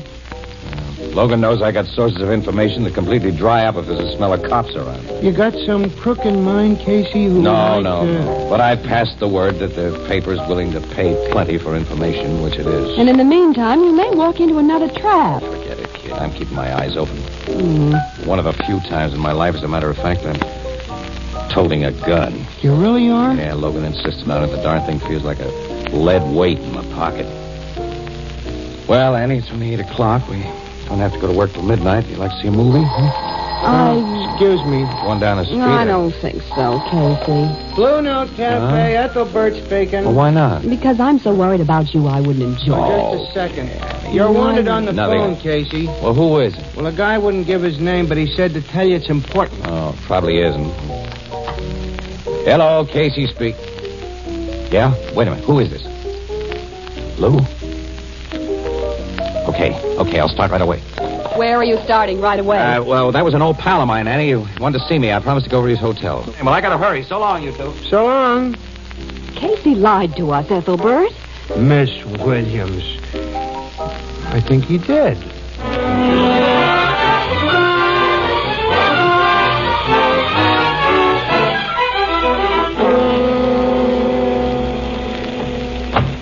Okay, Lou, hop in the car. Get going quick, Casey. You didn't tell anybody I phoned you. Nope. I never sing on a tipster. I've got one that'll make your ears stand out to hear. Lou, you're one of Joe Kirby's mob.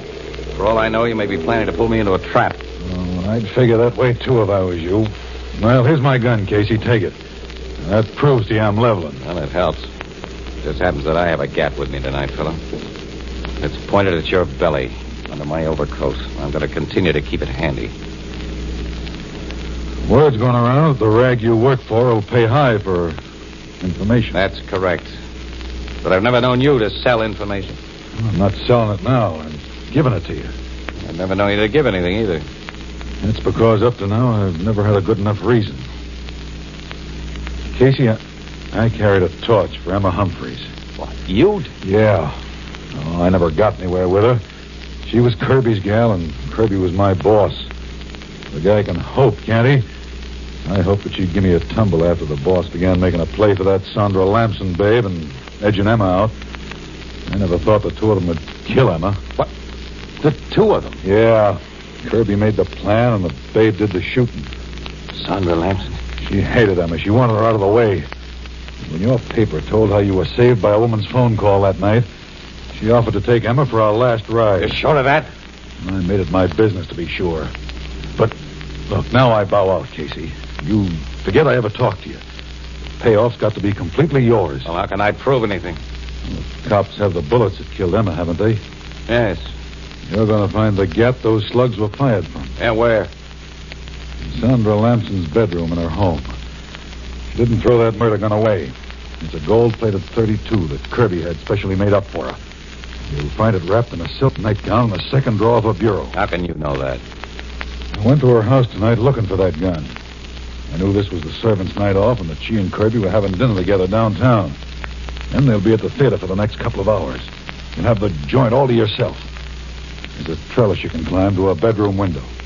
You might have planted the murder gun in her room yourself, Lou. Oh, are you still trying to kid yourself? That skirt's on the level? No, I guess I can't. But I don't trust you, Nicholsworth. So you and I are going there together. Okay, if that's the way you want it. Yes. You'll be just a step ahead of me, Lou. With both your gun and my gun pointed at your back.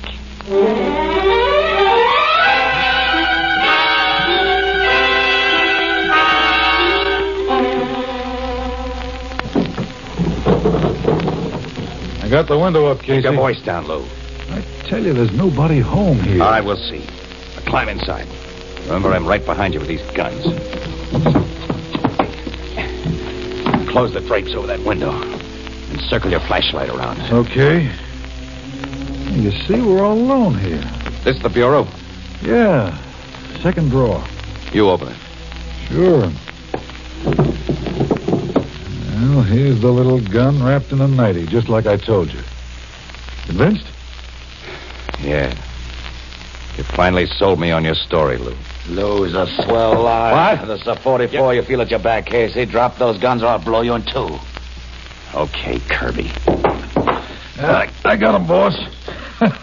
This was like taking candy from a baby. The boss was waiting for you in that clothes closet, Sap. The boss and... And me, Casey.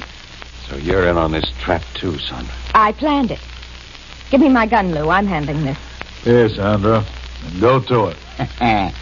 Switch on the lights so we can take a last good look at this chump. Sure.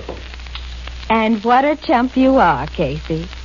I'll tell the police I thought you were a burglar and that I shot you. I don't think they'll believe that story. It'll be impossible to prove that she wasn't just a poor, frightened girl all alone defending her home. You should have consulted me before you sent those hired gunmen after Casey, Joe.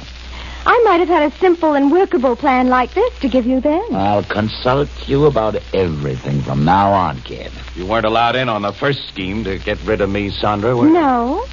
I'm afraid Mr. Kirby didn't altogether trust me until after he heard that tape recording in which you turned on me so unpleasantly. Well, he should have trusted you after you killed Emma Humphreys. What a chump this guy is, boss.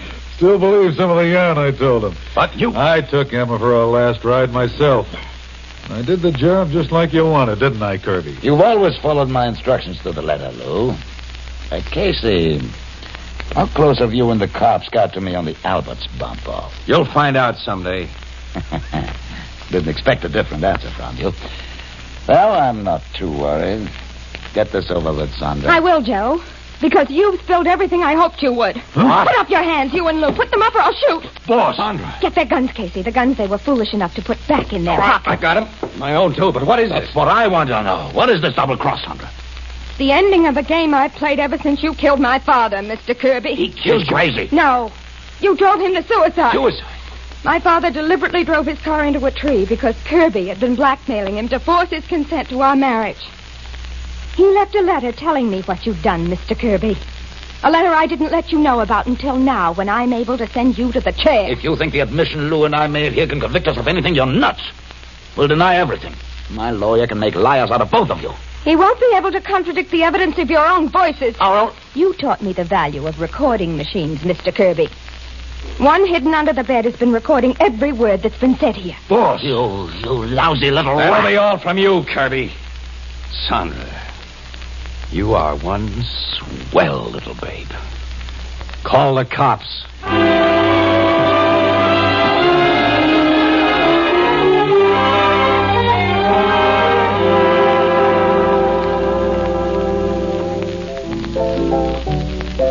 It was really Sandra Lamson who phoned you the tip that gunmen were laying for you that night, huh, Casey? Yes, Ethelbert.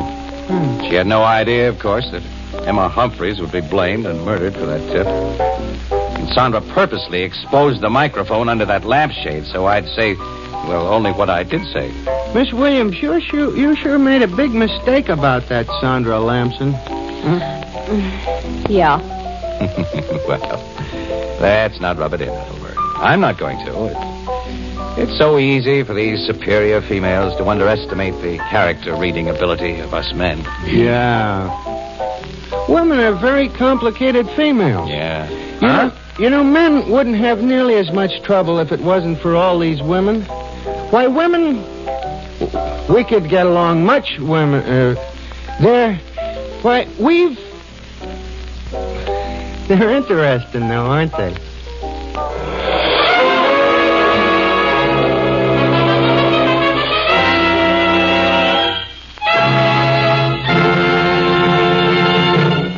This adventure of crime photographer starring Stott Cotsworth as Casey came to you through the worldwide facilities of the United States Armed Forces Radio Service, the voice of information.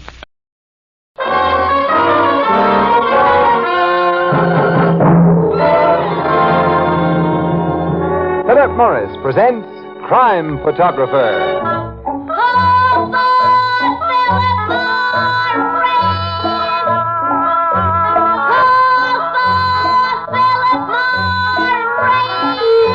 It's a wonderful, wonderful feeling to wake up fresh with no cigarette hangover. Yes, you'll be glad tomorrow you smoked Philip Morris today.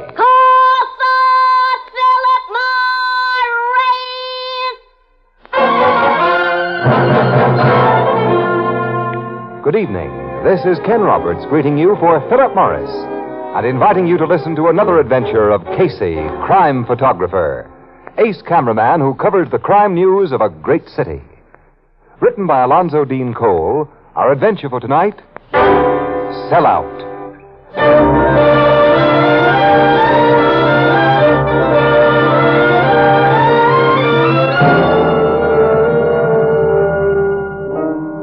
Early afternoon, the Blue Note Cafe. Its door opens, and from the rain-washed street... Hello, Ethelbert. Oh, hello, Miss Williams. Hey, you look kind of Oh, drowned. I feel that way. Please get me a cup of coffee. Sure. Looks to me like this rain's gonna keep up all day. Yeah, I'm afraid so. Water, 1 cup of coffee. Where's Casey? Over at the office. Getting $15,000, we hope. He'll keep himself dry over at the... Getting $15,000. Oh, trying to get it. With the help of our not-too-esteemed city editor. Well, what's Casey done that Mr. Burke should help him get 15 grand? Some very important undercover work, Ethelbert, in which I lent some small assistance. What do you mean? Very confidentially. We've turned up an exclusive story that should blow this town wide open. But the Morning Express will have to give us the money to pay for it. Oh, I see. Oh, if our managing editor was in town, we'd get the money without any trouble, but he's away on vacation, and Talbot, the new assistant of his, is a tightwad. Thanks, Walter. Here's your coffee, Miss Oh, Williams. thanks. Casey and Burke may have a hard time selling him. Talbot's the guy who talks funny. Talks funny? Yeah. Oh! You mean his state of Maine accent? Maine, where he's from? Around Portland, I think. And like most real Yankees, he knows how to nurse a dollar. And since he's in charge of the paper's money right now... Say, what is this story that's big enough for a 15-grand payoff, huh? That, Ethelbert, is top secret at the moment. And too dangerous a secret for us to pass along even to you.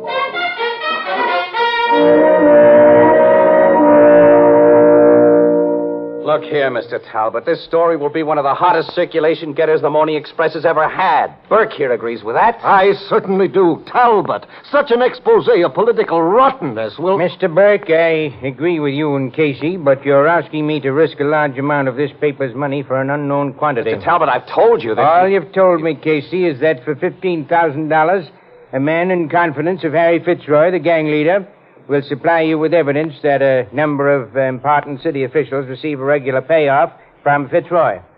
But you give me no assurance the evidence will be sound. You have my assurance it'll be sound. Well, who is it that's selling out? I told you. His name has got to be kept out of this.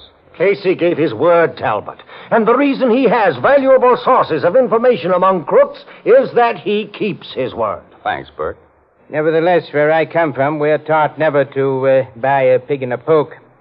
So before I sanction any payment of $15,000, I want to know exactly what I'm getting. You mean you want me to... Full details, Casey, or no sale. Talbot, another paper may get this story if we wait. That's all, Mr. Burke. It isn't all. I'll go over your head, Talbot. Over my head? You're darn right I Hold will. your neck in, Burke. I didn't say I wouldn't tell the big brass here about him if I had to. It seems I have to. All right. Strictly between the three of us only. The guy who's selling out is Squint Hummel. Squint Hummel, eh? Yeah, Burke. He's very prominent in the Fitzroy gang. So you've learned something about our town in the short time you've been here, Mr. Talbot? I've endeavored to apply myself. Now, when and where are you to get the information from Hummel? Tonight. And to meet him at 9 o'clock in an isolated beach house on McBurney's Point. He'll turn over an envelope to me with a list of the city officials who take dough from Fitzroy. And with complete data on where, when, and for what services they take it. I'll double column it on the front page, exposing only a few of the crooked politicos each day. We can string the thing out for weeks. Yeah, and with exclusive pictures that I'll get. Yeah, would be great stuff, all right. Now, you're simply going to this McBurney's Point beach house, Casey, and walk in? Oh, no. And to identify myself by blinking my car lights 3 times. And if everything's all clear, Hummel will switch off his porch light. Aren't you taking a chance and going out there alone with $15,000? Hummel won't attempt to double-cross, Mr. Talbot. I trust him that much. All right, now, do I get the money?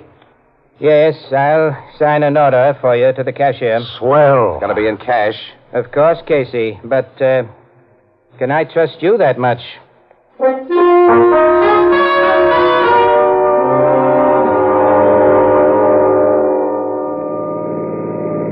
That louse, Talbot. Annie, he as much as said that he didn't trust me with the paper's money. Oh, that forget jerk. about Talbot, Casey. He's just a little man who's temporarily in a big job. When our real boss comes back from his vacation... Boy, will I tell him what I think of his stuffed shirt assistants. Okay, you tell him. Annie, you know, I shouldn't be bringing you out here to meet Hummel. And we've gone over that till I'm sick of it. Now, Well- Casey, please remember it was I who gave you the idea that Squint Hummel might sell out on Fitzroy. I have every right to be around when he delivers. Sure. But this McBurney's Point is such a lonely spot, eh? So what? Well, I've got $15,000 cash money in my pocket, kid. That much dough is swell bait for a stick-up. Well, who knows you have it? No, I'm just jittery, I guess. Here's the beach house. And the porch light is on. Yeah, which means he's on the lookout for us. All right, I'll give him the headlight flashes we agreed on. 1, 2. There, that's 3 of them. His porch light just went out. That's the all clear. All right, Annie, you stay in the car. While I go in and make this trade. I'm not staying in the car. I'm in on this payoff. I come out in the rain and get soaked. I've been out in the rain all day. Now watch your step going up to the house, eh? Mm-hmm. Oh, I can't see a thing. Neither can I. And that foghorn gives me the creeps, Casey. Wait, I hear someone. That you, Squint? Casey! Who are you? Now, don't hit me!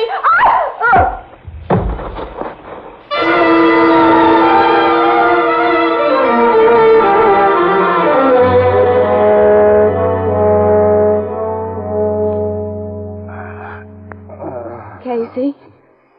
Oh, speak to me, Casey. Oh, you're breathing, Casey. Hello, Annie. You're alive. I don't know about that. What happened? Someone hit us. I don't know who. You first and then me. I remember now. We were walking towards Squint Hummel's in the dark. And now we're in a car, and it's our car. We're not on a beach, and this isn't McBurney's Point. Oh, big trees all around us here. Annie. What? 15 grand is not in my pocket. Casey. That's why we were slugged, that lousy double-crosser Hummel. He took the paper's money. Sure, and I was sap enough to think that he... Casey! What? In the back of the car. Look. Holy. It's Squint Hummel. With a bullet hole between his eyes. Get around to the back seat of this crate. Oh, you went almost knee-deep in mud. Never mind the mud. Yeah, there are 2 other bullet holes in Squint's chest. Whoever shot him did a thorough job. Why? Body's still warm. Let's see it. Oh, no, you shouldn't go through his pockets like that. Not until the police... Yes, I should when I've lost $15,000. No. Dough isn't on him. Neither is the envelope he was going to give us. You mean the dope on Fitzroy? You get the picture, Ann? Fitzroy got wise to Hummel's sellout. So he has his rod shoot Hummel. And he takes the information he has written out for us. And they wait for us to show up, and they take our 15 grand as well. As a final touch, we're dumped into our own car along with Squint's body and driven into this mud hole. Why were we driven here and left? Annie, you're not out of your daze yet. Hummel's body is in my car. A car I can't move out of this mud. And if I move the body, this back seat would still be covered with blood. I'm framed for Hummel's murder. Casey. And a man like Talbot will believe that you killed Hummel so you could keep that $15,000. Sure. After getting a load of his suspicions, the cops would think I meant to ditch Hummel's body somewhere in these woods and then keep on driving. He'll figure I got stuck in this mud hole by accident. Well, I can tell him Wait a minute, kid. Wake up. You're in this as deep as I am. Casey. Wait a minute. Let me look around in here. Fitzroy made this frame really good. That gun. Look at that. 3 empty shells. The gat's still warm. Hey, Squint Hummel must have been shot here just now. And somebody in the neighborhood may have heard the shots. Look, Casey. Huh? That bobbing light up the road. I see it. Somebody carrying a lantern. Annie, get out of this car. We got to meet him and head him off. He mustn't have a chance to see the body. No, we must have time to think this out. Say, kid, we are in a jam. Hi, down there. Hi, yourself. You folks in any trouble? No trouble. Oh, no. Out for a walk on a bad night like this? Yeah, we like the rain. Must have a car parked someplace. Yeah. Mm-hmm. Didn't get stuck in the mud, did you? Oh, no. No, the car's all right. Say, I didn't make you out till I got this close, mister. Guess you didn't find that telephone. Telephone? I told you there was one at the Beeman place. You told me I'd find a telephone at the Beeman place? Don't tell me you don't remember that. Mister, I never saw you before. You haven't been to your house? He was. About 10 minutes ago, lady, but I didn't see you. I don't like this at all, Annie. Look at me close, Mr. Mosley's your name. Okay, Mr. Mosley. Look at me close. I'm the guy you saw before? Well, you got on the same hat and raincoat, same size, and you got mud up to your knees. Look at my face. I couldn't see your face before. You had your collar up and your hat pulled down. Annie, you get it? I'm afraid so. You're the same feller, all right, only now I ain't so sure that you're a boss man. What man? Like I said when we talk at the door of my house. Annie, up the road. A car coming. With a police searchlight on. That's a prowl car. Oh, brother, now we're in for it. Casey, what are we going to do? Hey, who are you people? You know me, Officer Bannon. Oh, hello, Mosley. Just got a radioed report of gunshots. Know anything about them? I heard them, too. Glad to see you drive up here, Officer Bannon. I think these folks need investigating. Now, look here. Where's your car, mister? We may as well face it, Casey. Yeah. All right, my car's stuck in a mud hole back there, officer. You'll find a dead man in it. A dead man? But we can explain. Put your arms over your head. That's right, Bannon. Put your gun onto The them. sooner you get Captain Logan of Homicide out here, the sooner you can relax your grip on that shooting iron. Captain Logan knows us very well. I'll bet he does, and the commissioner will be a friend of yours, too. Well, if you don't believe me, get on that prowl car radio of yours and call Officer headquarters. Bannon, there's another car coming. Yes, I see. Hey, you in that sedan. Who are you? What are you doing here? This is for you, copper. Officer Bannon's been shot. I'm getting out of here. Rest of you. Don't move or you'll get it too. Hey, the old guy, where did he go? He got away among those trees. Anyway, those two are the chumps we want. What? You want us? And how? Hand over that envelope you got from Hummel, Casey. Hey, you're Ed Stark, one of Fitzroy's mob. Where's that stuff? You think I got something from Hummel? Yeah. I don't get this. Oh, Casey, we thought... Will you hand it over? Or shall we find it? The hard way for you. Starkey, I didn't get any stuff from Hummel. Yeah, that's the way you want it. Work him over, Don't hit him with that gun. Oh! You'll get the same, sister, if you don't come clean. That's a promise. Now, where's the stuff Squint Hummel gave you? And where is Hummel?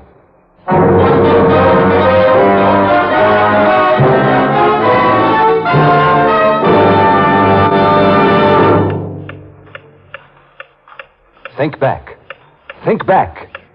This morning, did you wake up with cigarette hangover? That stale, musty, smoked-out taste in your mouth. Cigarette hangover. That tight, dry, uncomfortable feeling in your throat. Yes, that's what takes the joy out of smoking. And when that happens to you, it's time to change to Philip Morris. Remember, Philip Morris is the one, the only cigarette proved definitely less irritating, definitely milder than any other leading brand. That fact is recognized by eminent medical authorities. No other cigarette can make that statement. Remember, top-ranking doctors, eminent nose and throat specialists actually suggest Philip Morris in cases of irritation due to smoking. That's why we say, if you're tired of cigarette hangover, join the millions and change to Philip Morris. You, too, will discover in Philip Morris a milder smoke, a fresher, cleaner smoke than you've ever known before.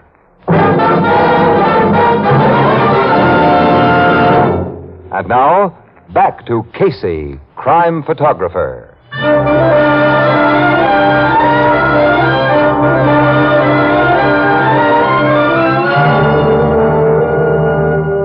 I've looked everywhere, Starkey, including the body of the cop I knocked off. The envelope just ain't on no one. I told you, men, we never saw any envelope. Shut up.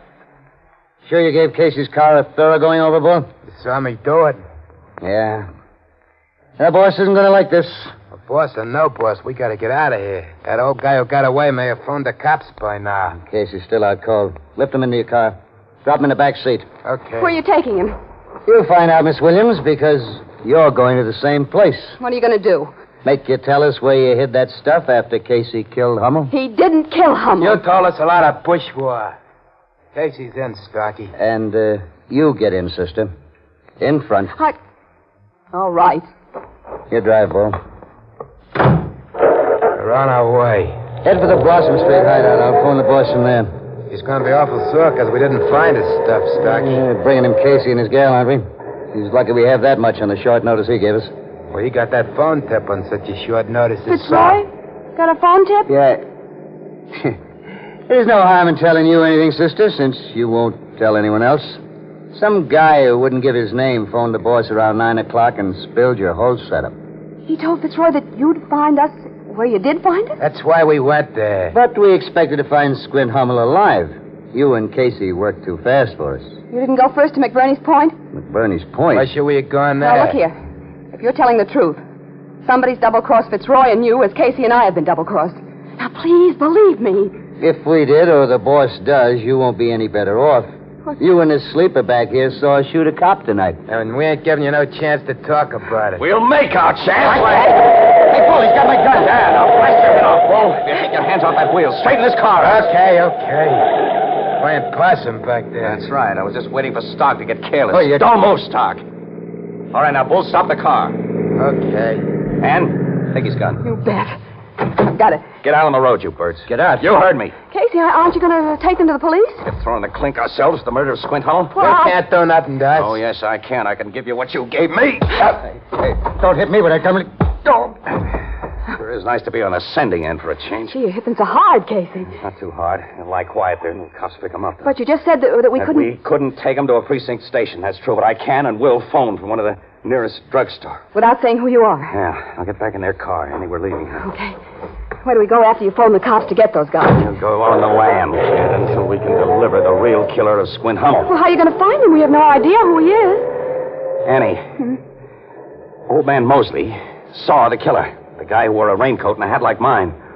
Now, that was part of the frame-up, to place me definitely at the scene of the murder. Well, but who had any motive to frame you and me outside of Fitzroy? You heard what those gunmen told me. Yeah, that they didn't go to McBurney's Point. And that Fitzroy knew nothing about Hummel's promised sellout to us until he got an anonymous phone tip. Nuts, it doesn't make sense. Well, I think the whole thing just happened as it did. Wait a minute, there's a drugstore. After I phone the nearest precinct station and tell them where to pick up those Fitzroy Red Hots, I'm going to call Logan. Well, Casey, Captain Logan's cop first and a friend afterwards. Now, if you give him an inkling of where he can find it... Well, I won't, yes. But I think he'll put friendship first for, well, maybe a little while. I hope so. Okay, I don't see any cops around. Now, you stay in this car, Annie, and keep your face out of sight. Yeah, all right. But, Casey, we can't stay on the lam for very long. No, I'm afraid not, kid. You, at least, aren't the type.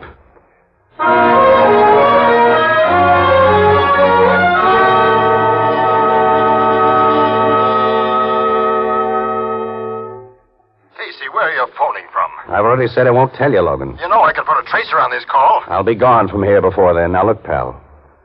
Do you believe the story I've just told you? Yes, I'm sap enough to believe it. But I'm only one cop in a big department.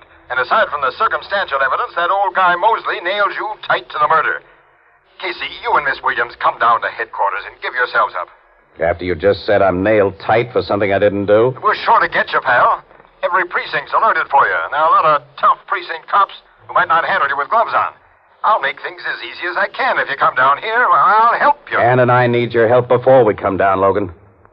She at least isn't going to be locked in one of your crummy cells if I can help her. You know, Casey, I'm not going to ask for help you can't give. Where's Mosley? We're holding him as material witness for his own safety.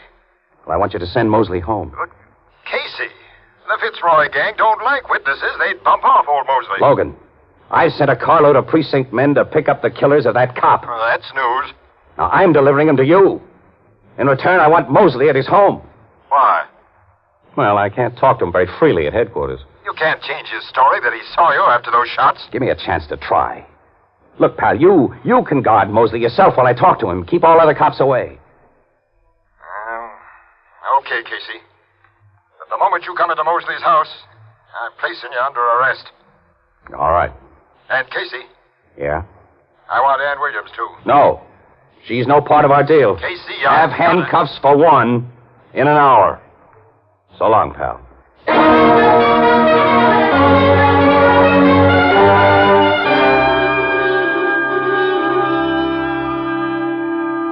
Mr. Casey, I'm just as sure as can be you're the fella come to my door tonight. Yeah, but Mr. Mosley, you admit you didn't get a good look at that guy's face. Over and over, he's repeated his positive identification of everything else about you, Casey. Well, the guy's hands, his feet.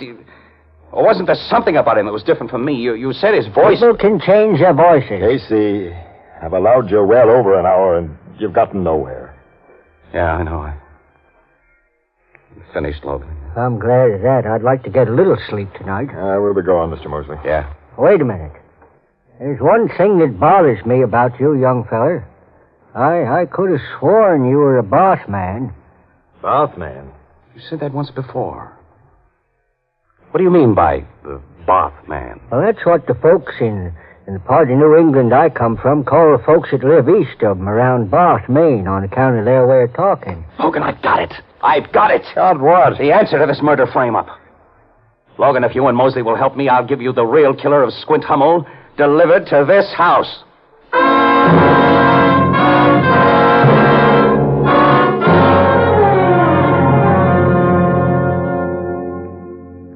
A car's pulling up outside. Yeah, that's his car, Mosley. Casey, he did fall for that line. You had Mosley hand him over the phone. I'll say he did. He's on his way to the door. We'll get out of sight in that next room, Casey. Okay, come on. I'll be covering you, Mr. Mosley, so don't worry. I ain't worried.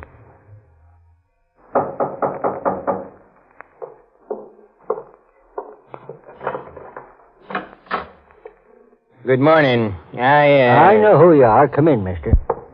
You are, Mr. Mosley? Uh-huh. But you knew that without asking. We met only last night when you come to my door and said you wanted to use telephone. I'm afraid you're mistaken. Well, if I'm mistaken, why did you drive way out here to see me at 2 o'clock in the morning, hey? Because your phone call of an hour ago roused my curiosity. You intimated that you possessed exclusive information about the murder of a man named Hummel. Let's not beat about the bush, mister. I said over the phone, as I'm going to say now, that the fellow accused of that murder ain't guilty. And I know who is guilty. Who? You. What evidence have you for your accusation? I'm keeping that to myself until we make a deal. I'd like you to be more specific. I'll tell you only this. Unless I'm paid to keep my mouth shut, I can send you to the electric chair. Yep. Your blackmail proposition is so outspoken, I assume we're quite alone here? We're alone, mister. I know something about blackmailers, Mosley. The first payment is never the last. I'm going to pay you nothing. Hey, what are you doing with that gun? I'm going to kill you with it. That's what you think, Talbot. Drop that gun, Talbot. No, Oh! Neat shot right through his gun hand, Logan. Oh, you smart guys never learn what chumps they are. This was a frame-up. Yeah, and a better one than you tried to pull on me. This one worked. Let's be gone, Talbot. Wait a minute, Logan. Wait a minute. I'm shooting pictures of this baby first. Yeah. When I turn them into the paper, Talbot, it'll give me pleasure to spread the news that we need a new assistant managing editor.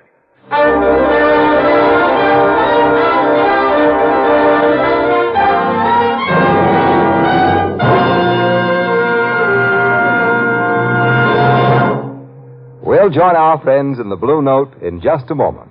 But first, it's a wonderful feeling. It's a wonderful feeling. It's a wonderful, wonderful feeling to wake up fresh with no cigarette hangover. Yes, that's something more and more smokers who have changed to Philip Morris are discovering every day.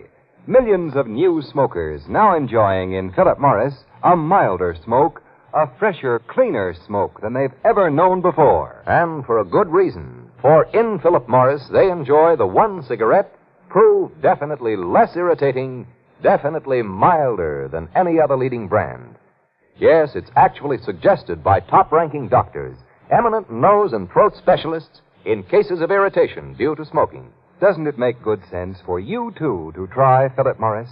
Yes, join the millions and see what a difference it makes, what a pleasure it is to smoke America's finest cigarette. Next time you step up to a cigarette counter, call for Philip Morris. And remember, you'll be glad tomorrow you smoked Philip Morris today.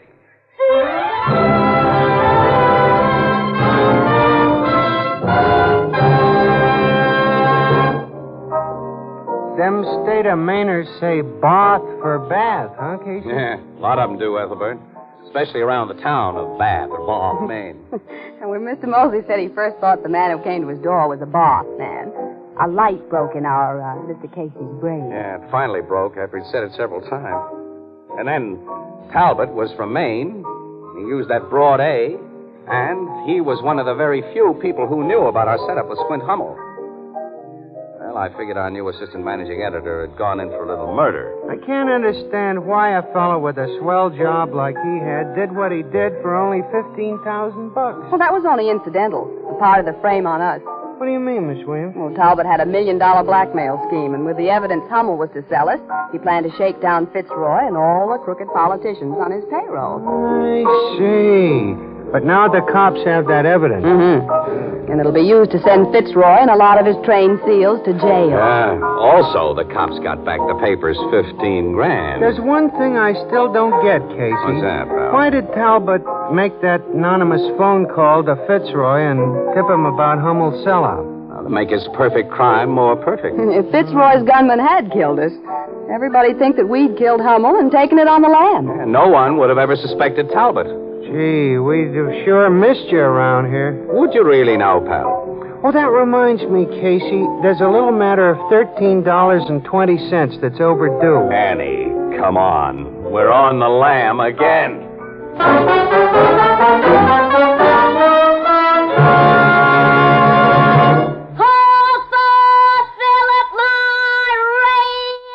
Friends, remember this.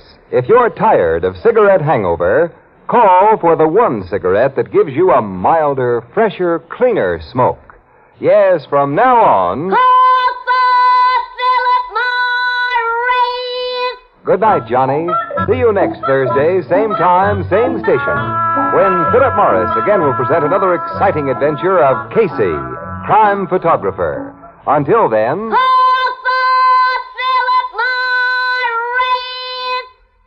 Smoke a pipe? You get real solace, comfort, and pleasure from Revelation. Plus smooth burning. Plus a swell aroma. Revelation pipe tobacco is a revelation in smoking pleasure. Only 15 cents. Try Revelation.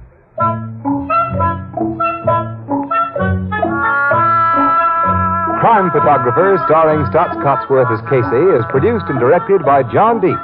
It is written by Alonzo Dean Cole and is based on the fictional character of Flash Gun Casey, created by George Harmon Cox. Original music by Cy Fewer, and the program features Jan Miner as Anne and John Gibson as Ethelbert. Herman Chittison is the Blue Note pianist, and this is Ken Roberts saying good night for Philip Morris, America's finest cigarette. This is CBS, where 99 million people gather every week. The Columbia Broadcasting System.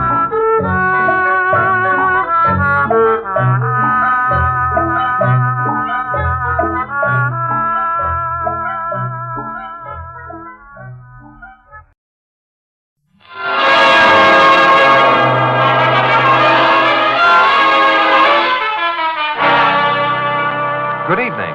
This is Ken Roberts inviting you to listen to another adventure of Casey, crime photographer. Ace cameraman who covers the crime news of a great city. Our adventure for tonight, The Fire.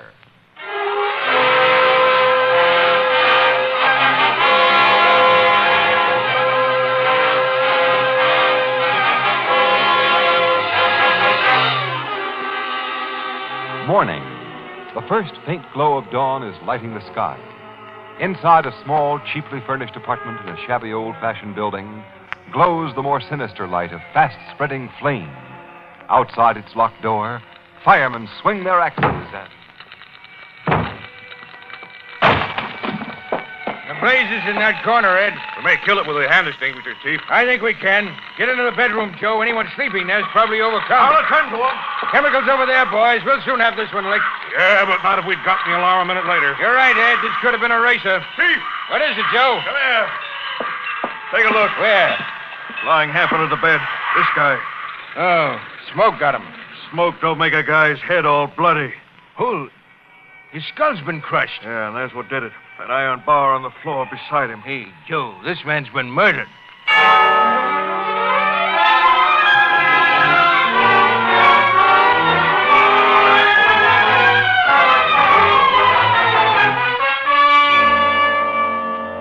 According to the medical examiner, Miss Williams, this guy was bumped off about 11 o'clock last night. Well, and he'd been dead all around 7 hours when the firemen found him, Captain Logan. Yeah, that's right.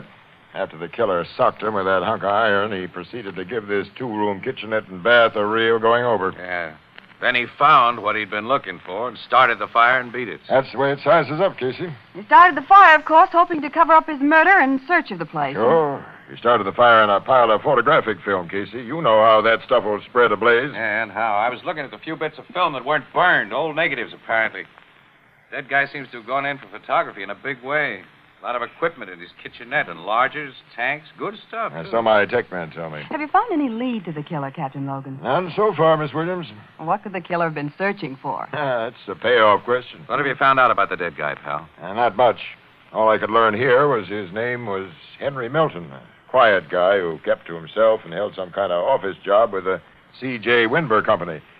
I'm going to the Winber factory as soon as its offices open at 9 o'clock and try to get a real lowdown on the guy. Good. Eddie and I'll go with you. Yes, we'd like to know more about Mr. Henry Milton.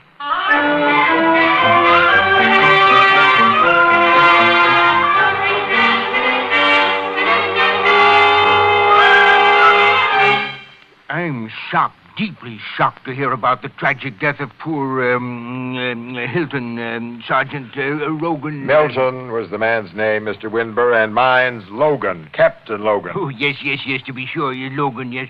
Good, faithful old Milton. I'd like you to tell me all you can about this man. Yes.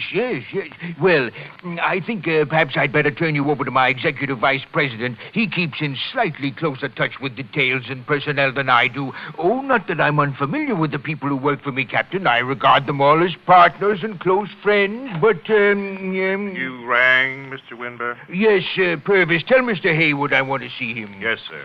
Just a minute. Has there been any news of Crowley yet? No, sir. Well, don't neglect to inform me at once if any message is received. You'll be told immediately, Mr. Winber. Yes, that's all. Get Haywood. Yes, sir. Now, Captain, as a policeman, you might give me a bit of advice. Yeah? You see, my cashier, a chap named Crowley, went away on a 2-week vacation 16 days ago. He was due back at his desk day before yesterday, but he hasn't appeared. And nobody in the plant here or at his home has received even so much as a postal card from him since he left. Now, do you think I have reason for concern? If he was my cashier, I'd feel concerned. Have you investigated the books? Not yet, but... You better have an audit done on those books right away. Your man is bonded, of course. Oh, yes, the firm will face no loss, but I pride myself on my judgment of character, and it would be a sad blow. Oh, you're here, Haywood. Yes, C.J.? This gentleman is Captain Logan of the police. Police? Yes, this is Mr. Haywood, my executive vice president, Captain. How do you do? Nice to know you, Captain. And that lady and gentleman over there, will you introduce them, Captain? Miss Williams, Mr. Hayward, and Mr. Casey. They're on the Morning Express. How do you do, Mr. Haywood? How are you? A pleasure. Policemen and newspaper people. This must mean that you've got bad news about Crowley, C.J. Unpleasant news. No, this gentleman and lady are here about a murder. Murder? A man employed in your offices was killed last night and his body discovered early this morning. A man named Milton. Not Henry Milton? That's the name. Yes, poor old Henry. He was in our sales department, Haywood. He was a bookkeeper, C.J., third assistant in Crowley's department. Oh, yes. Well, that's what I meant. How was he murdered, Captain? Tell me... will you excuse me, as Captain Logan has already told me the distressing news and I have other things to do. You won't mind. Go ahead, Mr. Winber. Thank you. It's been a pleasure meeting you, Miss... William. Yes, of course. And you, Mr... Casey. Oh, yes, quite so, yes. Please call on me when I can give you some more assistance, Captain. I'm always ready to help. Thanks. Good morning to you all. Good morning. Well, now maybe we'll find out something, Casey. About time. I heard your comment, Miss Williams. Evidently, you haven't had a very illuminating interview with Mr. Winber. Mr. Haywood, it was a total blackout. That guy must have inherited this big outfit. Huh? He did, from his father. Oh, don't misunderstand him. C.J. is a grand fellow, very shrewd in his way. He simply doesn't keep in touch with many things that... Those things are my job. Tell me about Henry Milton, Captain. I came here to be told things about him, Mr. Haywood. How long did he work for this firm? Well, I'd say offhand, at least 6 years. He was an excellent bookkeeper. What do you know about him personally? Only that he was a bachelor, without any apparent vices. He was a quiet fellow who kept to himself. And, well, I'll be surprised if anybody here can tell you much more. I'd like to speak to some of the other people in his department. Yes, sir? Send them in here one by one, and without any knowledge of his murder or my purpose. Very well. Excuse me. Yeah, I'm afraid we're not going to get very much here, Casey. Yeah, it seems this Milton was a kind of mystery man. Oh, Casey, did you notice the gorgeous diamond that Mr. Haywood wears on his finger? Quite a ring, isn't it, Annie? Yeah, I must have turned a delicate shade of envious lettuce green when I saw it. It's 4 carats at least. A beautiful engagement size. Yeah, Casey, why don't you buy your girlfriend a little piece of ice like that? Why don't I also buy a yacht and a country estate? Yeah, but Haywood doesn't flash the only big headlight in this joint. The one C.J. Winber had on his finger wasn't broken off any bottle. Mr. Winber wore a diamond ring? Yeah. Did you notice it, Annie? Well, no. I didn't either. Huh. I don't know how you could have missed it. Oh, well, come to think of it, though, he turned the stone around to the inside of his hand while you were introducing yourself, Logan. Guess he's one of those nervous guys who fiddle with things they wear. I brought you our head bookkeeper, Captain Logan. Fine, Mr. Haywood. Now we can get back to business.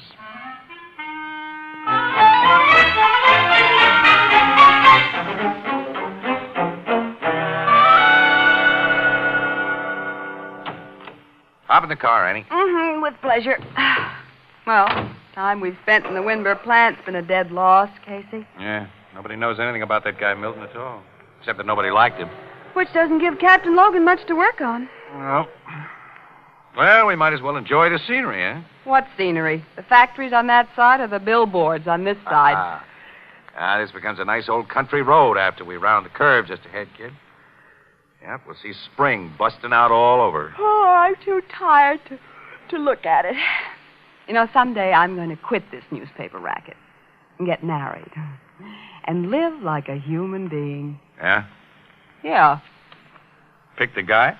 I'll take the first one who slips a diamond on my finger.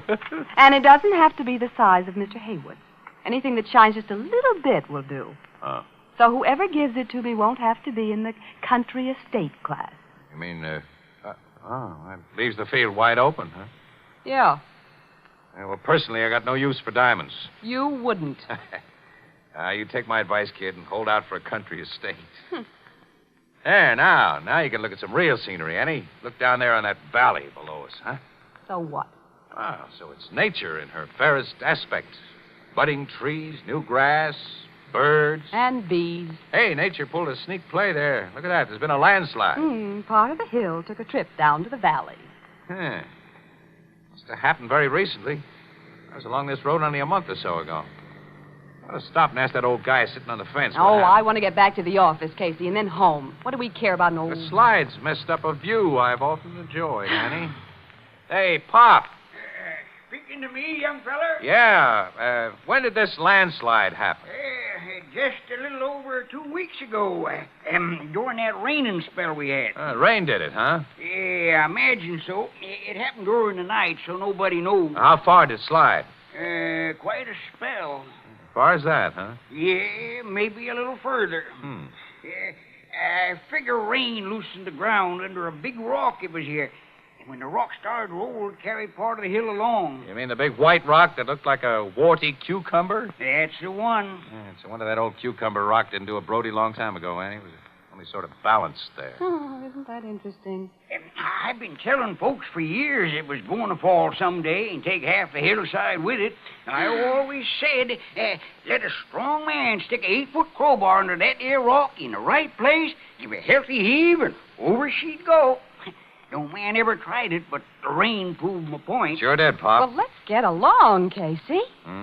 Oh, okay, Ann. Well, thanks, Pop. So long. So long, young fella. good luck to you and your missus. I'm not his missus. I'm not even a friend. Well, Annie. I hate men who have no use for diamonds.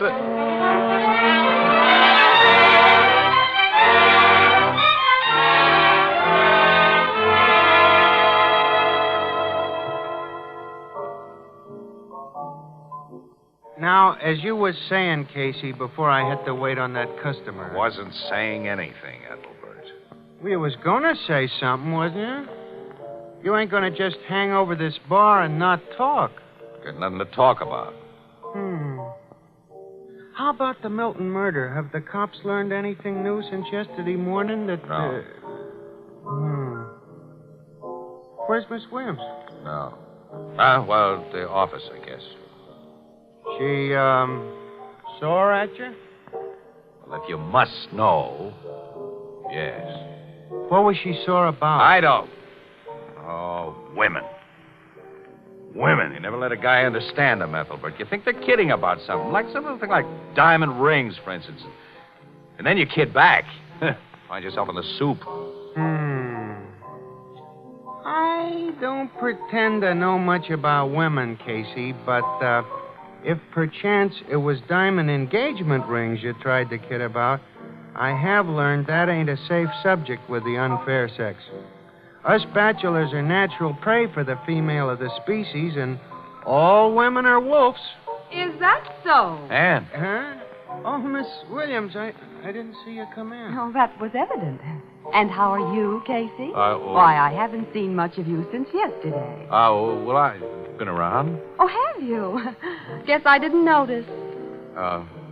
Anne, about yesterday. Oh, yeah, the Milton murder. I suppose you've talked to Captain Logan today. Is there anything new? No, look, kid, what I started to say is... I just got some news from the city desk. It has no real bearing on the Milton case, but... I don't care anything about the Milton case. I'm trying to tell you I'm sure you'd like to hear this. Well, I don't want to... That missing cashier at the Winber plant.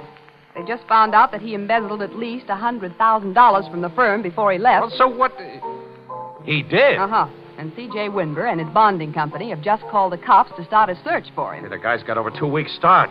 Now, what was the matter that you wanted to talk about? 2 crimes connected with the Winber outfit. I asked you Embezzlement and murder. Starting at the same point and becoming evident at almost the same time. Casey, you started. Anne, I got a hunch. Oh, no. Not one of those things. Yeah. Don't keep us in suspense, Look, Casey. we figured that Milton's killer found what he was after in that apartment. Well, maybe we figured wrong. Continue, Superman. Oh, come on. Cut the rough stuff, will you, Anne? Why, what do you mean? Tell me your idea, Casey. I'm interested. You okay, pal, I'll tell you. It looks to me now as though the killer started that fire because he'd searched all night without finding what he was after. He started the fire not to cover his traces, but to destroy the thing he couldn't find. Hey, you may be right. Yeah. Well, I'll try to prove I'm right now, tonight. So long, Anne. I'm going to Milton's burned out. Hey, wait a minute, Casey. Casey, wait for me.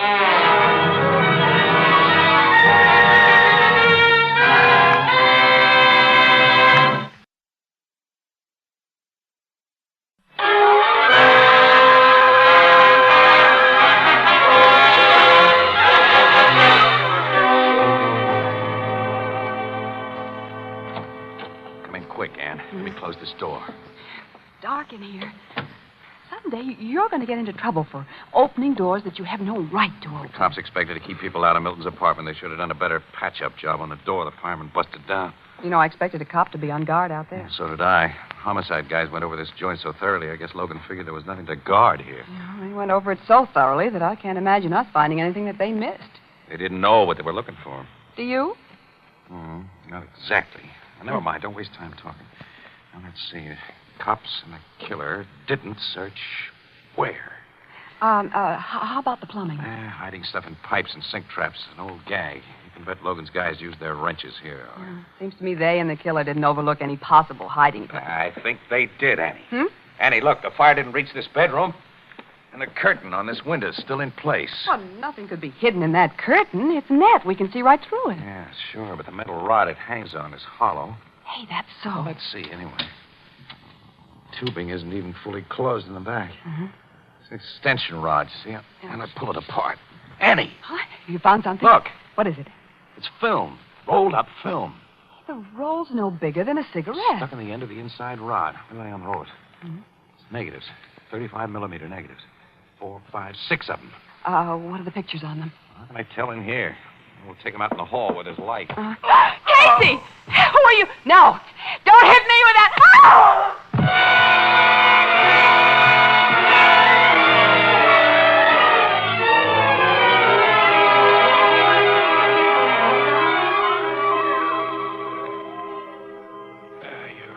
You're all right, Annie? Are you really okay? Huh?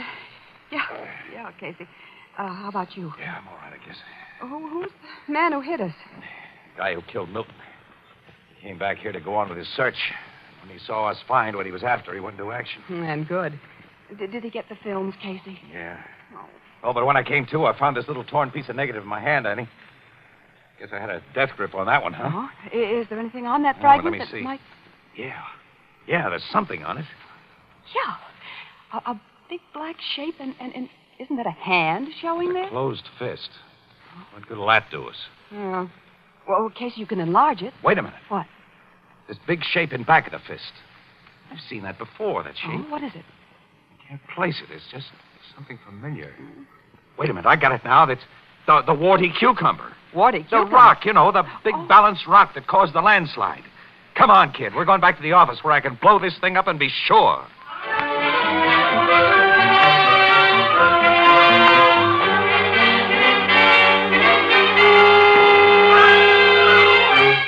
Look at this blow-up, Annie.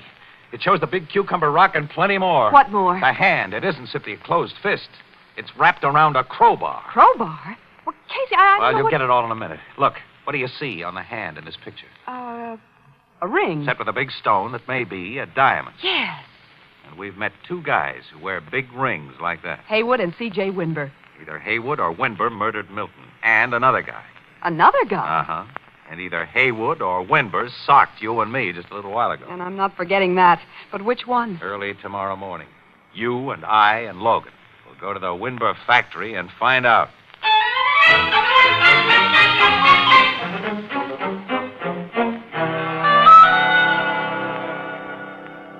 I suppose, Captain, that you've come to see us about the distressing disappearance of Mr. Crowley, my former cashier. I don't handle embezzlement cases, Mr. Winburn. I'm strictly a homicide cop. Well, then you're continuing your inquiry about the murder of poor Milton? About the murder of Milton and your cashier, Crowley. What? Well, Crowley hasn't been murdered that anyone knows of. One person knows of it. The guy who did the killing. I see. What? That's a nice diamond ring you wear, Mr. Winburn. Did I... Captain, how can you turn the subject to rings immediately after you mention murder? Murder to Logan, Mr. Winber, is simply a matter of business. Your ring interests him because he didn't notice it when we were here before. You had the diamond turned inwards. Yeah, for some reason you got it out of sight when I introduced myself as a cop. I'm afraid I don't understand. But for no reason, maybe, you haven't bothered to hide it today. Now, will you gentlemen please tell me what you're driving at? You sent for me, C.J.? Oh, Sit down, Mr. Haywood, and join our party. thanks. I didn't expect to find you here, Captain. It's a pleasant surprise. Good morning, Miss Williams. Casey? Good morning. Have a good night's sleep, Haywood? Why, yes. Fine, thank you. I didn't. Neither did Miss Williams. We had headaches. I'm sorry. How did you sleep, Mr. Winber? I always sleep well. And now I'd like to know why you're... I'm going to tell you with Logan's permission. Shoot, pal. Well, some time ago, one of the big shots in this company started to steal money from it. And he covered his thefts by doctoring the books. That sort of thing was bound to be discovered, of course, eventually. And Mr. Big Shot planned to cover himself by shifting the blame to an honest cashier. Mr. Casey... Your cashier was going away on a vacation, Mr. Winber. And on the night before he was to leave, Mr. Big Executive, on some phony pretext, got him to the top of a hill not far from here and pushed him over the steep edge. You mean Crowley? Yes, Mr. Haywood. Then this Mr. Big Shot, who had a crowbar handy, pried several tons of balanced rock off its perch, causing a landslide that buried Crowley very, very deep. And how do you bring Milton into this, Mr. Casey? Milton was a bookkeeper, Mr. Winber. He gotten wise to both the embezzlement and the embezzler. And he decided to cash in on what he knew. He began trailing this executive and sneaking pictures of him, very incriminating pictures. One of them actually caught the guy tipping over the balanced rock. Finally, he showed prints of his pictures to Mr. Big Shot and told him to come across with heavy dough, or else... Milton tried to blackmail this Big Shot. Exactly, Mr. Haywood. The Big Shot then killed him, took the prints, and did his best to find the negatives that they'd been made from. But failing that, he tried to burn the negatives by setting fire to the place. But a fire company reached Milton's apartment before the blaze had done much damage. Well, I managed to find the negatives, and he got them away from me. But he left a little piece of one of the negatives in my hand. That's going to send him to the chair. And who is this man, Mr. Casey? The guy who wears a swell diamond ring, Mr. Winburn. Good heavens, you don't think that I... No. You wore your ring today. But the guy who left that piece of negative in my hand last night knew that a ring might help to nail him. You're not wearing your diamond, Haywood. No. But I have a gun. Hayward, don't make a move, Captain. Or any of you. Haywood, you... I'm the man Casey's accusing, C.J. I don't know whether he can back up his accusation, but I'm taking no chances. I'm getting out of here, and no one's going to stop me. Is that so? Anne. Miss Williams. Well, he hit me on the head last night, didn't he? Yeah, but how did... This guy's out cold, and all you hit him with is that little handbag. This little handbag has half a brick in it. Half a brick? I put it in there this morning just hoping I'd get a chance like this. Logan, the female of the species is more deadly than the male.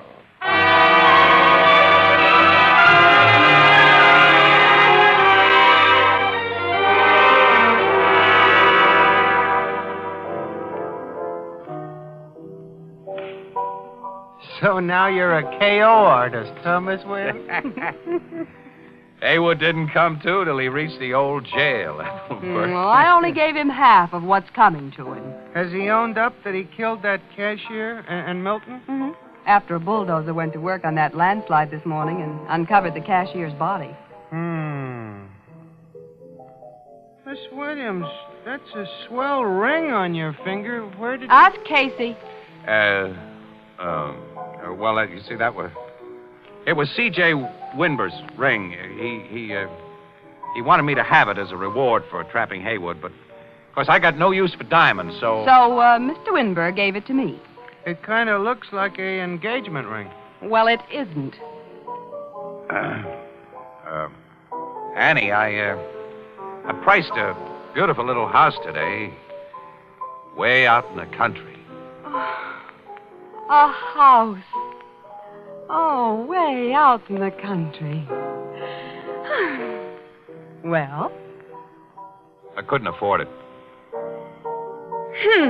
I'm going home. Good night. Whoa, wait a minute, Annie. Annie, wait for me. I don't blame her. Who'd want to live way out in the country?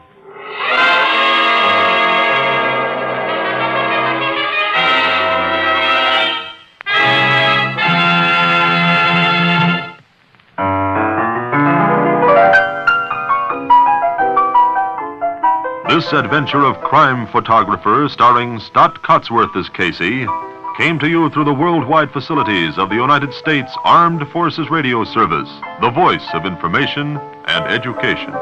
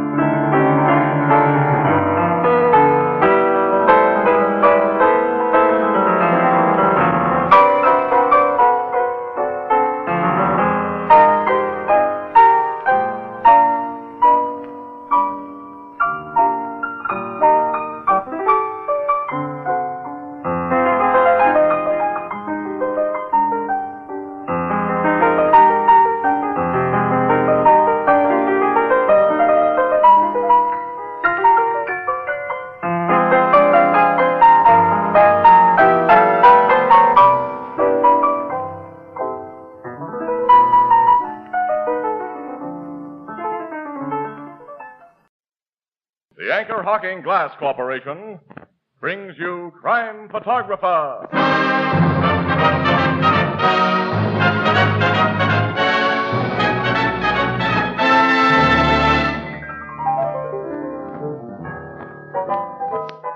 Hiya, Casey. Hi, Ethelbert. How's the weather outside? It's still bad. Seems like this winter will never end. Yeah, but like I always say, a long winter means an early summer. Is that what you always say? Yeah, that's what I always say. Tony, what do you always say? Casey, I always say Anchor Hocking, the most famous name in glass.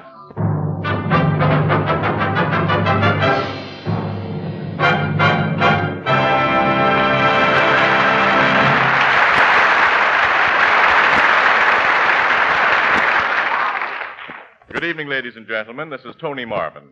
Every week at this time, the Anchor Hocking Glass Corporation of Lancaster, Ohio, and its more than 10,000 employees bring you another adventure of Casey, crime photographer, ace cameraman who covers the crime news of a great city. Our adventure for tonight, witchcraft.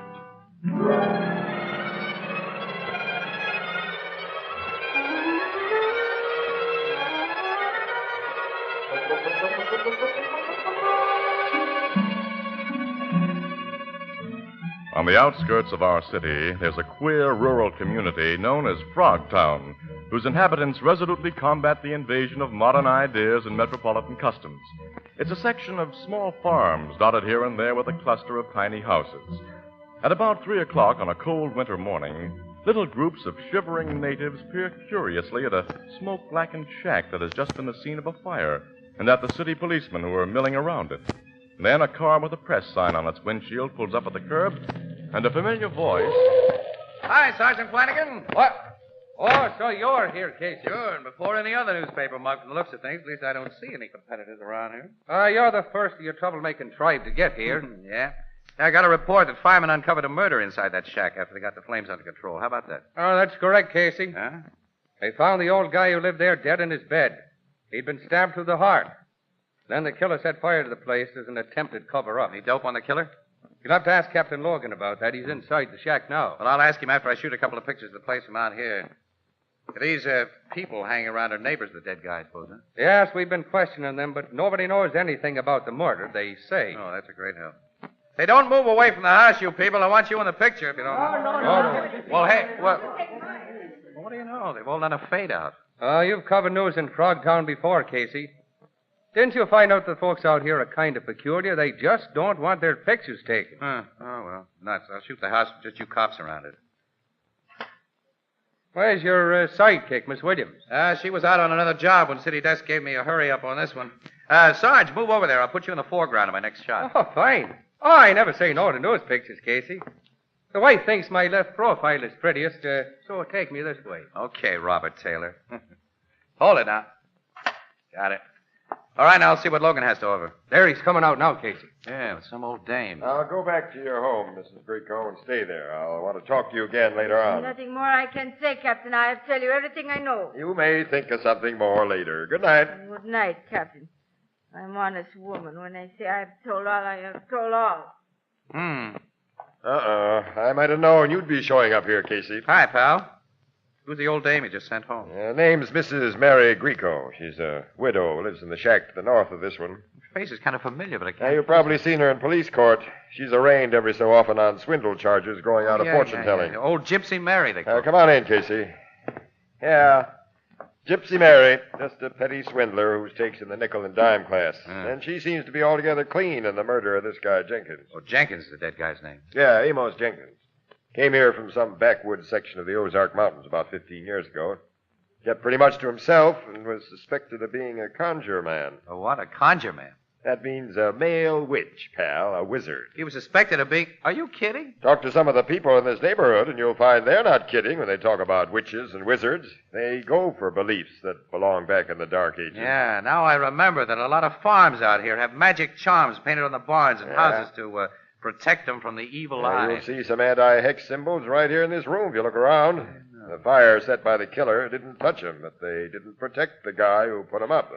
Any idea who killed this conjure man Jenkins, or why he was killed? Not yet, but Mrs. Greco and the a few other neighbors, I've learned that Jenkins chased a prowler out of here 2 nights ago. Yeah? According to Mrs. Grieco, who tells the straightest story, she was awakened around 11:30, night before last, by a call from Jenkins. She got to her window in time to see a guy streak out of the back door with Jenkins after him. Did Jenkins tell him anything about what had happened? Only that he woke up suddenly to find the guy standing beside the bed with a knife in his hand. And the guy just beat it. She says Jenkins didn't know or wouldn't say who he was. But Jenkins is dead now, so we can't question him. Yeah, I can see that. But you think he came back with that same knife tonight and stuck it in Jenkins' heart? No, Jenkins wasn't stabbed with a knife tonight. He got it with a pair of scissors. What? Scissors? Yep. Body's still in the bedroom as we found it. Come on in and have a look. Yeah, okay. That fire didn't leave much untouched in this room, did it? Oh, yeah, that body's badly charred. All except the head and hair. Hey, take a look at that hair, Casey. The old guy wore it plenty long. He must have been allergic to barbers. Notice anything funny about his hair? No. Oh, wait a minute. Yeah, a hunk of it's been cut off. Close to the scalp. Yeah, with a pair of scissors. And scissors were used? Uh-huh. I told you some things here looked like possible leads. This one give you any idea?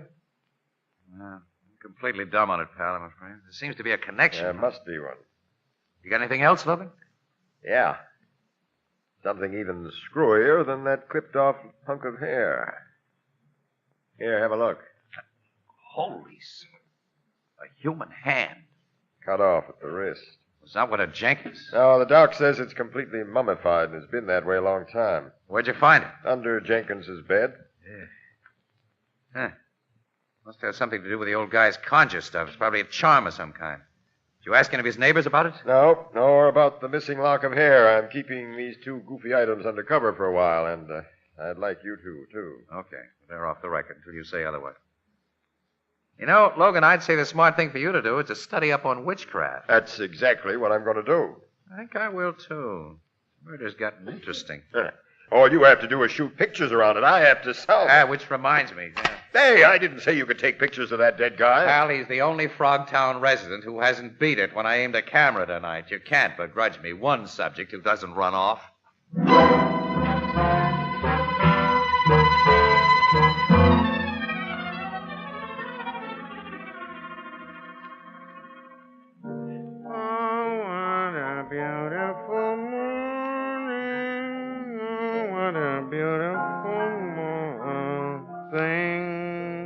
Miss Williams, good afternoon. Good.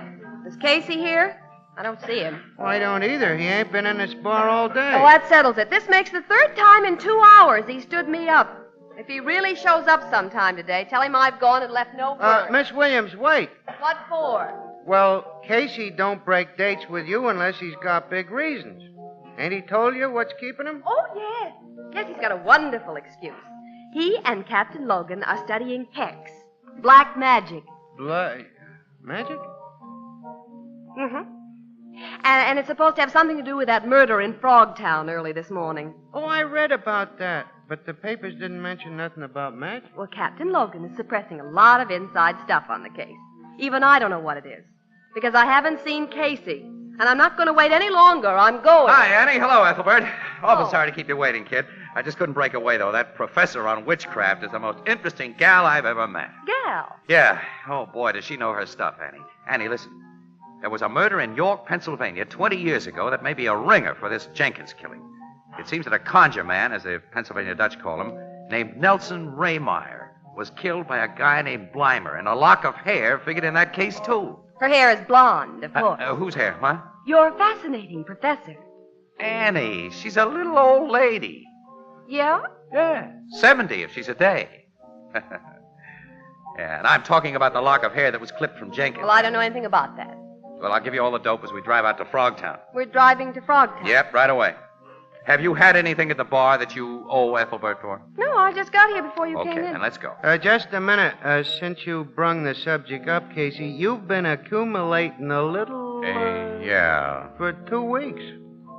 You, We should paid, huh? Pal, I ain't supposed to put anything on the cuff. I got to take it out of my own pocket when I do, and I'm short right now. I know. Well, what do I owe you, pal? 1840. I hate to ask, and if you can't spare it... My man, this $50 bill is for you. Keep it all and credit me with the difference. Yeah, he's give me $50, Miss Williams. Ethelbert, he has more. Mm-hmm. A neat little roll of 300 smackers, kiddies, minus the 50 I just handed over. Where'd you get all that money? Don't tell me one of them long shots you play finally won a race. Exactly. That's precisely what happened, Ethelbert, on a hunch that came out of the Jenkins murder.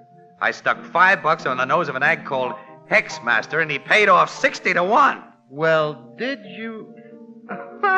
Casey, you've never won on the horses. Well, I'm playing my Hexmaster hunch still further, Annie. And to win by a length. Come on. We're driving to Frogtown.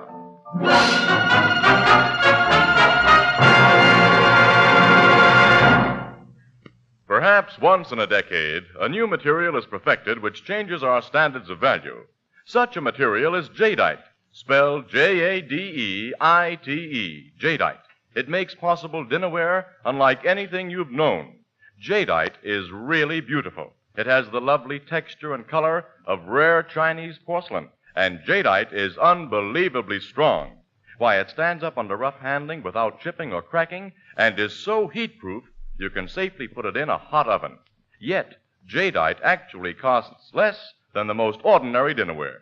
For instance, a big jadeite platter costs only 25 cents in open stock, and a 35-piece dinner service for 6 is priced at less than $5 at your favorite chain store, department store, hardware store, or other stores selling chinaware and glass. A set of jadeite is a perfect gift, and it makes it easy to replenish your own supply of dinnerware. Jadeite is the newest triumph of anchor hocking. The most famous name in glass.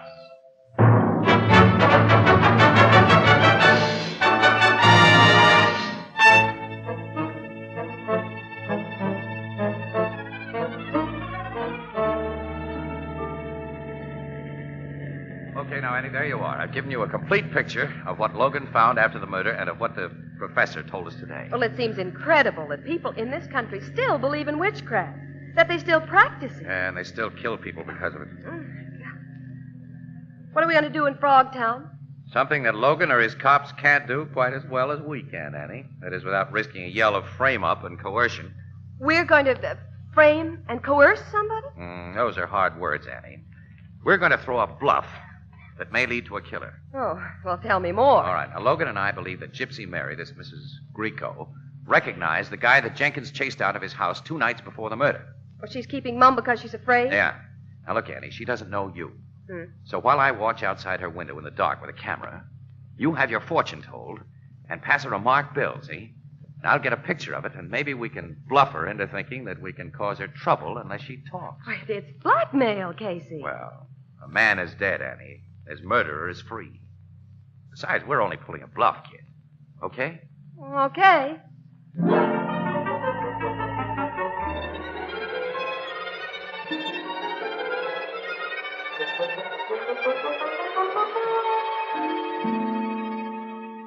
A very interesting hand, young woman. Very interesting hand. You can read my future in it, Mrs. Grieco?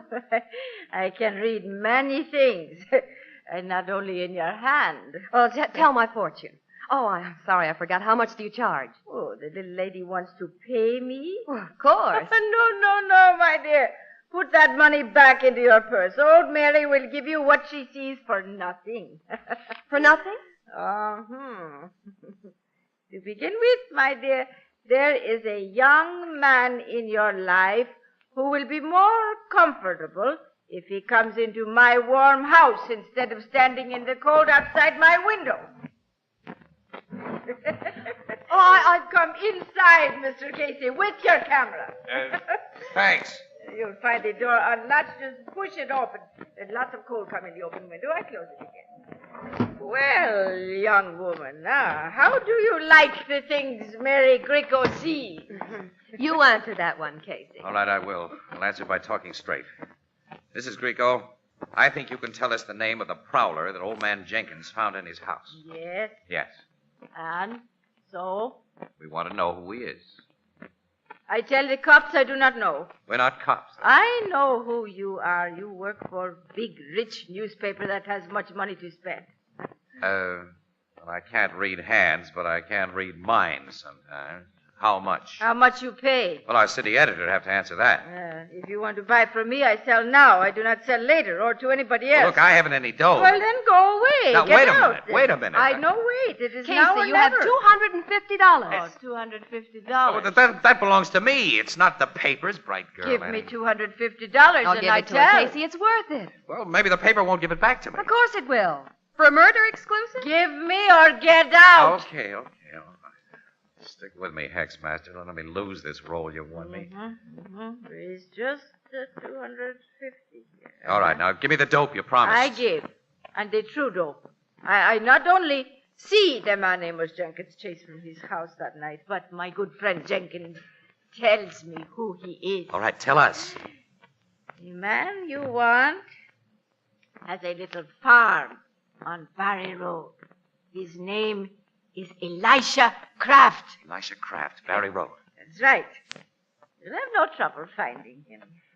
But you will not find that he killed Amos Jenkins. What? What do you mean? Go and see Elisha Kraft. Get acquainted with him. Your money has bought truth from me, Mr. Casey. $250 worth of truth. But it has bought no murderer.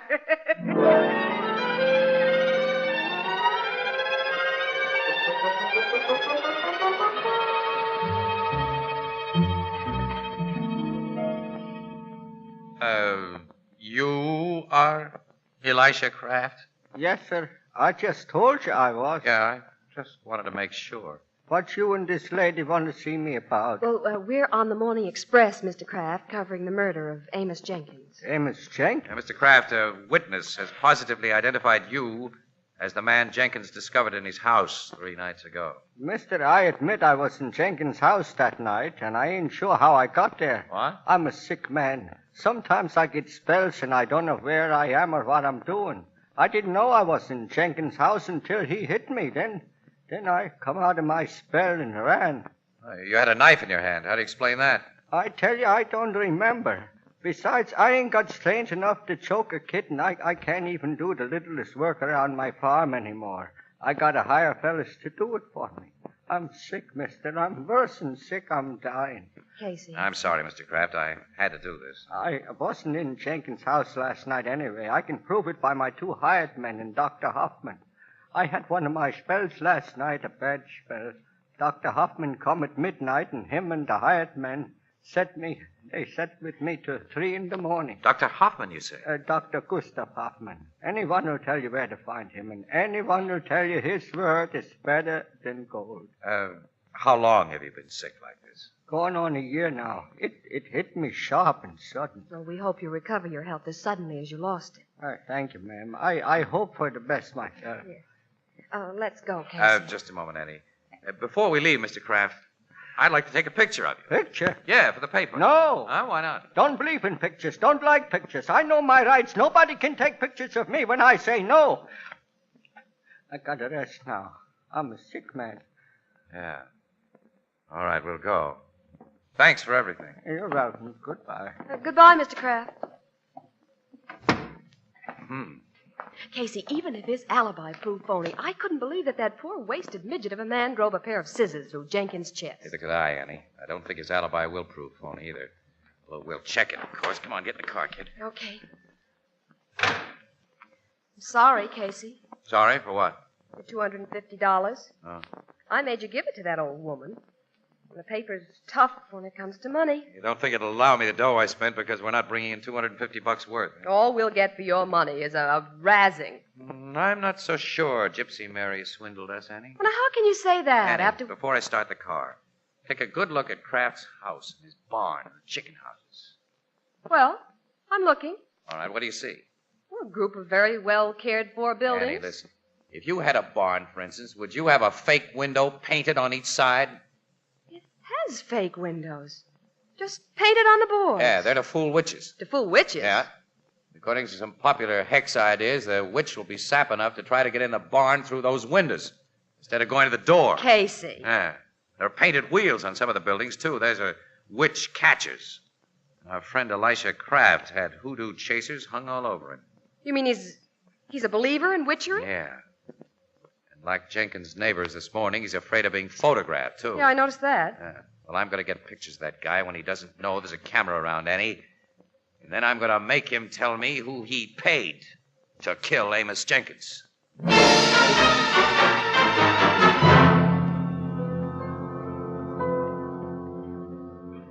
Sit down, mister.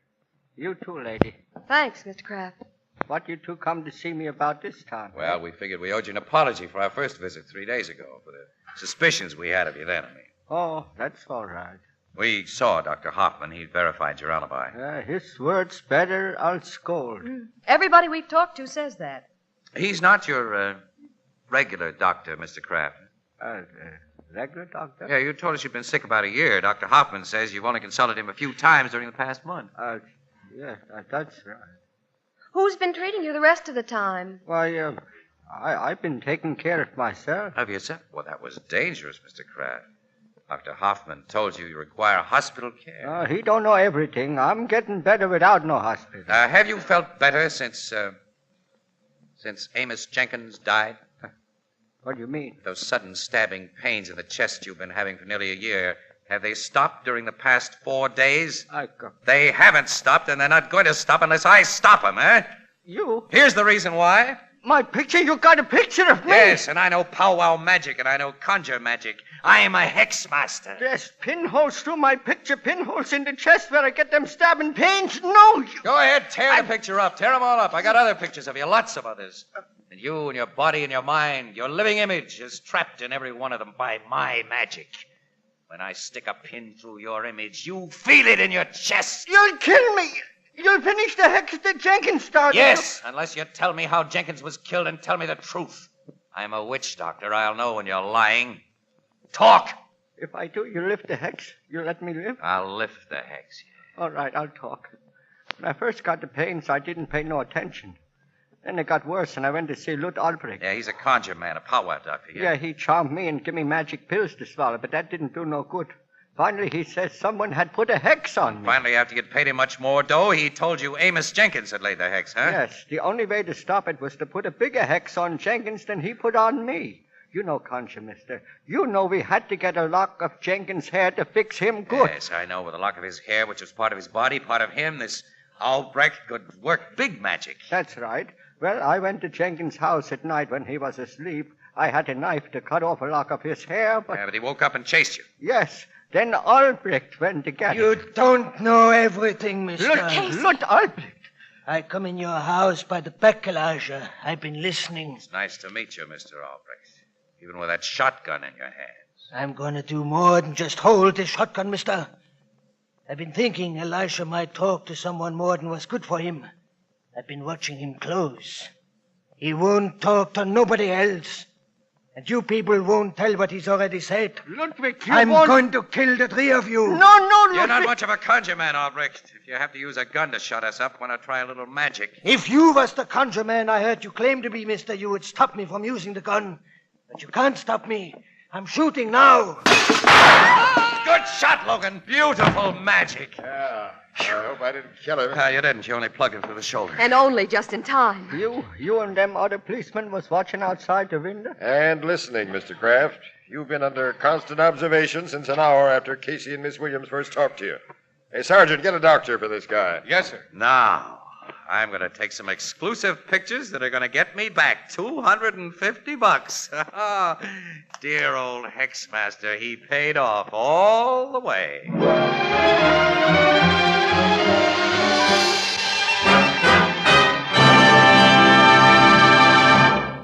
We'll join the crowd at the Blue Note in just a moment.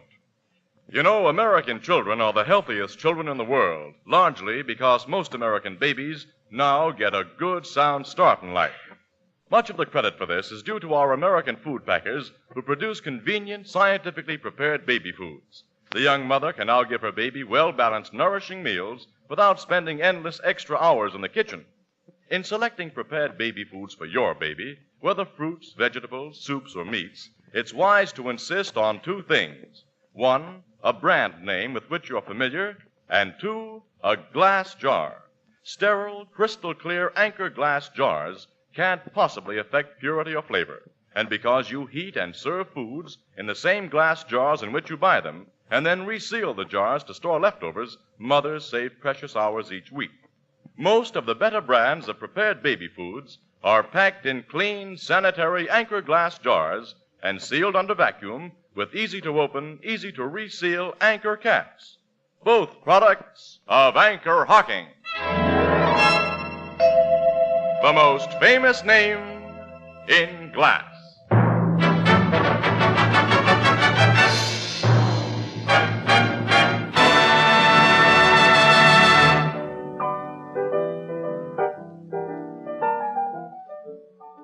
This powwow Dr. Albrecht has confessed to the cops, huh, Casey? Mm-hmm. To quote the language of the classics, Ethelbert, he has told all. As a matter of fact, Kraft had already paid Albrecht several grand for his magic help. There's dough in being a witch doctor. You said it. Well, Jenkins woke up when Albrecht snipped off a hunk of his hair, and Albrecht let him have it with his scissors. And then he set fire to the place and made his getaway, and... oh, that's all. Well, not all, Annie. There's that mummified hand. Oh, and definitely. How did that thing get under the bed? Well, Albrecht had brought it with him. It's supposed to be the hand of an executed criminal. And it's supposed to be a powerful magic charm. A charm for what? Well, I tell you, Ethelbert, if you want to go into a house and steal something, a lock of hair, for instance, it prevents people in the house from waking up and catching you at it. Yeah, but it didn't work. No, not so good. Gee, in this age and day, such people. Yep, they're with us, pal. Say, did you get your $250 back from the paper, Casey? He got it. Oh, it's, well... It was. Pipe down, will you, Annie? What goes on? Casey played a hunch too far, Ethelbert. Well, okay, I'll tell it. I don't mind. You see, Hexmaster was running again, Ethelbert, and I stuck the whole roll on him, and I... Say, Ethelbert, can I have the change from that $50 I gave you? Casey, you just don't have any hex appeal. Huh? Oh. Oh, Miss Williams.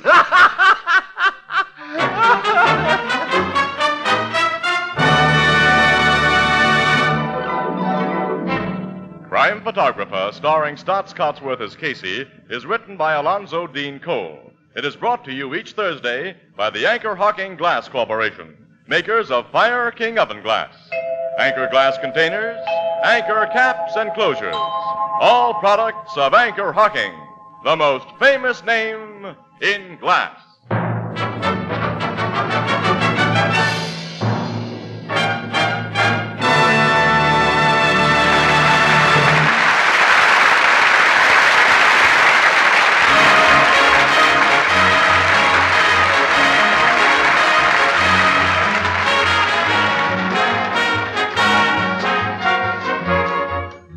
Crime Photographer is directed by John Dietz and is based on the fictional character of Flash Gun Casey, created by George Harmon Cox. Original music is by Archie Blyer, and the program features Miss Jan Miner as Anne and John Gibson as Ethelbert. Herman Chittison is the Blue Note pianist. Next week is Brotherhood Week, and let's make it work. Judge every man by his individual worth, not by some label. Don't spread any rumor against any race or religion, and don't listen to them either. Speak up against prejudice and for understanding.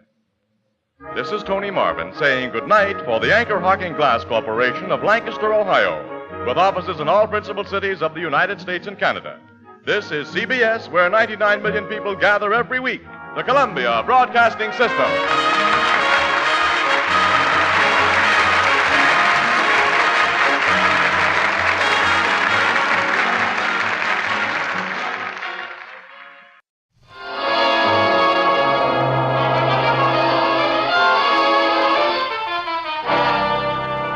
Good evening.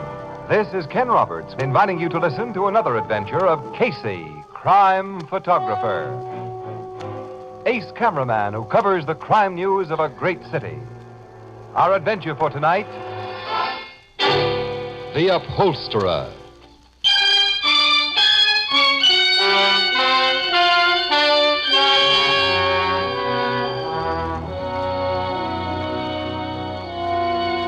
Night.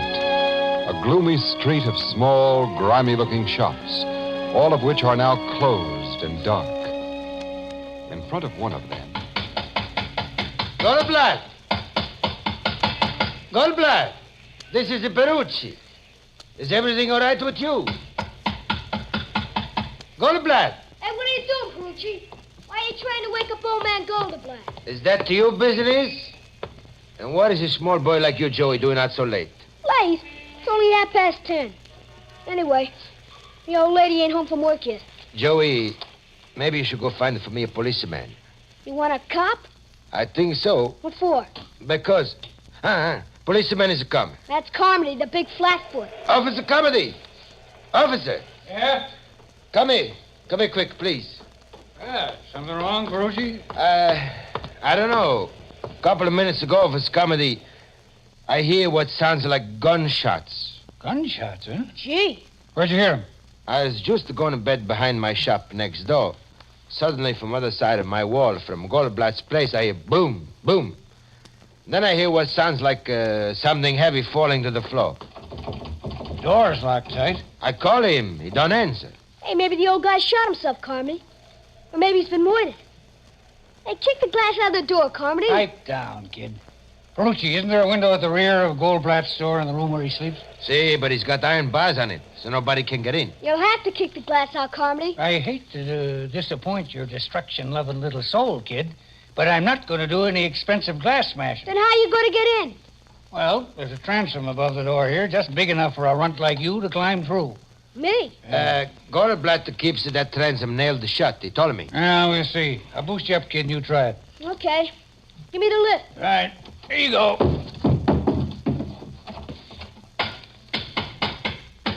Tight, all right.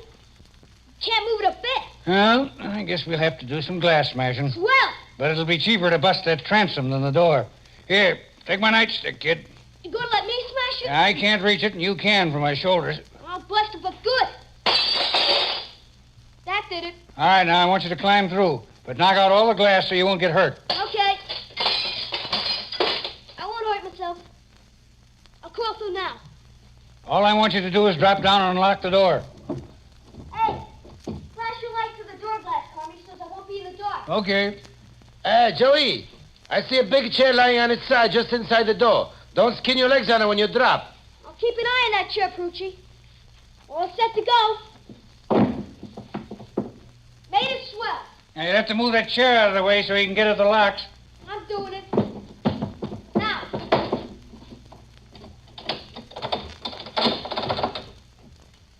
Turn the locks. Yeah, door don't open. Hey, wait. There's tree locks in the store. I only turned 2. Okay, now. Okay, nothing. The door still don't open. Don't? You must have returned one of the 2 locks you'd already unlatched instead of getting the 3rd one you missed. I'll get them all this time. Let go of the knob, Carmy. Let me open the door when I can. Okay, but hurry. This guy Goldblatt would have to have his door triple locked. Goldblatt is always afraid he's going to be robbed. I got it, Carmody. The door's open. Well, it's about time. Now I'll have a look behind that partition. Me too. Goldblatt's workroom is back at that door. At least this partition door wasn't locked. Here's a light switch. Now we'll see.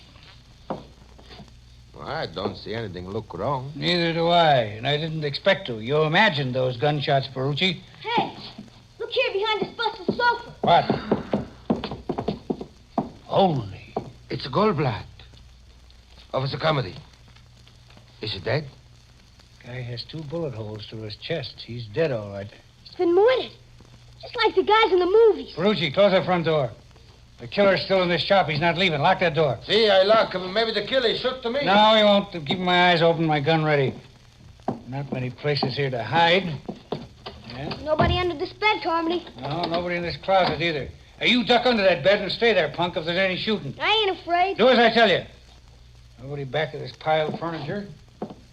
Nobody hiding anywhere. The killer ain't here. I locked the front door again. Okay, Perucci. Well, let me have a look at this rear window.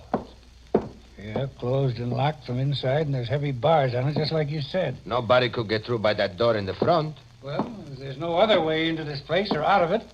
And since nobody but us are here now, it's plain that poor old Goldblatt committed suicide. There's no gap beside him, Carmody. Oh, a gun probably fell into the sofa, kid. Here, I'll push it out of the way. No gun there, Copper. I see no gun anyplace. Neither do I.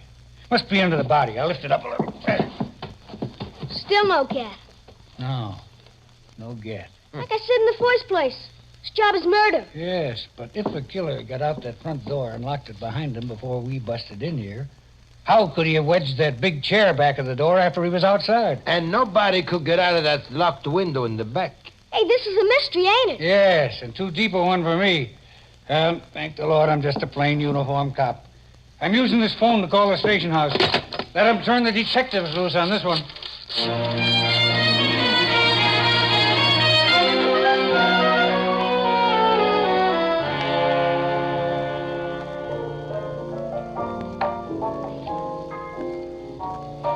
The homicide dicks weren't able to find any gun in that upholsterer's joint, huh, Casey? No, Ethelbert. They practically tore the place apart looking for one. But when the medical examiner got there, he said Goldblatt couldn't have committed suicide anyway.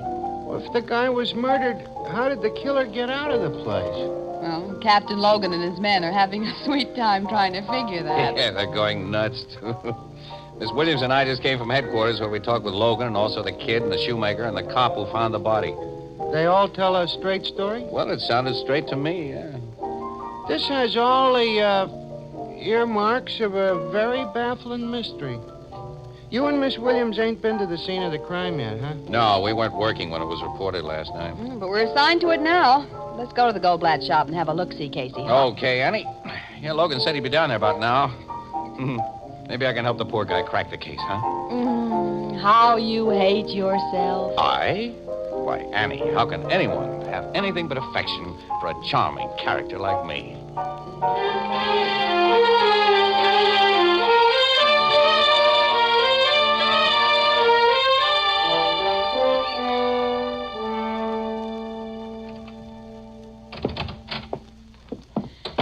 Hello, Captain. Hi, Logan. Oh, so you two are here. Mm-hmm. So, this is the scene of the impossible Goldblatt murder. Wait till you size up the joint, wise guy. 3 good, solid locks on this door. And the door was locked tight by at least one of these locks when the cop and that kid and Perucci tried to get in. But skip the locks and answer this one. After the killer shot the old man and was making his getaway, how did he manage to leave a chair lying against the door inside? Which is the chair? Here, this big old high back. Someone had left it here for Goldblatt to recover. Well, the kid and the cop and Perucci all agree this chair lay inside against the door, which opens inward. Yeah, on its side. I think it was about in this position. Now, it had to be placed this way by somebody inside. It couldn't have been so placed by anybody outside. Well, it may have fallen in that position after the door was closed. Miss Williams, a big solid chair like this doesn't just fall. It has to be wrestled around. Besides, the neighbors say Goldblatt always put a heavy piece of furniture against this door when he closed up for the night. The old guy had a constant fear of being robbed. Well, he was shot through the heart twice. Goldblatt couldn't have put the chair there after the killer left. I know. Dix from the precinct station got here before your guys did last night. I suppose they moved a lot of stuff in the joint. Yeah, to make sure the killer wasn't hiding here. About the only thing they didn't shove around was this sewing machine because it was bolted to the floor. Let me see where they found the body, Lloyd. Come on. It was here in his workroom, behind that old sofa. Have you learned a possible motive for the murder, Captain Logan? No, Goldblatt had no enemies that anyone knows about. But he was so afraid of being robbed, a lot of people in this neighborhood figured he had a lot of dough stuck away here, so someone may have come here last night to get that dough, only they didn't get it, and apparently never even looked for it. Yeah, we were told the precinct Dix found over $100 in Goldblatt's pocket and about $4,000 hidden in his mattress. And those are the first places a thief would look for money. Sure. Casey, see if you can figure it out. Huh? Me? Oh, I'm just a newspaper mug, pal. You're the big chief of the homicide department. Well, I'll soon be back at pavement pounding if I get many more cases like this. And that Casimir killing. Haven't gotten anywhere with that either? No, but I got a chance there. Whoever bumped off Charles Casimir for the $80,000 got some very hot money. That 80 grand was in $100 bills Casimir had just gotten from the bank, and the bank had made a list of the serial numbers, which we've circulated all over the country. Now, when the murderer starts to pass that well, wait a minute, though. He'll lay low for quite a while before he does that, if he's even smart. And he'll try to pass him eventually, and we'll get him. I wish I had a string like that on Goldblatt's killer. Say, Casey, you're a lucky guy, and sometimes you get hunches that don't turn out too badly. And now that you got the lowdown on this thing, you got any ideas? Well, now, what are you paying for ideas these days, pal? You going commercial on me? Well, why not? When you're in a tight spot like this, a little first-class assistant from a qualified expert should be worth, well, I'll tell you what. The next time a juicy murder is committed, you could let Ann and me in for an exclusive story and pictures. You know I never show that kind of favoritism. Oh, okay. Well, maybe the little idea I have isn't worth it anyway. You got an idea? No, it's just a small one. It's really not worthy of my genius. Well, nuts to you. Get out of here and let me think. Come on, Annie. See you later, pal. I'm afraid so. Hey, Logan, all the furniture in this workroom is stuff that Goldblatt had here for repairs. Naturally, repairing and upholstering furniture was the guy's business. Guess this is a chair he was getting ready to recover. What else? The old cover's been taken off. Taken off neatly, too. Lying here on the floor. Cut carefully around the seams. It wasn't hacked. So what? Now, this overstuffed chair next to it with a shabby old cover still on. Look at that. There's a couple of big cuts in the back. They're away from the seams. As though it had been slashed. It's interesting. I don't see why. Huh? Well, skip it then.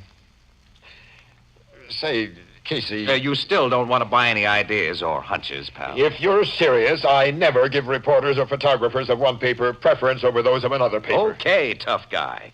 Well, I can't give a cop preference over my paper. So long, You pal. can go to... so long, Miss Williams. Well, I apologize for this mug, Captain Logan. Goodbye.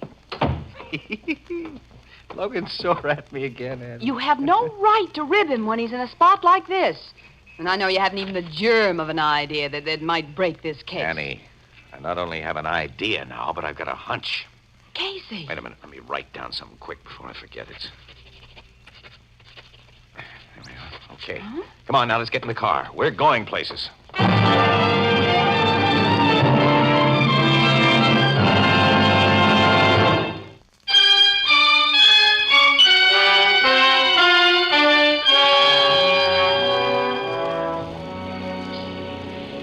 Where are we going, Casey? Not very far, Annie. Oh, will you please tell me? Okay. All right, now.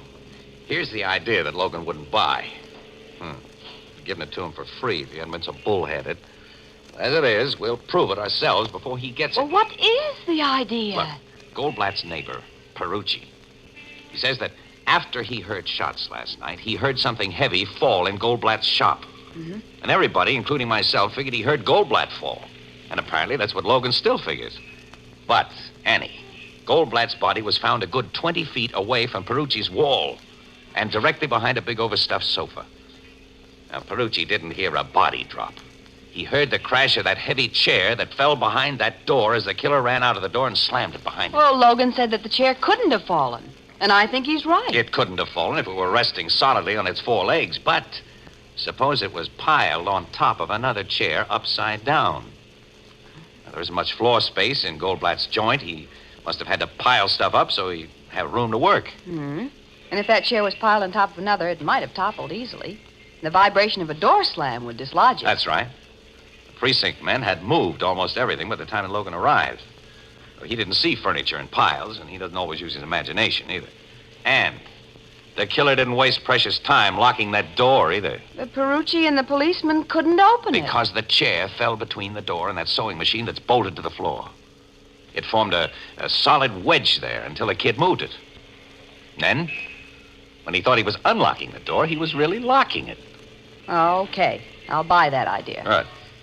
Now, where are we going? To an address I wrote down a minute ago. It's on a work tag attached to a chair in Goldblatt's workroom. Annie, we're going to find out why there were several big knife cuts in the back of that chair.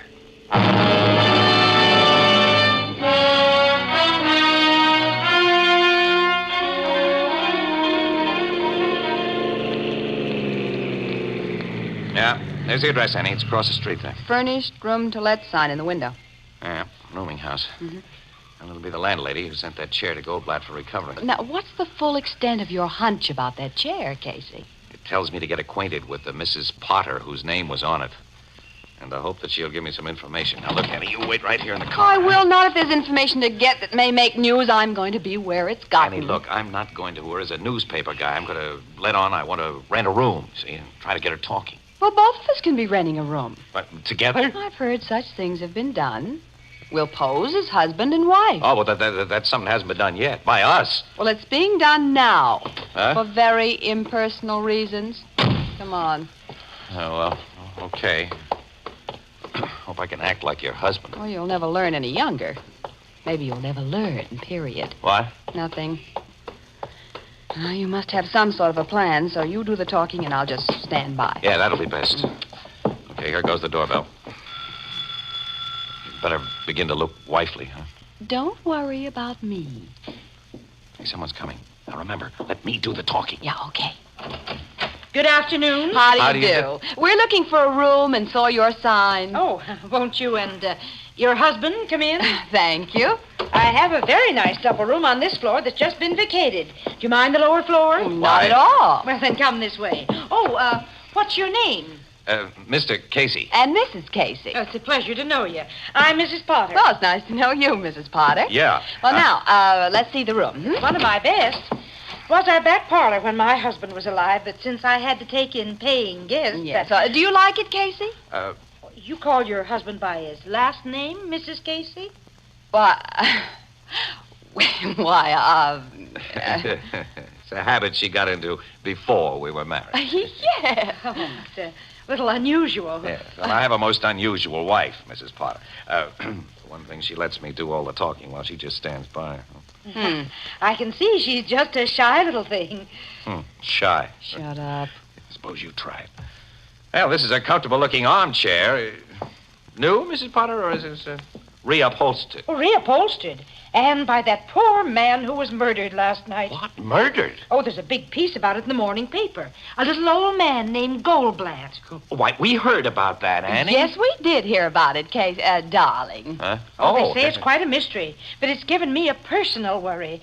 I let him take one of my chairs to his shop only yesterday morning. Yesterday morning? Yes. And now, with policemen all over his place, heaven only knows when I'll be able to get it back and in what condition. Well, the cops take pretty good care of things like...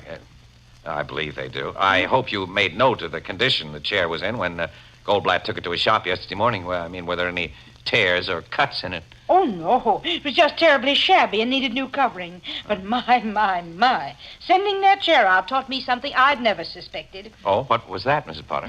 Well, it's been in the room of one of my oldest lodgers, a gentleman who lived upstairs in the second floor front, for over 5 years, and I've always considered him one of the mildest men alive. But he flew into the most awful temper when he came home from work last night and found out that I'd sent that chair to the upholsterer. Oh, He did? Oh, but you're not interested in such gossip, of course. But, Do you like this room? I usually get $20 a week for it, but, by the month, I might make it a little cheaper. Oh, is it $20, huh? Well, have you any vacancies on the second floor, Mrs. Potter? Yes, I have an empty across the hall from the gentleman I just mentioned. Oh, you have? Oh, but I doubt if you'll like it. Well, could we see it? Of course. This way. It's a much smaller room than the one I just showed you. Oh, I won't mind that. Oh, but maybe Mrs. Casey will. Oh, no. I'm easy to please. Yes. Mind the stairs there. They're a little steep. The gentleman who didn't want his chair recovered, is he in his room now? No, he's never in this early. He's at business every day till 6 o'clock. Oh. But my, it's nearly that now. What business is he in? Oh, he's a bookkeeper. Oh. In the offices of the Charles Casimir Company. Charles Casimir? Poor Mr. Casimir was robbed and murdered only a short time ago. Dear, there's so much crime these days. Well, here's the room. Oh, it's fine. Swell. We'll take it. We haven't more than looked into it. Oh, we've seen enough. That's exactly what we want. What's the rent? Why, $15 a week. Okay. Here we are. It's a week in advance. Oh, thank you. Oh, when you move in? Well, we're in now. But you haven't any baggage. Well, it's outside in our car. We'll bring it in later. Later? Now, I know you have a lot to do, Mrs. Potter. It's nearly dinner time, so why don't you run along downstairs and don't bother about us one little bit. See you later, Mrs. Potter. Oh, but see you later, Miss Potter. Well, this is a little irregular, but you look like such nice young people. Goodbye. Did you get it, Annie? Of course I got it. The man across the hall had something hidden in that chair, and when he learned it had been taken to an upholsterer who'd tear it apart. He went to Goldblatt's. He slashed the back of that chair, took out what he'd hidden in it, and killed Goldblatt so he couldn't tell what he'd seen. And Mrs. Potter said that the man worked in Charles Casimir's office. Maybe it was the stolen money that was hidden in that chair. Yeah. Come on. The coast is clear. Yeah. We haven't much time. It's 6:15. 15 minutes is plenty if we work fast. Yeah. Oh, his door is locked. Naturally. These bevel spring locks have never kept me out of a place I wanted to get into. Not when there's enough space between the door and the frame to put this little gadget I always carry. Yeah. Hey, that did it.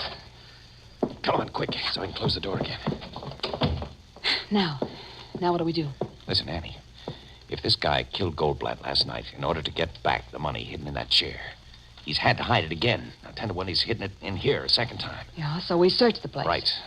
Well, Casey, maybe he's sewn it inside of something again. Yes, that's probable. Yep, look, here.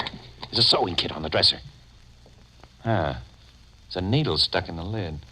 It's threaded with a piece of dark blue thread. Well, that means he was sewing on something blue. Yeah, there's nothing blue in the room. Well, we haven't looked in the clothes closet. Maybe there's something in there that's And I'll blue. open the door and see. Don't scream, young woman. And if either of you moves, I shoot. Well, this is quite a surprise. It was very fortunate that I came home earlier than my usual time today. Well, we wouldn't call it fortunate. Back over to that wall. What do you think you're going to do? There's only one thing I can do to protect myself. Kill you. I have a car parked outside, and I can make my getaway. And there's something I'm taking along. My winter overcoat. Casey, it's dark blue. There are $80,000 in bills sewn in its lining. Charles Casimir loot. You are quite right. And now, goodbye. You're not going to shoot us? Casey! No, you don't. Oh. Knocked his arm up just in time. Yeah, you've knocked him out. I'll see that he stays out, too. Annie, run down and get my camera from the car, will you? We get exclusive pictures and a story without any deal from our pal, Logan.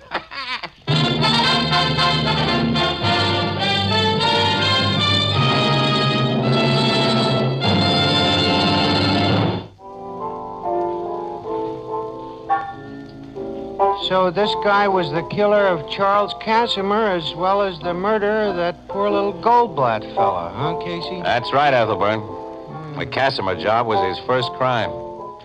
See, he worked in Casimir's office, and he learned about the $80,000 withdrawal that his boss was making. And he got a greedy impulse. He never had a chance to spend a nickel of the dough he did 2 murders for. Like I always say, to coin a phrase, crime does not pay. That's right. Well, it pays Captain Logan. He's been congratulated by the commissioner for solving the Goldblatt and Casimir jobs, and told that he's now right in line for an inspectorship. How did Captain Logan get the credit? Oh, hey, he deserved it. Yeah, that guy's a swell cop. Just because a pair of newspaper stiffs like Miss Williams and I run into a little luck. Our Mr. Casey, whom I sometimes like, Ethelbert, called Logan in to make an exclusive arrest of the killer. What do you and Casey get out of the deal? An exclusive story, plus pictures. Casey got a bullet hole through the sleeve of his best coat when the killer shot at him. Well, I never liked that coat. And I've got a blasted reputation with Mrs. Potter. She's found out that I'm not really Mrs. Casey. This is the United States Armed Forces Radio Service, the voice of information and education.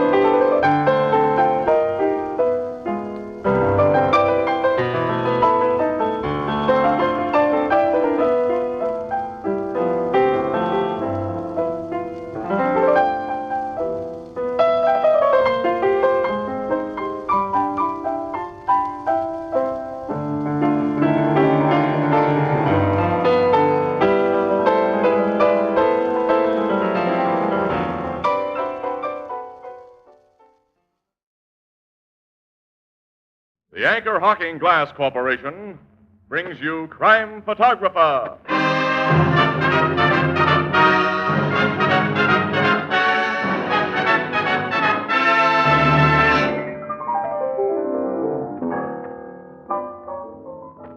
What do you know? The Valentines are coming in already. And here's one addressed to man's best friend. Well, that must be for you, Ethelbert. And here's one addressed to a great snooper.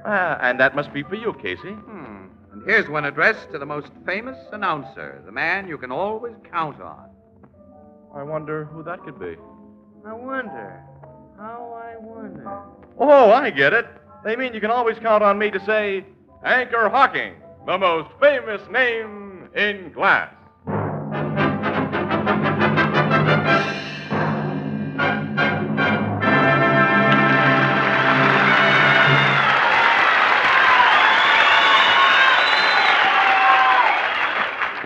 Good evening, ladies and gentlemen. This is Tony Marvin. Every week at this time, the Anchor Hocking Glass Corporation of Lancaster, Ohio, and its more than 10,000 employees bring you another adventure of Casey, crime photographer, ace cameraman who covers the crime news of a great city. Our adventure for tonight, Key Witness.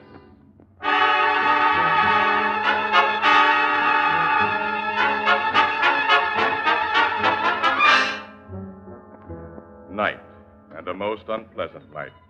Dark, windy, damply cold. Snow is falling, the kind of snow that turns to wet gray slush as it strikes the ground, and then in spots turns to a treacherous film of ice. On an almost deserted highway, far out on the city's fringes, a car moves cautiously over the slippery pavement. In the car are... Had to be our luck to draw an out-of-town assignment on a day like this, Casey. Yeah, the day part of it wasn't so bad as just coming back at night. I'm not familiar enough with this road, and I can't see. Well, Casey, there's a big electric sign just ahead. I think it's on a roadhouse. If it is, let's pull up and have a cup of Oh, coffee. we certainly will. A warmer-upper is something both of us need. I can make out the sign now. 5-Spot Cafe. That's for us. That's for us. 5-Spot Cafe. Seems I've heard of the place. Yeah, the name's kind of familiar to me, too, but I can't remember. Well, I guess we drive in here, huh? Yeah, there's a big parking spot. Yeah. Good spot for our bus right here. About as near as we can get to the main door, I guess. Well, I'll come around and help you out, Annie. No, don't bother. I can make it. We have cameras inside. Don't forget to lock up. Yeah, I won't. Casey, doesn't some racketeer run a place like the 5-Spot? Hey, wait a minute. That's right, kid. You got it. This is Shark Yardley's headquarters. I've known the rat for years. Never been out to this joint, though. Well, I've never heard of him selling poison food, so I guess this place is as good as any other on a night like this. All right, we're all locked up. Come on. Uh-oh. Electric signs just went out. Oh, nuts. It's the only light we had out here, too. I can't see 10 feet in front of me. Now, wait a minute. I got a pencil flashlight in my inside pocket. Stand back of the car, Annie, out of the wind while I dig it out. Yeah.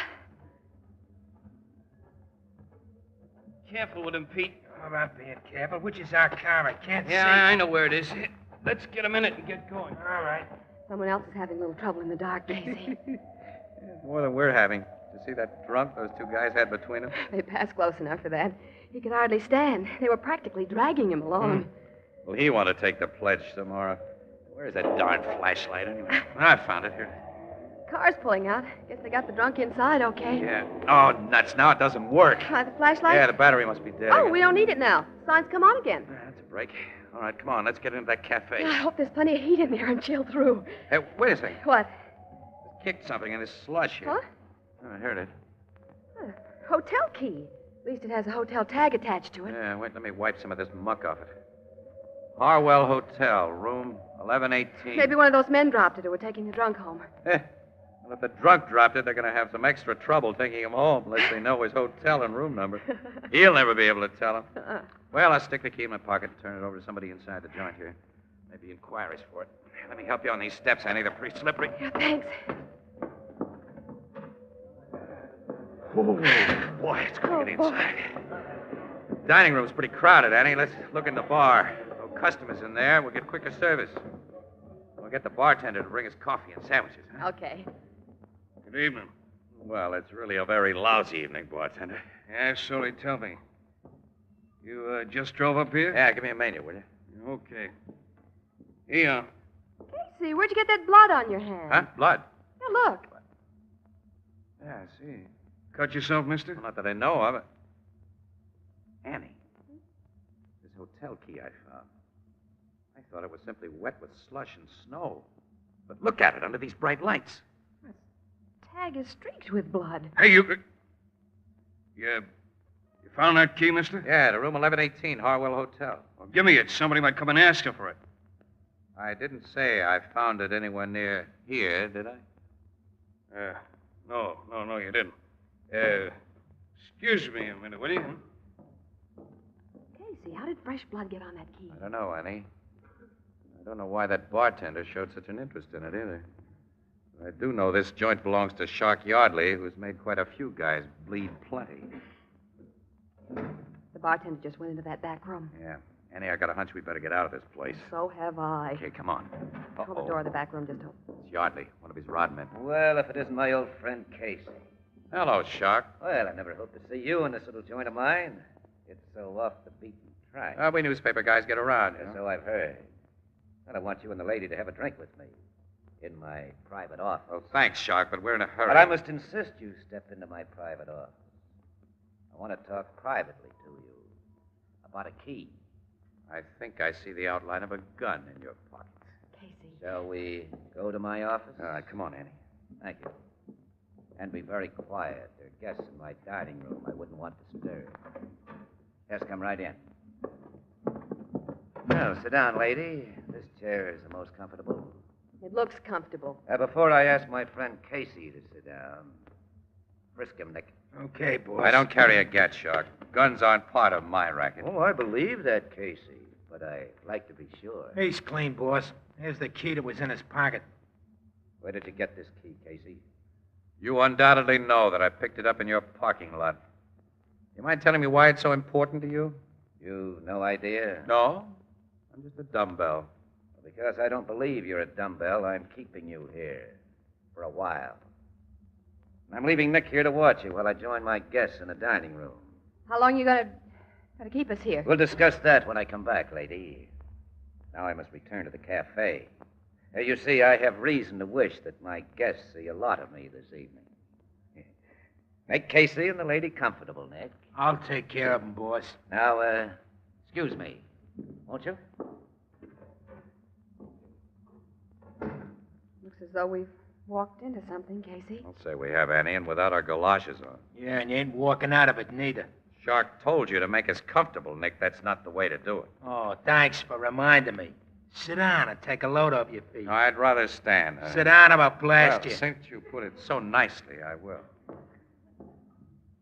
What made the electric sign on this joint go out a while ago, Nick? Huh? Oh, did the sign go out? Yeah, just long enough for two guys who were propping up a third guy to get him into a car and drive away. You saw them guys, huh? Well, I think your boss figures we did. The third guy wasn't just drunk, was he? Casey, that Sure, blood Annie, yes. Was the third guy dying, Nick, or already dead? I ain't here to answer questions. Maybe the boss will before you leave us.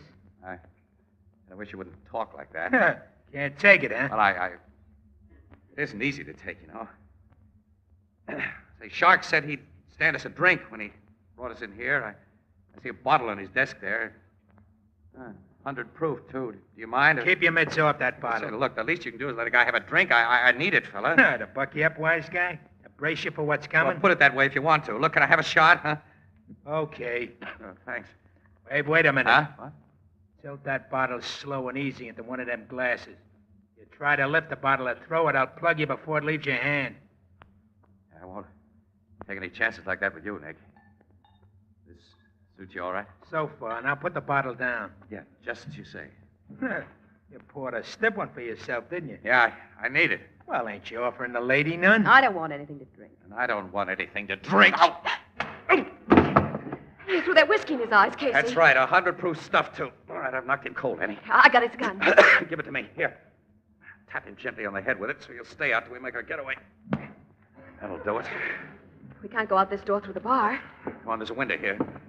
Only a short drop to the ground. Come on, you first. Okay.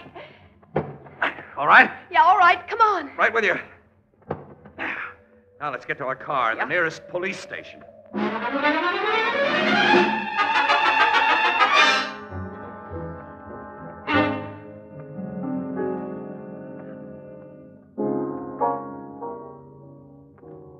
Did you have to throw a half tumbler of that good whiskey in the guy's eyes, Casey? Well, it was worth it, Ethelbert. I'll say. Well, what happened after you made your escape from that joint last night? 20 minutes later, we were back at the Five Spot Cafe with a carload of cops. Yeah, but Shark Yardley and his gorillas were gone, of course. How you figure blood got on that key you found? The body of Chuck Trumbull was found in a vacant lot way over on the south side this morning. Chuck Trumbull? He's the character who's been trying to bust in on Shark Yardley's racket. Shark paid him off last night. Trumbull was stabbed to death with his own knife. The police found it sticking in his body. And Trumbull lived in room 1118 of the Harwell Hotel.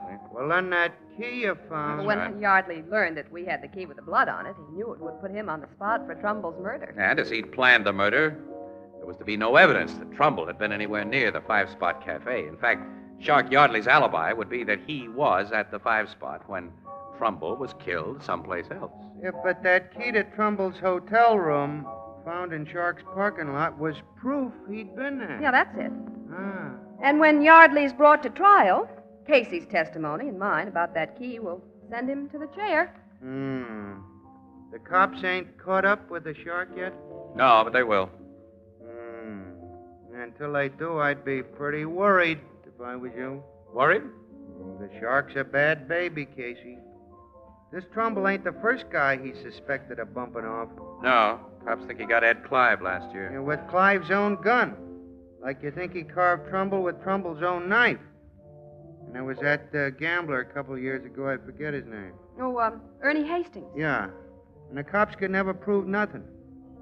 What I mean is, Shark Yardley ain't gonna like having a couple of witnesses loose that can finally fry him as he deserves to be fried if they stay loose.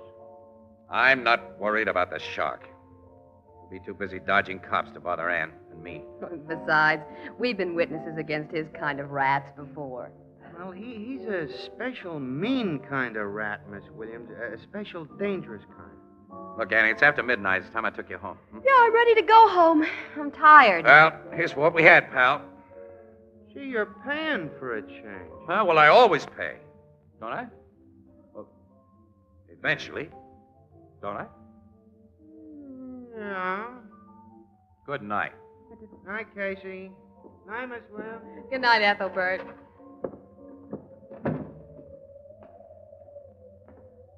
Casey, Ethelbert may be right. Shark Yardley might try to put us out of the way. Oh, he and his mob have got to keep themselves under cover, Annie. Yeah, but look, tomorrow morning, I'm going to ask headquarters to put a guard on you for a while. How about you? Oh, I can take care of myself. All right. Well, so can I. Now, wait a minute. Women are different. Really? I wasn't sure you were aware of that. Huh? What do you mean? Nothing. Annie, are you getting one of your humors again? It's a woman's privilege to have humors. I don't like to discuss nothing but the latest crimes and the newspaper business with you all the time and sit around and be the same as Ethelbert and Captain Logan. Oh, you couldn't be the same as Ethelbert and Captain Logan. Not quite, because my hair is longer and I wear skirts. Well, okay. So your hair's longer and you wear skirts. And that's that. And that's got to be that. I'm not going to lose a pal. Meaning me. Meaning you. I'm beginning to hate that word pal. What's the matter with it? I like it. I like what it stands for, too. Come on, the car's across the street. Let's cross over right here. Huh? Okay. Now, look, getting back to Shark Yardley. Sure, there'll be no danger from him for a while, Annie, if ever. The heat's on him heavy, and he's got to lie low. Casey, that car! Jump, Annie! It only missed us by hair. If you hadn't pulled me out of the way, I Fool would... driver swerved way across the center line, as though he were trying to run us down. Then he kept right on going. Yeah, well, I think he did try to run us down, Casey. Huh? Yeah, I got to look at that driver. And I'm sure he was Shark Yardley.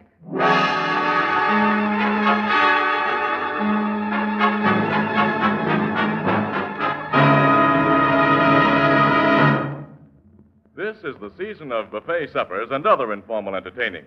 Now, when it's necessary to serve an unusually large number of guests, jadeite is the ideal answer. Yes, jadeite, spelled Jadeite, jadeite, the new kind of dinnerware developed by Anchor Hocking.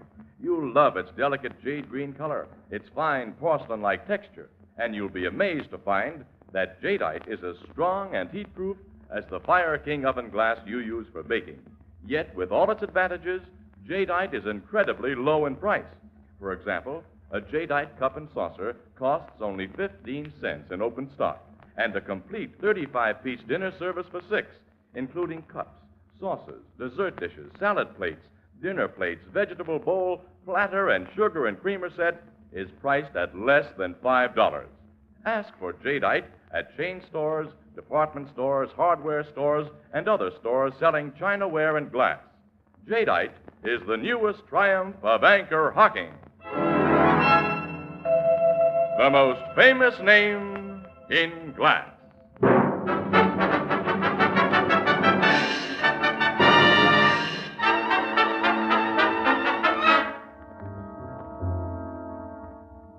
Don't argue with me, Casey. Both you and Miss Williams get police bodyguards from now on. Well, after what happened half an hour ago, Captain Logan, I'm delighted. Well, I'm not, and I won't stand for it.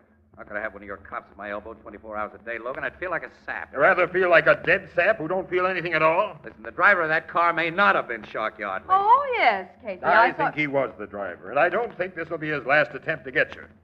You two are the key witnesses against him, and while he's on the loose, you're on the spot. Well, okay, all right, you win. And aside from bodyguards, I'm giving each of you a gun to carry. No, give one of them to Ann. I'm not looking to gat around. Hey, Casey, please. No, I don't like the thing. I won't carry him and I won't shoot him. All right, bullhead. Now, look, since I must have bodyguards, give me guys who won't be hard to take, Logan, will you? I mean, preferably bad pinochle players. I'll put Bradley in charge of your guard detail. Does he suit you? Yeah, Brad's okay. But will he get worn out following me on assignments?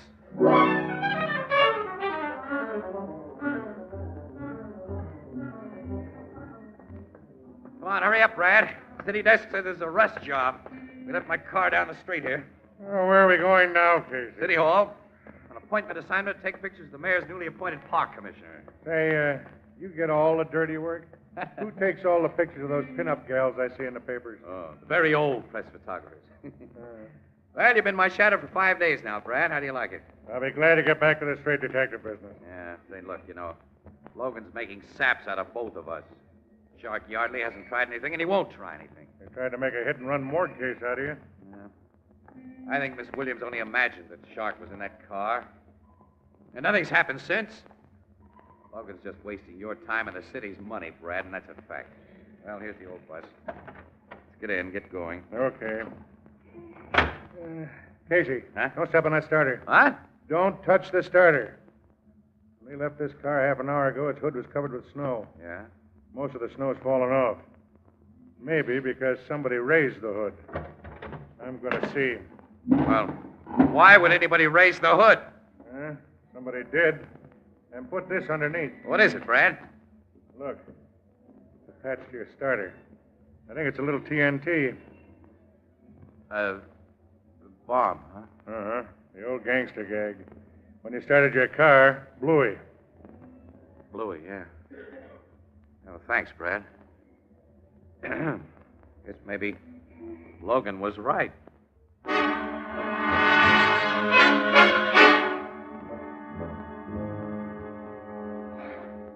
Okay, Logan, all right. I've been the sap and you've been the wise guy. You finally think so? Well, don't rub it in now, pal. Why not? Even after Bradley found that bomb in your car 2 weeks ago, you gave me an argument. Since then, a 45 slug's gone through your head and a knife's been thrown at you. I know. But still, you argue. All right. Even with all the luck of the Irish you got, you should be dead by now. Well, my luck can't last forever, I guess. Plenty jittery right now. Yeah, since this morning, after you learned Miss Williams had received a box of candy through the mails that turned out to be poisoned. Look, if she'd been sap enough to eat one of those candies, Logan... Fortunately, she wasn't. You'd probably have swallowed a couple. We gotta stop this, We gotta nail this guy, Yardley. How, exactly? You know we've turned this town inside out trying to find him. We've got to make him come to us. That's a beautiful idea. Just what method will you take? Wait a minute. I think I've figured a method. Yeah? Look, the Shark's got a big fat grudge against me, Logan. He's a guy who always settled his grudges in person when he could. Well, I want him to have an opportunity to get into my apartment at night unmolested. What do you mean? I want the guard who watches my fire escape to apparently sneak away from his post every night and do a little guzzling at a bar around the corner. I'd like him to make a special habit of doing it between 2 and 3 a.m. So Shark will be tipped off and pay you a call by way of the fire escape? Right. Now then what? I'm going to take that gun you offered me. Casey, I doubt if you'd shoot a guy even to save your own life. I'll kill Shark Yardley if I have to, but he ought to save me that trouble. You know, crooks and killers usually follow a set pattern. They stick to old habits. I don't get you. Well, I'll explain it later, but right now, you tell my fire escape guard to play hooky between 2 and 3 a.m., and do I get a gun? I'm always a sap for you, pal. All right, I'll instruct the guard. And I'll give you my best gun, a 38 positive and a 45 frame. No, I don't want a revolver. I want a rifle. Rifle? Yeah. A big calibered rifle with a silencer attached. Silencer? Yeah. And Logan, look, we'll have to let Bradley and the rest of my shadows in on this, of course, but don't let it go any further, especially don't tell Ann Williams about my plan. I'm not to tell Miss Williams. Suppose you tell me about your plan, and now.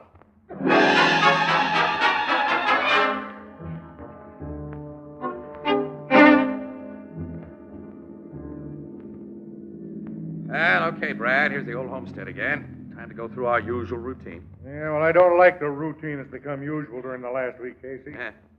You're taking a big chance with nobody watching that fire escape between 2 and 3 in the morning. I'm watching. But you're not used to handling guns. Well, I can handle a rifle Logan gave me. Also, I've had lots of experience handling crook. All I can do is hope you'll be okay. Shark may show up any time now, Casey. Maybe tonight. Yeah, the sooner the better. Miss Williams is losing a lot of sleep.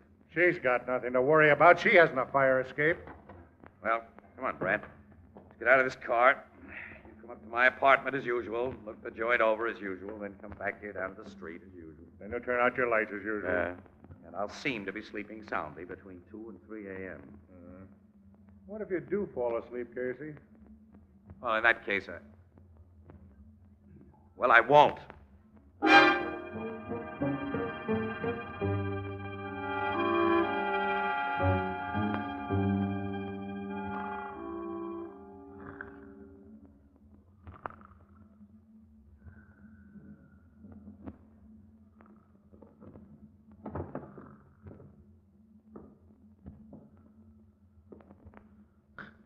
What? Who's there? Who's behind that flashlight? Only me, Casey. Shark. Don't reach for that gun beside your bed. Guess I won't. Don't. Turn that table lamp on so I can see you and that gun a little better. Okay. Thanks.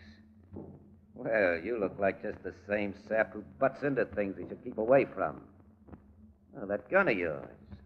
Nice high-powered rifle that can make a big hole in a guy. Why the silencer on it? Well, it had the attachment when I got it from the cops. Wasn't that nice? Revolver I brought along has a silencer, too. But I always like to use the other fellow's weapon if he has one. If I'm unlucky and fall into a pinch, a good lawyer may convince a jury that the other fellow was a suicide. You're going to shoot me with my rifle? Yes, Casey.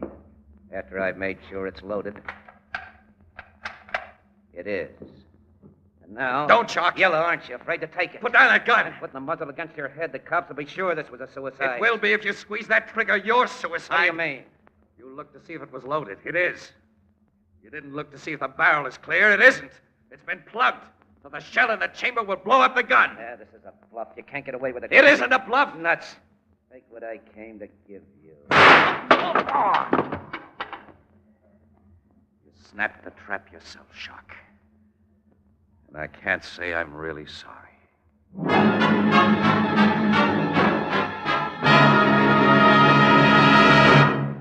We'll join the crowd at the Blue Note in just a moment. The baby of today, your baby, has many advantages which most of us didn't enjoy when we were very young. And not the least of these are scientifically prepared baby foods. These baby foods make it easy to provide a nourishing, well-balanced diet. They save the young mother countless hours in the kitchen. But to take full advantage of the convenience of prepared baby food, be sure to insist on glass jars. For with a glass jar, you can heat and serve baby food and reseal it to store leftovers all in the original container, saving endless extra hours of work each week. And then, too, there's the matter of cleanliness. Glass jars are completely sterile. They protect baby food perfectly both before and after opening. Most of the better brands of prepared baby foods are packed in anchor glass jars and sealed under vacuum with easy-to-open, easy-to-reseal Anchor caps. Both products of Anchor Hocking. The most famous name in glass.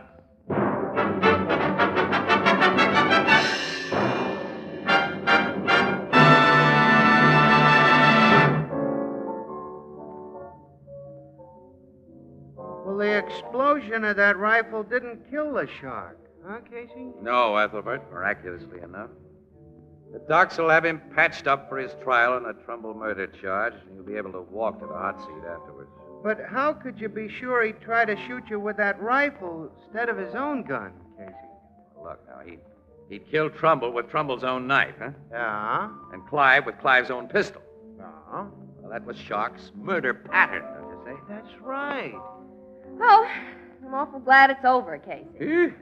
Oh, my, Annie. I'm sure glad to get rid of that bodyguard. You know, I'll miss mine. Huh? Miss having a cop at your elbow every minute? Well, my principal guard was nice. I liked him. Yeah? Nice looking, too. You met him.